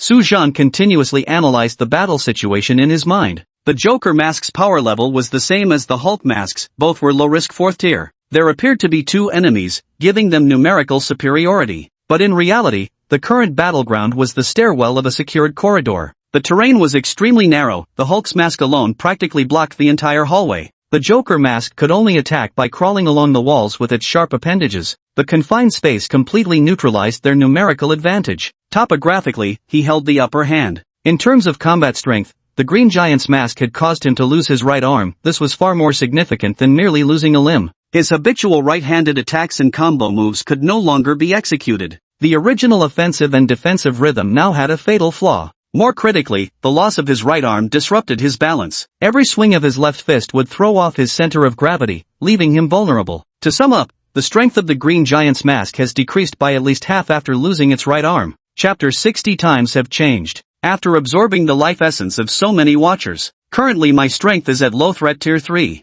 The advantage isn't on my side, but there's still a chance. In the narrow emergency stairwell, 3 figures collided repeatedly. The Hulk's massive frame nearly blocked the entire corridor. Missing his right arm, his movements were visibly uncoordinated. Each reckless swing of his left fist made his unbalanced torso lurch dangerously. Bam! Another punch missed and struck the wall. Suzhan seized the moment when his opponent lost balance, his right claw ruthlessly tearing through the hardened layer and plunging into the Hulk-masked abdomen. Ugh! The Hulk's mask staggered backward, shattering the fire door behind it. The clown mask watched, then its 6 spider-like limbs clung to the wall as it launched a sideways ambush. A sharp pain shot through Suzhan's left ribcage. The masked clown's arthropod limb had pierced through the scale armor unnoticed, blood dripping steadily from the segmented appendage. Your blood is red. You're lying to us. The clown mask screamed. Suzhan couldn't be bothered to explain. The tail forcibly alters its trajectory, not retracting for defense but instead stabbing with even greater ferocity. The clown mask proves far more nimble, however. Its segmented limbs withdraw immediately as it retreats, dodging the strike. Boom! Boom! Boom! The entire wall collapsed with a thunderous crash. Suzhan fixed his gaze intently. The Hulk-masked figure smashed through the entire wall with punch after punch. From here, the dining area of this floor was already visible, the spacious hall, the corridor. Holy crap! The terrain confined them, so he widened the narrow paths by force. Suzhan's sense of crisis surged abruptly. Without a second thought, I immediately launched an attack on the Hulk mask. Seize the moment when your opponent loses their balance. A sweeping leg kick. Crash! The towering 2-meter-tall behemoth crashed to the ground with a thunderous impact, crushing the stair railing into splinters. Suzhan pressed his advantage, his sharp claws aiming straight for the opponent's throat. The Hulk's mask tumbled in panic as the claw plunged deep into the concrete floor, sending shattered stones flying. Get out and fight! The clown-masked figure screeched, prying at the ceiling with segmented limbs. The entire gypsum board came crashing down. Sujan had been prepared and dodged the attack with a sideways roll. He intentionally confined the battlefield to the stairwell corner, where the space was even narrower, so much so that the green giant mask couldn't even stand up straight. Crack! Seizing the opportunity, Sujan drove his tail into the left shoulder joint of the green giant mask. A bone-cracking sound echoed as another arm was brutally severed. No! The armless green giant's mask lost all balance, tumbling down the stairs like a mountain of flesh. Every step in its path shattered upon impact. The clown-masked figure shrieked as it pounced from the ceiling, all three pairs of segmented limbs simultaneously piercing Sujan's back. One pair became lodged between his vertebrae. Another pair punctured straight through his lungs. The final pair aimed for his heart but was barely deflected by scaly armor. Sujan spat out a mouthful of blood, yet seized the opportunity to grasp the segmented limb embedded in his body, swinging the clown mask overhead before slamming it down onto the ground. Bang! Bang! Bang! The impacts came in rapid succession. The clown mask made his head spin. Sujan kicked him away, three pairs of limbs pulling free from his body. The pain made him grimace and bare his teeth. Fortunately, mutants possessed formidable regenerative abilities. The wound couldn't be said to heal immediately, but at least the bleeding stopped right away. There was no time to cry out in pain. Sujan rushed to the Hulk's masked face in an instant. Sharp claws plunged deep into the Hulk's masked throat, blood gushing forth like a fountain. The dying mutant mustered its last ounce of strength, its legs violently kicking toward Sujan's chest. The crisp sound of snapping ribs echoed unmistakably. Sujan was sent flying several meters by the kick, crashing through the shattered wall and landing in a corridor on this level. Gritting his teeth against excruciating pain, he saw the massive green Hulk-masked figure convulsing uncontrollably. The neck had snapped, and at last this behemoth reached the end of its life. One solution. But the crisis was far from over. The clown-masked figure crawled out from the wreckage, inserting its 6 intact limbs into the ceiling to hang upside down in midair. You killed him. His voice was filled with rage. I'll pull your bones apart one by one. Sujan spat out a mouthful of bloody foam. He offered no reply, only slowly assumed a fighting stance. Whoosh! The clown-masked figure swung his hand, launching a bone spike that flew towards them like a javelin. Sujan sidestepped, and the spike embedded itself deep into the elevator door behind him. No telling exactly where it hit. The entire elevator suddenly lost control and plummeted, a thunderous roar echoing through the shaft. The two clashed once again. Their battle raged from the corridor to the banquet hall. Bang! The chandelier in the banquet hall was struck. Countless glass shards rained down. Seizing the opportunity, Sujan grabbed a broken chain from the light fixture and whipped it savagely across the clown mask's face. The mask shattered instantly, revealing the grotesque, decaying face beneath. I want you dead. The jester mask went completely berserk. The remaining limbs extended fully, lunging forward like a predatory spider. Instead of retreating, Sujan charged forward, allowing 6 limbs to penetrate his body while his hands clamped vice-like around the opponent's throat. 2 pierced through his thighs, 1 stabbed into his side, another punctured his lung, with the final 2 lodged between his ribs. The 2 men tumbled violently into the buffet area. The glass of the refrigeration cabinet shattered, sending countless utensils crashing down from the tremendous impact. Sujan's back was a mangled mess of flesh and blood, but his grip on the clown mask didn't loosen in the slightest.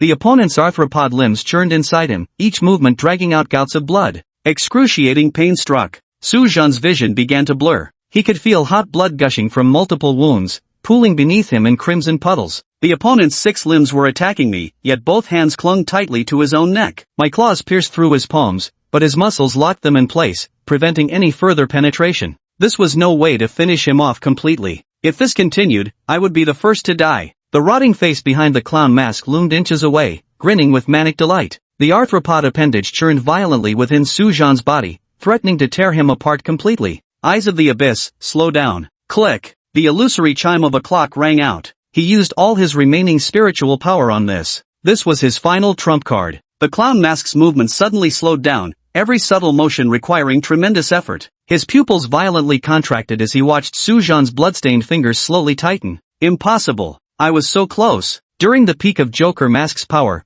breaking free from this level of control would have been effortless for him. But times have changed. Sujan's hands continued to exert iron-like pressure. The power of the abyss turned this life and death struggle into a one-sided execution. The clown-masked figure's resistance grew fainter, its limbs twitching ever more weakly. Crunch! The crisp sound of bone cracking echoed through the banquet hall. The clown-masked head tilted at an unnatural angle, the 6 limbs twitching violently a few final times before finally going limp. Sujan released his grip and staggered back several steps. What followed was even more intense pain and dizziness. He lowered his head to look and saw that his injuries were far worse than he had imagined. He needed treatment, and fast. But at that very moment, Footsteps echoed from beyond the banquet hall doors. This sound was not the noise of a voyeur's arthropod limbs hitting the ground. Rather, it was the footsteps of someone wearing shoes. Su Zhan's current aberrant form possessed extraordinarily sharp senses. Even the faintest footsteps were crystal clear to him. Either the visitor was another aberrant, or either the newcomer was his teammate. Because ordinary people wouldn't be foolish enough to come out and observe. But in Su Zhan's current state, regardless of which it was, things would likely take a dangerous turn. Chapter 61. He didn't dare to gamble. Su Zhan stared fixedly at the direction of the door. Su Hao's half-face flickered in and out of the door crack as he slowly inhaled through his nose. He caught the scent of blood. Don't come over. Su Zhan held his breath as his muscle fibers spontaneously contracted to stanch the bleeding. Yet regeneration came at the cost of bodily functions. Now, after battling two aberrations, his physiological reserves were over 90% depleted. Thus, recovery progressed at an agonizing crawl. The two were about 30 meters apart. Su Zhan lay beneath the buffet area, sheltered by cover. At this moment, neither of them saw the other. Su Hao looked around, slowly extending his entire head out. First, he lightly tapped the ground with his toes, ensuring there were no obstructions before gradually shifting his weight forward. He moved forward cautiously at a snail's pace, inch by inch. Just moments ago, he had heard the sounds of fierce fighting, but now it's too quiet. Abnormally quiet. Su Hao could now see the entire banquet hall in full view. Bloodstains on objects, violently twisted metal frames, and debris scattered across the floor.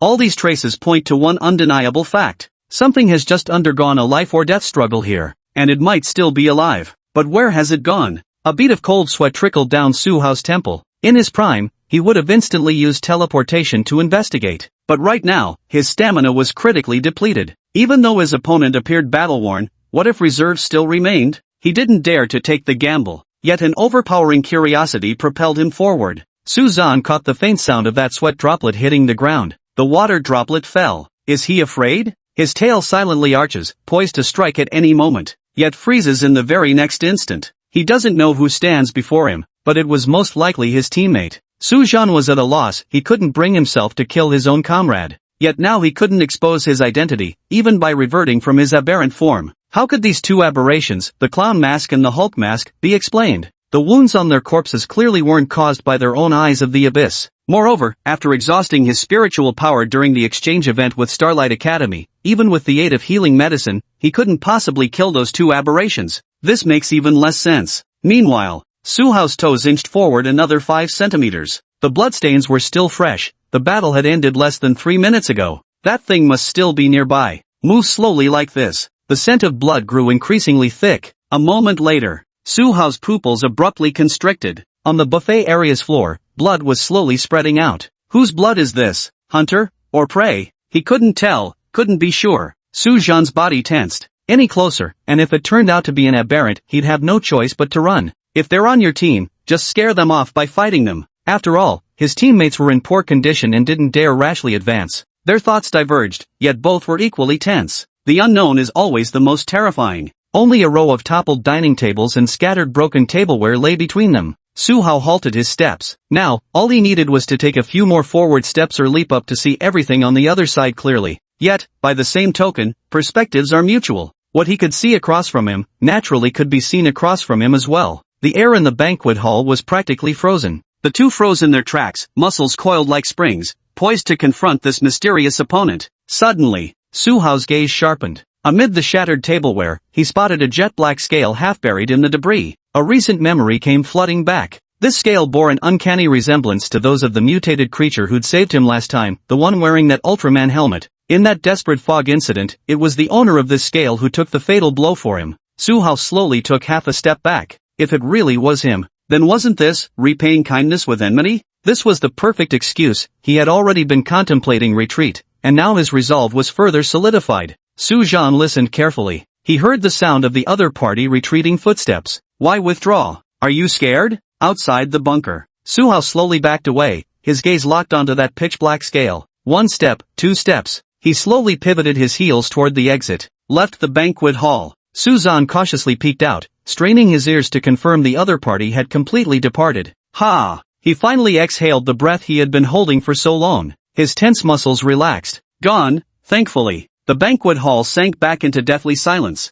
Su Zhan watched the direction where Su Hao had departed, then slowly pushed himself up, racked with excruciating pain. The injuries were too severe. He surveyed his surroundings. The banquet hall was in complete disarray. Someone had already noticed his presence. He had to leave this place at once. Suzhan staggered forward, dragging his battered body along. Yet it seemed fate had smiled upon him. Not a single obstacle crossed his path the entire way. Or perhaps, not even a single living creature was encountered. Walking unobstructed to the next floor, he arrived at a restroom stall. The restroom was in a rather remote location. It's the perfect place to hide. Suzhan sat on the toilet lid, the muscles beneath his scales slowly writhing. Healing takes time. Outside, the mist still churned. But at this moment, the silence became the perfect cover. Suzhan closed his eyes, letting the aberrant instinct take over the repair process. 3 hours. At least 3 hours were needed. His breathing gradually steadied. In this remote corner, the severely wounded hunter temporarily retracted his fangs, slowly licking his wounds.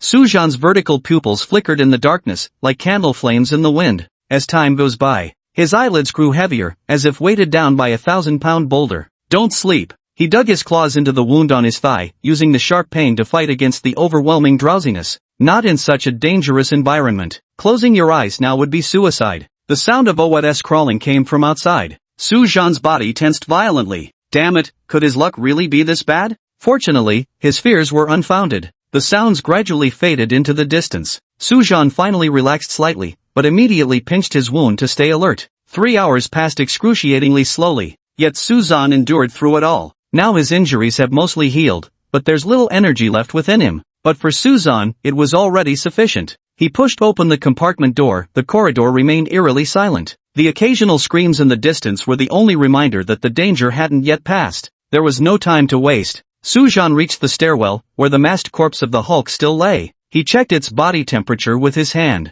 It was icy cold, completely chilled through. Suzhan grabbed the remaining fleshy tendrils of his opponent and dragged the heavy corpse toward the banquet hall. Heavy, but manageable. The enormous form of the Hulk-masked figure left a trail of blood along the corridor, painting everything crimson in its wake. Finally arriving at the banquet hall, Suzhan dragged the corpse to the shattered window. He glanced at the body of the clown-masked figure lying nearby. Let's dispose of them together. Chapter 62, Helping Others Fulfill Their Wishes. Suzhan took a deep breath and pushed the Hulk-masked corpse toward the window. The heavy body traced an arc through the night sky before finally plunging into the fog below, without making any sound upon landing. Suzhan knew. The Hulk mask-wearing corpse was no longer in the real world but had entered the mist world. Passing through the mist from here didn't lead to the real world but to the mist world. This was something Suzhan never forgot, which was why the corpse falling from great height made no sound at all. This is currently the best way to handle the bodies. The corpse with the clown mask was lighter and was thrown out the window. Everyone wants the mist to descend, right? Now you can be together forever.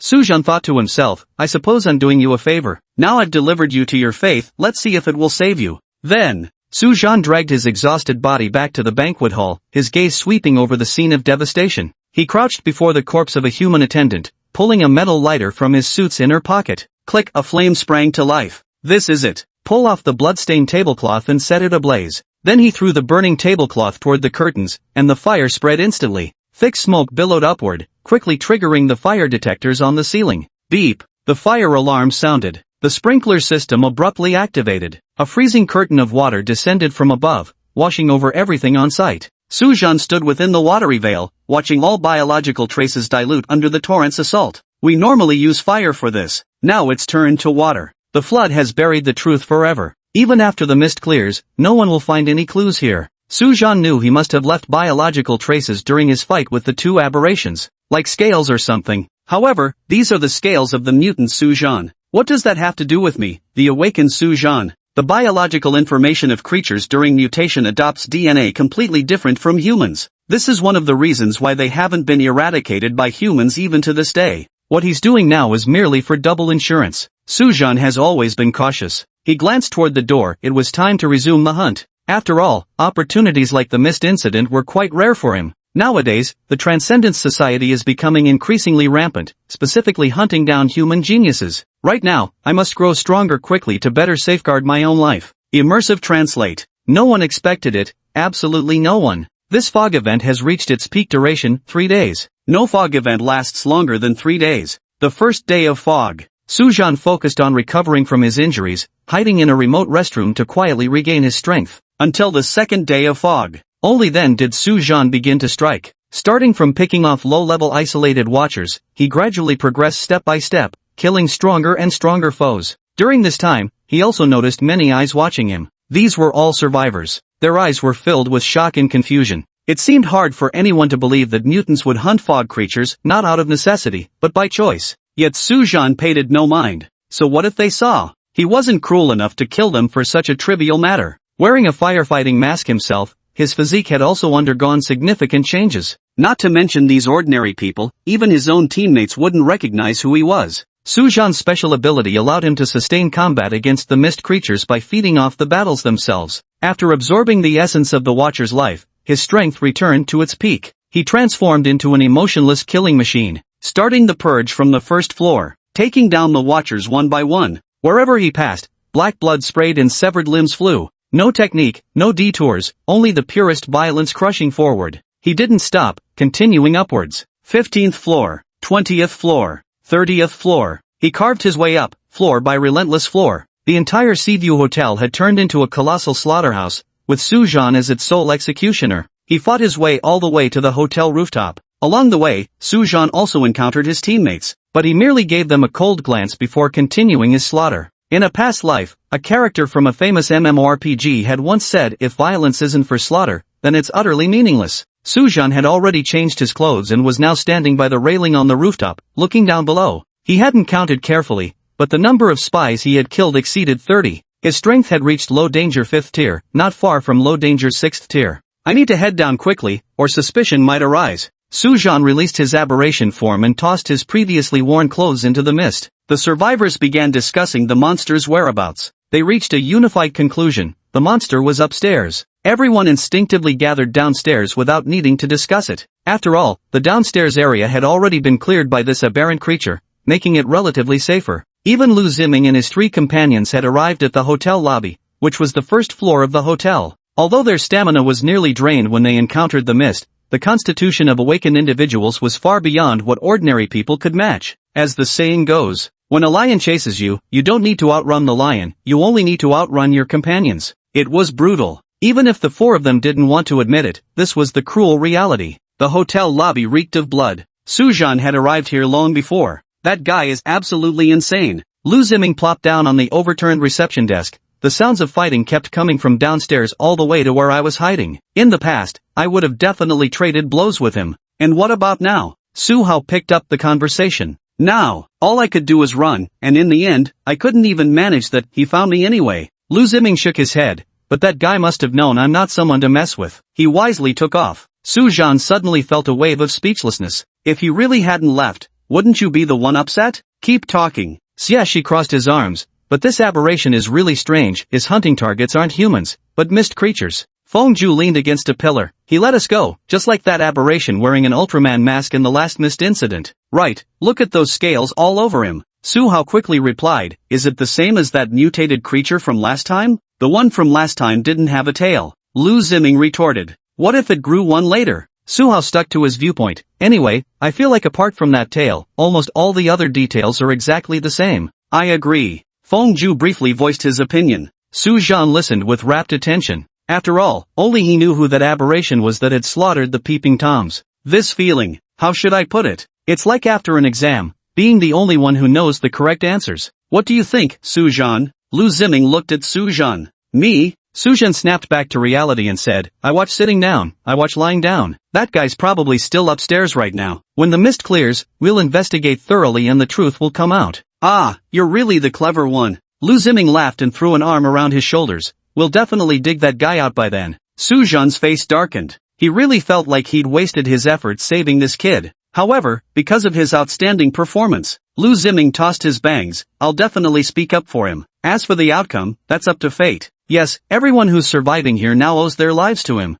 Su Hao's eyes lit up as he immediately added, that mutant doesn't kill people, on the contrary, he saves them. I believe the authorities would spare his life for that very reason. But would they really? Su Zhan sighed inwardly. I wonder if, should that day truly come, the authorities would really let him go? They won't let him go. P.S. We lost 50 recommendation votes today, sob. Everyone please click to recommend more. P.S. The book's rating just came out, 5.9. New books always start with low ratings, but this is too low. Many people see this rating and don't even want to click in, sob. Buddies, please leave good reviews, I'm begging you. Chapter 63 The Way of Navigating the World. At this very moment, the mist outside the grand hall suddenly surged violently, making everyone tense up instinctively. Something's coming. Lu Ziming executed a carp's leap and somersaulted down from the bar counter. The ceiling boundary had quietly moved into the shadow of the pillar. Su Zhan narrowed his eyes slightly and drew the twin blades retrieved earlier from behind his waist, poised for action. A white halo gradually emerged from within the mist.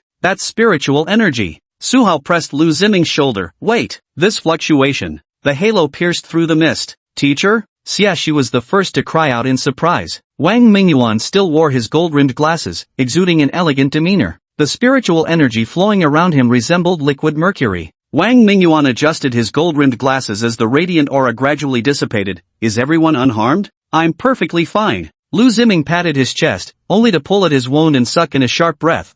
Just a graze. Xia crossed her arms and said, 3 claw marks on the right shoulder, torn muscle in the left leg. What's the big deal? Lu Ziming grinned. We awaken heal from minor wounds like this in just a few days. Su Hao said at this moment, I'm fine too. Feng Zhu leaned against the pillar and said succinctly, minor injury. Su Zhan shook his head, no problem. Go straight to medical treatment after returning, get a full examination. Wang Mingyuan's gaze swept over the crowd. How long has the fog persisted now? Feng Zhu checked the mechanical watch on his wrist, 46 hours and 37 minutes. Almost 2 days already, yet no more than 10 seconds passed for me after entering. This time flow. Wang Mingyuan frowned, seeming poised to say something more. Suddenly, a startled cry rose from the survivors. Wait, that's Teacher Wang from Vermilion Bird Academy. A young female hotel staff member in uniform pointed excitedly at Wang Mingyuan, shouting, our hotel manager told me about him. Vermilion Bird Academy. The Vermilion Bird Academy, one of Dacia's 5 top awakener institutions. We're saved. The survivors began to stir. The crowd that had been huddled in the corners surged forward like a tidal wave. Professor Wang, please, we beg you to lead us out. A middle-aged man rushed to the front. My daughter is only 5 years old. She's still waiting for me at home. Everyone, calm down. Wang Mingyuan raised his hand in a reassuring gesture. Return to your positions. With me here, everything's under control. Su Zhan silently watched the crowd as they grew restless again. He sighed inwardly. In such a moment of despair, the appearance of the savior must have stirred overwhelming excitement in everyone's hearts. Nor did he believe Wang Mingyuan was boasting. Currently, the cultivation level of the mist creatures emerging from the anomalous mist events remains relatively low. With Wang Mingyuan's abilities, dealing with them wouldn't precisely be like crushing ants, but at least as effortless as slicing through melons and chopping vegetables. Hey, stop the noise. Lu Ziming blocked Wang Mingyuan's path, waving his arms. Can't you see our teacher is busy? Everyone go back, don't come here and make trouble. Is that any way to talk? A plump middle-aged woman protested angrily. Our taxpayer money supports you awakened. Isn't protecting ordinary citizens exactly what you're supposed to do? Exactly. Someone chimed in, you all receive special government allowances. Su Hao awkwardly stood in the middle trying to mediate. Everyone, please calm down. We'll definitely. Shut up, all of you. Xia let out a cold shout. The crowd didn't quiet down, instead, their emotions grew more intense. So what if you're awakened? Who gave you the right to yell at us like that? Exactly. We pay so much in taxes to support you, and this is the attitude we get when something happens? What about your responsibility? Some people even began shoving their way forward. A beer bottle shattered with a crack at Xiaxi's feet. The situation instantly became dangerously tense. Su Zhan raised his eyebrows and drew his twin blades from their sheaths once more. These survivors trembled and scurried like frightened rats when facing the mist creatures. Yet now they dared to bare their claws and teeth against the awakened ones, because they understood all too well. The awakened ones dared not deal them death blows. Thus they could unleash their emotions wantonly, hurl righteous accusations and abuse, even casually toss bottles without hesitation. Xiaxi's delicate brows drew tightly together. She was just trying to keep these people quiet, not abandon them. Yet they turned around and emotionally blackmailed her instead. Her fists clenched tightly as she mentally prepared herself. Whoever dared lay a hand on her first would receive a sleep as deep as a baby's. Alright, listen to me now. Wang Mingyuan adjusted his gold-rimmed glasses and scanned the crowd. Quiet, all of you. Making noise like this will only attract the creatures of the mist. If too many come, I won't be able to fully protect you. The words instantly silenced the group. Su Zhan quietly sheathed his twin blades. He analyzed this scene with perfect clarity in his mind. Xiaxi maintained the same attitude on the airplane, but back then, she was saving lives. Everyone on that flight owed her a debt. They all needed her rescue so she could speak however she pleased. But now, She hadn't saved a single soul. Yet she was berating everyone from her high horse, which happened to prick at the most sensitive nerve of ordinary people. Even worse than Lu Ximing's impatient attitude just now. When the words "shut up" were spat out of her mouth, an inexplicable anger rose in everyone's hearts. Why can the awakened order us around as they please? Why do you awakened think you're inherently superior to everyone else? Aren't you awakened ones just lucky by birth? In this world, an insurmountable chasm lies between the awakened and ordinary people from the very beginning. It's an impassable gulf that no amount of effort can bridge. What these ordinary folk see before them now isn't a lifesaver, but the physical manifestation of life's unfairness. Wang Mingyuan understood human nature well. He didn't put on the airs of an enlightened person, but simply stated the facts calmly. Noise attracts monsters, and monsters kill people. He returned the right to choose back to the crowd themselves. They could choose to make noise, but the price might be their lives. This unyielding yet humble attitude is actually quite convincing, because he's not giving orders, but rather offering a reminder. This is the true wisdom of dealing with people. It clarifies the stakes while maintaining an attitude of equality and respect, making these frightened birds calm down willingly after weighing the pros and cons. Su Zhan's estimation of Wang Mingyuan grew even higher in his mind. He turned his gaze to Xie. In truth, there was another crucial reason why the survivors treated these two men differently. Wang Mingyuan, with his formidable strength, was everyone's lifeline. Combining this with the previous point makes for the most perfect way of handling affairs. The survivors gradually softened their attitude. The assistant manager of the hotel squeezed through the crowd. "Professor Wang, I'm the assistant manager here and know the hotel layout best. The underground shelter is usable, it's spacious, has food, and is more than enough for all of us." "Excellent." Wang Mingyuan nodded. "You'll be in charge of organizing." "Professor Wang." A bespectacled young girl timidly raised her hand. "I'm a medical school student and can help treat the wounded. I'm also a doctor, I can save people too." In the blink of an eye, 2 or 3 doctors raised their hands. "Thank you for your selflessness." Wang Mingyuan smiled at her, then turned to Su Hao, assist them in setting up a temporary medical station. Chapter 64, The Key to Breaking the Deadlock. Soon, more survivors began stepping forward to help. "Professor Wang, I'm a fitness trainer," a muscular middle-aged man said, patting his chest. "Leave the heavy lifting to me, moving the injured or supplies, no problem. Count me in." The young man in a security guard uniform nearby immediately chimed in. "I served as a medic in the army, I know basic wound treatment." Several burly chefs also squeezed forward. "We've got plenty of ingredients in the back kitchen, we can whip up something hot for everyone." The situation gradually became more orderly. The men automatically divided themselves into several groups.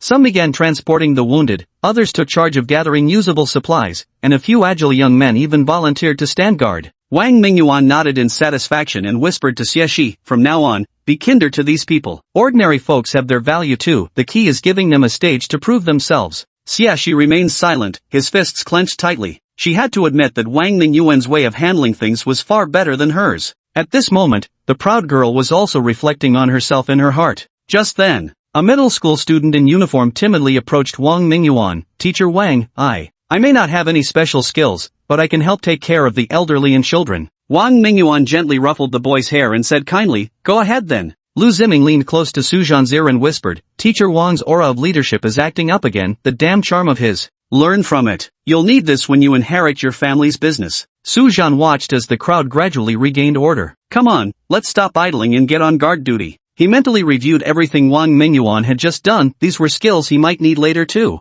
"Now, everyone, please proceed according to the plan." Wang Mingyuan raised his voice and said to the crowd, "I promise I'll get everyone out safely." The crowd burst into cheers and applause. The 5-year-old girl's father wiped his tears and bowed repeatedly, saying, thank you so much." Wang Mingyuan waved his hand. "It's nothing. Go help others in need now." "All right." The father immediately nodded and turned to jog away. And so, everyone united as one. During this time, many prying eyes emerged from the mist. Yet Wang Mingyuan effortlessly cut them all down, as easily as slicing melons and chopping vegetables. The group's confidence and sense of security grew steadily stronger. Until the 3rd day of the fog time, a full 72 hours had passed. It was the longest duration the fog event had ever persisted. The last wisp of mist dissipated in the morning light. The entire hotel was finally exposed to sunlight. Golden sunlight pierced through the clouds, illuminating the weary faces of every survivor. Is it over?" someone asked with trembling voice. The next second, cheers erupted.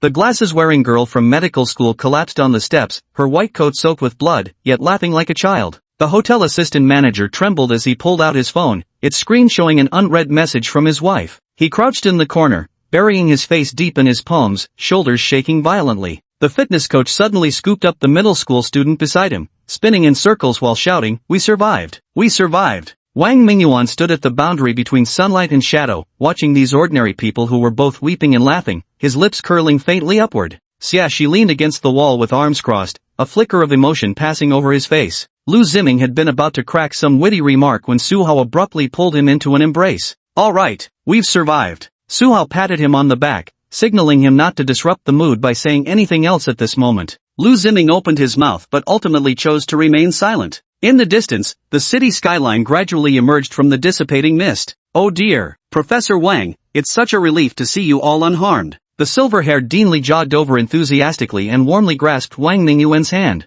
"Thank you for your concern, Dean Li." Wang Mingyuan nodded with a smile. Meanwhile, Su Zhan stood to the side, his gaze sharpening. He thought to himself, Wang Mingyuan hadn't been in the mist at that time. Before the fog descended, the last thing Wang Mingyuan did was go downstairs to pick up Dean Li. He strongly suspected that Dean Li deliberately sent Wang Mingyuan away. "Professor Wang, the time dilation in this fog incident is quite significant," Dean Li said slowly. Less than 15 seconds passed outside before the mist dissipated. "That's right." Not particularly enthusiastic, Wang Mingyuan said flatly. Dean Li must have sensed Wang Mingyuan's emotion inside.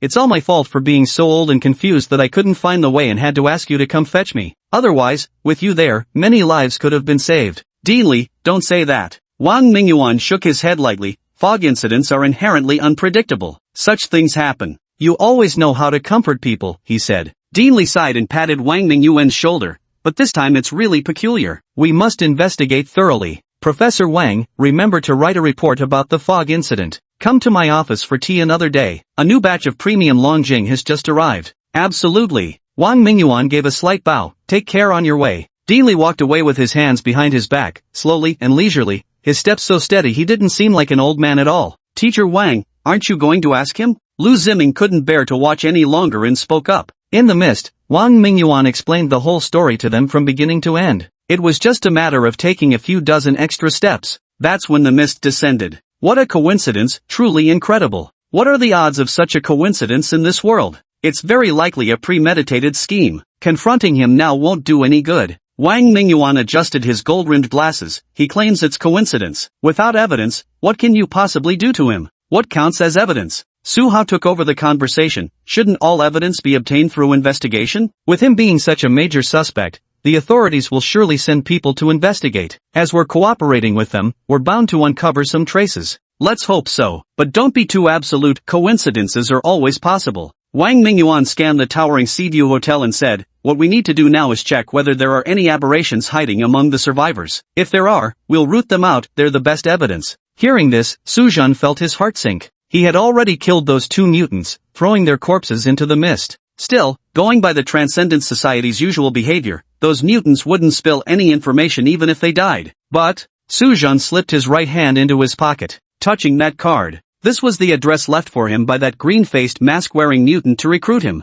This address could very well be the key to breaking the deadlock. Chapter 65, Forever Digging Pits. After some time had passed, the dark off-road vehicle convoy of the Aberration Purification Division slowly arrived at the scene. Doors opened in perfect unison as a team of black uniformed investigators swiftly formed their ranks. The leader was a wiry man around 40 years old, wearing a silver badge on his chest, with sharp eyes. As soon as he spotted Wang Mingyuan, he swiftly stepped forward. Placing his right hand over his heart, he gave a slight bow, respectful yet not subservient. "Professor Wang, long have I admired your reputation." The leader spoke with solemn tone. "I'm Zhao Lin, head of the 3rd investigation team from Lanqing's Abnormal Incident Purge Department. This incident could have had unimaginable consequences without your guidance here." Wang Mingyuan smiled faintly. "You flatter me, team leader Zhao. Just doing my duty. You're being too modest." The Vermilion Bird Academy's experience in dealing with mist incidents has always been our benchmark to learn from. Zhao Lin nodded. "Without your cooperation, our follow-up investigation would be at a serious disadvantage." Wang Mingyuan pondered slightly. "Understood. What do you need from us?" "If possible, we'd like you and your students to assist us with some basic documentation."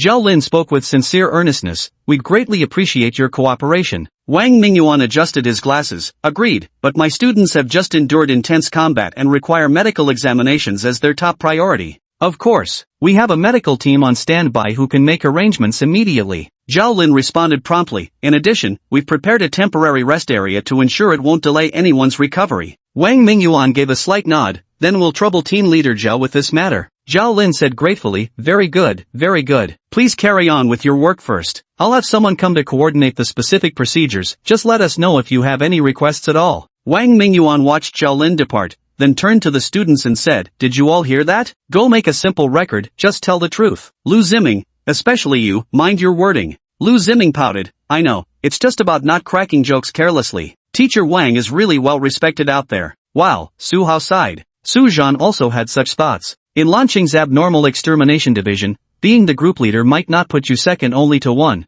but certainly above thousands of others. Yet Wang Mingyuan didn't even need to make any deliberate gestures, simply by standing there, he could command the respectful demeanor of the abnormal extermination division's group leader. Power and status, these were the true passports in this world. That's it. After undergoing examination and treatment, they arrived at the abnormal elimination department of Lansing City. Wang Mingyuan and the other 5 sat on one side of the long table. Opposite sat Zhao Lin and 2 recorders. The room's lighting was soft, with surveillance equipment in the corner blinking a red light. Zhao Lin flipped open the case file, lightly tapping the paper with his finger. First, according to the survivors' accounts. This time in the mist appeared a mutated creature wearing a firefighter's mask, actively hunting down mist creatures which indirectly protected everyone. Are you all certain about this? The 4 exchanged glances. Yes. Su Hao spoke up. At that time, on the 30th floor corridor, I saw him with my own eyes tearing apart 2 watchers. He saw me too, yet chose to look right through me. That guy is incredibly fierce. Lu Ziming gestured with his hands. With just one swipe of its claws, it slid open the peeper's sack.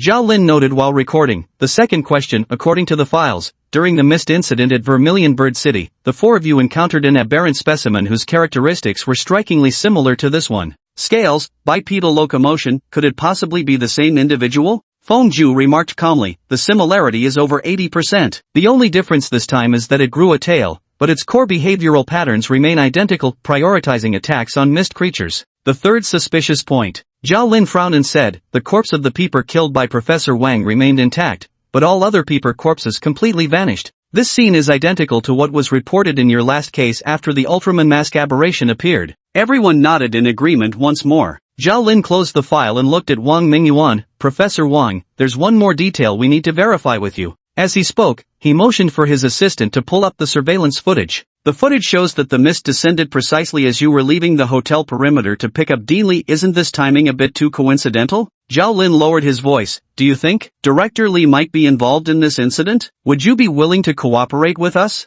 Team leader Zhao, what I think isn't important. Wang Mingyuan interlaced his fingers on the desk. The fact remains that Director Li is suspicious, and your Abnormal Affairs Division has the duty to investigate. Zhao Lin was stunned. I had thought Wang Mingyuan would be extremely enthusiastic about this matter, eager for revenge and to uncover the murderer. Yet I never expected him to be so indifferent. He said, but what if our investigation yields no results and the murderer truly remains at large? Our Vermilion Bird Academy is in Lanshan City for the exchange conference. Wang Mingyuan suddenly chuckled lightly. Once the competition is over, we'll naturally leave Lancheng. But how long will the mastermind behind this stay in Lancheng? Zhao Lin abruptly stood up. Professor Wang, this concerns the safety of the entire city. Wang Mingyuan said calmly, that's precisely why you should hurry. I've already handed over the phone records and other evidence to you, and I've told you everything I know. Surely you don't expect me to conduct the investigation too? Zhao Lin was momentarily at a loss for words. His facial expressions kept changing until he finally sighed and said, Teacher Wang, you're absolutely right. Leave the rest to us. Wang Mingyuan nodded and called out to Su Zhan and the others, let's go, head back and get some proper rest. Su Zhan and the others stood up. Under the gaze of Zhao Lin and others, he walked out of the Abnormal Elimination Department. Stepping through the gates of the Abnormal Elimination Department, Lu Ziming could finally hold back no longer. Professor, what exactly did you mean by those words earlier? If Dean Li truly has issues, are we just going to leave it at that? Wang Mingyuan's eyes revealed profound depth. Su Zhan glanced at the increasingly distant building of the Aberration Purge Department behind him and spoke on his behalf. They're passing the buck. Ha? Lu Ziming looked utterly confused. Zhao Lin appears respectful, but he's been setting traps all alone. Su Zhan quickened his pace to walk alongside the group. First, the Vermilion Bird Academy has overstepped its authority by interfering in local affairs unless they've submitted an official request. Second, this was originally the responsibility of the Abnormal Clearing Division. Their actions amount to nothing more than shifting the burden of responsibility. Thirdly, if Teacher Wang agrees without conducting the investigation, it will sow the seeds of trouble. When that trouble erupts later, Teacher Wang will be held accountable. Su Hao suddenly grasped the meaning. so that's why Teacher Wang insisted on leaving right after the match. We've done all we can. Su Zhan looked at Wang Mingyuan walking ahead. Even if we're going to investigate, we should do it privately. That way, the responsibility won't fall on us. Therefore, no matter what, we must not openly agree to collaborate with them. We're no saints, expected to shoulder every burden. Don't expect us to split responsibilities that clearly fall under your own duties. Su Zhan, don't misinterpret my meaning, okay? Wang Mingyuan smiled and denied it. He just looks like this. Not a single soul believed him. Seeing his students behaving this way, Wang Mingyuan also wiped the smile off his face and said solemnly, if I were certain, I'd fight for this credit too. But right now, I have zero evidence pointing to the mastermind. Investigating privately would be safer. Politics is far more troublesome than cultivation. Chapter 66, The Corner Cafe. So honestly, this stuff is really boring. Lu Ziming stretched lazily, resting his hands behind his head. We'd be better off killing a few more mutated creatures for some real fun.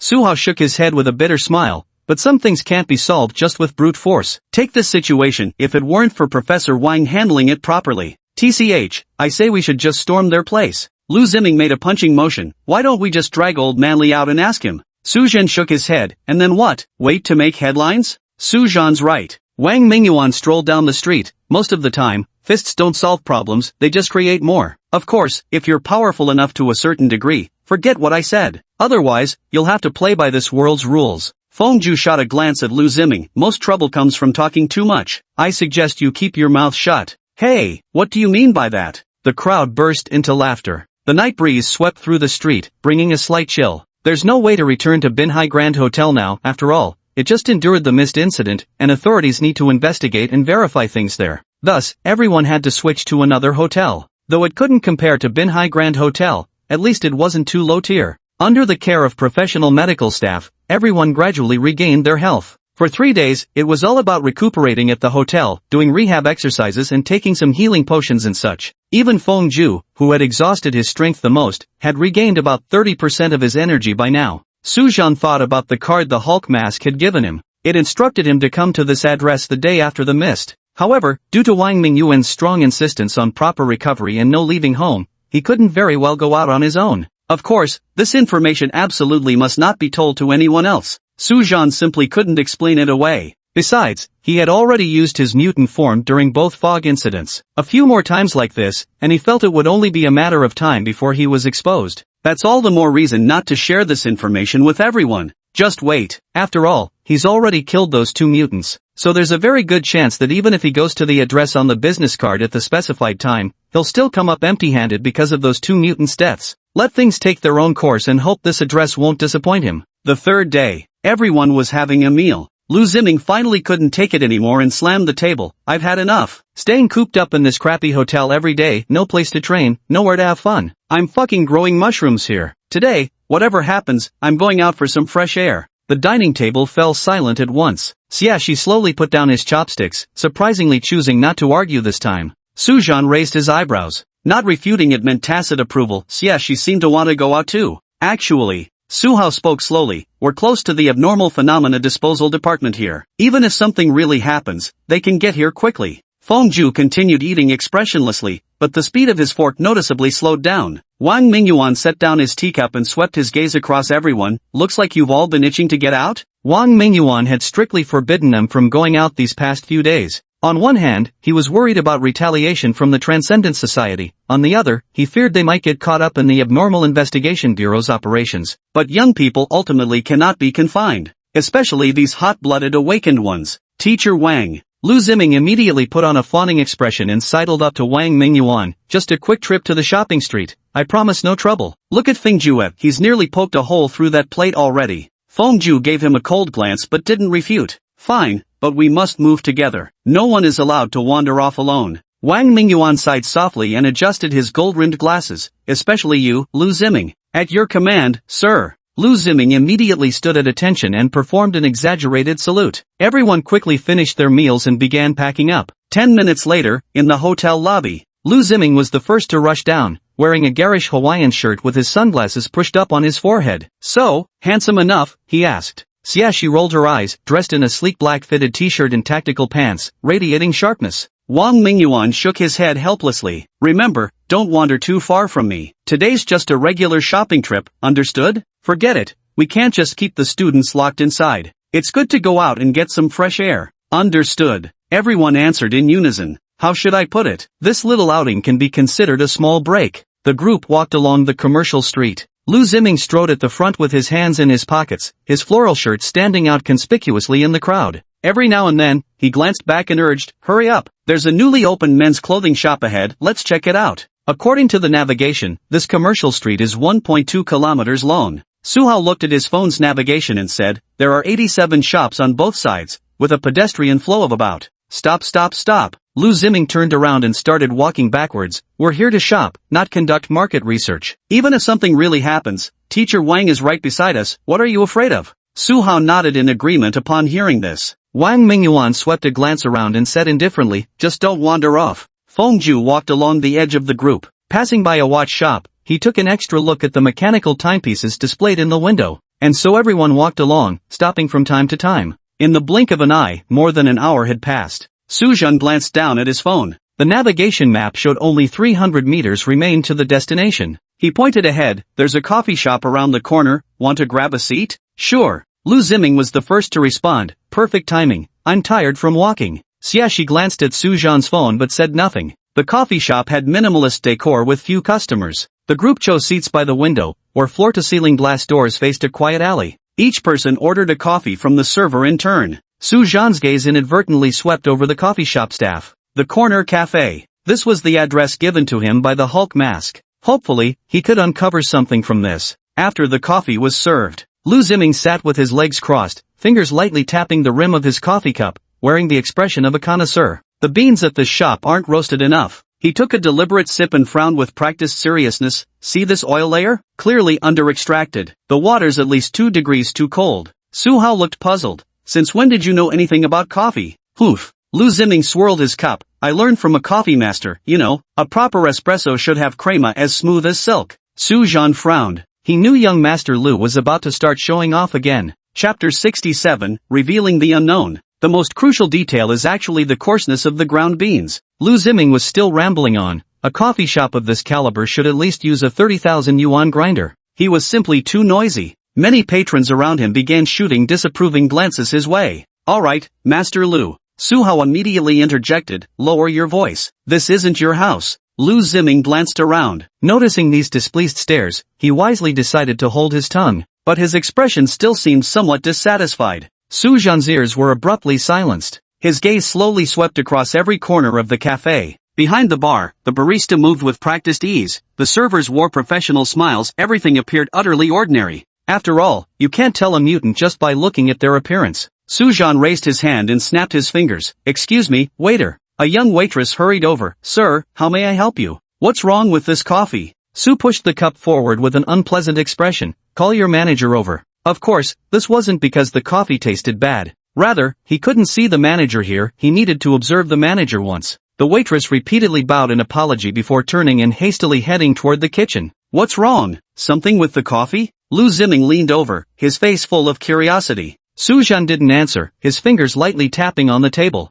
Lu Ziming tactfully chose not to press further. Footsteps approached from behind. A woman in a beige business suit walked slowly closer. She appeared to be around 30, with chestnut hair meticulously pinned up to reveal a smooth forehead. "I'm the manager, Leah. Was there something wrong with your coffee?" The crowd carefully examined the female shop manager approaching them. She seemed both familiar and unfamiliar at the same time. Her face looked recognizable at first glance, yet upon closer thought, no one could recall who she was. Wang Mingyuan spoke up and asked, "What relation is Li Tinghuai to you?" Li Tinghuai was, naturally, the name of Dean Li from Starlight Academy. Leah spoke gently, "He is my father." Lu Ziming eyed Leah up and down before interjecting, "Your father is Dean Li of Starlight Academy. With such status and position, why would you open a cafe in a place like this?" He glanced around and continued, "This little shop can't earn much in a year, right? With your father's wealth, you shouldn't worry about spending for the rest of your life." "I like coffee." Leah replied calmly, "I enjoy this lifestyle of running my own shop, and I'm just an ordinary person, not as great as my father. I just want to live my own life well and do what I want, that's enough for me."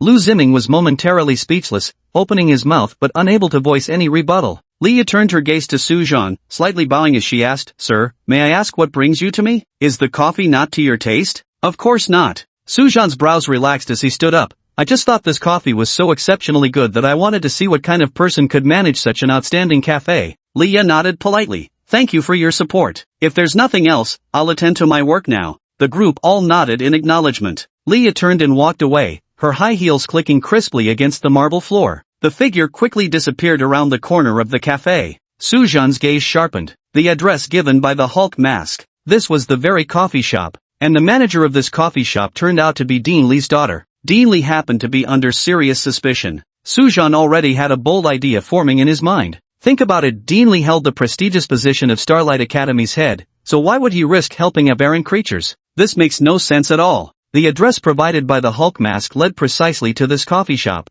and the owner turned out to be Dean Li's daughter. What are the odds of such a coincidence? Why would a wealthy heiress choose to hole up here running a small shop? Just be happy, whatever. He dismissed every word of it. Sujan's gaze abruptly sharpened. The truth might be quite simple. Leah was herself an aberrant, and Dean Li was helping his own daughter. Only the explanation of familial love makes sense here. That's why Dean Li deliberately sent teacher Wang away before the mist descended. Could paternal love truly drive a respected dean to such moral degradation? Brothers. Lu Ziming wore a serious expression and lowered his voice. I think there's something fishy about this manager. A young lady from a wealthy family, opening a coffee shop in a place like this? Who'd believe that? Tell us something we don't know. Xia, she remarked calmly. Lu Ziming. Can't be bothered to argue with you right now. Lu Ziming continued. Think about it, Dean Li has no reason to help the aberrants. But there's one possibility, his daughter, Leah, might be one of them. Sujan slightly raised an eyebrow. Pretty smart, at least he didn't need to give any further reminders. Nor did it waste all his effort in leading everyone to this very cafe. Now all he needed to do was sit quietly, keep a low profile, and leave the stage to his teammates. The more you say, the more mistakes you make.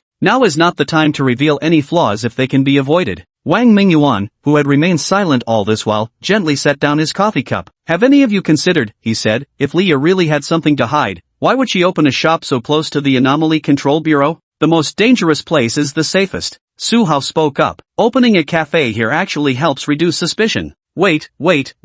Lu Ziming raised his hands. The more you say, the more confused I get. So what's the situation now? Dean Li is the mole? His daughter is an aberrant? Then shouldn't we? Do what? Fengju cut him off. Charge in there and arrest them? Don't forget, we don't have any evidence. We can't just sit here doing nothing, can we? Lu Ziming frantically ran his fingers through his hair. If all else fails, we could report this to the Anomaly Purge Department? Get them to join our operation. Hold on. Wang Mingyuan raised his hand, cutting him off. What are you waiting for? Lu Ziming spoke rapidly with urgency. If we wait any longer, the opportunity will be gone. Just then, the cafe's doorbell chimed crisply. A delivery guy in local courier uniform stood at the entrance, holding a document pouch. Who's Wang Mingyuan, the recipient? Wang Mingyuan calmly raised his hand. Here. Lu Ziming looked puzzled. This is. Wang Mingyuan signed for the package and unhurriedly opened the seal of the document bag. Now. Wang Mingyuan pulled out a paper stamped with a bright red seal from the folder. We can proceed now.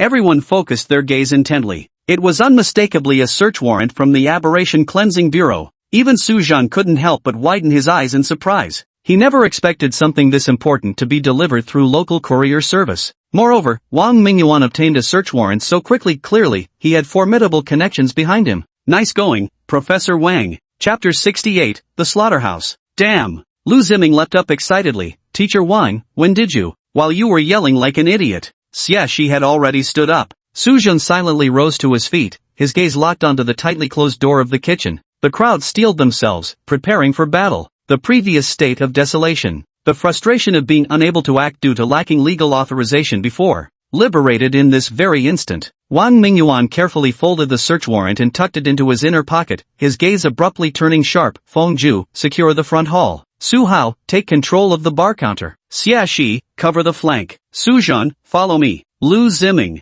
I know.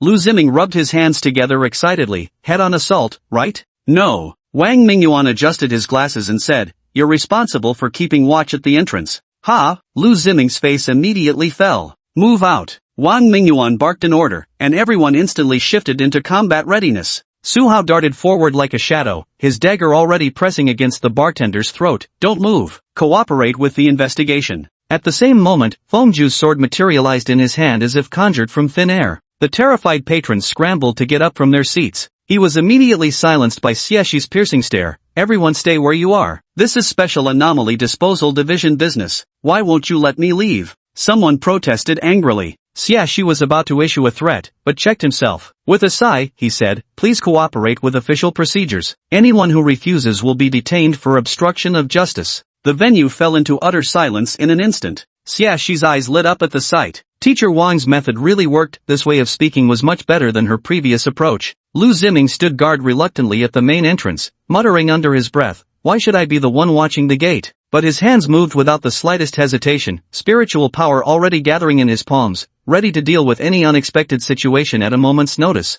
Towards the kitchen. Wang Mingyuan and Su Zhan rushed into the kitchen. Leah was standing at the storage room door, organizing the shelves. Hearing the sound of the door being forced open, she calmly turned around, her face still wearing that gentle and appropriate smile. Gentlemen. Leah smoothed the stray hairs at her temples. This is an employee area, may I ask what brings you here? Wang Mingyuan displayed the search warrant, Special Investigation Division routine inspection. Please cooperate. Of course. Leah gave a slight nod and voluntarily stepped aside. Would you like me to show you around? You're welcome to inspect the storage room and cold storage. Su Zhan frowned slightly. Leah stood calmly to the side with her hands folded in front of her, the very picture of a cooperative citizen assisting an investigation. Too cooperative. As if she had nothing to fear. Wang Mingyuan scanned the kitchen. Please open the storage room. No problem. Leah took the keys from her apron pocket and opened the storeroom door. This is mainly where we store coffee beans and ingredients. We do inventory checks every week. Inside the storeroom, various raw materials were neatly stacked, with nothing out of the ordinary. Su Zhan carefully inspected the walls and floor but couldn't find any traces of hidden doors or mechanisms. Would you like to see the cold storage room? Leah offered proactively. It's right at the back. The inspection lasted about 20 minutes, with Leah cooperating fully and answering every question. When Wang Mingyuan requested to review the surveillance footage, she immediately pulled up the records from the past month. When asked about purchasing sources, she promptly provided a complete list of suppliers. Thank you for your cooperation. Wang Mingyuan finally spoke, his tone softening somewhat. Leah gave a slight bow. Of course, we operate legally and have nothing to fear from inspections. Out of the kitchen. Su Zhan glanced back. Leah was instructing a waiter on how to arrange the shelves, her expression focused and serene, as if the sudden inspection had been nothing more than a minor interruption. Teacher, what should we do now? Su Zhan was dumbfounded. It seemed the other party had been prepared all along, completely unafraid of being investigated. Everything was already in place. Not even a single hidden door could be found. Don't worry. Wang Mingyuan's arms trembled slightly as pristine spiritual energy began emanating from his body like mist. In an instant, it filled the entire cafe. Su Zhan's pupils contracted sharply. He had never truly understood, or rather, had never been certain, just what Wang Mingyuan's spirit truly was. But ever since he had taken action a few times, every attack had been derived from this white spiritual energy. Like during that plane crash, it was the protective barrier formed by this white energy that had saved everyone. Like in the mist incident, Wang Mingyuan's method of attack was also this white spiritual energy transformed into an offensive. Therefore, Wang Mingyuan's life soul was most likely this white spiritual energy, capable of both attack and defense. It could even function as it does now. As eyes, they scoured every corner of the cafe. Everything detectable and undetectable would be laid bare under these watchful eyes. What is this? A female guest covered her mouth and nose in horror. The other guests also held their breath, some even pulling out tissues to cover their noses and mouths. There's no need for alarm. Xiaxi's cool voice rang out. This is pure spiritual energy, beneficial to ordinary people's health. The guests hesitantly released their grip. One bold individual took a deep breath and suddenly widened their eyes. It's true. I can actually feel my breathing becoming smoother. Just as these words were spoken, deep breaths echoed intermittently through the coffee shop. Some even spread their arms wide, bathing in the nourishing spiritual energy as if it were sunlight. Leah stood behind the counter, her delicate brows slightly furrowed. What are you doing? Routine inspection. Wang Mingyuan stood with his eyes closed, white spiritual energy swirling around him. Check if there's anywhere we missed. Leah's expression remained indifferent. Be my guest. The spiritual energy seeped into every crevice like flowing water. The crack in the corner, the gap between floorboards, the vents in the ceiling. Suddenly, a wisp of spiritual energy stirred at the baseboard in the corner of the storeroom. There was a nearly imperceptible crack there, no wider than a strand of hair. The spiritual energy slipped through the crack, revealing an intricate mechanism hidden within the wall. A movable brick concealed a palm-sized hidden compartment behind it. The compartment connected to a narrow downward passage. Following the passage with spiritual energy, an astonishing 50 square meter secret chamber appeared about 10 meters beneath the coffee shop. The four walls of the secret chamber are lined with special shielding material. What's more important? This chamber resembles a slaughterhouse, yet what's being slaughtered aren't pigs, cattle, or sheep, but rather, this is a dining place for the mutated creatures. As for what the food was, it goes without saying. The white spiritual energy slowly retracted back into his body. Wang Mingyuan suddenly opened his eyes, his gaze sharpening abruptly as he looked at Leah. Miss Li, care to explain the basement chamber 10 meters underground? Leah's expression finally underwent a change as she instinctively took half a step backward. Suzhan felt a surge of joy in his heart. As expected, he'd found the weakness after all. Leah forced herself to remain calm. I don't know what you're talking about. You don't know? Wang Mingyuan smiled. Later, when we get to your restaurant, you won't be able to argue anymore. Chapter 69, You Never Asked. Let's go. I'll take a look at your restaurant together. Wang Mingyuan took out his phone and started recording. What's the matter? Aren't you going to show me the way? I don't know what you're talking about. Leah denied it. Since you won't show me the way, I'll have to do it myself. Wang Mingyuan looked at Suzhan. Suzhan, keep an eye on Miss Li.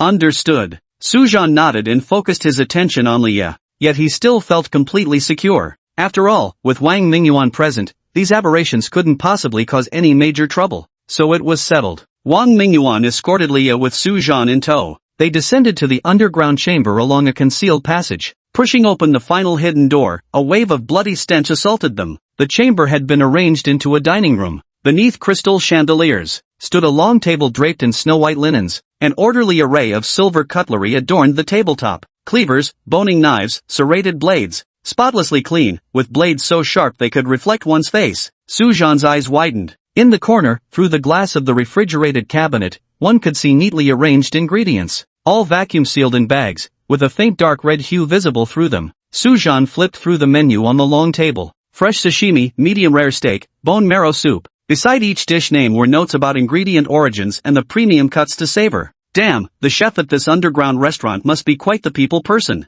Miss Li, your cafe's dining area has quite distinctive features. Wang Mingyuan walked slowly to the refrigerated cabinet, tapping his fingers against the glass door. Built 10 meters underground, equipped with such professional refrigeration equipment, and even specially installed anti-detection devices. Leah remained expressionless, folding her hands in front of her. You must be joking. I have absolutely no idea why such a place exists beneath my coffee shop. Is that so? Wang Mingyuan opened the refrigerator, and a chill instantly spread through the air. He casually pulled out a vacuum-sealed pack of ingredients and shook it. I suppose these weren't prepared by you either? The dark red flesh faintly reveals its fibrous texture. Li Yalian didn't even furrow her brow. I don't know. Very well. Wang Mingyuan's eyes turned cold as he tossed the ingredients back into the freezer and turned to Suzhan. Notify the anomaly eradication department. Have them send personnel to collect samples from every inch of this place. Wait. Leah spoke up. Before you formally arrest me, may I make a call to my family? Of course. Wang Mingyuan made a gesture of go ahead. Suzhan whispered, Professor Wang. Wang Mingyuan shook his head slightly and said in a voice only audible to the two of them, let her make the call. I'd like to see just how capable Dean Li is at smoothing this over in the face of irrefutable evidence. Leah dialed the phone,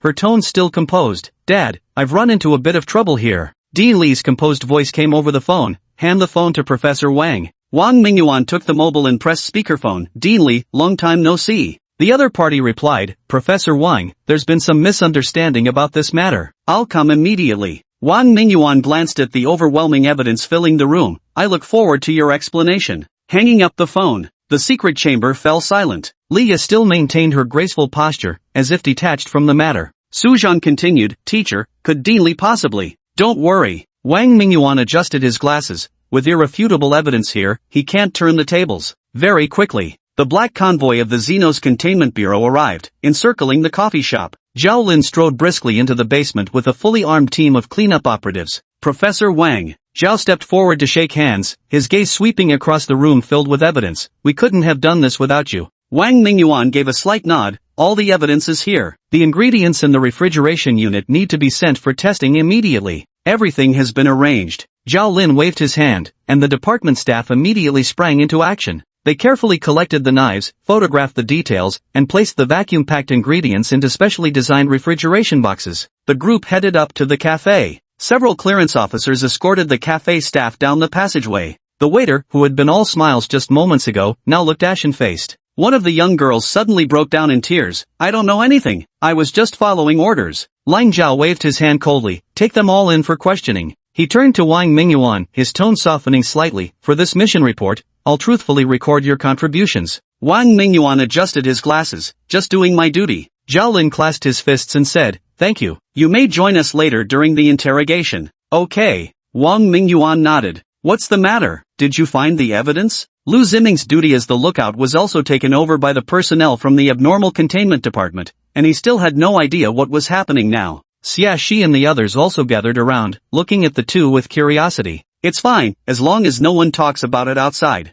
Zhao Lin waved his hand. I have other matters to attend to. Excuse me. Wang Mingyuan hummed in acknowledgement, watching him leave. What's the evidence? Lu Ziming immediately spoke up. The evidence is in that basement. Su Zhan pointed in a direction. Go take a look and you'll see, but be careful not to touch anything or disturb the scene. Since you're all so curious, I'll let you have a look. Got it. I'll go check it out. Lu Ziming led the charge, guiding the group forward. Kicking open the hidden storage room door, he barged in without a care in the world. When he took in the full view of the basement, his cheeky grin froze in an instant. Holy shit! Lu Ziming's Adam's apple bobbed as his voice cracked. The fuck is this? He suddenly choked on his words, spun around sharply, and began retching violently. Xia Shi followed closely behind as they stepped into the secret chamber. His eyes swept over the ingredients in the refrigeration unit, then glanced at the menu on the wall, his expression visibly darkening. Su Hao stood staring at the vacuum-sealed packages, his lips trembling as he spoke. This muscle fiber pattern, it should be. Halfway through speaking, he covered his mouth, staggering back 2 steps.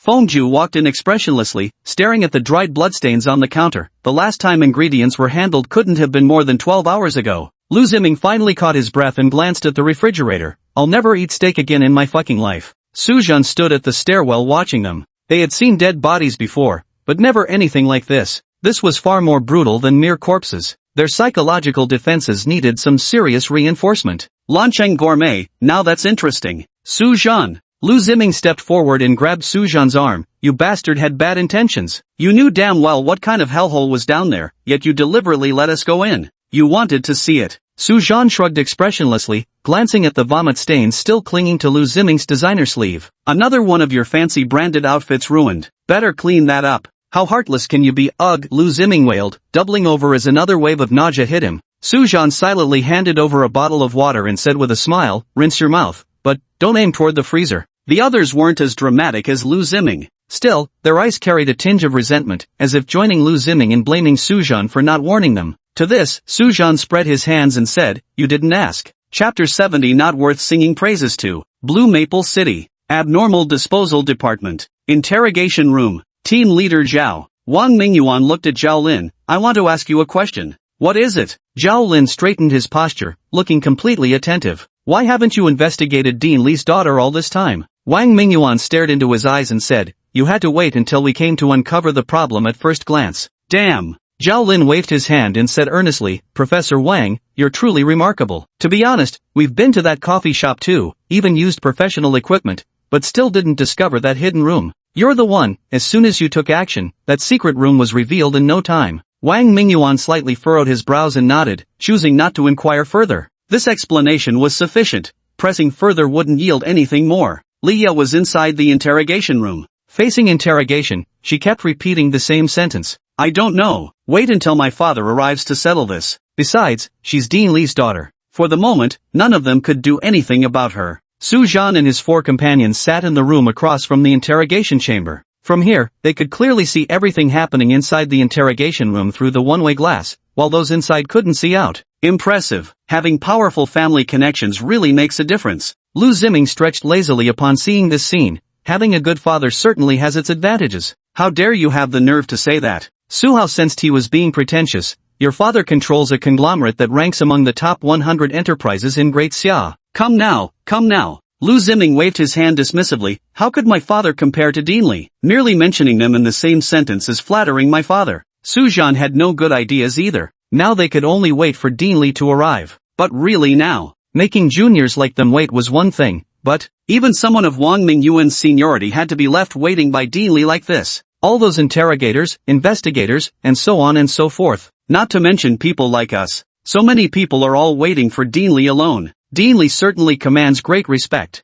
After a long while, Professor Wang, Team Leader Zhao. Dean Li walked over with steady steps and extended his hand. Thank you both for your hard work. Wang Mingyuan shook his hand. You're too kind, Dean Li. It's just routine business. Zhao Lin's handshake carried the firmness of official business. We truly appreciate Dean Li coming in person to cooperate with the investigation. It's the least I could do. Dean Li nodded. After all, this concerns my daughter. Zhao Lin extended a hand in invitation. Dean Li, shall we continue inside? Dean Li nodded and stepped forward calmly. Suja watched as the three of them walked into the interrogation room. His ominous premonition grew stronger in his heart. Who was Dean Li? The dean of the Starlight Awakener Academy. What about Wang Mingyuan? Although he's a teacher at the Vermilion Bird Academy, he carries old injuries. As for Zhao Lin, that status and position is probably just a tiny ant in Dean Li's eyes. Just in case. Dean Li, furious and humiliated, resorted to violence to solve the problem. Can those two really hold him back? The more Su Zhan thought this way, the more uneasy he became.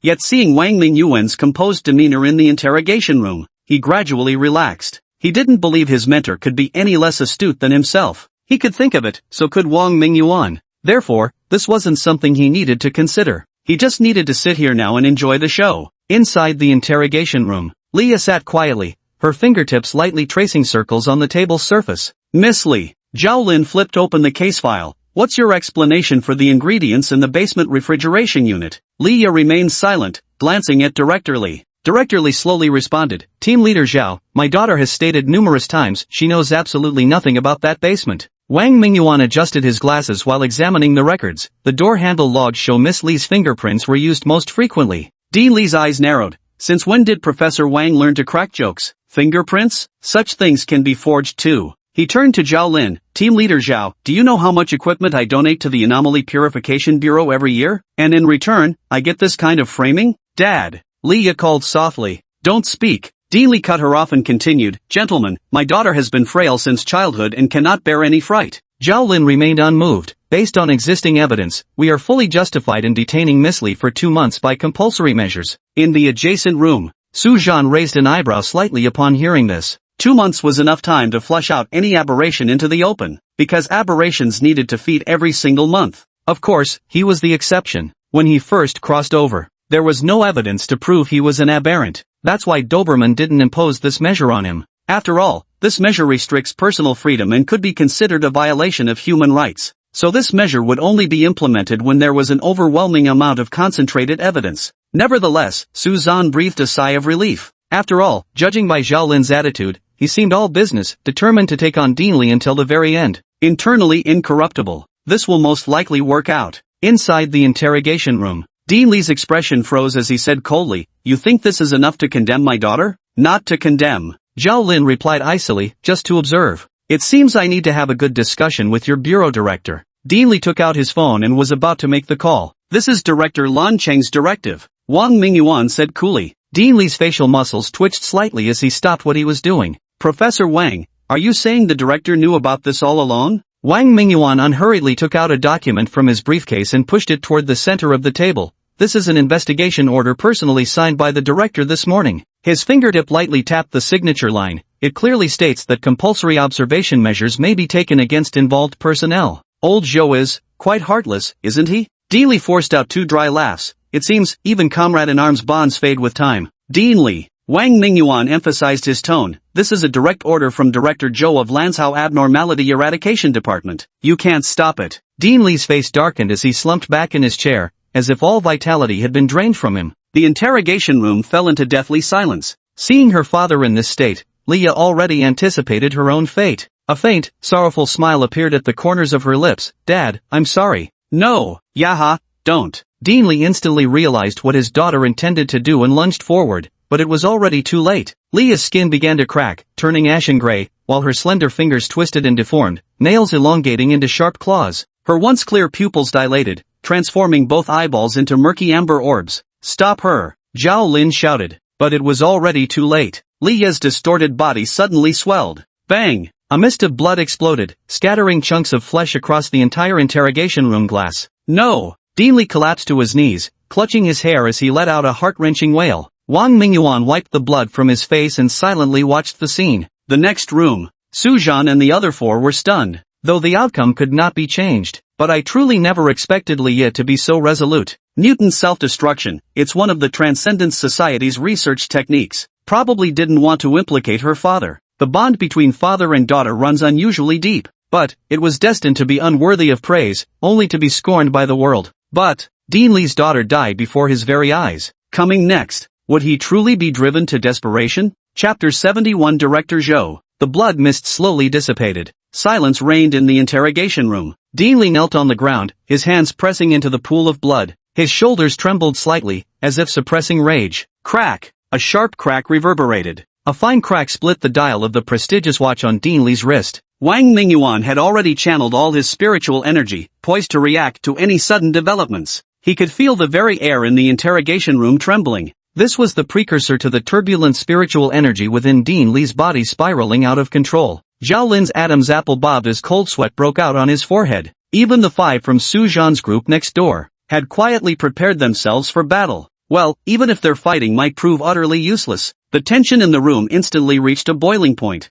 You drove my daughter to her death. Dean Li's eyes were lifeless, gray and dull, as he muttered to himself. The next moment, the entire abnormal containment division building shuddered violently. Director Li's clothes exploded outward, revealing arms covered with thunderous patterns. Lightning-shaped spirit patterns emerged across his skin. SS, class soul weapon, thunderstrike palms. Let them all be buried with my daughter. The words drifted down lightly. Wang Mingyuan's pupils constricted sharply. Fall back. A white spiritual energy instantly formed a protective barrier enveloping the 5 people including Su Zhan. Almost simultaneously, a flash of lightning 10 meters in diameter shot into the sky. The blinding blue-white bolt of lightning vaporized Zhao Lin on the spot. The leader of Lan City's Abnormal Phenomena Purification Division didn't even have time to utter a scream before dissipating into a wisp of smoke. Su Zhan was dumbfounded. This terrifying pressure made his heart tremble with fear. Was this the power of a Dean-level Awakener Academy instructor? Before such might, he felt like an insignificant ant, unable to muster even a shred of defiance. Even this awe-inspiring Zhao Lin, who commanded such respect before outsiders, couldn't even muster resistance before Dean Li. Or perhaps he couldn't even manage a scream. Boom! The entire load-bearing wall was swept by lightning, its concrete instantly melting into molten crimson liquid. The 5 Su Zhan members didn't even dare to touch it, being dragged rapidly away by Wang Mingyuan. The scenery around them shifted continuously. In the blink of an eye, they arrived at the main gate. Go to hell! Dean Li clasped his hands together, and thousands of lightning serpents surged from his palms. Surveillance cameras exploded in succession as hallway staff members carbonized amidst the flashes of thunder. Every pane of glass on the entire floor shattered simultaneously, the fragments sublimating directly into gas under the intense heat of the lightning. Wang Mingyuan's mouth was bleeding at the corners, his white spiritual barrier riddled with holes from the tearing lightning. The group had just leapt out of the building's entrance. Behind them, the entire structure collapsed inward upon itself. Director Li pressed both hands to the ground, and a 500-meter-wide cage of colossal thunderstorms erupted from the earth. Lan City's Paranormal Incident Bureau building disintegrated amidst hundreds of millions of volts. Molten steel poured down like metallic rain, while even concrete was reduced to crimson liquid. When the dust settled, all that remained was a charred crater 500 meters wide, its edges still crackling with blue-purple electric serpents. And Dean Li still knelt at its very center. He stared fixedly at Wang Mingyuan, his gaze as if looking at an enemy. Su Zhan broke out in a cold sweat and glanced at Wang Mingyuan, only to find his teacher's expression still composed. Buddy, where on earth did you muster such courage? It would be a lie to say Su Zhan and the other 4 weren't panicked. My heart was stuck in my throat. Run for your life. Yet Wang Mingyuan remained motionless, as the sky filled with lightning threatened to erupt once more. A warm, soothing voice sounded. Old Li, that's about enough. An elderly man in indigo tangsuit came treading through the air, his silver-white hair remaining perfectly undisturbed amidst the thunderstorm. With each step he took, ripples blossomed beneath his feet, forming a barrier that kept the raging lightning at bay. Director Zhou. Wang Mingyuan saluted with clasped fists, his relief palpable. The heavy boulder weighing on Su Zhan and the others' hearts was finally lifted. You should have said so earlier. With the presence of the director of Launching's Abnormal Phenomena Elimination Department here,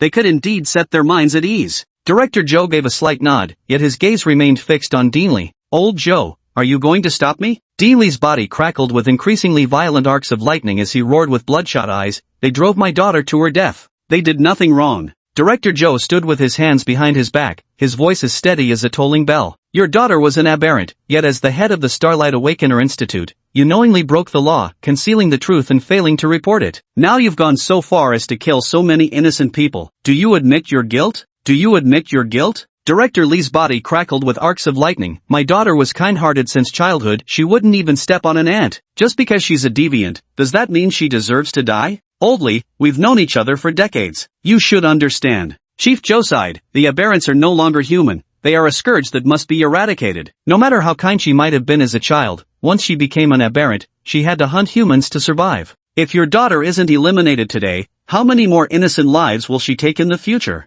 Chief Joe took a step forward, golden radiance swirling around him. As the dean, you teach your students to bear the world as their responsibility. Now you disregard righteousness for personal feelings. How can you face the students who trusted you? How can you face the people who were slaughtered by aberrations? Dean Lee staggered, the lightning around him dimming slightly. I was only protecting my daughter. Protecting? Director Joe suddenly raised his voice. You are destroying her, making her survive as a monster, staining her hands with blood. Is this what you call paternal love? Enough! Dean Lee's expression twisted in agony, the surrounding lightning flickering unpredictably. Old Lee, turn back before it's too late. Director Joe's tone softened slightly. Your daughter has already atoned with her life. Must more people die for your obsession? Dean Lee stared blankly at the spot where his daughter had been standing just moments before, the lightning in his eyes gradually fading away. His knees gave way, and he collapsed weakly to the ground, the crackling thunder around him dissipating into nothingness. Director Joe gave a slight nod before gracefully descending to the ground. Approaching Dean Lee, he placed a hand on his shoulder.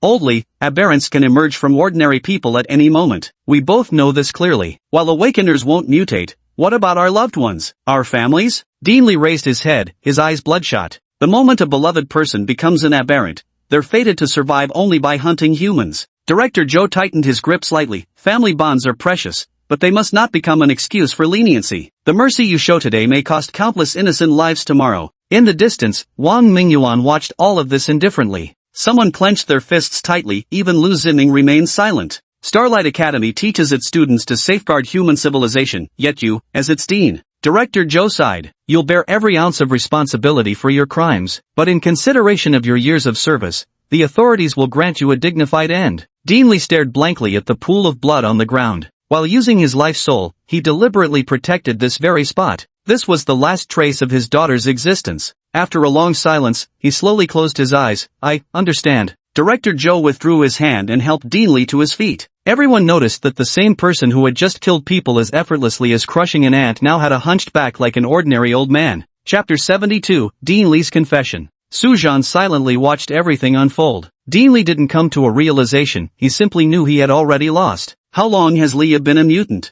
How many people must a mutant kill to survive? These things must have been done with Dean Lee's tacit approval. Or perhaps Dean Lee personally brings food to Leah. Wang Mingyuan sighed, brushed the dust off his clothes, and looked at the group. Let's go. The trial of Director Lee is beyond our involvement now. The group nodded silently and followed Wang Mingyuan as he walked out. They continued until they were 300 or 400 meters away. Lu Ziming was the first who couldn't hold back and spoke up. Will Dean Lee be executed? Yeah, she responded. For someone of his caliber, especially being the dean, they'd probably deal with him secretly. The machine monotonously repeated, according to Xia's laws, those who harbor aberrants resulting in major casualties may receive the death penalty as the maximum sentence. Actually, I can understand how Dean Lee feels. Su Hao said slowly, if it were my family. But there's no way around it. Wang Mingyuan's voice grew stern. Precisely because we all have families, we must strictly uphold our principles. Even if we disregard the fact that he discovered the mutants and failed to report it. Sujan spoke up. He turned the entire Lan City Abnormal State Purification Division into ruins. How many innocent people did he kill? That incident alone is enough to give Dean Lee a hard time. There was one thing he couldn't understand. Why had Director Joe been here all along? Yet he chose to wait until Director Lee had destroyed the entire building of the Special Disposal Division before making his move. How many innocent disposal agents perished in the lightning strikes during that time? Even team leader Zhao Lin couldn't escape this calamity. Why? Why didn't Chief Joe take action? Sujan gazed at Chief Joe standing calmly in the distance, serene as the breeze and clouds. Could it be that these sacrifices were merely to appease Dean Lee's wrath? Was it necessary to offer sacrifices to make Dean Lee willingly agree to guard the frontier? He shook his head and stopped thinking too much. These matters between important figures were beyond his reach. All he could do was watch silently as an audience member enjoying this show. Some things could only be touched when one reaches that position. Otherwise, one could only endlessly speculate about the intentions of the powerful figures below. The others are innocent. Wang Mingyuan said calmly, he can't escape this matter. But for someone as strong as Dean Lee, the authorities will give him a chance to guard the border, fend off the mist, and atone for his sins. The setting sun dyed the ruins in bloody hues. Lu Ziming suddenly kicked a pebble fiercely. Damn this wretched world. No one responded. The group gazed at the twilight on the horizon, their eyes dark and unreadable. We'll stay here a few more days, then return to the academy. Wang Mingyuan finally said. Dean Li has already been brought to justice. The students of Starlight Academy will be too unsettled by this incident to even think about competing. Moreover, since your physical strength hasn't fully recovered yet, there's no point in us staying here any longer. Let's cancel the team competition. Everyone was slightly taken aback. Clearly, no one had expected the exchange session to end so abruptly. Later on, until the time when Su Zhan and the others were about to leave Lanchang, President Li's crimes were only made public online. Special report from Lanchang Daily, trial records of former Starlight Academy Dean Li Tingwei's case of sheltering aberrants. Su Zhan clicked in to take a look. This is an interview excerpt. Someone questioned, Dean Li, as a representative of the older generation awakened, why would you shield your mutant daughter? Dean Li folded his hands on the interrogation table, beginning a confession meant for himself alone. I should have reported it that rainy night 3 years ago, when Yaya first showed signs of mutation. Dean Li paused for 10 seconds before raising his head to look at the one-way mirror. She was huddled in the corner of the bathroom, her right fingernails already turned black, yet she kept desperately gripping her mutated right wrist with her left hand. When she saw me enter, her first words were, Dad, run. I can't hold on much longer. How ironic, isn't it? I've spent 30 years teaching students how to hunt mutants, only to end up with my own daughter kneeling before me as she mutates. Later, she begged me through tears not to tell anyone, saying she could survive on animal blood alone. You know what's the most ridiculous part? For 3 whole months after that, she actually survived on expired blood plasma from the hospital's blood bank. Until that day, when she smelled the blood from someone else's cut. Director Li collapsed back into his chair. I built that basement for her with my own hands. Every day, we had to buy blood from the hospital just to keep her alive. But that was merely maintenance. Later, her condition grew worse and worse. At first, 500 cubic centimeters of plasma per day would suffice, but now live blood extraction became necessary. Yet 3 more months passed. Even drawing blood straight from a living person couldn't satisfy her. Later, I had to personally venture into the black market every week to procure organs for her, lying that they came from executed prisoners' remains. What a great father! To prevent his daughter from becoming a murderer, he first turned himself into a criminal. And so, her demands grew ever higher. Until I encountered Transcendence Society. It was these beasts who taught her to hunt humans. They brainwashed my Yaya, saying hunting humans is as natural as the sunrise. The first one she caught by herself was just a little girl clutching a teddy bear. A coffee shop? Ha! That was practically the reception desk of a slaughterhouse. All those vacuum-sealed packages in the underground freezer were gifts from her friends. Later, such incidents became increasingly frequent. The relationship between us father and daughter grew worse and worse. That day, she returned from hunting wearing the fox mask of the Transcendence Society. I slapped her across the face. Yet she said, Dad, don't humans show the same self-righteousness when eating pigs, cows, and sheep? From that day onward, I knew my Yaha would never come back. After a long silence, Dean Li sighed before continuing. Yes, I shielded her. Not long ago, on the day Vermilion Bird Academy came for the exchange,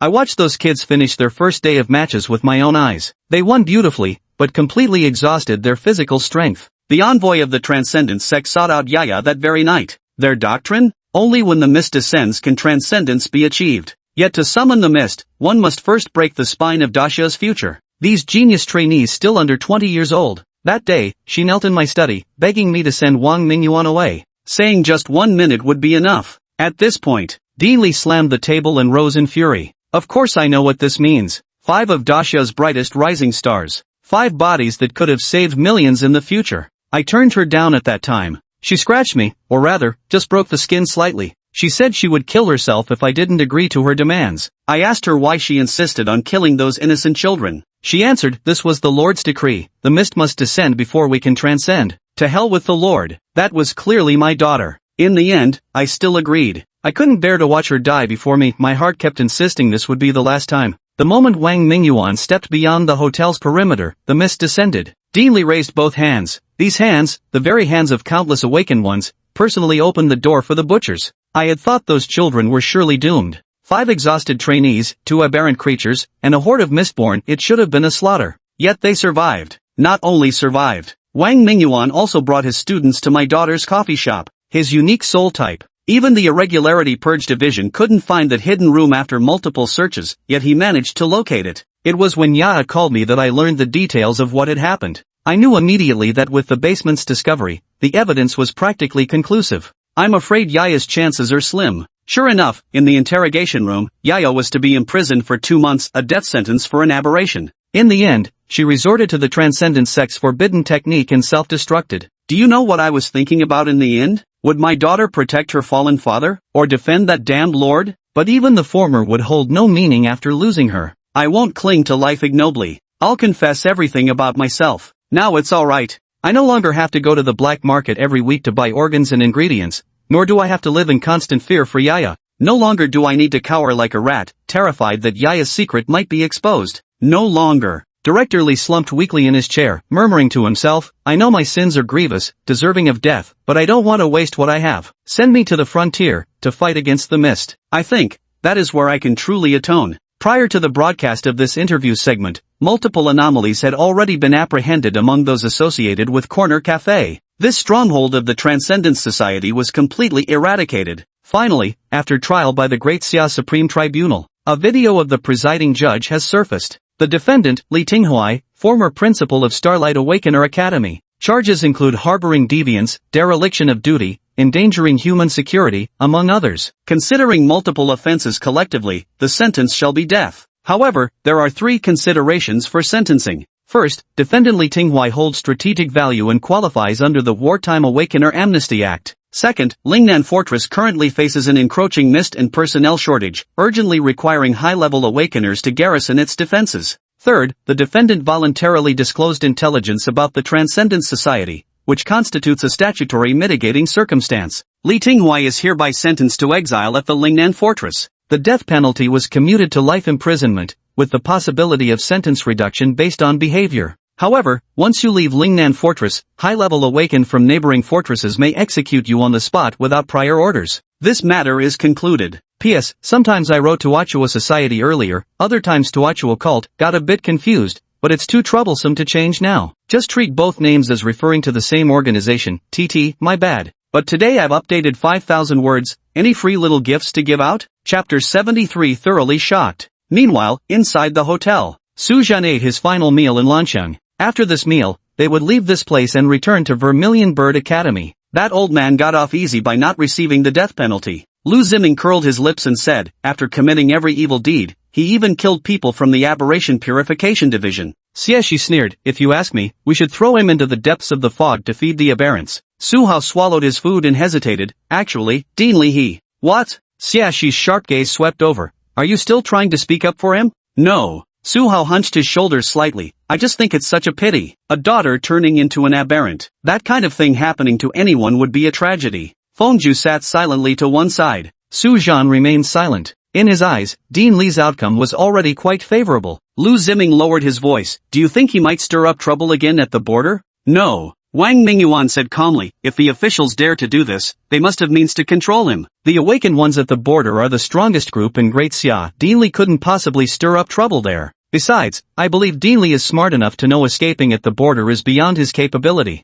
So no matter how unwilling he is, he has no choice but to serve this life sentence. Xiaxi interrupted indignantly, then why not execute him directly? Wang Mingyuan sighed softly, his gaze sweeping over everyone. You must understand that high-level awakened individuals like Dean Li are precious strategic resources for the entire Great Xia. A person of his strength guarding the border can save tens of thousands of lives every year. Letting him die on an execution ground is far less valuable than letting him atone for his sins on the battlefield. But, Lu Ziming still wanted to say something. There are no buts. Wang Mingyuan adjusted his gold-rimmed glasses. This is reality. In the war against the mist, we can't afford to lose a single high-tier combatant. Even criminals must be squeezed dry of their last shred of value. Remember, Wang Mingyuan's voice lowered, in these times, sometimes a living sinner is more useful than a dead hero. Xiaxi snorted coldly and turned away, but offered no further rebuttal. Su Hao muttered under his breath, those who died, they will not have died in vain. Wang Mingyuan patted Su Hao's shoulder and said, precisely because of these sacrifices, we must make the best use of everything we have.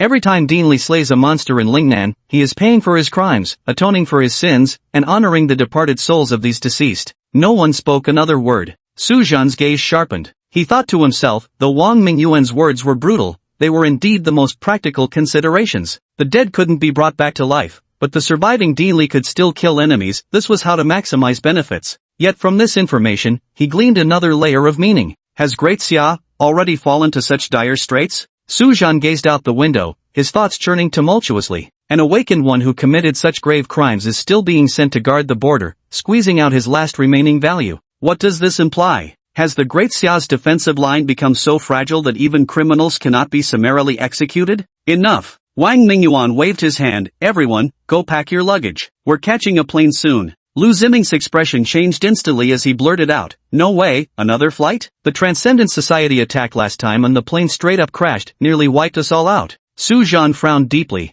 A plane. Compared to trains and cars, airplanes are indeed faster. But once an accident occurs, there isn't even a chance to escape. If a train derails, you can still climb out the windows. If a ship sinks, you can still struggle in the water. When a plane plunges from tens of thousands of meters in the air, the people inside are like being tossed into a spinning washing machine. High above the sky. No cover, no retreat. Only the desperate free fall. Everyone frowned, clearly still haunted by the memory of the last plane crash. Wang Mingyuan glanced at them and smiled. This time it's a military transport plane, specially arranged to escort us. No problem. The group finally relaxed their furrowed brows. Lu Ziming scratched his head. Should have said so earlier. A military plane is alright. At least a military plane is far safer than a civilian airliner. This exchange session of ours can be considered a perfect conclusion. Wang Mingyuan adjusted his glasses. Although we ultimately didn't participate in the team competition, nor the third round that Dean Li and I had originally planned. But with your dazzling performance, when you return to Vermilion Bird Academy,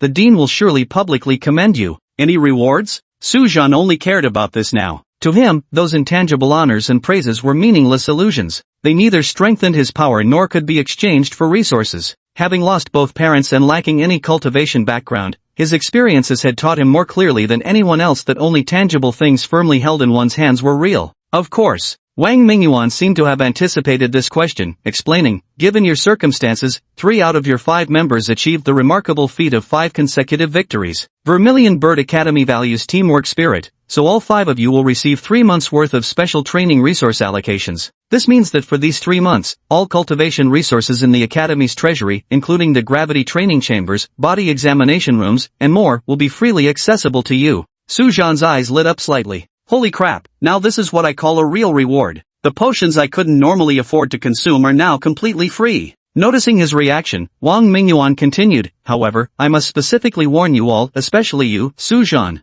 Su Zhan raised his head to meet his gaze. Why point at him? Free doesn't mean you can abuse it. Wang Mingyuan approached Su Zhan and said, I know some of you might develop a retaliatory spending mentality, thinking resources you normally hesitate to use can now be squandered freely. Excessive use of potions will harm your foundations and ruin your futures. Starting tomorrow, Su Zhan, Fengju, and Su Hao, report to the infirmary punctually at 7 a.m. every morning for a full-body examination conducted personally by Dr. Zhang. Monitor the absorption of every dose of medicine and the tolerance of each meridian. Su Zhan's lips twitched slightly upon hearing this. This is absolutely ridiculous. Why only call out those 3 by name? That's because Lu Ziming and Xieshi were never short on cultivation resources to begin with. They wouldn't resort to revenge spending just because training resources were free for 3 months. The rich really do live differently. If anyone is discovered overdosing on potions in pursuit of rapid breakthroughs, Wang Mingyuan's eyes flashed coldly, I'll immediately revoke their special training privileges and sentence them to 3 months of toilet cleaning in the cultivation chambers. Remember, cultivation must progress step by step. These 3 months are for laying your foundation, not for reckless striving. If your foundation is damaged, no amount of resources can make up for it later. Su Zhan nodded silently, already calculating the most optimized cultivation plan in his mind. Chapter 74 The light in their eyes. Soon, everyone boarded the plane. Unlike the last time they'd flown, when the mood had been light and carefree, this time, the air carried a newfound gravity. Inside the cabin, Lu Ziming's hands rested on the seatbelt. Oh, so young Master Lu knows how to fasten a seatbelt now? Su Zhan teased with a chuckle. He still remembered the last time he took this flight to Lanzhou City, when Lu Ziming was the first to be thrown out for not wearing a seatbelt. What do you know? Lu Ziming snapped back immediately. We never have to wear such things on my family's private jet. Oh, Xieshi laughed. So last time on the civilian flight, you were bouncing around the cabin like a rubber ball because of this? That's completely different. Lu Ziming's face turned red. My family's jet is specially modified. The seats are all made with customized psychic cushioning material. Nothing like that rickety passenger plane. Besides, I usually buckle up. I just forgot that one time. Everyone was holding back laughter. Clearly, the image of Lu Ziming being the first one thrown out last time was still fresh in their minds. Ha! I'd say this military aircraft is something special. Look at these seats. Lu Ziming, being quite clever, quickly changed the subject, way more comfortable than that crappy civilian flight last time. Sujan silently checked the location of the emergency escape hatch, his fingers tracing inch by inch along the cabin wall. Hey! Lu Ziming suddenly shouted, "Hey, pilot, how many parachutes are on this plane?" The cockpit responded helplessly, "Our military transport aircraft isn't equipped with parachutes, but it comes with." "What?" Lu Ziming frowned tightly. "Then what happens if there's an air disaster?" Fengju said quietly, "The crash rate of military aircraft within Great Xia's borders is 0.007%, and after installing arcane shields, numbers are fucking useless." Lu Ziming immediately retorted, "Didn't we just encounter that tiny probability last time when our passenger plane crashed?" Suddenly, the entire aircraft shook violently. "Holy shit!" Lu Ziming gasped in surprise. Not just him, everyone immediately grabbed the handrails, their eyes tense and guarded. The last plane crash had truly left them terrified of falling from the sky. The pilot's voice came through the intercom, "Just normal turbulence. Would all you gifted students of Vermilion Bird Academy please maintain some, dignity?" Wang Mingyuan sighed, "This is the latest Mystic Bird 7, equipped with dual psionic shields and anti-gravity devices. But what if the shields fail?" Lu Ziming was still muttering. "Then there's even less to worry about." The pilot suddenly opened the cockpit door, revealing the savage scars on his arm. "All 6 crew members here are veterans who've survived 3 plane crashes." He grinned, "If anything goes wrong, I promise you'll crash more comfortably this time." Passengers. The cabin fell deathly silent in an instant. Were they all veterans who had survived 3 plane crashes? Sujan quietly tightened his seatbelt. "So does that make you experienced or just terribly unlucky?" Fortunately, this flight was exceptionally smooth. No unexpected incidents occurred. Soon, on the runway of Suzaku City's airport, a military transport aircraft slowly taxied to a stop on the runway. The cabin door opened. Wang Mingyuan led the group off the plane. Sujan took a deep breath, unconsciously releasing the tension that had gripped his nerves. The air in Suzaku City is so fresh and invigorating. Finally, I'm back. Memories of Storm City flashed through my mind like a revolving lantern. The plane crash en route to Storm City, the all-out battles at the academic exchange, the sudden mist in the hotel, and that bloody restaurant hidden beneath the cafe. Every scene chilled him to the bone. But now, my feet tread upon the brick-paved streets of Vermilion City. The very air here feels fresher than in Mistvale City. This is truly a place fit for humans. Sujan raised his head to gaze at the faint outline of Vermilion Bird Academy in the distance. It's much safer here than in Lancheng. Thinking about the 3 months of free resources he was about to obtain, the corner of Sujan's mouth lifted almost imperceptibly. Those rare medicinal herbs stored in the Academy's treasury, which normally required saving points for a long time to exchange, could now be freely taken as he pleased. Those gravity cultivation chambers that charged by the minute, now he could stay in them as long as he wanted. For a poor boy like him, these things could be summed up in one word: awesome. At Vermilion Bird Academy, Sujan could finally lower his guard for a while and focus on doing the simplest yet most extravagant thing: getting stronger. Lu Ziming dramatically spread his arms and took a deep breath. "Ah, now this is what fresh air should be. That shithole Lan City, even the wind reeks of saltwater fish farms." "Yeah," she snorted lightly. "At least here, nobody has to worry about things falling from the sky all day." "Hey!" Lu Ziming was about to retort when his nose suddenly twitched as if catching a scent. "Do you smell that braised spirit beef wafting over here? After eating so much seafood, I'm really craving this kind of stuff now." Fengju took a deep breath, and even his usually expressionless face broke into a faint smile. Suhao threw an arm around Lu Ziming's shoulder. "Young Master Lu, considering how you've been treating us all in Lancheng, this time it's my treat." Since you put it like that, I'm gonna make sure to order the most expensive dishes." Lu Ziming immediately said with a smile, "Don't come crying poverty when the time comes." Everyone continued chatting and laughing together. Stopping and starting, they eventually arrived at the gate of Vermilion Bird Academy. Wang Mingyuan watched the students chatting and laughing, his gaze softening. He gently patted Sujan's shoulder. "Make the most of these 3 months. You deserve it." Sujan was slightly taken aback. He watched as his companions roughhoused with each other. Lu Ziming had somehow managed to annoy Xieshi again, and she was already twisting his ear. The setting sun bathed the academy's tiles in gold, while the familiar shouts from the training ground echoed in the distance. At this moment, he felt a rare and luxurious sense of peace. Not the vigilance of seeing enemies everywhere, but true tranquility. Sujan spoke up. "Can we go use the cultivation resources now? What's the rush?" Wang Mingyuan chuckled and shook his head. "Wait another week. Once all this year's freshmen have returned to campus, the dean himself will organize an awards ceremony to honor you. Only then will you officially receive those 3 months of privileges." Their eyes lit up at these words. Sujan swept his gaze over them. He noticed they were different from him. He only yearned for free cultivation resources, yet the light in his teammates' eyes wasn't the same as his own. Perhaps some people think Standing out among the prodigies gathered at Vermilion Academy is an even greater honor. To receive commendation before the entire faculty and students, with one's name etched on the honor wall. This sense of achievement from being recognized is even more exhilarating than mere improvement in capability. Suzhan turned his gaze toward Fengju. Some, however, might argue that for a team like theirs, having fought side by side for so long, the significance of being honored together far outweighs any individual accolade. Chapter 75 7 days later. 7 days later. Today marks the conclusion of the freshman exchange event at Vermilion Bird Academy. Central Plaza of Vermilion Bird Academy. Morning light pierced through the clouds. The freshmen stood in neat rows, their crimson academy robes billowing like waves in the wind, before the towering monument of honor. Yi Hongyu stood atop the high platform, her posture erect and unyielding. She appeared to be about 35 or 36 years old, her face bearing not the delicacy of a maiden but rather a sharp beauty honed by the passage of time. Eyebrows sharp as knife cut, with upturned corners that tapered slightly. The line of her lips always held a hint of stern authority, even without anger. Her flame-like hair wasn't tied up but cascaded freely down to her waist. It swayed gently in the morning breeze like flowing crimson light. Unlike the standard uniforms worn by regular students, her attire was more three-dimensional, with the vermilion bird patterns appearing exceptionally lifelike. Most striking was the crimson feathered cloak draped over her shoulders, elevating her presence to extraordinary heights. Hey, that's the dean of Vermilion Bird Academy. It's my first time seeing her. Lu Ziming tiptoed and whispered to his teammates beside him, though his gaze remained fixed on Yi Hongyu on the high platform. Dean Yi Hongyu looks so young, Su Hao exclaimed softly. Lu Ziming immediately perked up and leaned in mischievously, saying, "Hey, didn't you know? Dean Yi Hongyu was part of the first class of students at Vermilion Bird Academy. Just imagine how old she must be now." Before he could finish speaking, Xiaxi had already grabbed him by the ear, looking for a death wish. "You dare gossip about the dean's age? Ouch ouch ouch. Let go." Lu Ziming quickly pleaded for mercy. "I was just stating facts. The dean, her venerable self." "Ah no. Her Excellency the dean was indeed our college's first batch." The freshmen around them shot them dissatisfied looks. Clearly, they were being too loud.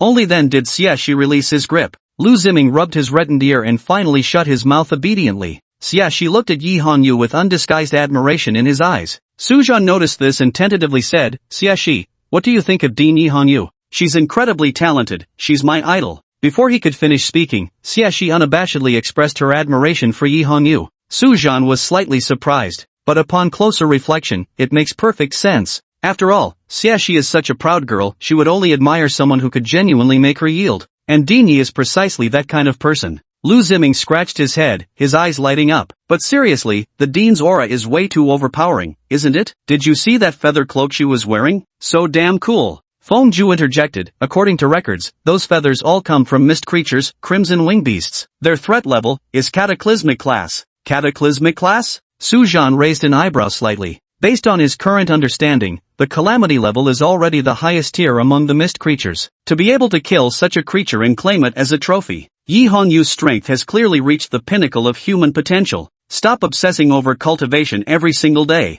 Lu Ziming rolled his eyes. "Is that the point?" "The point is, I heard the dean is still single." Xiaxi immediately grabbed his ear again. "Ow ow ow. I admit I was wrong, okay?" Lu Ziming grimaced in pain as he pleaded for mercy. Suzhan shook his head helplessly. "It's obvious. Xiaxi idolizes Yi Hongyu, and you deliberately mocked Dean Yi. Aren't you just asking for a beating? Then there's no need to persuade him." "Greetings, students of the Vermilion Bird Academy." Yi Hongyu stood atop the high platform, her fiery red hair gently swaying in the wind, her voice amplified by spiritual energy to clearly reach every corner of the square. "Principal," the freshmen chorused in unison. 50 years ago, to balance the nation's combat power distribution, Great Xia specially established Vermilion Bird Academy in the south. This academy bears not only the mission of cultivating the strong, but also the sacred trust of protecting hundreds of millions of ordinary people. Yi Hongyu's gaze swept over the freshmen below before finally settling on the 5 individuals, Suzhan and his group. Though Starfire Academy may not match Vermilion Bird's profound heritage in this exchange, it remains one of the top-ranked institutions in the southern region. Among your 5, 3 achieved 5 consecutive victories, while 2 secured 4 straight wins. This achievement is enough to prove you,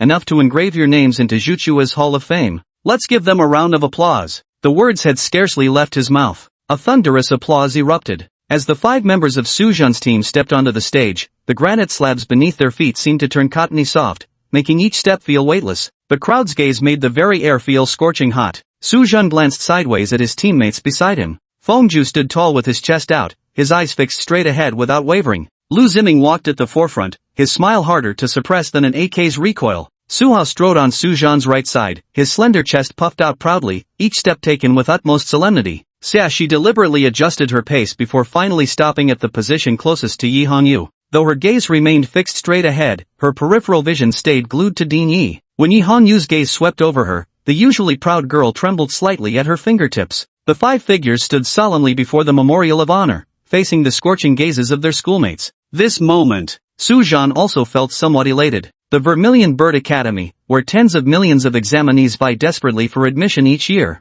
Any one of those nearly 300 freshmen below the stage could proudly claim to be a renowned local genius. And now, these favored children of fortune were all gazing up at them in unison. At the most prestigious institution of Great Xia, standing in the brightest spotlight, receiving the highest honor. I'm not afraid of being laughed at for saying this. This pleasure, no matter how much they tried to suppress it, simply couldn't be contained. Soon, a teacher walked over and handed something to Yi Hongyu. Yi Hongyu slowly approached, carefully holding a red sandalwood tray upon which 8 brocade boxes were neatly arranged. She paused at the center of the podium, her crimson hair blazing like fire in the morning light. First to be awarded is the best group emblem of the Vermilion Bird Academy Exchange Tournament in the 300th year of the Mist calendar. All 5 straightened their backs simultaneously. Yi Hongyu walked to Xiaxi's front and picked up a dark red brocade box from the tray. Xiaxi immediately bent at a perfect 90-degree angle, receiving it respectfully with both hands. Through the slightly open lid of the box, one could see a vermilion bird emblem lying inside with a bronze base, its wing parts embedded with finely fragmented crimson crystals. Next was Lu Ziming. The lad nearly toppled over as he bent down, clumsily catching the brocade box in a flurry. Upon opening it, the same emblem was revealed. Feng Ju, Su Hao, and Su Zhan were no exception. Each of them appeared extremely reverent, their demeanor profoundly humble. The next award to be presented is the 5 consecutive victories medal from the Vermilion Bird Academy exchange meeting of the year 300 in the Mist calendar. This time, Yi Hongyu retrieved only 3 gilded brocade boxes. The box surface was intricately carved with a vermilion bird spreading its wings as if about to take flight, every feather rendered in exquisite detail. Su Zhan received it reverently with both hands, gently lifting the lid of the box with quiet curiosity. The golden emblem shone particularly dazzling under the sunlight. Its main body depicted a soaring vermilion bird, with 7 tiny rubies embedded in its wings and tail feathers crafted from special psionic metal. Legend claims it subtly pulsates with the wearer's breathing, as if possessing actual life. Feng Ju's expression remained devoid of amusement, yet his actions paid full respect. Lastly, Xiaxi. When Yi Hongyu walked up to Xiaxi, Xiaxi straightened her back, extending both hands forward as though receiving sacred treasures. Yi Hongyu arched her delicate brows slightly and said, 5 victories in 5 battles. I've watched your combat footage, impressive performance. As she spoke, she handed over the brocaded box. Xiaxi received it with both hands, his movements crisp and efficient. The next instant, with all 5 fingers straightened and pressed together, his right hand swiftly rose with a decisive motion to just above his right temple. The fingertip should be about 2 centimeters from the eyebrow corner, with the palm slightly turned outward at 20 degrees while keeping the wrist straight and unbent. This salute was textbook perfect. My gratitude to Ding Yi for your mentorship. Xiaxi, he shouted loudly. Chapter 76, Safeguarding our land with every skill we possess. Very well. Yi Hongyu spoke, her voice permeating every corner of the square through spiritual power. The state has invested the highest tier resources to cultivate you all, with senior mentors personally conducting classes. Every month's guaranteed cultivation resources, every single potion, embodies the painstaking efforts of countless individuals. Your achievements today belong not just to yourselves, but to all those who paved the way for you. Yi Hongyu raised her voice, and the temperature of the entire square seemed to rise with it. Remember, the power in your hands isn't a toy for showing off superiority. When the mist descends and the people wail, every awakened one who walks out of the Vermilion Bird Academy must shoulder the responsibility of guarding this land. What we bestow upon you today is not merely a reward, but a covenant. We swear in the name of the Vermilion Bird, with all we have learned and mastered, to protect these rivers and mountains from harm. As she uttered the last word, the 12 vermilion bird pillars surrounding the square simultaneously ignited with towering flames. With my knowledge and skills, I shall protect our land from harm. Xiaxi was the first to shout it out. She clenched her right fist and slammed it forcefully against her left chest, her eyes burning with intense battle fury as they fixed unwaveringly on the figure in red robes before her. With the knowledge and skills we possess, let us safeguard our homeland in peace and prosperity. The veins on Lu Ziming's neck bulged out. The kid completely forgot about managing his image, yelling till his face turned red and even spraying spit everywhere. Guard our land with all you've learned and all you can do, keeping it safe and sound. Feng Ju unusually raised his voice in a shout. With the skills we've learned, we'll protect our land from harm. Su Hao's voice rang loud and clear. Su Zhen shouted too, though his voice didn't stand out compared to the others. Nearly 300 freshmen were swept up in the electrifying atmosphere, their voices rising in successive waves. With the skills we've acquired, we'll shield our land from harm. With the skills we've acquired, we'll shield our land from harm. With the skills we've acquired, we'll shield our land from harm. The sound waves shook the ancient trees surrounding the square, rustling their leaves and startling the birds nestled within. At this moment, there was no distinction between noble scions and common scholars, only the most sincere vows of these young people reverberating between heaven and earth. Of course, Su Zhen was the exception. His other identity made it impossible for him to be as genuine as these youths. After the award ceremony of the Suzaku Academy exchange event concluded, Su Zhen specifically asked Xieshi if he could share some details about Dinya's life experiences. The response he received was, Yi Hongyu studied at Suzaku Academy for 6 years before enlisting in the military.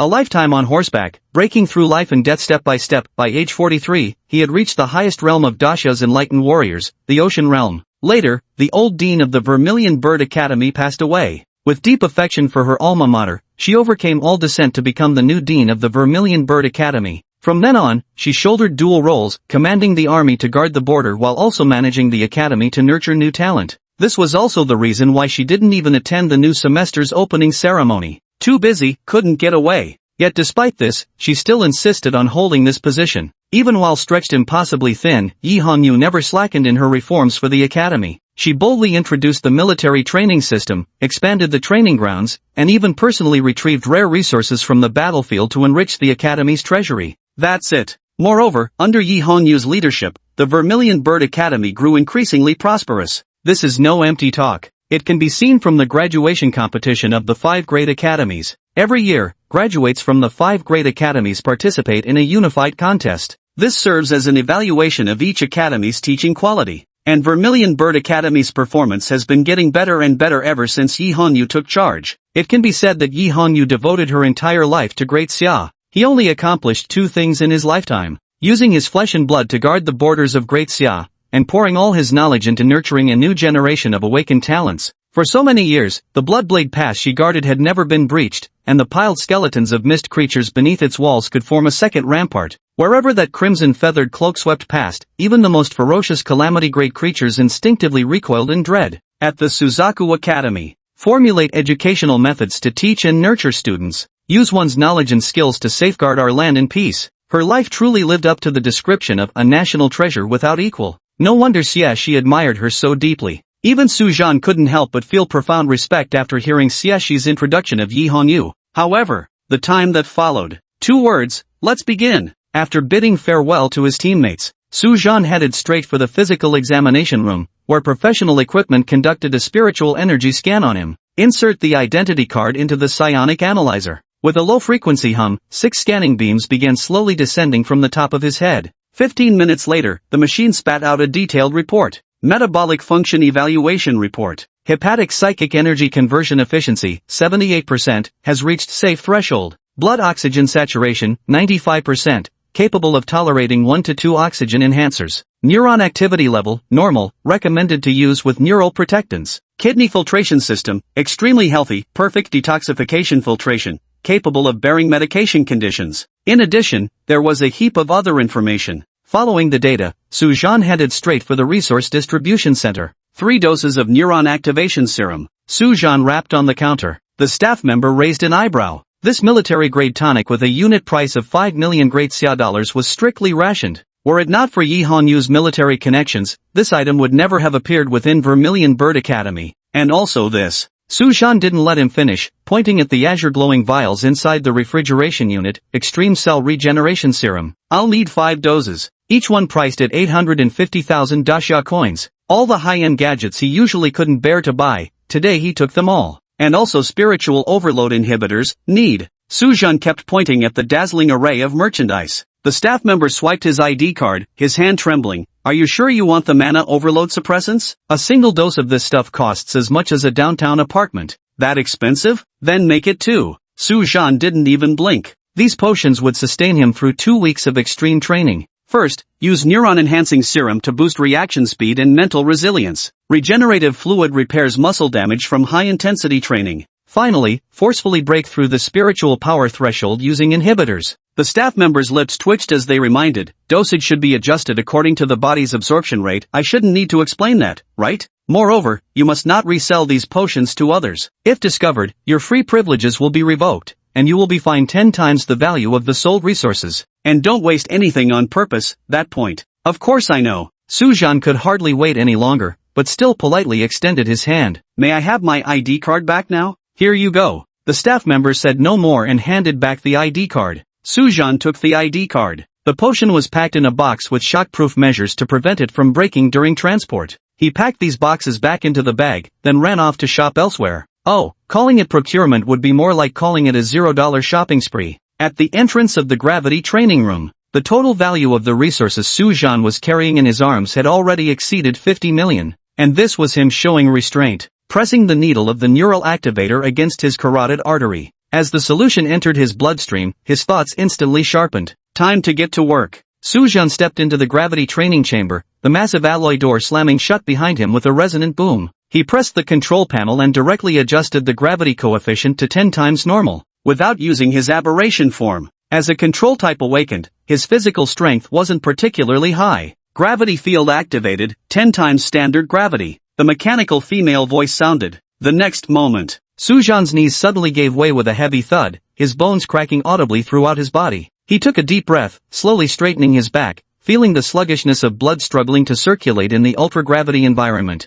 Now begins the basic physical training. Starting with the most basic push-ups. Each movement felt like bearing a 1,000-pound burden, muscle fibers tearing under the relentless strain. Sweat barely seeped from his skin before being yanked downward by gravity, hitting the ground with sharp cracks. On the 37th repetition, he heard a faint crack sound from his right arm. A minor fracture appeared in the ulna. But, this was precisely the effect he desired. Briefly disabling gravity. Not for rest, but for injections. Extreme cellular regeneration serum, repairing muscle damage from high-intensity training. Sujan drew his twin blades and began practicing basic sword forms. Under tenfold gravity, his movements became agonizingly slow. What should have been fluid slashes now required the exertion of every muscle in his body to barely execute. The trajectories traced by his blades wobbled erratically. Sujan forced himself to execute each movement at the standard pace, even though it meant his tendons ached faintly from the overload. For the awakened ones, these physical muscle tears and such are all considered minor injuries. Only spiritual power damage, overexertion, or harm to the spiritual energy cycle count as serious injuries. Therefore, Sujan didn't need to worry that this would affect his foundation. Then, take the spiritual power overload inhibitor. Sujan began circulating the spiritual energy within his body, continuously applying acceleration to himself. Practice non-stop. Gradually, Sujan increased the gravity coefficient. Gravity field adjusted, 11 times standard gravity. Blood seeped from the corner of his mouth. But this was exactly the effect he wanted. That's how it was. Sujan trained himself relentlessly, aided by the medication. He repeated these 3 actions in an endless cycle. Every day he practiced until late at night before returning to his dormitory, collapsing onto his bed and immediately falling into deep sleep. The second day arrived right on schedule once again, dull and flavorless, yet brimming with zeal. Sujan declared, "I'm truly terrified of being poor. During these 3 months, I dare not waste a single second." Chapter 77 Winter Vacation. Of course, Sujan's training regimen certainly couldn't be limited to just this one method. He shut off the gravity system and walked steaming with heat towards the adjacent speed reaction training room. This is a hexagonal room filled with micro-psychic energy emitters. It functions just as the name suggests, practicing speed and reaction. Activate swarm mode, difficulty level 1. Sujan commanded in a hoarse voice. Hundreds of emitters on the ceiling lit up simultaneously with blue light. The next second, spiritual energy pulses were fired one after another. These energy beams, no larger than bullets, wouldn't cause substantial harm, but getting hit by them delivers a sting as exhilarating as a hornet's bite. Accelerate! Sujan's eyes of the abyss cast an acceleration buff upon himself. His figure blurred abruptly, weaving and dodging through the barrage of fire. His acceleration skill could only increase his speed, not his reaction time, so he needed to get accustomed to this velocity, to make his thoughts keep pace with the movement. That was exactly why he'd come here. He got hit 17 times in the very first minute. There's no trick to this thing, it's all about practice making perfect. Difficulty level 2.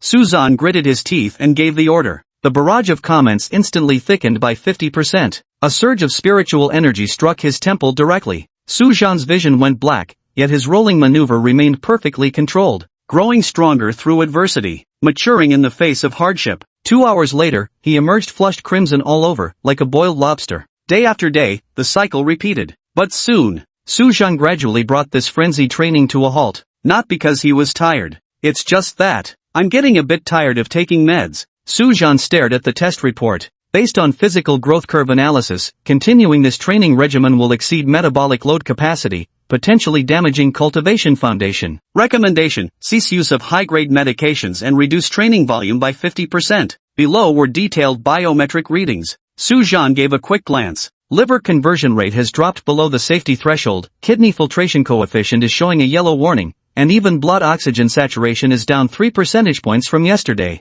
Tisk. Suzhan irritably rubbed his temples. Now, the undigested remnants of the potion were accumulating in his blood vessels. Even the slightest exertion of spiritual energy made his temples throb violently. He really couldn't handle any more damn potions. Suzhan pulled out a pale blue spiritual energy nourishment agent from his pocket. This is an alternative provided by the Resource Allocation Department. Its effects are milder than neural activators, but it also means we'll have to cut the training intensity by half. Suzhan now only regrets not being Ronnie Coleman. No superhuman drug resistance. After all, still can't do it? Suzhan murmured while inserting the needle into the side of his neck. Now he could only sluggishly adjust the parameters through the device. Reduced from 10-fold to 8-fold, even the swarm mode was locked at difficulty level 1. Time flies like a shuttle, and years flow like water. In the blink of an eye, 3 months had passed. As the championship team of the freshman tournament, the 5-member group led by Suzhan enjoyed the top-tier cultivation resources of Vermilion Bird Academy. All training facilities, medicinal supplies, and instructor guidance were provided free of charge, treatment that ordinary students wouldn't even dare to dream of.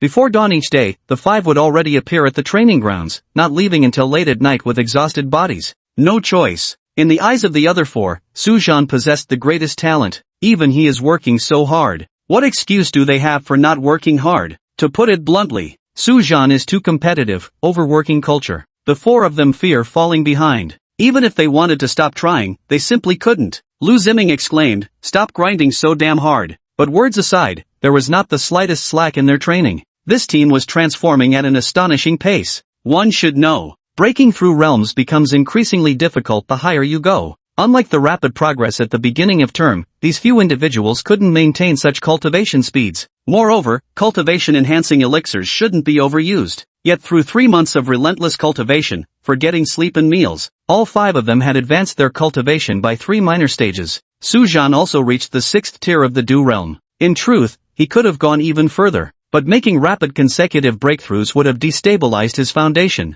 Especially with the assistance of various cultivation potions, the foundation would become even more unstable. This was the result of his deliberate suppression. As winter arrived, Vermilion Bird Academy welcomed its first winter break after the semester ended. Awakened beings are still human, whether students or teachers. They have families and need to reunite with them to maintain emotional bonds. So holidays were inevitable. It was unthinkable to go a whole year without time to return home. By tradition, this should have been the time when teachers and students alike returned to their hometowns for reunions, enjoying a month's rest to everyone's delight. Yet from today onward, everything changed. The Transcendence Society, this terrorist organization composed of aberrations, emerged this year. Recently, there have been frequent attacks on gifted awakened individuals across Great Xia. Their methods are brutal, having claimed the lives of outstanding students from multiple academies. Academy leadership held an emergency meeting overnight. A final decision was made: all students must be under the full protection of instructors or local high-level awakened individuals during their return to their hometowns. Especially outstanding freshmen like the Suzhan 5, who won the exchange championship,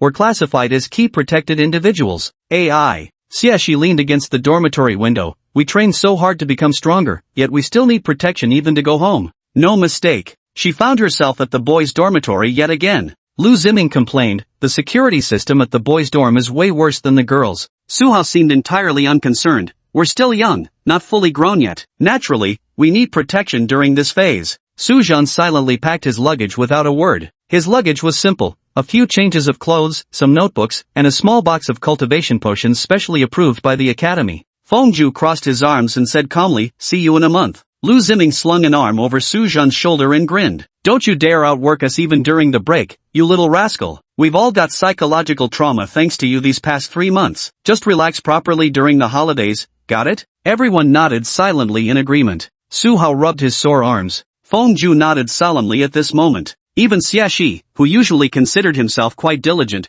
couldn't help but sigh. Over these past 3 months, Su Zhan's nearly insane training intensity had truly put considerable pressure on the entire team. Whenever they thought they'd pushed hard enough, they'd always see the tireless figure still training in the practice room. Don't worry, it won't happen anymore. Su Zhan chuckled at their resentful gazes and patted his chest. These 3 months of overtraining were only because the resources were free. My body's still clogged with undigested supplements. If I keep training like that, something's bound to go wrong. Lu Ziming exhaled dramatically in relief and removed the arm slung over Su's shoulders. Good. The last thing I need is you guilt-tripping me into midnight training sessions during the New Year holidays. Everyone chuckled at these words, a rare moment of unanimous agreement with Lu Ziming's statement.